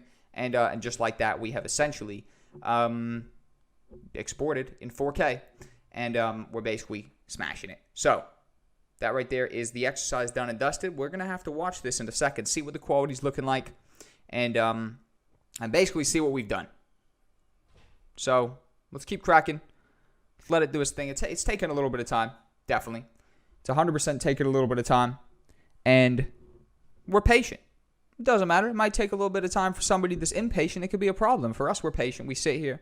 We keep pushing. A huge part of the editing process, guys, is waiting for your projects to finish rendering. Believe me, I've been editing projects, 3D stuff even, since I was a kid. Very young, like 10 years old, 11 years old, 12 years old. And I really was not using good equipment back then. I had a little Acer laptop. It was very slow, definitely not built for Cinema 4D, which is what I was using back then. And, I used to literally sit through 3-day-long renders. And if you think I'm exaggerating, believe me, I love exaggerating. That ain't an exaggeration right there. I would set my laptop up for 3 days, and it would do the export, and it was literally hell. Now, you can see right there, 45 seconds really don't seem like much when you know that someone sat through a 3-day export. And believe me, I'm that person. So, let's let it do its thing. 44 seconds. Perfect time to take a sip of water, to walk the dog, take a stretch. You've been sat down for a little while, putting that work in. We appreciate you. Go ahead and do a little bit of stretches. No one's gonna hate you for it. Do a couple stretches, touch your toes.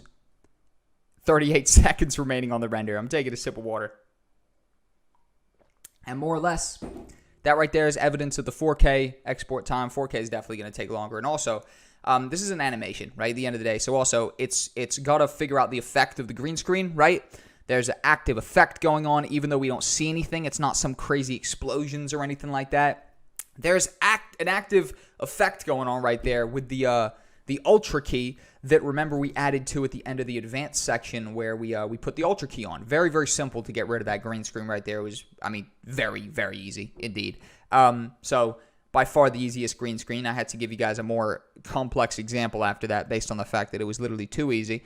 But overall, very, very simple, and we've been able to put a real video onto what is looking like a combination of fake ones. So it's looking like this green screen here has a green screen over the laptop, but then it's looking like this is a green screen for the guy as well who made the green screen. So this is a normal table with a bunch of stuff, but then a green screen behind it, and he's put this kind of weird science-y, doctory skeleton thing going down, right? So I don't even necessarily know why I chose this as the as the piece to give you guys, but overall, it was chosen, it was given to you guys, and we got 5 seconds on the render.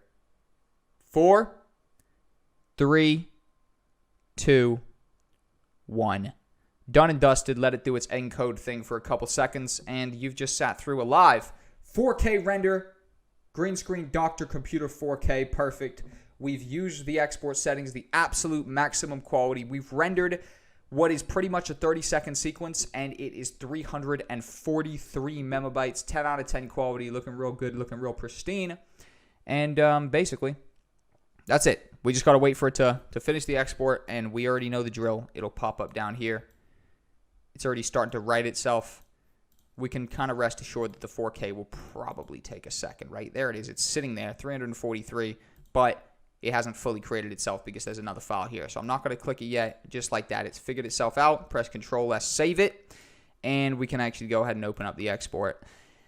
And boom, just like that, we have actually exported 4K. I'm going to go ahead and just drop that audio down a fair bit, right? 4K, it's on the computer. He's typing away. It's looking like a high quality. It's got the reflection, everything. Overall, looking really good. And remember, we've put this together very, very simply using an Ultra key to key out the computer. We've put the Scotland edit in, thrown it on there, lined it up as best we could. And just like that, we've created the illusion that this guy is watching our Scotland edit with a beautiful masking transition right there. And overall, that guys is done and dusted. The 4K render export settings, done and dusted. Phenomenal exercise. Let's keep on cracking. We're about to finish export settings up. And then we got a crazy bonus section coming up. Hours of real live projects. That's going to be very interesting for you guys. And I'll see you there. What's going on, guys? Welcome back to the Adobe Premiere Pro Masterclass course. We're going to wrap this bad boy up with a special example, special exercise. Overall, I want to get that green screen. We had a green screen floating around. I don't necessarily know where it went to. The green screen of me, right? Scotland edit. I forget how we were putting that whole thing together. There it is. There I am. Wonderful. Now, imagine if I just wanted me. I did not want anything below me. I literally just wanted me with a transparent background. Say we bring this over and we just want me with a transparent background, doing my thing, looking around. Let's go ahead, go past here, look around. Amazing. And pretty much say I just wanted me kind of looking at the screen being goofy. And pretty much I wanted to isolate myself with a transparent background so that we could export this and then bring it in onto other sequences. Very simple. I'm going to break it down to you guys. So first off, we would line everything up, right? So what I want to do is I just want to increase the size of me a little bit and just bring myself over there into the middle a little bit so that I'm full screen. I'm looking around. I have no clue what the hell I'm doing. I'm literally coughing. Hopefully, I didn't have any disease at this time, but I'm pretty sure I was just testing to make sure the green screen was looking good. Looking around, making sure everything's good. So say I want 20 seconds of this, right? Perfect. Wonderful. Come over here. Let's press O. End it at the 20-second timeline, and we just want me. Very simple, but there's a couple technicalities, and it's actually a different file format that we're going to use. So first off, let's go ahead and press Control M, which is going to pop up our export settings. And I want to showcase format. I want to bring you guys from H.264. I want to bring you actually down to QuickTime. Once you click QuickTime, this is basically a format that can be a little bit more moldable, right? Then what I want you to do is I want you to come down here to Video Codec. Click, it will be by default be on Apple ProRes 422 HQ. And I want you to just select animation. Animation is the preset that enables you to then scroll down here further and click 8 BPC plus alpha. Alpha is what you want to look for. Alpha channel. The alpha channel basically means that this shit right here, the black, it goes away. The darkness goes away, and basically we just have the character who we want to focus in on. And as well, we could literally do those same things where we render at maximum depth and use maximum render quality. The preset doesn't necessarily matter so much up here. And then we make sure 8 BPC alpha. Click here, and we go ahead and title this one Transparent Jack. Just like that, and we press export. And this will take a second because it's transparent. It's a little bit more complex than a normal layer. It's got to figure out a little bit more, right? So expect it to take a second. For a 30-second sequence, this is actually going kind of quick from what I expected. But pretty much now that we've done this, we are actually going to get a file that is 100% with a transparent background, which means when we do a test in a minute and we import our transparent background Jack, and we import it into a project, put a totally different background behind it, and start playing the video, you'll notice that there will be no background attached to me, and it will basically just be me on the screen superimposed over whatever background we decide that we want. And it literally can be as simple as just getting something off of Google Images. I mean, like, literally, I'm actually just going to live, while it's exporting right there, I'm just going to get an image off of Google Images. Let's go ahead and call it a mountaintop, right? Mountaintop background. By the way, this is a good shout of how to get just random stock images. That's finished. Wonderful. And we get the mountaintop background. I'm going to right-click it. I'm going to go Save Image As, and I'm going to save it. And I'm actually just going to go ahead and drag that over here to my exports folder. Drag it here, right? Wonderful. And then I'm actually going to go into, it's finished, press Control-S, save, wonderful. I'm going to go over here to my folder. I'm going to drag in the background, the mountain background, and I'm going to drag the mountain background down here to make a brand new sequence out of it. Wonderful. I'm going to go to sequence settings. It's on 26 by 1080. All right, whatever. I'll leave that. Then I'm going to go here to exports. I'm going to get Transparent Jack, which because it is a transparent background, you're not going to be able to just play it right here, right? Because it's mauve. All right. Now, look at the file size. Animations by nature have massive file sizes, so just be wary about that. But when we drag and drop it in, you notice that there is no limit to it. There's no background. Jack, the transparent Jack, just gets superimposed over this background, and now we can press spacebar to play. And just like that, there I am. No background. We did not have to green screen anything. You just exported with a transparent background based on the fact that we green screened myself out. I'm coughing. I'm dying. I'm sticking my tongue out. This was a weird day. I'm not too sure what was. Yep, this was a weird day right here. But at the end of the day, we are back to it. And we've pretty much just done this very nicely. And you know what I could do? It's looking like I'm a little bit over to the right, so I could bring myself over a little bit. And then we know what to do. We Control M. Go ahead and pop up our render settings. Go to H.264. Wonderful, sweet, looking great. What we can go here is we can actually go down here to actually pay attention to the width, because that'll make it 1080p, right? So 2650 by 1080, wonderful. Go here, put HD 1080p. However, that'll lock it to that. So 2650, is that what he said? 2650 or 2150? I've literally just forgotten what the hell the sequence is. 2560, wonderful. Press Control M. Go ahead and turn that to high quality 1080. Boom. The invalid frame size for this level. Please lower the video bounds. Blah blah blah blah. All right, you know what? Whatever. No 10 out of 10 high quality. Just press Control M. Skip the preset step because this is a weird size. Now, if we wanted to fix that, we could literally go here and just make it 1920. All right, you know what? Just for the sake of it, 1920. Wonderful. Beautiful. Control M. Load that up right there. Go here. Go to high quality 1080p. Scroll down. Render at maximum depth and render maximum quality. Easy peasy. go here and call this one Jack on a Mountain Top. Wonderful. Very, very, very nice name. Go ahead and press export. And just like that, guys, we have exported. Well, what we've done is we've exported something with a transparent background. We found a better background that we wanted to superimpose.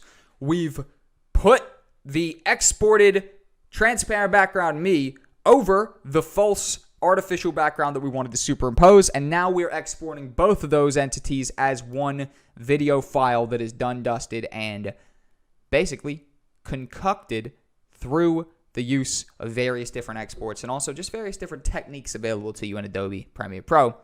Very versatile program. You can pretty much do anything you put your mind to. If you can figure out how to do it, it's doable. We come over here, we go to export, and we're going to find the good old-fashioned Jack on a Mountaintop clip.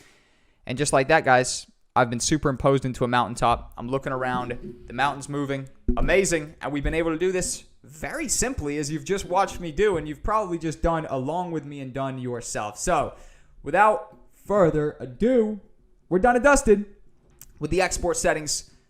Very cool. We exported a fair few different things. Combined stuff.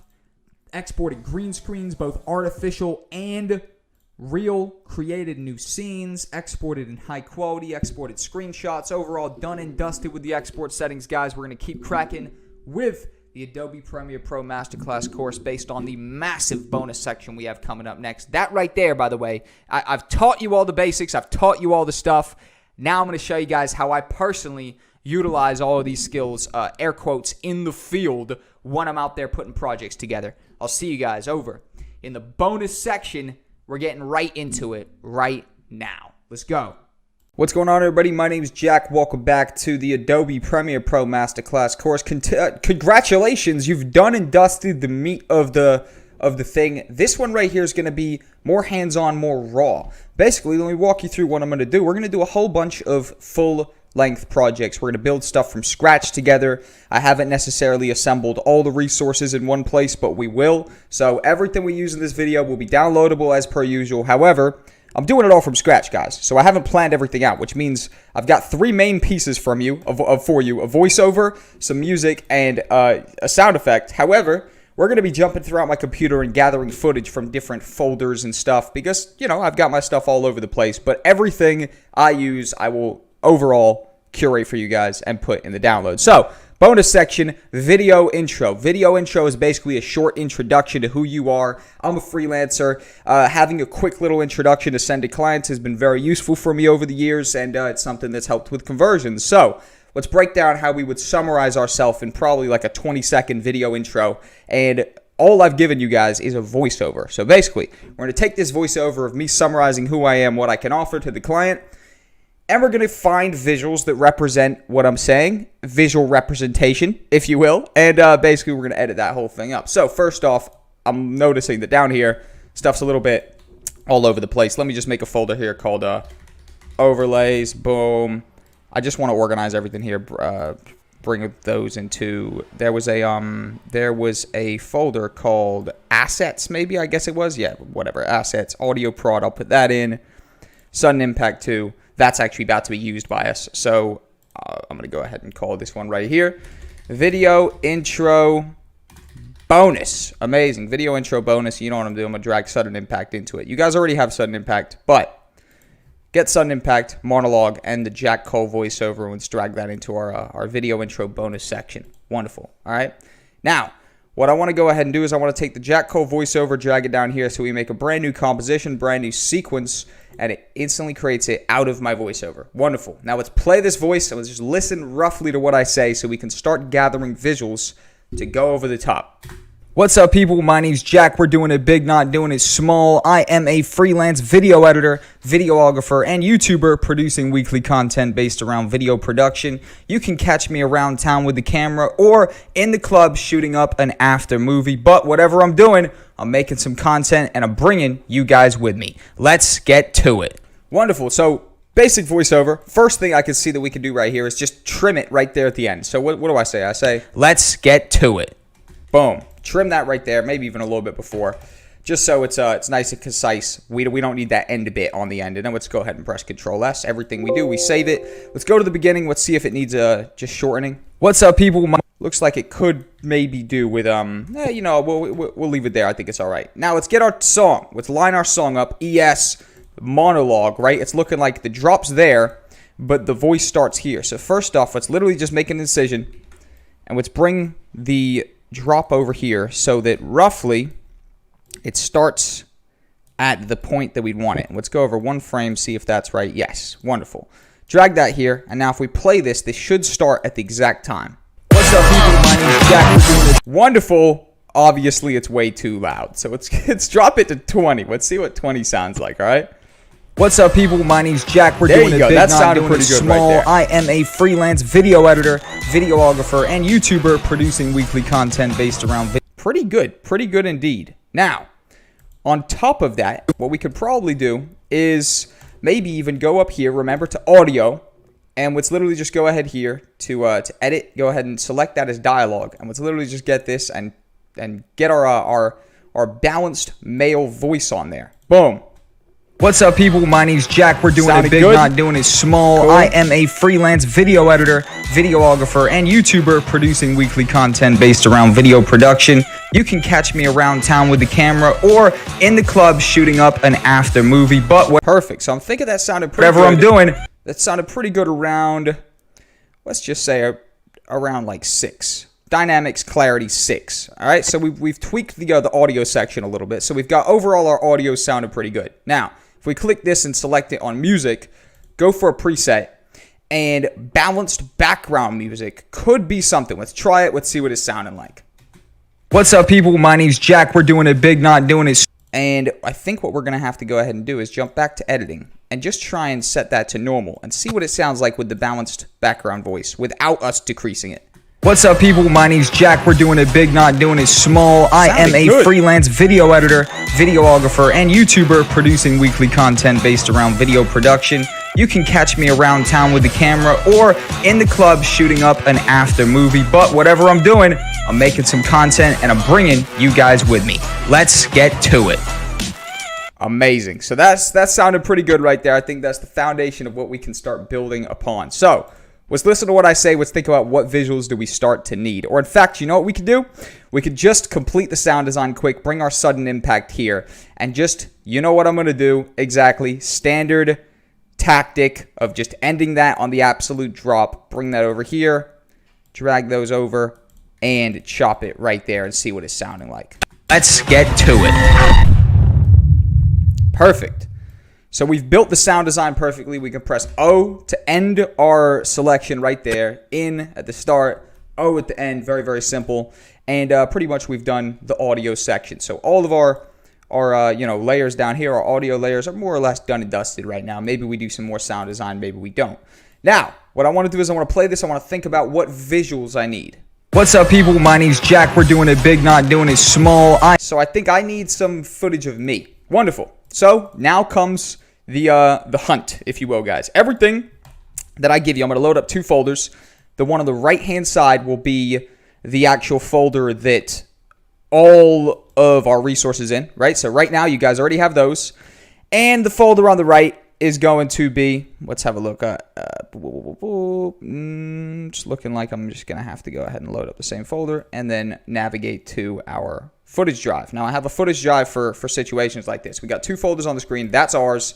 This is going to be the one that we find stuff in. It's cool. I'm going to go over here to my record drive, and I'm going to go to footage drive. We got a bunch of stuff. Now, I offload stuff every now and then into the cloud. However, today we're just going to be digging through the folder, seeing what we can go ahead and find. So I'm talking about myself right away, right? So what I want is I want some footage of myself. I know that this one right here is like a photo shoot. Maybe we could use something like this.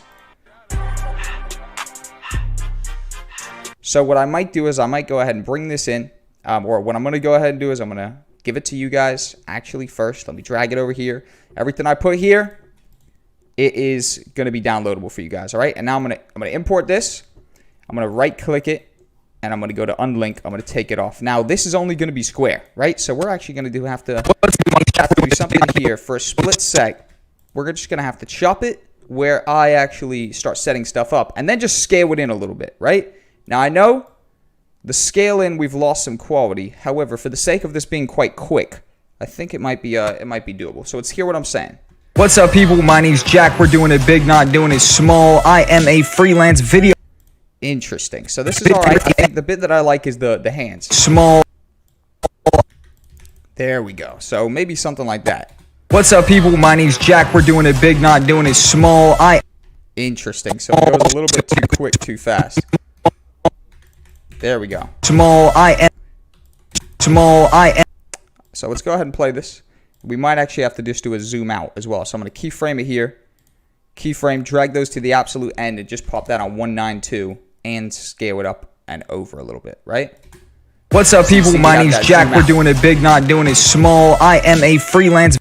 There we go. What's up, people? My name's Jack. We're doing it big, not doing it small. Perfect. And remember, what we could do is we've chopped that out nice. We've selected a nice little bit of that, and we've done a loose keyframe animation coming out. Now, we're going to be able to blend all these together with some overlays over the top, all right? And some color correction, color grade, everything. Perfect. So, we've got one. We got the photo shoot. We've dragged it over. Amazing.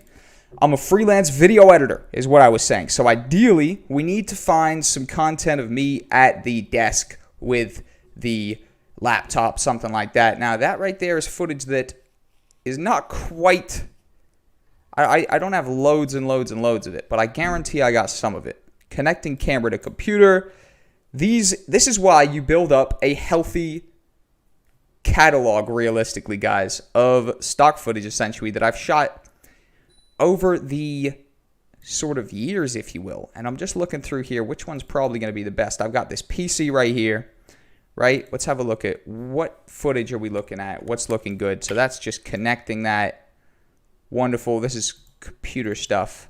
Probably not what I'm after. I think what I'm going to go ahead and do is maybe connecting the camera to the computer. This could be got the razor blade right there. Something where you could see me. There we go. There we go. That's what I'm looking for. So I'm going to drag that over here, give that to you guys, and we're just going to go ahead and import that and drag it up here so that the audio layer doesn't screw anything over. Right-click it, unlink, delete, and drag this one over right here. Now, here, we're going to scroll along. I am a freelance video editor. There. Right about there when it looks like I'm using the computer. We're going to press C, chop this down, delete that, push it over. Oh, drag it manually because it was bringing over the sound effects. Awesome. Now, we are going to go ahead and have a slight keyframe animation in. So let's go ahead and tap the scale. Let's tap the position, and let's play this until we want to have it off the screen, which is where we'll do the second keyframe animation. Small. I am a freelance video editor. Perfect. Right about there. So I'm actually going to probably do like a 110 and maybe bring it over a little bit right there and maybe like there. Awesome. So we just got colors going on. Then I got C, chop that down, easy peasy. Come to the beginning, press Control S. Let's play through what we got so far. What's up, people? My name's Jack. We're doing it big, not doing it small. I am a freelance video editor, videographer, and YouTuber producer. Perfect. Looking pretty cool. Not looking too bad at all. Now, what I might go ahead and try and do is maybe have that go on for a little bit longer. Let's have a look at what it looks like if it goes to that speedy version. What's up, people? My name's Jack. We're doing it big, not doing it small. I am a freelance video editor. Freelance video editor. Videographer. Interesting. So let's play. What's up, people? My name's Jack. We're doing it big, not doing it small. I am a freelance video editor, videographer, and videographer. Amazing. So I think I am going to go ahead and have it go on for a little bit longer. Chop it there. I'm saying videographer next, so I'm pretty sure I know some good stuff that we can do. We got plenty of filming stuff. That's for absolute sure. So it's just a matter of getting the best stuff. Let's come back here to footage drive. Let's scroll through. I'm trying to think, which one shall I give you guys? You know what I might go ahead and do is I might go ahead and get some stuff from Rotodam again. But we've already done some Rotodam stuff, haven't we? So you know what? Maybe we go ahead and get the river path. Some river path footage. You see, guys, I got pretty much footage for every different scenario. If you got a scenario, I got footage for it. Let's have a look. Let's double click this clip, see what it's looking like. There we go. Freelance videographer. Perfect, perfect, perfect. Click that. Bring it over here. Paste it into our folder here. So you guys got it too now. Amazing. Let's drag that over here to Premiere. Drag it up a couple so the audio doesn't kill it. And this one right here, I believe, is 120 frames. Yes, 120 frames. So what we can do is we can actually right-click this. Or you know what we should do? We should load it up here. Let's find the starting point that we want. Probably this point right here when the actual, when it starts coming out, right? You see how it comes out like that? That's looking pretty cool. I like that. However, what we can do is we can actually go ahead and drag that in. Right-click, go to speed and duration, and drop that to 25. Videographer and YouTuber What producer. that's going to do right there is enable us to have slow motion. So, we've now got a slow-mo shot coming out. Videographer and YouTuber. And YouTuber? Videographer and YouTuber. And YouTuber. All right, cool. So, maybe I want just 50%, right? Just 50%, I think. Videographer and YouTuber. YouTuber. So, I'm saying videographer and YouTuber. I think for the YouTuber, for when I say YouTuber, I think what I'm going to do is I'm just going to have some more footage of me rolling around with the camera, I think. So you know what I might go ahead and do is I might go B-roll, and I might actually have a look at the cheap stabilizer. Shot some real good footage of this cheap stabilizer ages ago. But the footage turned out great. The stabilizer wasn't so 10 out of 10, but the actual footage itself turned out pretty good. I'll show you, right? So nice and close up. Here you go. This one right here, I think that right there could be some pretty nice footage right there. Wonderful. Ideal. Wonderful. So again, what I'm going to do is I'm going to load up the folder for you guys. I'm giving you guys plenty of resources right now. I'm going to drag it over. Let's get a copy, and we're simply going to import that into our Adobe Premiere Pro. Somehow it threw itself into advanced. Happens. You know what I mean? Video intro. There we go. Double click it. Load it up. I'm going to skip over to probably right around here. Press I for the in point, and we're just going to go ahead and drag the video only. And also, I think this is 4K, so let's right-click it, and let's press set to frame. Wonderful. Now let's come back here, and first off, also, we're looking like I could see a situation which is going to happen, which is we are going to have to get a whole bunch of color correction going on to blend stuff. But that's no problem. Let's keep playing. What's up, people? My name's Jack. We're doing it big, not doing it small. I am a freelance video editor, videographer, and YouTuber producing weekly content based around video production. You can catch me around town with the camera. I said, you can catch me around town with the camera. Okay. Now let's come back. I'll tell you guys, you know, one professional videographer, he keeps one footage drive. But me, I'm a whole nother level. I keep two. So we come over here. I'm going to consult footage drive number 2 now for you guys. All right. I'm going to get some cars, some car clips, having a look. I'm pretty sure these are just my side.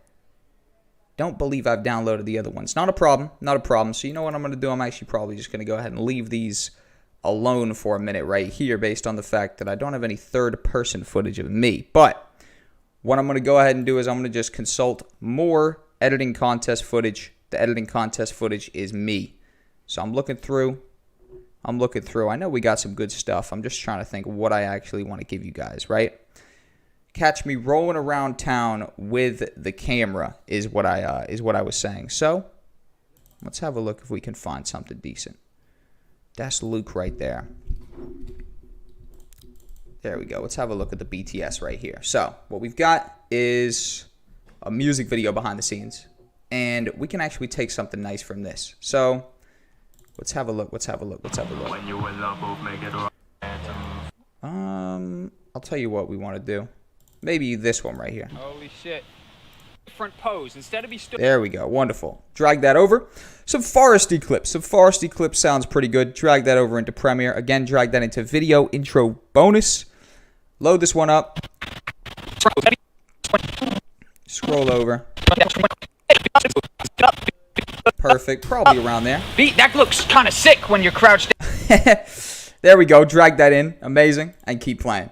You can catch me around town with the camera or In the club. Amazing. Press C. Chop that down. Easy peasy. The club. Super easy footage. Jump back over here. Footage. Let's go ahead and jump back to our footage drive number 1. Record drive, if you will. Footage drive. And what we can go ahead and do is have a scroll through, see which footage is probably gonna be best for us. But you know what I'm thinking? I think we might have to. 2 seconds. I think what I might have to do is I might have to bring through some footage from my Dropbox, guys. See? Sometimes I've got a lot of footage. All right, I've got a lot of footage. There's no two ways around it. There's a lot of footage floating around, so I'm having to jump over to Dropbox. Remember, I'm giving it to you guys anyways. These are the raw projects right here. This is what a project would look like for you guys. I'm going to go over to Nightlife. Probably going to go ahead and select New Year's 2018. It was a good year, New Year's 2018. Partying it up big time. And I'm scrolling through. Let's find some first-person footage. Some third person, if you will. Third person, first person. Same thing. Scroll on through. I think what I got to do actually is I got to find some behind the scenes. Let's have a look. Behind the scenes. Casa New Year's Eve. There we go. And I want to go ahead and find a nice third-person clip. Boom, something like that. Let's go ahead and download that clip right there. Amazing. It's going to download real quick, and you guys know exactly what I'm going to do. As soon as it's downloaded, I'm going to drag it into the folder. Drag it here. And you guys know that because you would have already downloaded it from the resources. And then I'm simply going to go ahead and drag it into good old-fashioned the windows up here. And we can actually go ahead and just... that's me right there, obviously filming. I want to wait for that to drop and I actually start... Oh, there we go. Boom. Perfect. So probably right around there. There you go. That's looking good. That's looking good indeed. Then we could simply grab the video, bring it in, play it. Club shooting up an after movie, but whatever I'm doing, I'm making some content out of it. I think that's what I'm about to say it next. So we chop that there, press Control S, go ahead and save that down. And then what I want to do is literally just find some video of me walking with the camera, and I'm talking to the camera exactly. And you know what I'm going to do? I'm going to go along. This sounds pretty good. Location. Hut. And we're gonna keep killing having a look. his face along with another LED. Yeah, so I'm just trying to find a good establishing shot of me talking to the camera, basically. There you go. Wonderful. So, again, I'm just going to drag that over. Perfect. Drag that down into video intro bonus. Double-click it. Load it up. Probably go to right around here where there's motion because it's just interesting. Press I, in point. Go here. We're going to have to right-click, press set to frame. It looks like that's 720p somehow. I'm making some content and I'm bringing you guys with me. There we go. What am I doing here? Boom. Chop that down. Bring that over here. I'm making some content and I'm bringing you guys before my hand goes down, maybe like there. Drag that over. Drag that there. Just position it time-wise. movie, but whatever I'm doing, I'm making some content and I'm bringing you guys with me. There you go. You guys with me. We could shop to something else now. Go ahead and boom. Get the first person. Let's have a look at what that is. That's just a picture. I think some more content from this one just because that was pretty short. Drag that over and drag that into video intro. BTS. Nice. Probably the shot moving over. Amazing. Boom. Drag that there. Chop that down. Easy peasy. Press Control S. Go ahead and save that. And we can go back to the beginning, have a look at what we built. This is the skeleton, what I like to call here. We still need to color grade, and we still need to tie everything together with some overlays and some transitions. Let's play it. Let's see our loose cut, our rough cut, if you will. What's up, people? My name's Jack. We're doing it big, not doing it small. I am a freelance video editor, videographer, and YouTuber producing weekly content based around video production. You can catch me around town with the camera or in the club shooting up an after movie. But whatever I'm doing, I'm making some content and I'm bringing you guys with me. Let's get to it. Perfect. Just like that, we did it big. Now what I want to go ahead and do is I want to go ahead and get our premium glitches. Where are those 10 out of 10s? I'm not going to lie. Go ahead and bring that advanced effects down. Get these clips right here. Drag those into video intro bonus. Amazing. And we can go ahead and hit up the overlays. MLT13, whatever. These overlays, those overlays are cool right there. Let me have a look. I think these are the ones that I want right here. No. I think the other ones are actually nicer. Going back and forth, standard. You know how it is. There we go. So let's go ahead and actually bring that on the most overexposed bit, that right there. Start it right there and drag it in. And basically, the reason I'm doing that is because I want this to start off with kind of like a glitchiness. And every time we bring one in, we have to click it, go to blend mode, go to screen. What's up, people? And just like that, we've got pretty cool effect going on. And then we could simply drag this one over here. Drag it above. Remember, we go to find the point of biggest brightness, because that's the point where we could safely transition. We turn it to screen, we chop it in the middle, and we bring it over to lock it right there. Then we go ahead and get the next one. We drag it in. We literally scroll over in it until it's at a point which is kind of peaking, essentially. And then again, we just chop it down. We drag it over. Bada bing, bada boom. Bob's your uncle. Nothing hard about it at all. We get the next one. We bring it over. We chop it down. Or I think probably that's maybe where it is. Something like that. Again, we bring it over. We go to screen. We chop it. We bring that there. And then we go ahead and play and we see what everything's looking like just before we start continuing, right? What's up, people? My name's Jack. We're doing it big, not doing it small. I am a freelance video editor, videographer, and YouTuber producing weekly content based around video production. You can catch me around town with the camera or in the club shooting up an after movie. Amazing, amazing, amazing, amazing, amazing. So I'm going to double click the next one. Go ahead and play that over. Perfect. Start it right there. Drag it over. Oh, see, that's why you got to be careful that you're not importing it too high, because it'll go ahead and chop down your other audio. And that's the point that we want right there. Perfect screen. Bring that over. Get the next one. Bring it in. Most of these are they're all very similar, right? So you can kind of just chop and change, but you just want stuff to be basically happening on the screen so fast that or in the club shooting up. You can't necessarily tell what's going down. Now, some of these are faster than others. Some of these are slower than others. But overall, you can't really go wrong with throwing them over the top of these sort of hard cut changes, because the hard cut changes, I'm making some content and I'm bringing hard cut changes are stuff that ideally we want to disguise, right? It's not 100% deal breaker 1000%, but overall the hard cuts, if we can make if we can basically distract people and not let them realize that there was such a hard cut right there, it's going to increase the experience of the video 100%. So that right there is everything sound designed up to a milli. Everything's looking good. Let me have a look. Let's get to it. Get to it. Perfect. Looking good, looking good, looking good. And now we can come back to the beginning. You know what we can actually go ahead and do is just bring this stuff down a layer, because it doesn't actually need to be up. The only reason it was up there was because we were trying to make sure we didn't overlay the audios. However, bring everything down just like that. And you know what we can go ahead and do is we can actually go here and we can type in adjustment layer, and we can get our adjustment layer. And adjustment layer can be reused a bunch. And you know what's up, people?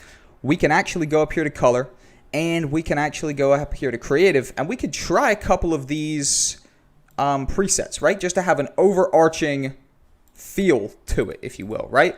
Just for the sake of having one of these presets, maybe we just use a Fuji. I'm not really feeling any of these Fujis so far, that's for sure. Mess with it a little bit, see what we can do. The monochrome definitely isn't the look. Maybe we lay off of it and maybe we do our own, but we definitely have to color correct some stuff, because obviously something like this right here is in dire need of, for example, some contrast, and also it needs the highlights leveled out a little bit, right? However, that is not what's needed for the next section, right? So basically it's going to be a little bit of color grading now. Let's go ahead and give it a try. What's up, people? My name's Jack. We're doing it big, not doing it small. I am a freelance video editor.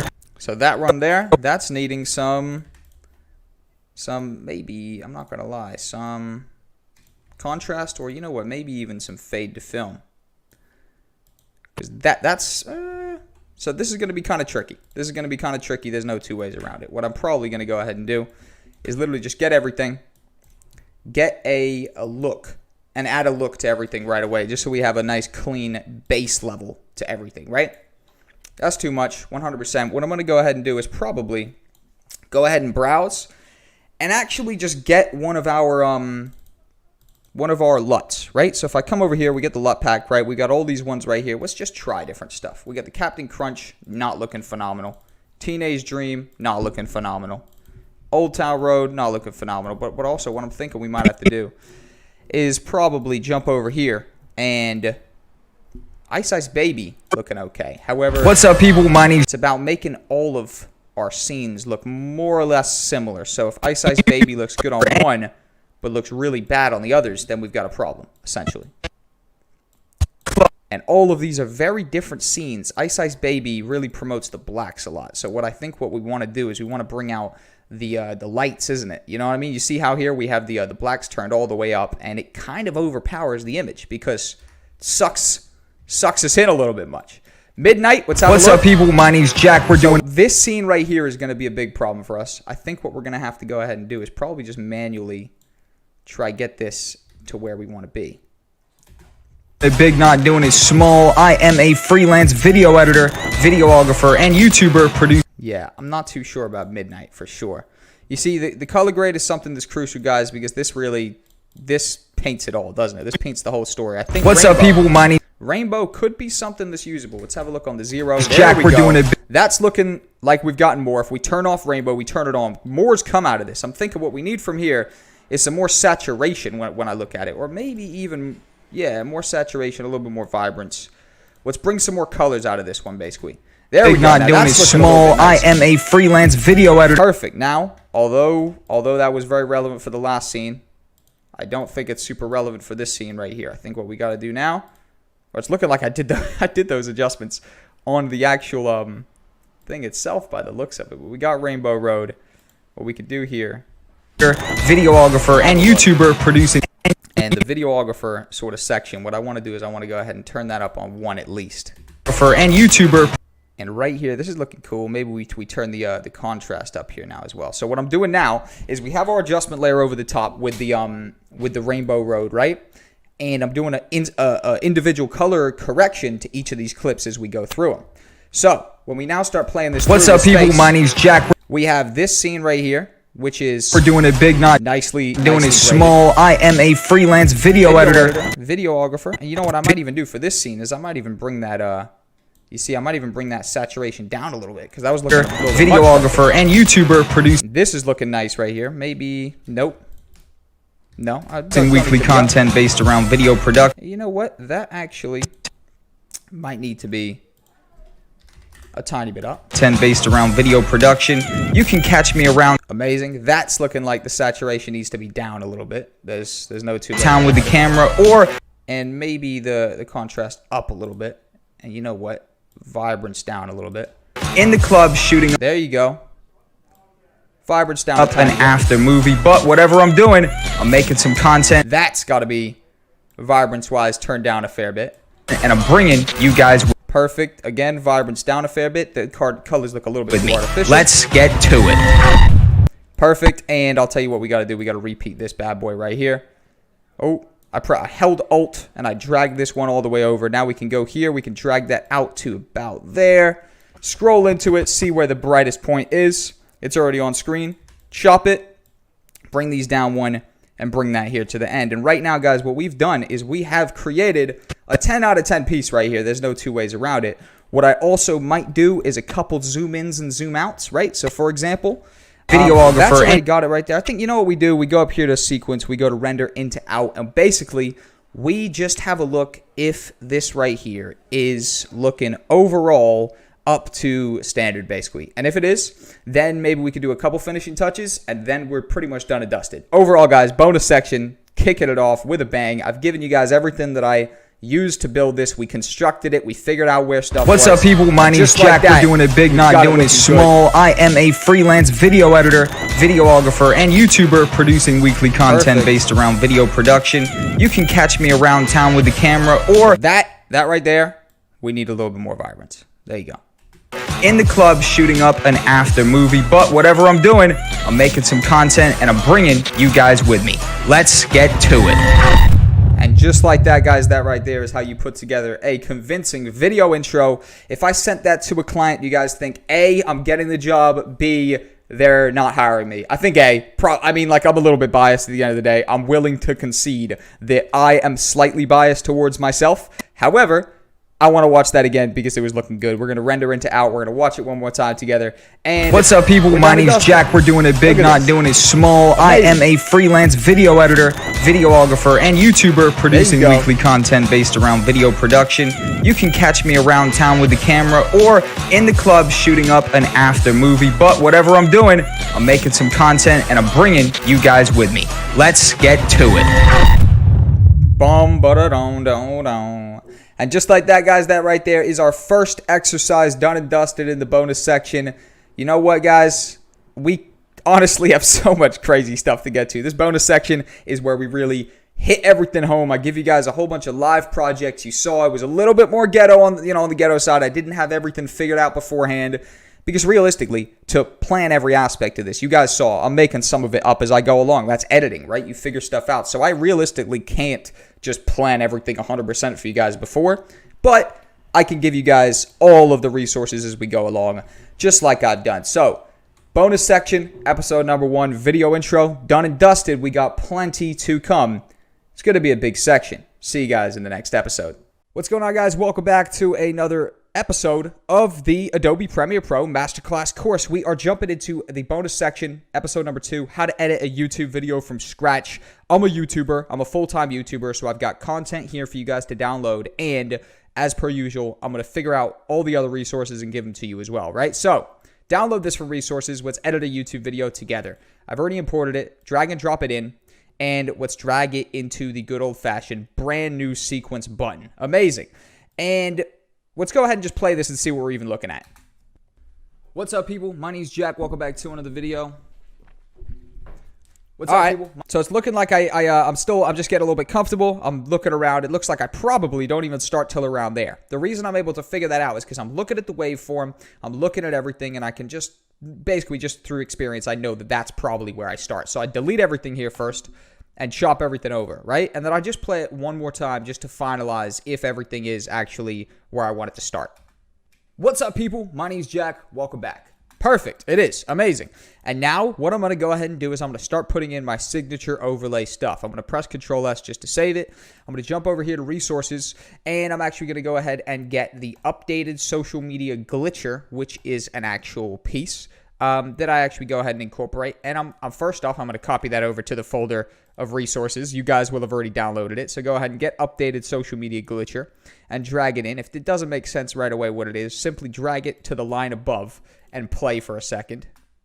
What's up, people? My name's Jack. Amazing. It is basically just my Twitter, my Instagram, my Facebook, all that type of stuff. So scroll over till the animation is completed. And what we can go ahead and do is just put that down there in the corner. And also what we can go ahead and do is go over to effects and go ahead and type in drop shadow. Get the drop shadow, drag and drop that right there. And what I want you to do is I want to put the opacity on 100 and get the distance down a tiny little bit, and then press it and press Control C, Control V. That's going to go ahead and duplicate it. Go to the second one and just bump the softness up a little bit, right? So those two right there. Now, because we did that, we're going to get this effect. What's up, people? My name's Jack. Welcome. There we go. So my name's Jack. We should probably have it come in on the my name's Jack. Also, we can go ahead and delete these two introduction transitions. I'm not too sure how they even got on there. What's up, people? My name's Jack. Welcome back. Today, we're talking about amazing. Now, there's one final thing that I also might do, which is go ahead and I might honestly just, you know what? No. I think we're good. I'm going to leave everything how it is. Perfect. And I'm literally just going to keep playing, and I'm going to listen to what else I'm saying. In fact, I might even move that over a little bit just so it starts a bit quicker. Let's give it a play. Let's see what I'm saying. What's up, people? My name's Jack. Welcome back. Today, we're talking about why working for yourself is better or worse. Amazing. Why working for... So right here, what we want to go ahead and do is we want to go ahead and bring on something else. So what I actually might do is I might just bring that over all the way, just so it starts there. And what I might want to do now is go over here to my graphics tab right here. Amazing. And I'm going to do a very, very simple animation following, actually, something we've used before, all right?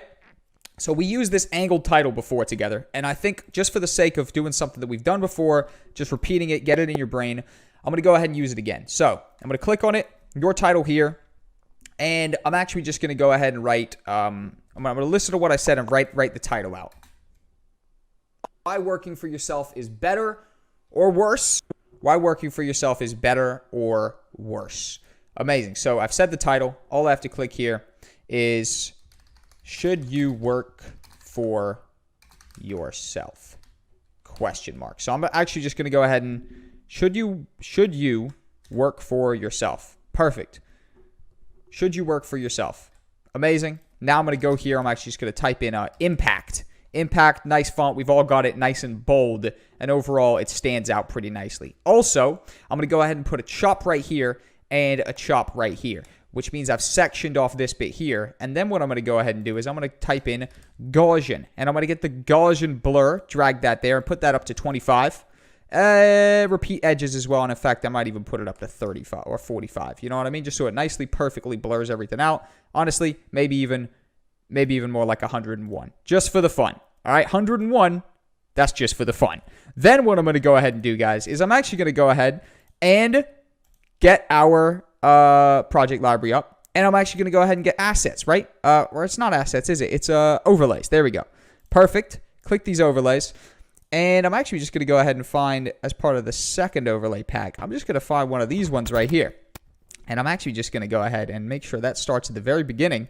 Drag it over, and yep, you guessed right. I'm going to use one of these overlays to transition in between. So I'm going to turn it to screen. I'm going to chop it right there in the middle.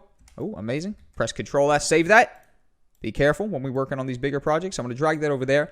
I'm going to highlight it, hold Alt, and drag it all the way to the right, which means it's going to duplicate it. And then we're going to get an effect that looks a little bit something like this. What's up, people? My name's Jack. Welcome back. Today, we're talking about why working for yourself is amazing, but it glitched out. And we got to drag that over. Again, we've clearly encountered a little bit of lag. Let it do itself. We got to make sure that this is not underneath it. Drag that over here. And what I also want to go ahead and do is quickly, this is going to majorly set the tone, is I want to just go ahead and get some actual sound, right? Some actual audio, right?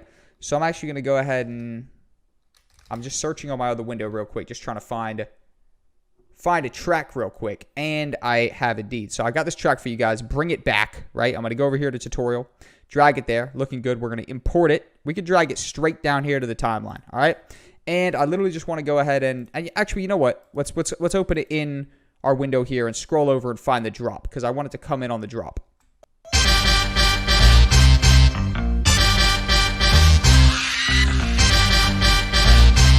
Oh yeah, sounded good. Perfect.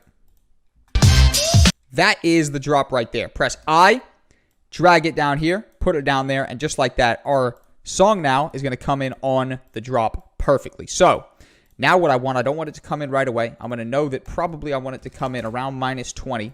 Wonderful. And probably around here, maybe it's minus 35. All right, so it sort of slowly fades in from a little bit of a background track all the way to the top. Let's play.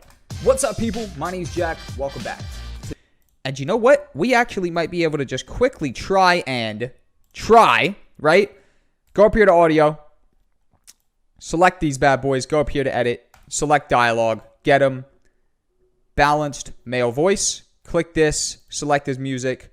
Balanced background music. And let's just give it a play. See what these presets do if they work. What's up, people? My name's Jack. Welcome back. Definitely not. Which means that we could have that balanced background music, but at the same time do a minus 20 and go ahead and animate that out ourselves, because at the end of the day, it's definitely looking like that was a little bit too loud. So we've done our own animation. Let's play this. What's up, people? My name's Jack. Welcome back. Today, it's looking like the balanced background is messing with it. So go to default, play it. It should be all good. What's up, people? My name's Jack. Welcome back. That's what I want to sound Today, like. we're talking about why working for yourself is... Obviously, we're playing this on full, so we're bound to get some lag. 2 seconds, guys. 2 seconds, 2 seconds. Let this figure itself out. If stuff freezes, just stop everything you're doing. Don't overload it. Because now that we're on a 4th quality, we should be able to play this nicely. Also, what I think I might have to do here is go ahead and turn this up 5. Because I think my microphone wasn't on the absolute loudest potential setting, right? So I'm literally just copy-pasting the number 5, putting it in the level, so we're 5 decibels up. Let's play. What's up, people? My name's Jack. Welcome back. Sounds good. Today, we're talking about why working for yourself is better or worse. And that's looking a little bit boring right there. I'm not going to lie. So what I might do is I might have a slight animation in. So it flies in, then animates in, right? So just something to make it a little bit more interesting. We're talking about why working for yourself is better or worse. And I'm pretty much going to be ticking off a whole bunch of different points in either direction. Amazing. Now there's also one crucial thing. The audio actually got lost on these somehow. So I'm literally just going to bring in just the audio because it helps to have a little audio element. Going to be ticking off a whole bunch of different points in either direction, and it's basically up to you to take a couple notes and decipher and decide. You know what I'm also going to do? I'm also going to have a animation in on me. So it's animating in by 10 and then animating out by 10. What's up, people? My name's Jack. Welcome back. Today, we're talking about why working for yourself is better or worse. And I'm pretty much going to be ticking off a whole bunch of different points in either direction. And it's basically up to you to take a couple notes and decipher and decide, actually, for yourself whether working for yourself is better or working for somebody else is better. Overall, I'm Jack, 21-year-old. Perfect. Boom. Bring that over. Bring that in. And have this on maybe 120. Right? So it starts 120. A whole bunch of different points in either starts direction. Zooming out. It's basically up to you to take a couple notes and decipher and decide, actually, for yourself whether working for yourself is better or working for somebody else is better. Overall, I'm Jack. Perfect. I start doing my little video intro, right? Amazing.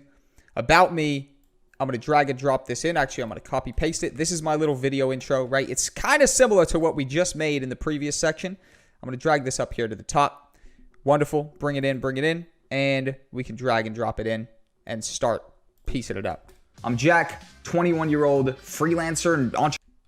Interesting. So I say a little bit of a different situation, but you know what I'm going to do? I'm going to have to go ahead and do this like this. Drag and drop these over.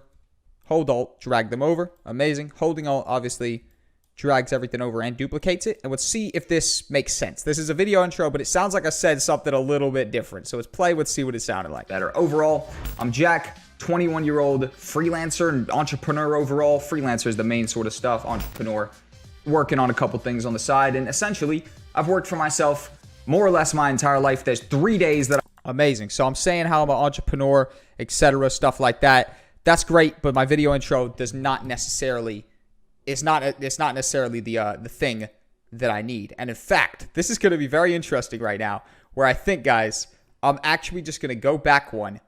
And I'm actually going to open this up, and I'm actually just going to go ahead and I'm going to try and find what we did, the video intro bonus, right? And I'm actually just going to load up that video intro bonus right here. That Jack Cole voiceover is what the thing is titled as. But if I actually go over here to this edit here, and if I open this and actually just double click it, and if I actually just open this, if I drag and drop this, right about here maybe, right click it, unlink it from the audio, I think I can use this that we've just built together as my piece for here. So I'm being creative with the other thing we just made. Let's go ahead and play this, see what it looks like. Working for somebody else is better. Overall, I'm Jack, 21-year-old freelancer and entrepreneur overall. Freelancer is the main sort of stuff. Entrepreneur, working on a couple things on the side. And essentially, I've worked for myself more or less my entire life. There's 3 days that I worked in a coffee shop. The curator. I'm remembering the name. That's hilarious. So let's go ahead and come back here as soon as I'm done. 3 days that I worked in a coffee Yep, probably right there. Amazing. Drag this over, and we're going to be able to easily exit the scene just like that. So, boom, chop that out. And now what I want to do, guys, is I want to watch this coherent piece together from the start. So let's start at the beginning. Let's watch up until 33 seconds and see what it's looking like. It should be shaping up nicely, and you can feel what's happening. What's up, people? My name's Jack. Welcome back. Today, we're talking about why working for yourself is better or worse. And I'm pretty much going to be ticking off a whole bunch of different points in either direction. And it's basically up to you to take a couple notes and decipher and decide, actually, for yourself whether working for yourself is better or working for somebody else is better. Overall, I'm Jack, 21-year-old freelancer and entrepreneur overall. Freelancer is the main sort of stuff. Entrepreneur, working on a couple things on the side. And essentially, I've worked for myself more or less my entire life. There's 3 days that I worked in a coffee shop. The curator was the coffee shop, and it was a good 3 days. Overall, they could tell it wasn't really for me. They stopped inviting me, and they never even formally fired me. They just took me off the register. Worse than being for. They just took me off the register. Worse than being formally fired, probably, because they're like, fuck this kid. We're not even going to tell him that he's not even coming in anymore. We're just... So then basically, I start talking a whole bunch of stuff, spouting off some points. And basically, at that point, it more or less gets into the video, right? And I think probably after a couple more minutes, we keep listening to what I'm saying, and we see if there's any more visual representation I can add over the top. Worse than being formally fired, probably, because they're like, fuck this kid. We're not even going to tell him that he's not even coming in anymore. We're just going to fucking leave him in limbo. And that's my working experience. So I'm going to compare whether working for yourself, which is something I've done my entire life, is better or worse than working for somebody else. And I'm going to compare it based on the fact that I'm going to compare whether working for yourself, which is something... I think this is a repeat right here. So I think just for the sake of a YouTube video, guys, we always want to get into the meat of it as quick as possible. So I think I'm deleting what I'm saying here and cutting. I've done my entire life is better or worse than working for somebody else. And I'm going to compare it based on the fact that I'm going to talk about the stuff I've enjoyed, the benefits of working for yourself, and then compare those against what, I probably wouldn't have enjoyed if I had to bear with, doing somebody else's sort of schedule overall. Fulfilling what they wanted me to do. But working for yourself on the screen was amazing. So that's way into it. Look at that. We chopped from 56 to 117. That right there is a solid, 30 seconds or something like that of content that we were able to clip out. And that's going to get into the point way quicker, right? So what we can do is we can bring that here, and we can go ahead and, again, actually just select both of those and go ahead. In fact, go ahead, hold shift, select both, hold alt. Bring them over. Wonderful. Easy peasy. Play. See what it's looking like. And that's my working experience. So, but working for yourself on the screen, let's tick off a couple things. Is it better or worse? But work. Amazing. So I can come here to where I say working for yourself, chop it down, and go ahead and play. And that's my working experience. So, working for yourself on the screen, let's tick off a couple things. Is it better or worse? Right? Let's break down working for yourself first, because that's the one that I know. First off, you create your own schedule. It's 9 in the morning right now, and I wake up just out of pure habit of waking up early. I could easily wake up at 9 p.m. and be recording this video as well. So now here's what I'm going to do. I can sense now that there's not going to be a whole lot more editing to be done, basically. So what I'm going to do is I'm literally just going to bring this over here, and I'm just going to start repeating the background music. That's correct. Repeating the background music. At a certain point, what I do is I just literally come to where the track ends, and I put the track again coming in. However, we're going to go ahead and delete this, and it's just going to start at 35. So everything for the rest of the thing is going to be minus 35. And now, it's literally a case of just duplicate a whole bunch of these tracks. So we just select the track, hold Alt, and we bring it to the end just like that. Then we select the track, we hold Alt, we bring it to the end. Select the track, we hold Alt, we bring it to the end. Select 2 tracks, hold Alt, we bring them to the end. We selected both, we put them there.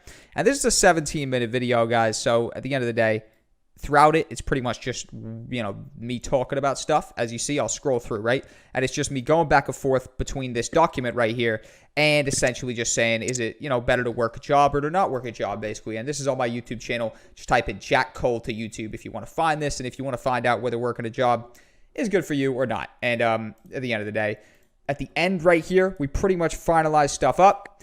And then what I'm going to do is I'm just going to have an outro via the last thumbnail for my channel. No sweat.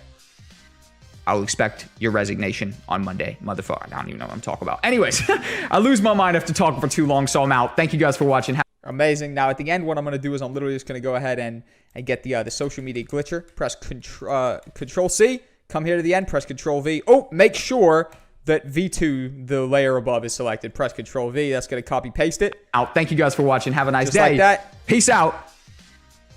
That was a lazy piece. See you later. Amazing. And chop, chop, chop. Then what I want to go ahead and do is simply get the first one, the one that was actually very loud. Hold Alt, drag it to the end, turn off the adjustment, get that back to normal. And what I want to do is I want to simply get a thumbnail from the last project that I did. So I'm going to go over here. I'm going to go to Record Drive, and I'm going to go up to Graphic Design, and I'm going to go through my thumbnails. I'm just going to scroll it. I'm going to see which was the last video that I put up. I think it was this one, who won the film competition. So I'm literally just going to go ahead and drag and drop that over here. Drag that to the end, right? And what I'm going to go ahead and do is I'm going to have a look at the time, 16:50:07, and I'm going to go to 17:10:07 because that would have been exactly 20 seconds. And the outro screen on YouTube is 20 seconds. So I put a graphic at the end for 20 seconds. I select 20 seconds of the song at full blast, which sounds like this. And I go ahead and I go back to my effects and I actually get Gaussian blur again, and I put a 25% Gaussian blur. And what I do is I put I put a link to this exact video on YouTube, so you have the in focus thumbnail linking to the actual video at the end on YouTube embedded, and then you've got the same thumbnail blurred out in the background. Overall, it makes for a nice effect. And then I literally just press Control S. I usually come to the beginning and, you know, just brief stuff, maybe something like that. See what more I could actually add and stuff like that. So I think I'll go ahead and do that real quick. See if there's any more visual representation we could throw on at the beginning. Basically, that first minute, you want to make it lots happening to keep their attention. So let's see if we could do more. What's up, people? My name's Jack. Welcome back. Today, we're talking about why working for yourself is better. I see something we could do right away. We could make this text. Should you work for yourself? Let's go here. Let's get the dropper and get that blue. Get that blue, copy paste it. Should you work for yourself? Amazing, amazing, amazing. Click it. Is it absolutely centered? It's not. See, it wasn't even centered. We play it, or worse. And also, let's go ahead and turn this bad boy up a little bit more. Should you work for yourself? Amazing.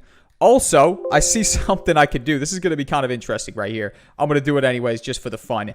Go to footage drive. Let's go ahead and get my my Cirque Manchester, I think, the parallax effect. I've got a little effect for you guys just for the fun of it. 4K particles. Go ahead and give you guys these, all right? Go over here to our resources. Download these. Obviously, you probably would have already. Get these 4K particles.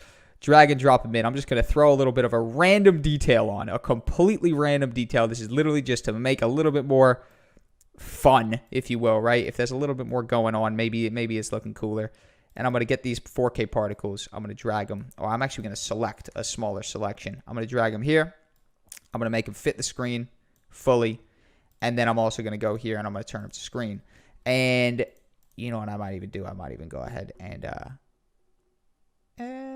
you know what? Yeah, looking good. And then what I'm going to do is I'm going to get them. I'm going to drag them all the way down so that just the top left-hand corner is showing.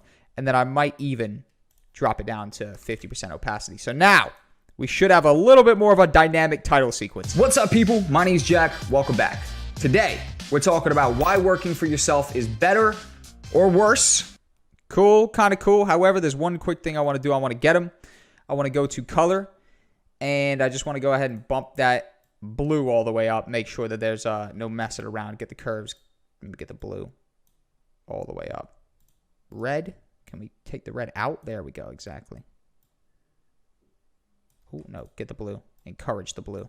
You know what? Encourage the green as well. I don't even mind. There you go. And I'm pretty much going to be ticking off a whole bunch of different points in either direction. And it's basically up to you to take a couple notes and decipher and decide, actually, for yourself whether working for yourself is better or working for somebody else is better. Overall, I'm Jack, 21-year-old freelancer and entrepreneur overall. Freelancer is the main sort of stuff. Entrepreneur, working on a couple things on the side. And essentially, I've worked for myself more or less my entire life. There's 3 days that I worked in a coffee shop. The curator was the coffee shop, and it was a good 3 days overall. They could tell it wasn't really for me. And you know what I'm going to have to do here? I'm going to have to do that zoom in again. It's 135. Let's see how zoomed in that is. All right. At the end of it, maybe. They stopped inviting. Nah, more like 130. There you go. Inviting me, and they never even formally fired me. See, they just took the reason me I do that little bit of small intro, just because something more is happening, basically. If it's zooming in, at least something more is happening. The mind is content. Off the register. Worse than being formally fired, probably, because there's like, fuck this kid. We're not even going to tell him that he's not even coming in anymore. We're just going to fucking leave him in limbo. And that's my working experience. So, working for yourself on the screen, let's tick off a couple things. Amazing. Perfect. Done and dusted. That right there, guys, is how to edit it. All of a sudden, I'm literally just going to go ahead and press Control M. Going to pop up these bad boy export settings. Click this one. Go ahead and get high quality 1080p. And go here to render at max depth. Boom, boom, boom. And I'm going to simply select my my folder, which is actually going to be my official folder, my bad, 2020 and YouTube videos. I'm going to go ahead and call this. Should you work for yourself or somebody else? What was the official title of this? I'm not too sure. I think I had an official title for this right here. I think it was, is working for yourself better or worse? Is working for yourself better or worse? Amazing. Go ahead and press export. And with that being said, guys, there's a lot of different channels, so it's going to figure stuff out, and it's going to go ahead and process and render. So thank you guys for tuning in to another bonus episode. We got more fun stuff coming up next, exploring different live projects and how to create them from scratch. See you guys in the next episode. Let's do it. What's going on, everybody? Welcome back to the Adobe Premiere Pro Masterclass course. Continuing on the bonus section, right now what I want to do is I want to do a social media teaser. Now, that is a standard practice when you're trying to bring more traffic to a link, a YouTube video in this case. And basically, we oftentimes as influencers, me being an influencer speaking from that perspective, we want micro content to promote our big main release, right? So when I drop a big YouTube video, what I want to do also is I want to accompany that with micro content on social media that sort of backs it up and drives more traffic from the other social channels to that particular link and basically gets more views, right? So we want a cool little concise piece of content that sums it up nicely, and basically we're going to be able to put that together through Premiere Pro with a square piece of content and make some micro content. So is working for yourself better or worse? Go ahead and download the actual fully rendered clip, and well, you might have just rendered it yourself. So either use your exported version or download my exported version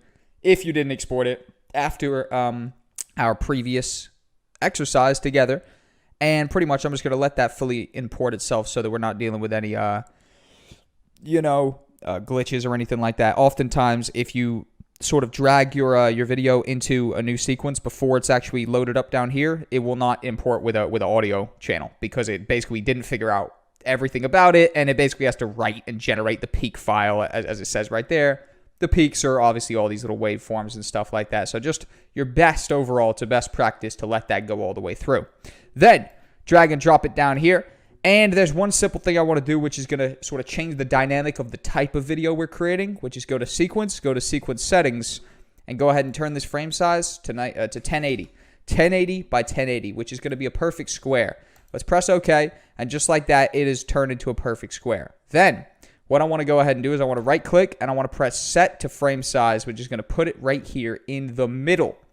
And that might look a little bit strange to you guys, but it will make sense when we create what we're about to create. Now, what I want to quickly do is actually go ahead and just corner off some stuff real quick. Let's go ahead and get all these other stuff and just drag that here and call that bonus YouTube vid, right? Because we want to organize stuff. Leave that there. I'm not trying to get these ones into a new folder called bonus micro content. Sweet. I told you guys from the start to be organized. Overall, I do forget about being organized sometimes, but it always comes back to me in the end. Now what I want to do, guys, is I want to create some solids. I want to create some actual color mats. Stuff that I want to change the background to white, basically. Black, it looks a little bit too crazy. I want some white so it's real standing out when it pops up in your timeline, and also kind of blends into the whiteness of Instagram and Twitter and all that. Overall, white for square videos is usually a pretty good color. So I go up here to New, for File, New, and then I click Color Matte. And we're going to create two color mats, but one to start it off with, a white color matte. Simple. Press OK, drag and drop that to the layer below our video. And just like that, now we've got our video in the middle with the white background behind it. Now, what I want to do is I want to build a progress bar down the bottom. You guys have potentially seen these all throughout social media. They're a very common strategy. Basically, we have a progress bar working its way across the bottom here, and it basically just keeps the viewer's attention. It shows them that, you know, that they're making way through the video, whatever the case may be. But before we do that, I want to decide the actual selection of the video we're going to be using. So I say about 15 to 30 seconds. Let's play probably just the first 15 to 30 seconds of the video. Let's play. What's up, people? My name's Jack. Welcome back. Today, we're talking about why working for yourself is better or worse. And I'm pretty much going to be ticking off a whole bunch of different points in either direction. And it's basically up to you to take a couple notes and decipher and decide actually for yourself whether working for yourself is better or working for somebody else is better.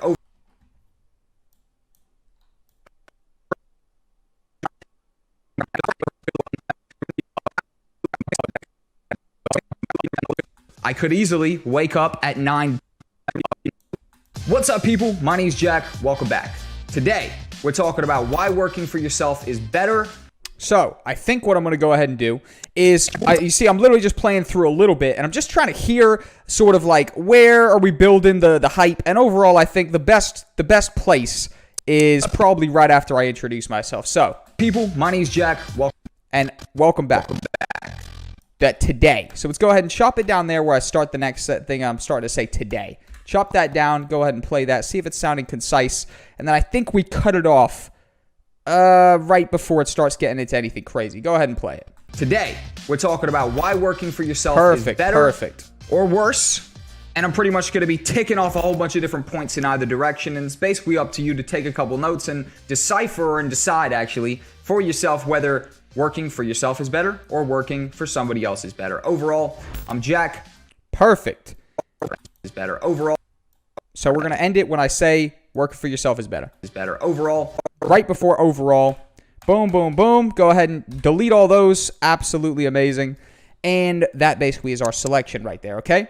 Now, what we're going to do at the end is a little bit of sound design just to bring that out, right? The same sound design strategy we've been using before, and we're going to replicate it again, right?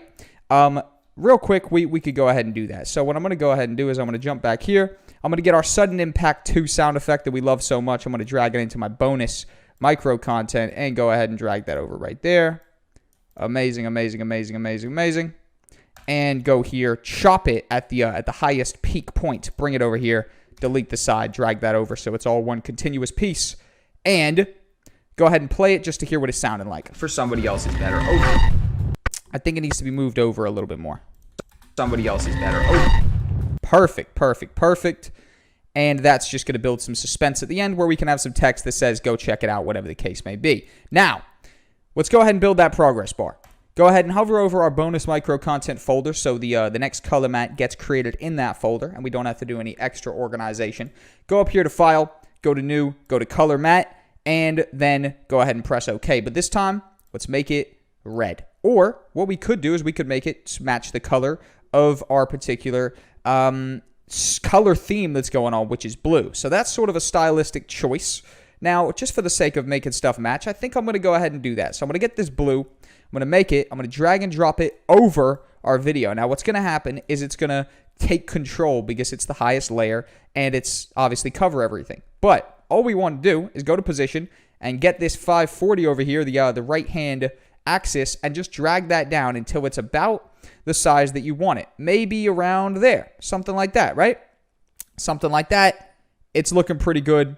It ain't looking too shabby at all. Amazing. And then what we can do is we can go ahead and press the toggle animation keyframe button and drag that to the very end, which means we've told the program that at the very end of this, the progress bar is full. Then here, which is the very beginning, we simply get this left-hand axis and we drag it all the way until it's just off the screen like that, so that it starts off the screen and it ends on the screen, which means that when we play this, it's going to work its way gradually across, and we've built an animated progress bar which keeps the viewer's attention. Today, we're talking about why working for yourself is better or worse. And I'm pretty much going to be ticking off a whole bunch of different points in either direction. And it's basically up to you to take a couple notes and decipher and decide actually for yourself whether working for yourself is better or working for somebody else is better. And just like that, guys, that right there is how we build the progress bar. Now, what I want to go ahead and do is right here at the end, just write some simple text that says, out now, link in bio. Very, very simple, standard. We're trying to just literally build something that's a template piece. And we can go here, click it, go ahead and center it. Also, tap those two to center, and go ahead and get this bad boy. Let's go ahead and get impact. Impact, nice solid font, perfect. Go ahead and throw those in the middle. Out now, link in bio. What we can do is we can get the color mat, go ahead and double click it, get the color code right here, copy paste it, Control C, and then get, Control Z, undo that, and then get the link in bio text and go ahead and make it blue so that we've got the same blue as was down here at the link in bio. So a couple of those are literally just stylistic choices, make stuff feel as though it's more concise, whatever the case may be. Also, maybe even make the, should we make it smaller? No, it's all good. It's all good right there.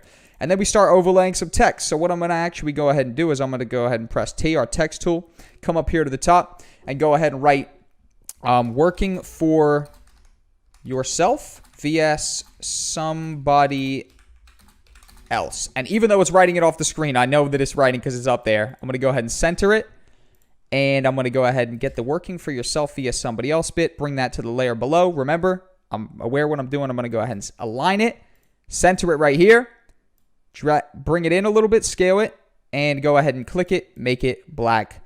And then go ahead and just get the movements. Bring it up here. Pop it right there. And then you know what we're going to do. We are going to highlight yourself. Go to fill. And copy paste that code in again. That blue. And go ahead and get somebody else and Control V, get that code in there right there. So working for yourself via somebody else. Amazing, amazing, amazing, amazing, amazing. Now, what this has done right here is has highlighted the key bits, made a nice title, and also what we could even do is make that working for a little bit bigger as well. Drag that down so we've got that. Working for yourself via somebody else. Control S, save that, drag that across the entire top. And also, drag that over here. Hold Alt and drag up and drag it down here. Make it smaller. Actually, click the text itself. Make it smaller. Perfect, just like that. And go ahead and watch now on YouTube. Watch now on YouTube. And we can get the on YouTube and go ahead and make that red. And just like that, we now have the red that stands out, the title that stands out. Go ahead and center that. Amazing. Bring it down a little bit. Go ahead and make that sort of semi-big so it's visible. And again, it's already dragged all the way to the end. And just like that, guys, we have now created a very, very, very cool graphic, which I'm actually thinking, you know what I could do as well, is just drag it in a little bit and press Control D so that it actually fades on as well. And then we can actually just go ahead and press Control S, save that, and play it through. And we have actually succeeded in creating a piece of micro content for social media that will act as a promo graphic for when we drop that YouTube video that we already put together in the bonus section before this. Let's play it. Let's see what it's looking like. Today, we're talking about why working for yourself is better or worse. And I'm pretty much going to be ticking off a whole bunch of different points in either direction. And it's basically up to you to take a couple notes and decipher and decide, actually, for yourself whether working for yourself is better or working for somebody else is better. And just like that, guys, that right there is the exercise done and dusted. Couple final things. We could throw some, stylistically, we could throw a couple particles in the background. Whatever. I'll leave that stuff up to you if you want to get a little bit more fancy with it. But overall, guys, that right there is our piece of micro content done and dusted. And just let me walk through the export settings. Let's press Control M. Go ahead and save this. And the export settings, if you want the full quality stuff, same exact thing. Go up here. Go to high quality 1080. However, just make sure to go ahead and customize that back to 1080 or else it will be stuck. And then just go ahead and get the render at maximum. Render at maximum render quality as well. And then we go over here. We find our bonus section. We right click. We make a new folder and we go ahead and call this micro content done and dusted. Micro content teaser. Save. Tap on export. This is going to go ahead and export our file, and basically we have put together a pretty nice little graphic or a little promo piece of content, actually, where this can act as a sort of little teaser, increase intrigue in the video. We can now go over here to bonus micro content and go ahead and play this file right here. It's muted. Yourself is better. It knows it was going to be good. Let's go ahead and play it. Today, we're talking about why working for yourself is better or worse. And I'm pretty much going to be ticking off a whole bunch of different points in either direction, and it's basically up to you to take a couple notes and decipher and decide actually for yourself whether working for yourself is better or working for somebody else is better. And just like that, guys, that right there is our bonus episode done and dusted. How to create a piece of micro content from scratch. We literally explored every part. Like literally everything in here is built by us. Nothing is preset. Nothing's pre-made. We animated the bar. We animated the we built this whole video together in the last section. Then we animated the bar. We added the background. We added the titles. We threw the sound design here at the end to build some intrigue. We put the title at the end, getting the link in bio. We built every part of this, 100% organic, and a great exercise. Thank you guys for joining me. We got more coming up in the bonus section.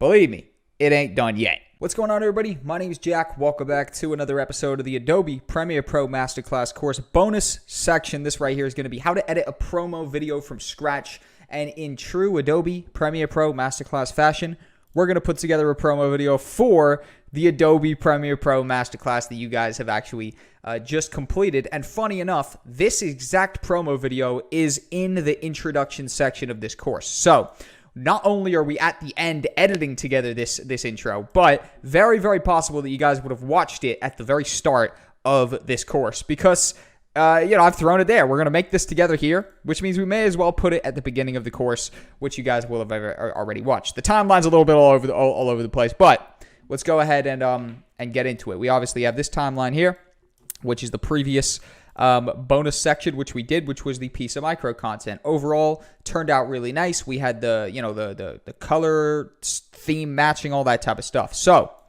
let's go ahead and build another promo video. This one I'm going to be following a little bit different strategy where I've only given you guys a backing track and a voiceover. So the same backing track. I like this backing track. We've been using it a fair bit. First off, let's be nice and organized. Let's go here. Let's type bonus promo video. Simple. Bonus promo video. So all of our assets we can drag and drop. We could throw those down there to the bonus promo video section. And then let's drag Adobe Premiere Pro into the new composition, new sequence button. And just like that, we have a 32-second voiceover, which we can go ahead and listen to and see what I'm saying. And we're going to basically start putting some visuals over the top. But let's hear what I'm even saying so we know what to put over. Welcome everybody to the Adobe Premiere Pro Masterclass course. This course will transform even a complete beginner into a well-rounded and seasoned editor. In true masterclass fashion, we plan on taking you through the absolute basics all the way to the most advanced skills and features available to you inside the program. We plan on taking you guys all the way from beginner to advanced, skipping no steps along the way. Buckle yourselves in for hands down the most comprehensive and all-inclusive Adobe Premiere Pro course on the entire internet. Let's get to it. Now, the only thing crazier than all the madness I was talking about in that voiceover is that I actually believe it. This Premiere Pro course, hands down, the exercises I give you guys alone are, in my experience, better than anything anybody else on the internet is teaching in terms of Premiere Pro. This stuff's really good, guys. This stuff's really good.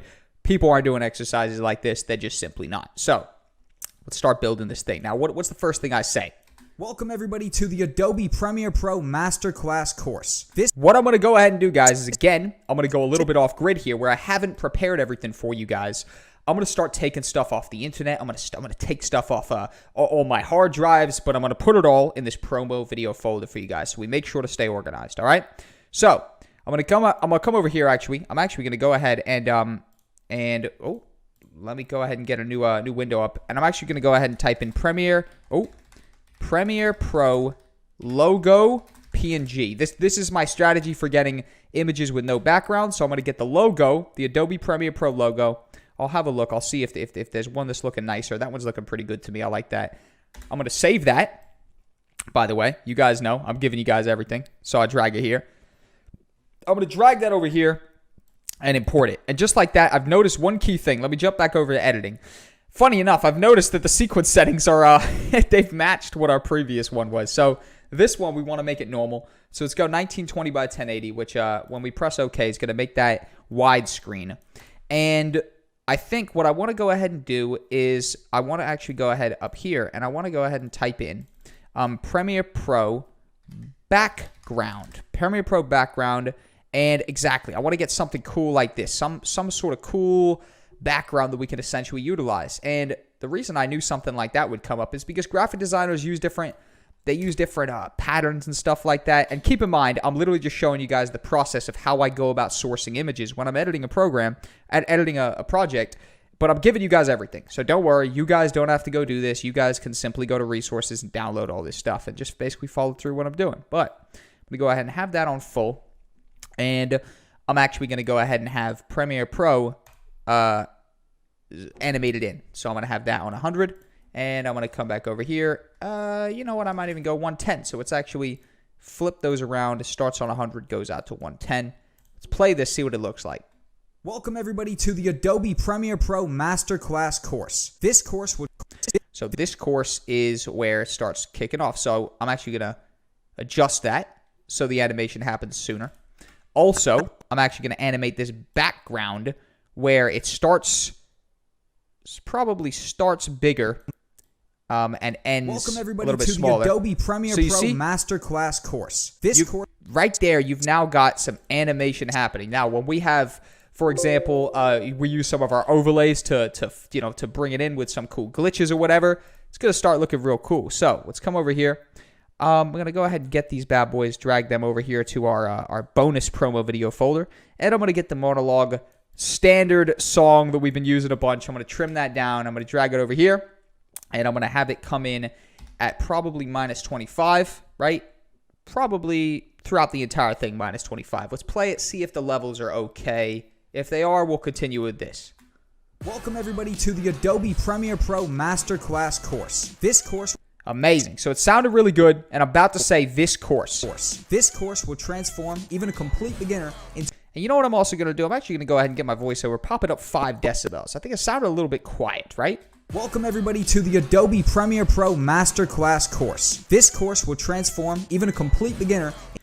You know what? I actually might also go over to audio just to flex what we've used so far, and I actually might assign it as dialogue and tell it to be a balanced male voice and bring it over and start playing it again. Welcome everybody to the Adobe Premiere Pro Masterclass course. This course will transform even a complete beginner into...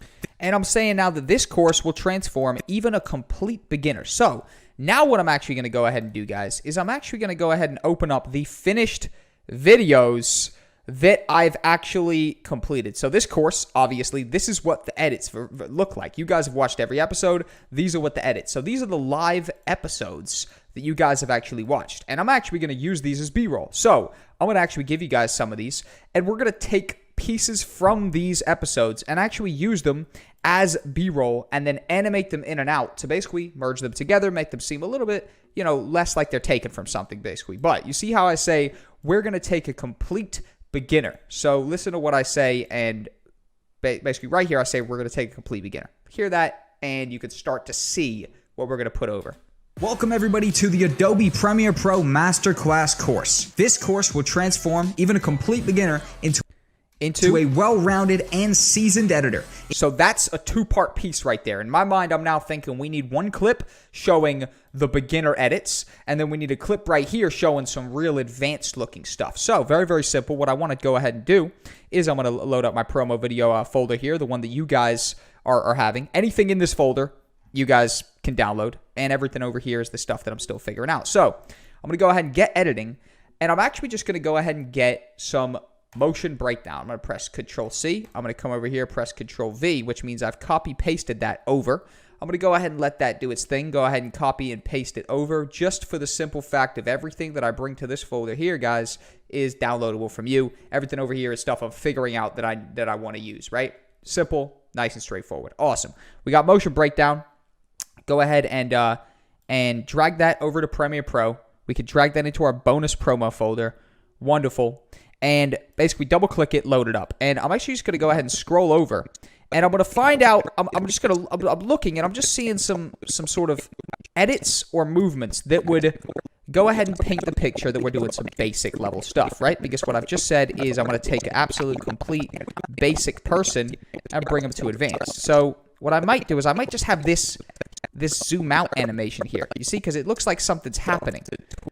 So what I'm going to do is I'm going to zoom in, and I'm going to scroll over until I can see this zoom out animation start to happen. and I'm going to press I, which is an in point. Then I'm going to actually just go ahead and just drag and drop into our timeline because there's no specific time when I have to remove it. Then I'm just going to play it and wait until I say something about advanced, because when it says advanced, we can cut this clip, we can get it out of here, and we could bring in a clip from, for example, the advanced effects section that actually represents the advanced effects that we would have been teaching. So let's play this, let's hear when we want to cut it. This course will transform even a complete beginner into a well-rounded right there. So I'm going to chop it as soon as I say well-rounded. I'm going to go ahead and press Control-S, go ahead and save that. Then I'm going to come over here. I'm going to get our advanced effects, and I'm going to think about what represents some advanced level stuff. I'm thinking that, you know what represents some advanced level stuff is some green screen work, 100%.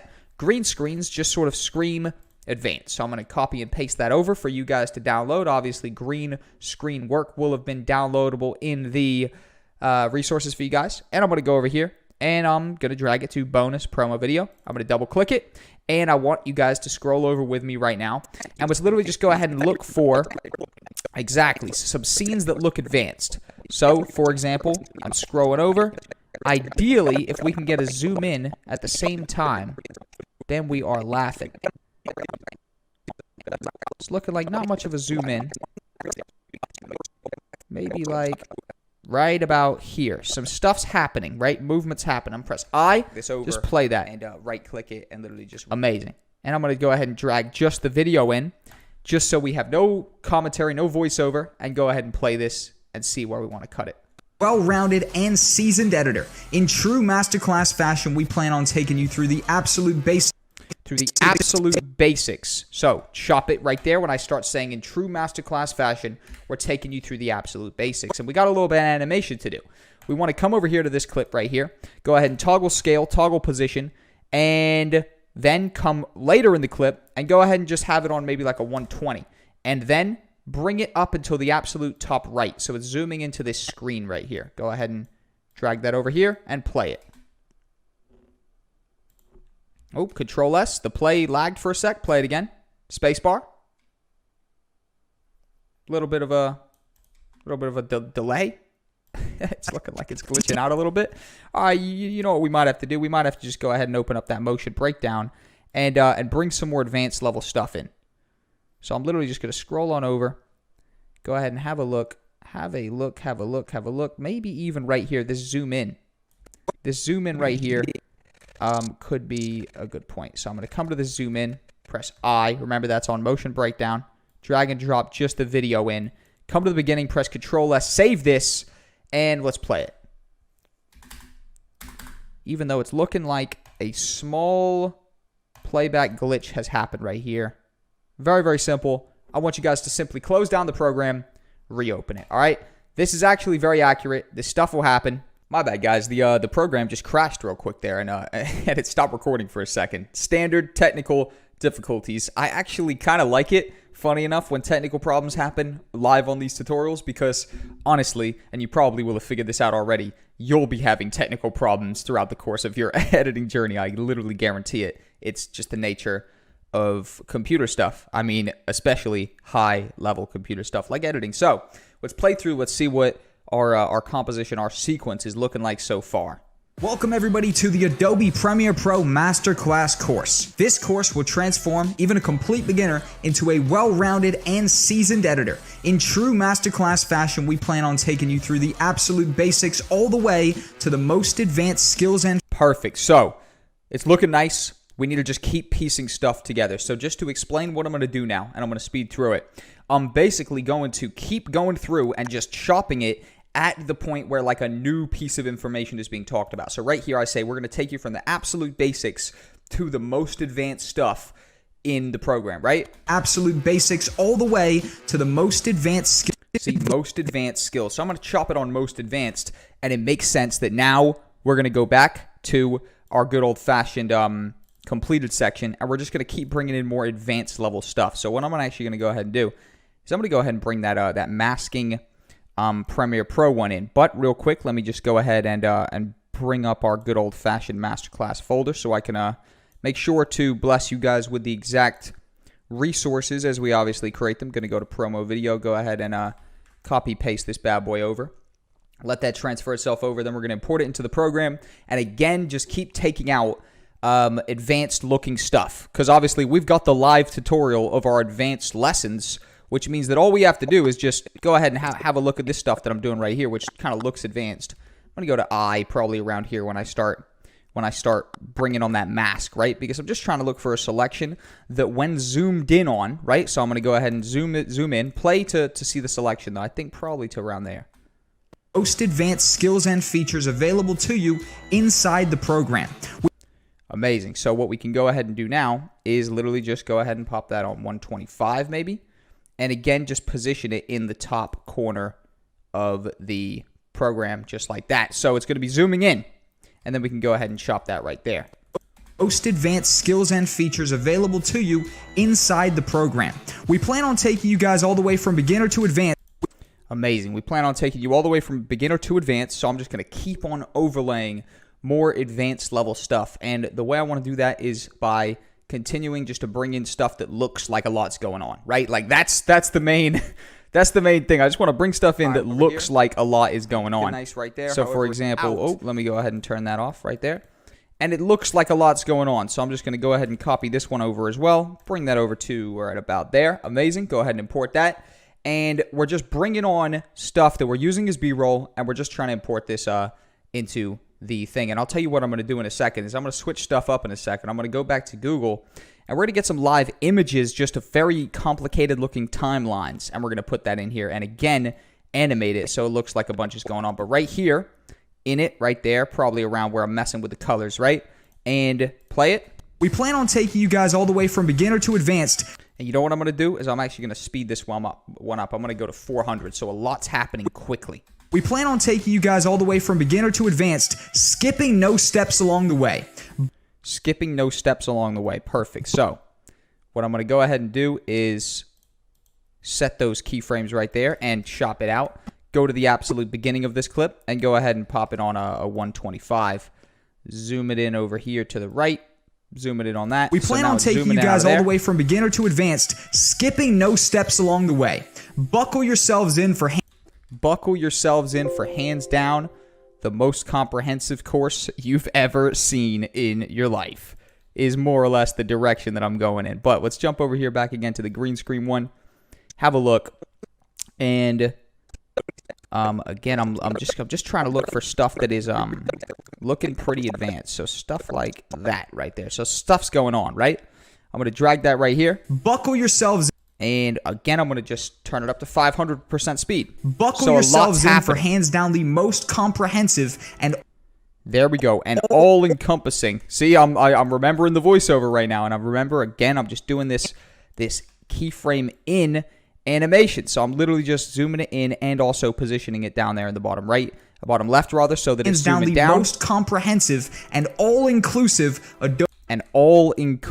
Adobe course ever. Amazing. So I'm literally just taking stuff from these right here. And you know what I'm actually going to go ahead and do is in a second, what I think I might do is I might go ahead and I might get some images, as I told you guys. But I'm going to exercise 4. Drag and drop that right here because there's already motion going on, isn't there? Yeah, so that's going to look comprehensive. Real good. Now we can have it zooming out of the screen. An all-inclusive Adobe Premiere Pro course on the entire internet. On the entire internet? Amazing. So probably right there at the on the entire internet. And also, I want to go ahead and have this. Is this zooming in? Yeah, that's zooming in. So right here we want it zooming out of the screen right here. Boom. Keep that semi in the middle. An all-inclusive Adobe Premiere Pro course on the entire internet. An all-inclusive Adobe Premiere Pro course on the entire internet. That's what I'm saying. So we might want to mess around with that ending a little bit, I think, to be honest, and maybe even repeat it. So copy-paste that end bit. Come over here, Control-V, and go ahead and type all-inclusive Adobe Premiere Pro. What I think I'm going to do is I might actually start moving some stuff over a little bit. So this bad boy comes up here. Adobe Premiere Pro course on the entire internet. Let's get to it. Boom. Let's get to it. Now that sounds like music-wise, it actually adds up perfect. So what we could do is actually just keyframe the levels right here so that it actually builds up to this drop and hits full volume at that Let's drop. get to it. Amazing. So we can keep this extending and go ahead and make sure to pull this out and pull that out right there. Adobe Premiere Pro course on the entire internet. Let's get to it. Amazing. And just like that, it can smash in. So that just literally, that's one of the perks of editing, is sometimes stuff just works out perfectly. So now what I want to do, now that we know we have this extra bit here, we can make this a little bit shorter here. Most advanced skills and features available to you Let's play this. inside the program. We plan on taking you guys all the way from beginner to advanced, skipping no steps There we along go. the way. Buckle yourselves in for hands down the most comprehensive and all-inclusive Adobe Premiere Pro course on the entire internet. Let's get to it. Okay, I think maybe the let's get to it, we want it to be faded in already. Let's get to it. Amazing. Amazing, amazing, amazing. So, this one right here is looking pretty good. Let's go ahead and watch this entire thing together from start to finish, and then we know what we want to start blending together and basically doing more of. Let's go ahead and press spacebar, play this one through.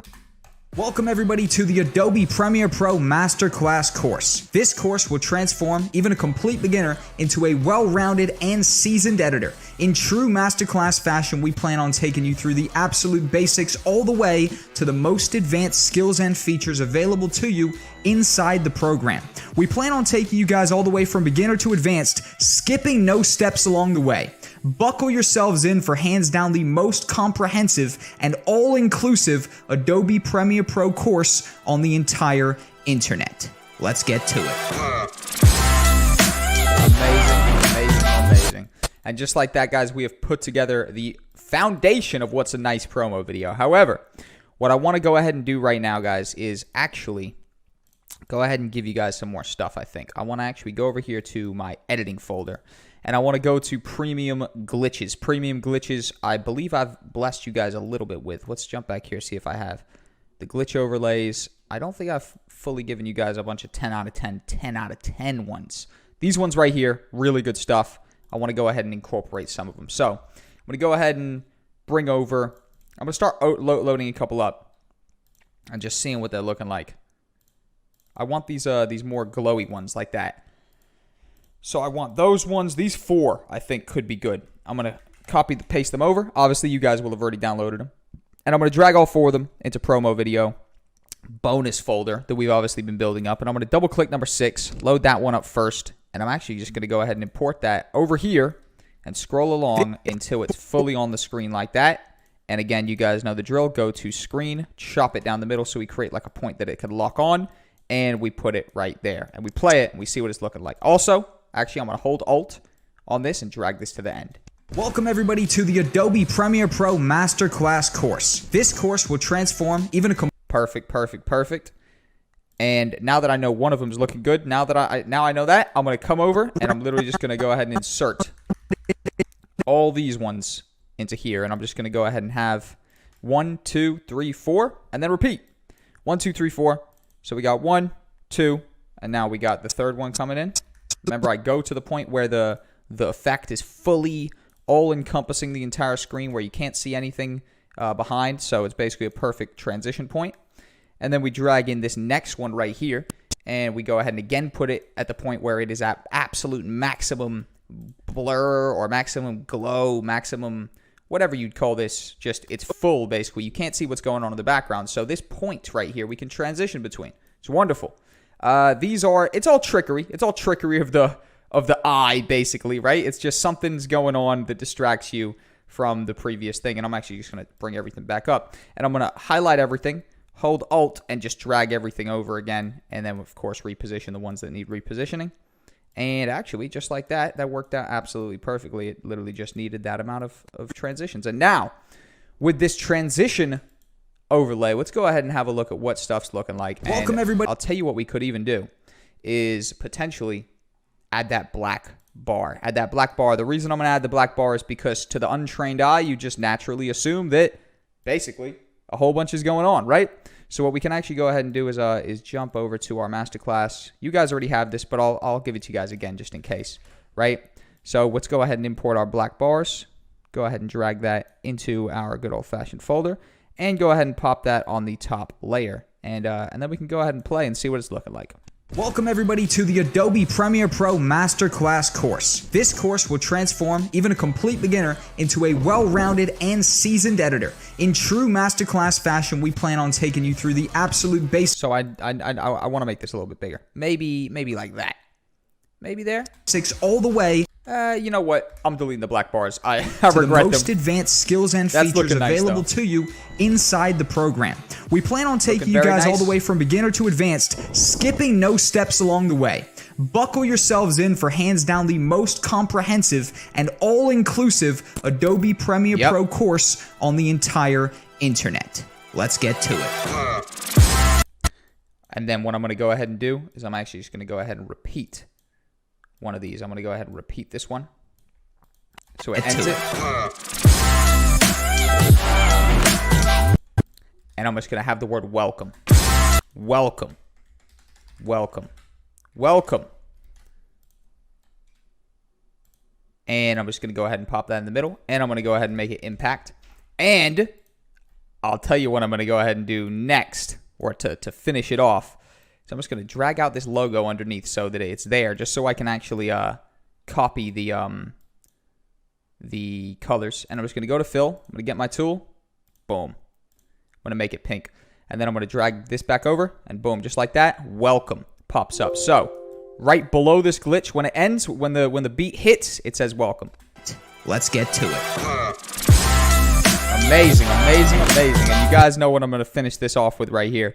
I'm going to jump back into that last piece that I gave you guys. Was it the video intro? No, it was the tutorial that I gave you, the 4K particles. And that you guys will already have that. So I'm just going to come into my good old-fashioned project, and I'm just going to type in 4K.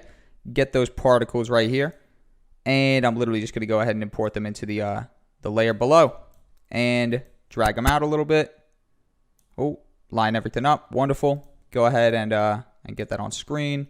Obviously, it's a black background, and I'm actually just going to go ahead and reposition it so that it is in the top right, which means that the least is coming through. And you know what I might even try do? I might try and go ahead and bring it over to that sort of pinkish a little bit. Bring it over there a tiny bit. It's sort of more feeling a bit red. Yeah. Looking all right. And now we can go ahead and just play this. See what it's looking like. And you know what I'm thinking? I'm thinking this is it's definitely too much. So I'm going to get the Lumetri. And I'm going to go ahead and get the screen. Bring that down a little bit just so it's maybe like 20%, something like that. I told you guys, a lot of this game is literally just testing stuff Let's out. get to it. Perfect. You know what? I'm actually not even liking the look of those particles. So I'm going to bless you guys with some different particles. At the end of the day, we made it this far into it. We might as well complete it in a fashion that is 100% enjoyable. And the way I'm going to do that, guys, is by actually opening up my overlay effects particles situation. And I'm just going to go ahead and get these bad boys. Particles number 3. Copy, paste them over. Oh, wrong folder. Let me go to the promo video folder. Paste them there. Drag them in. Bada bing, bada boom. Put them on the absolute bottom layer. And right click and make sure you have set to frame size. Go ahead and play. Get to it. Perfect. And we can go ahead and have this this text zooming in to maybe a 110, something like that. And you know what we can have? Is we can have the particles zooming out. So they're coming here, but they're bigger. Right? So basically, you see right here, you got these particles that are coming up, but they're also going in. And just like that, we can end the text right there. Wait for it. Wonderful.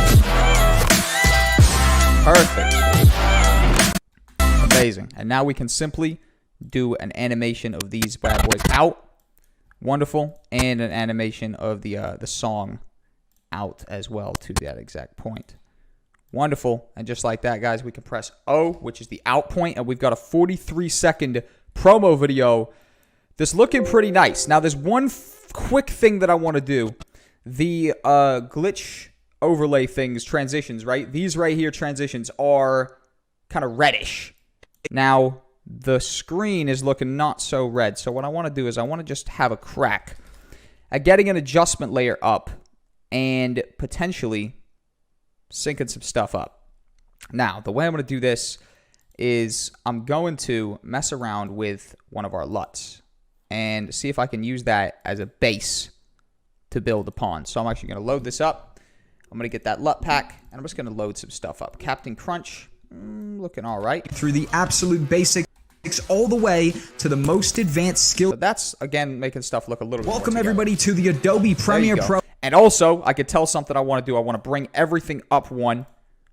And I want to go ahead and hold Alt onto the particles, drag it up so it duplicates, right-click, unlink it from the audio layer, and drag this over here. And go ahead and make it normal and not fade out. Or actually, it's got to be right-click, got to be at least in the middle right there. And I want to just go ahead and make that screen. So that basically, we're going to have some particles all throughout. Welcome everybody to the Adobe Premiere Pro Masterclass course. This course will... Again, we can hold Alt, drag that to the end. Go ahead and have that right there all throughout the end as well. So now we've got some particles going throughout. Now, if we go ahead and press spacebar and play this, we're looking at a pretty nice piece right now that's coming together very, very quickly. Welcome everybody to the Adobe Premiere Pro Masterclass course. This course will transform even a complete beginner into a well-rounded and seasoned editor. In true masterclass fashion, we plan on taking you through the absolute basics all the way to the most advanced skills and features available to you inside the program. We plan on taking you guys all the way from beginner to advanced, skipping no steps along the way. Buckle yourselves in for hands down the most comprehensive and all-inclusive Adobe Premiere Pro course on the entire internet. Let's get to it. Oh yeah.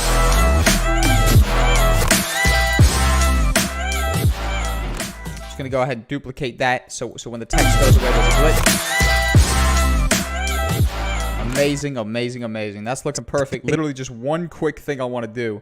Just to make this look a little bit less gloomy, I just want to go ahead and amp up the exposure to 2 on the background of the Premiere Pro screen. And just like that, guys, I'm going to go ahead and press Control M, load up the export settings. As soon as they do decide to pop up, Control M.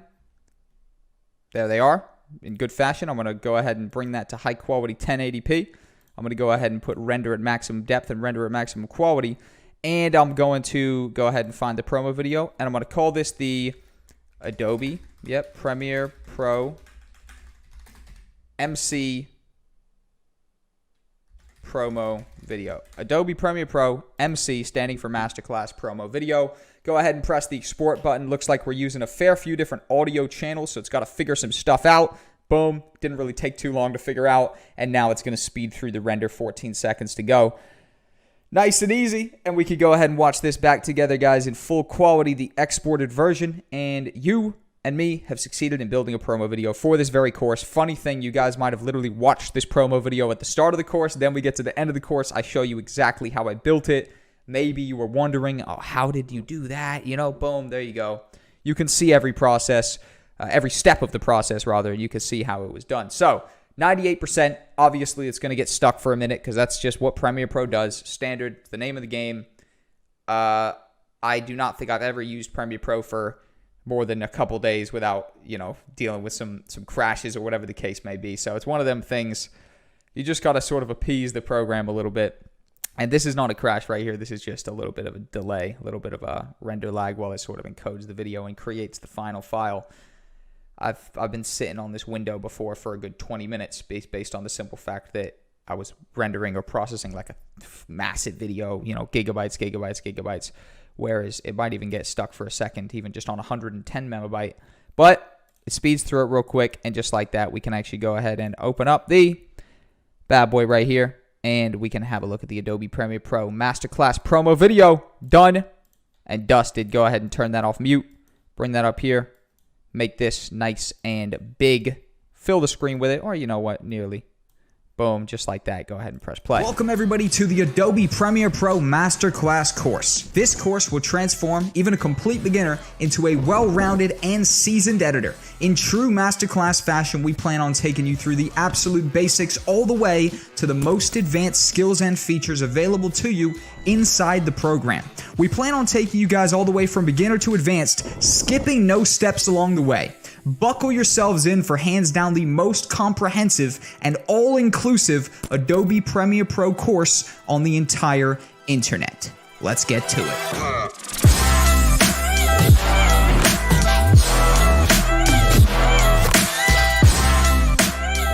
And just like that, guys, we have built an amazing 10 out of 10 promo video together, guys. That is the end of this bonus episode. Thank you for joining me. We created an absolute banger, which you watched at the beginning of the course, and I taught you at the end how we put it all together. Let's keep cracking.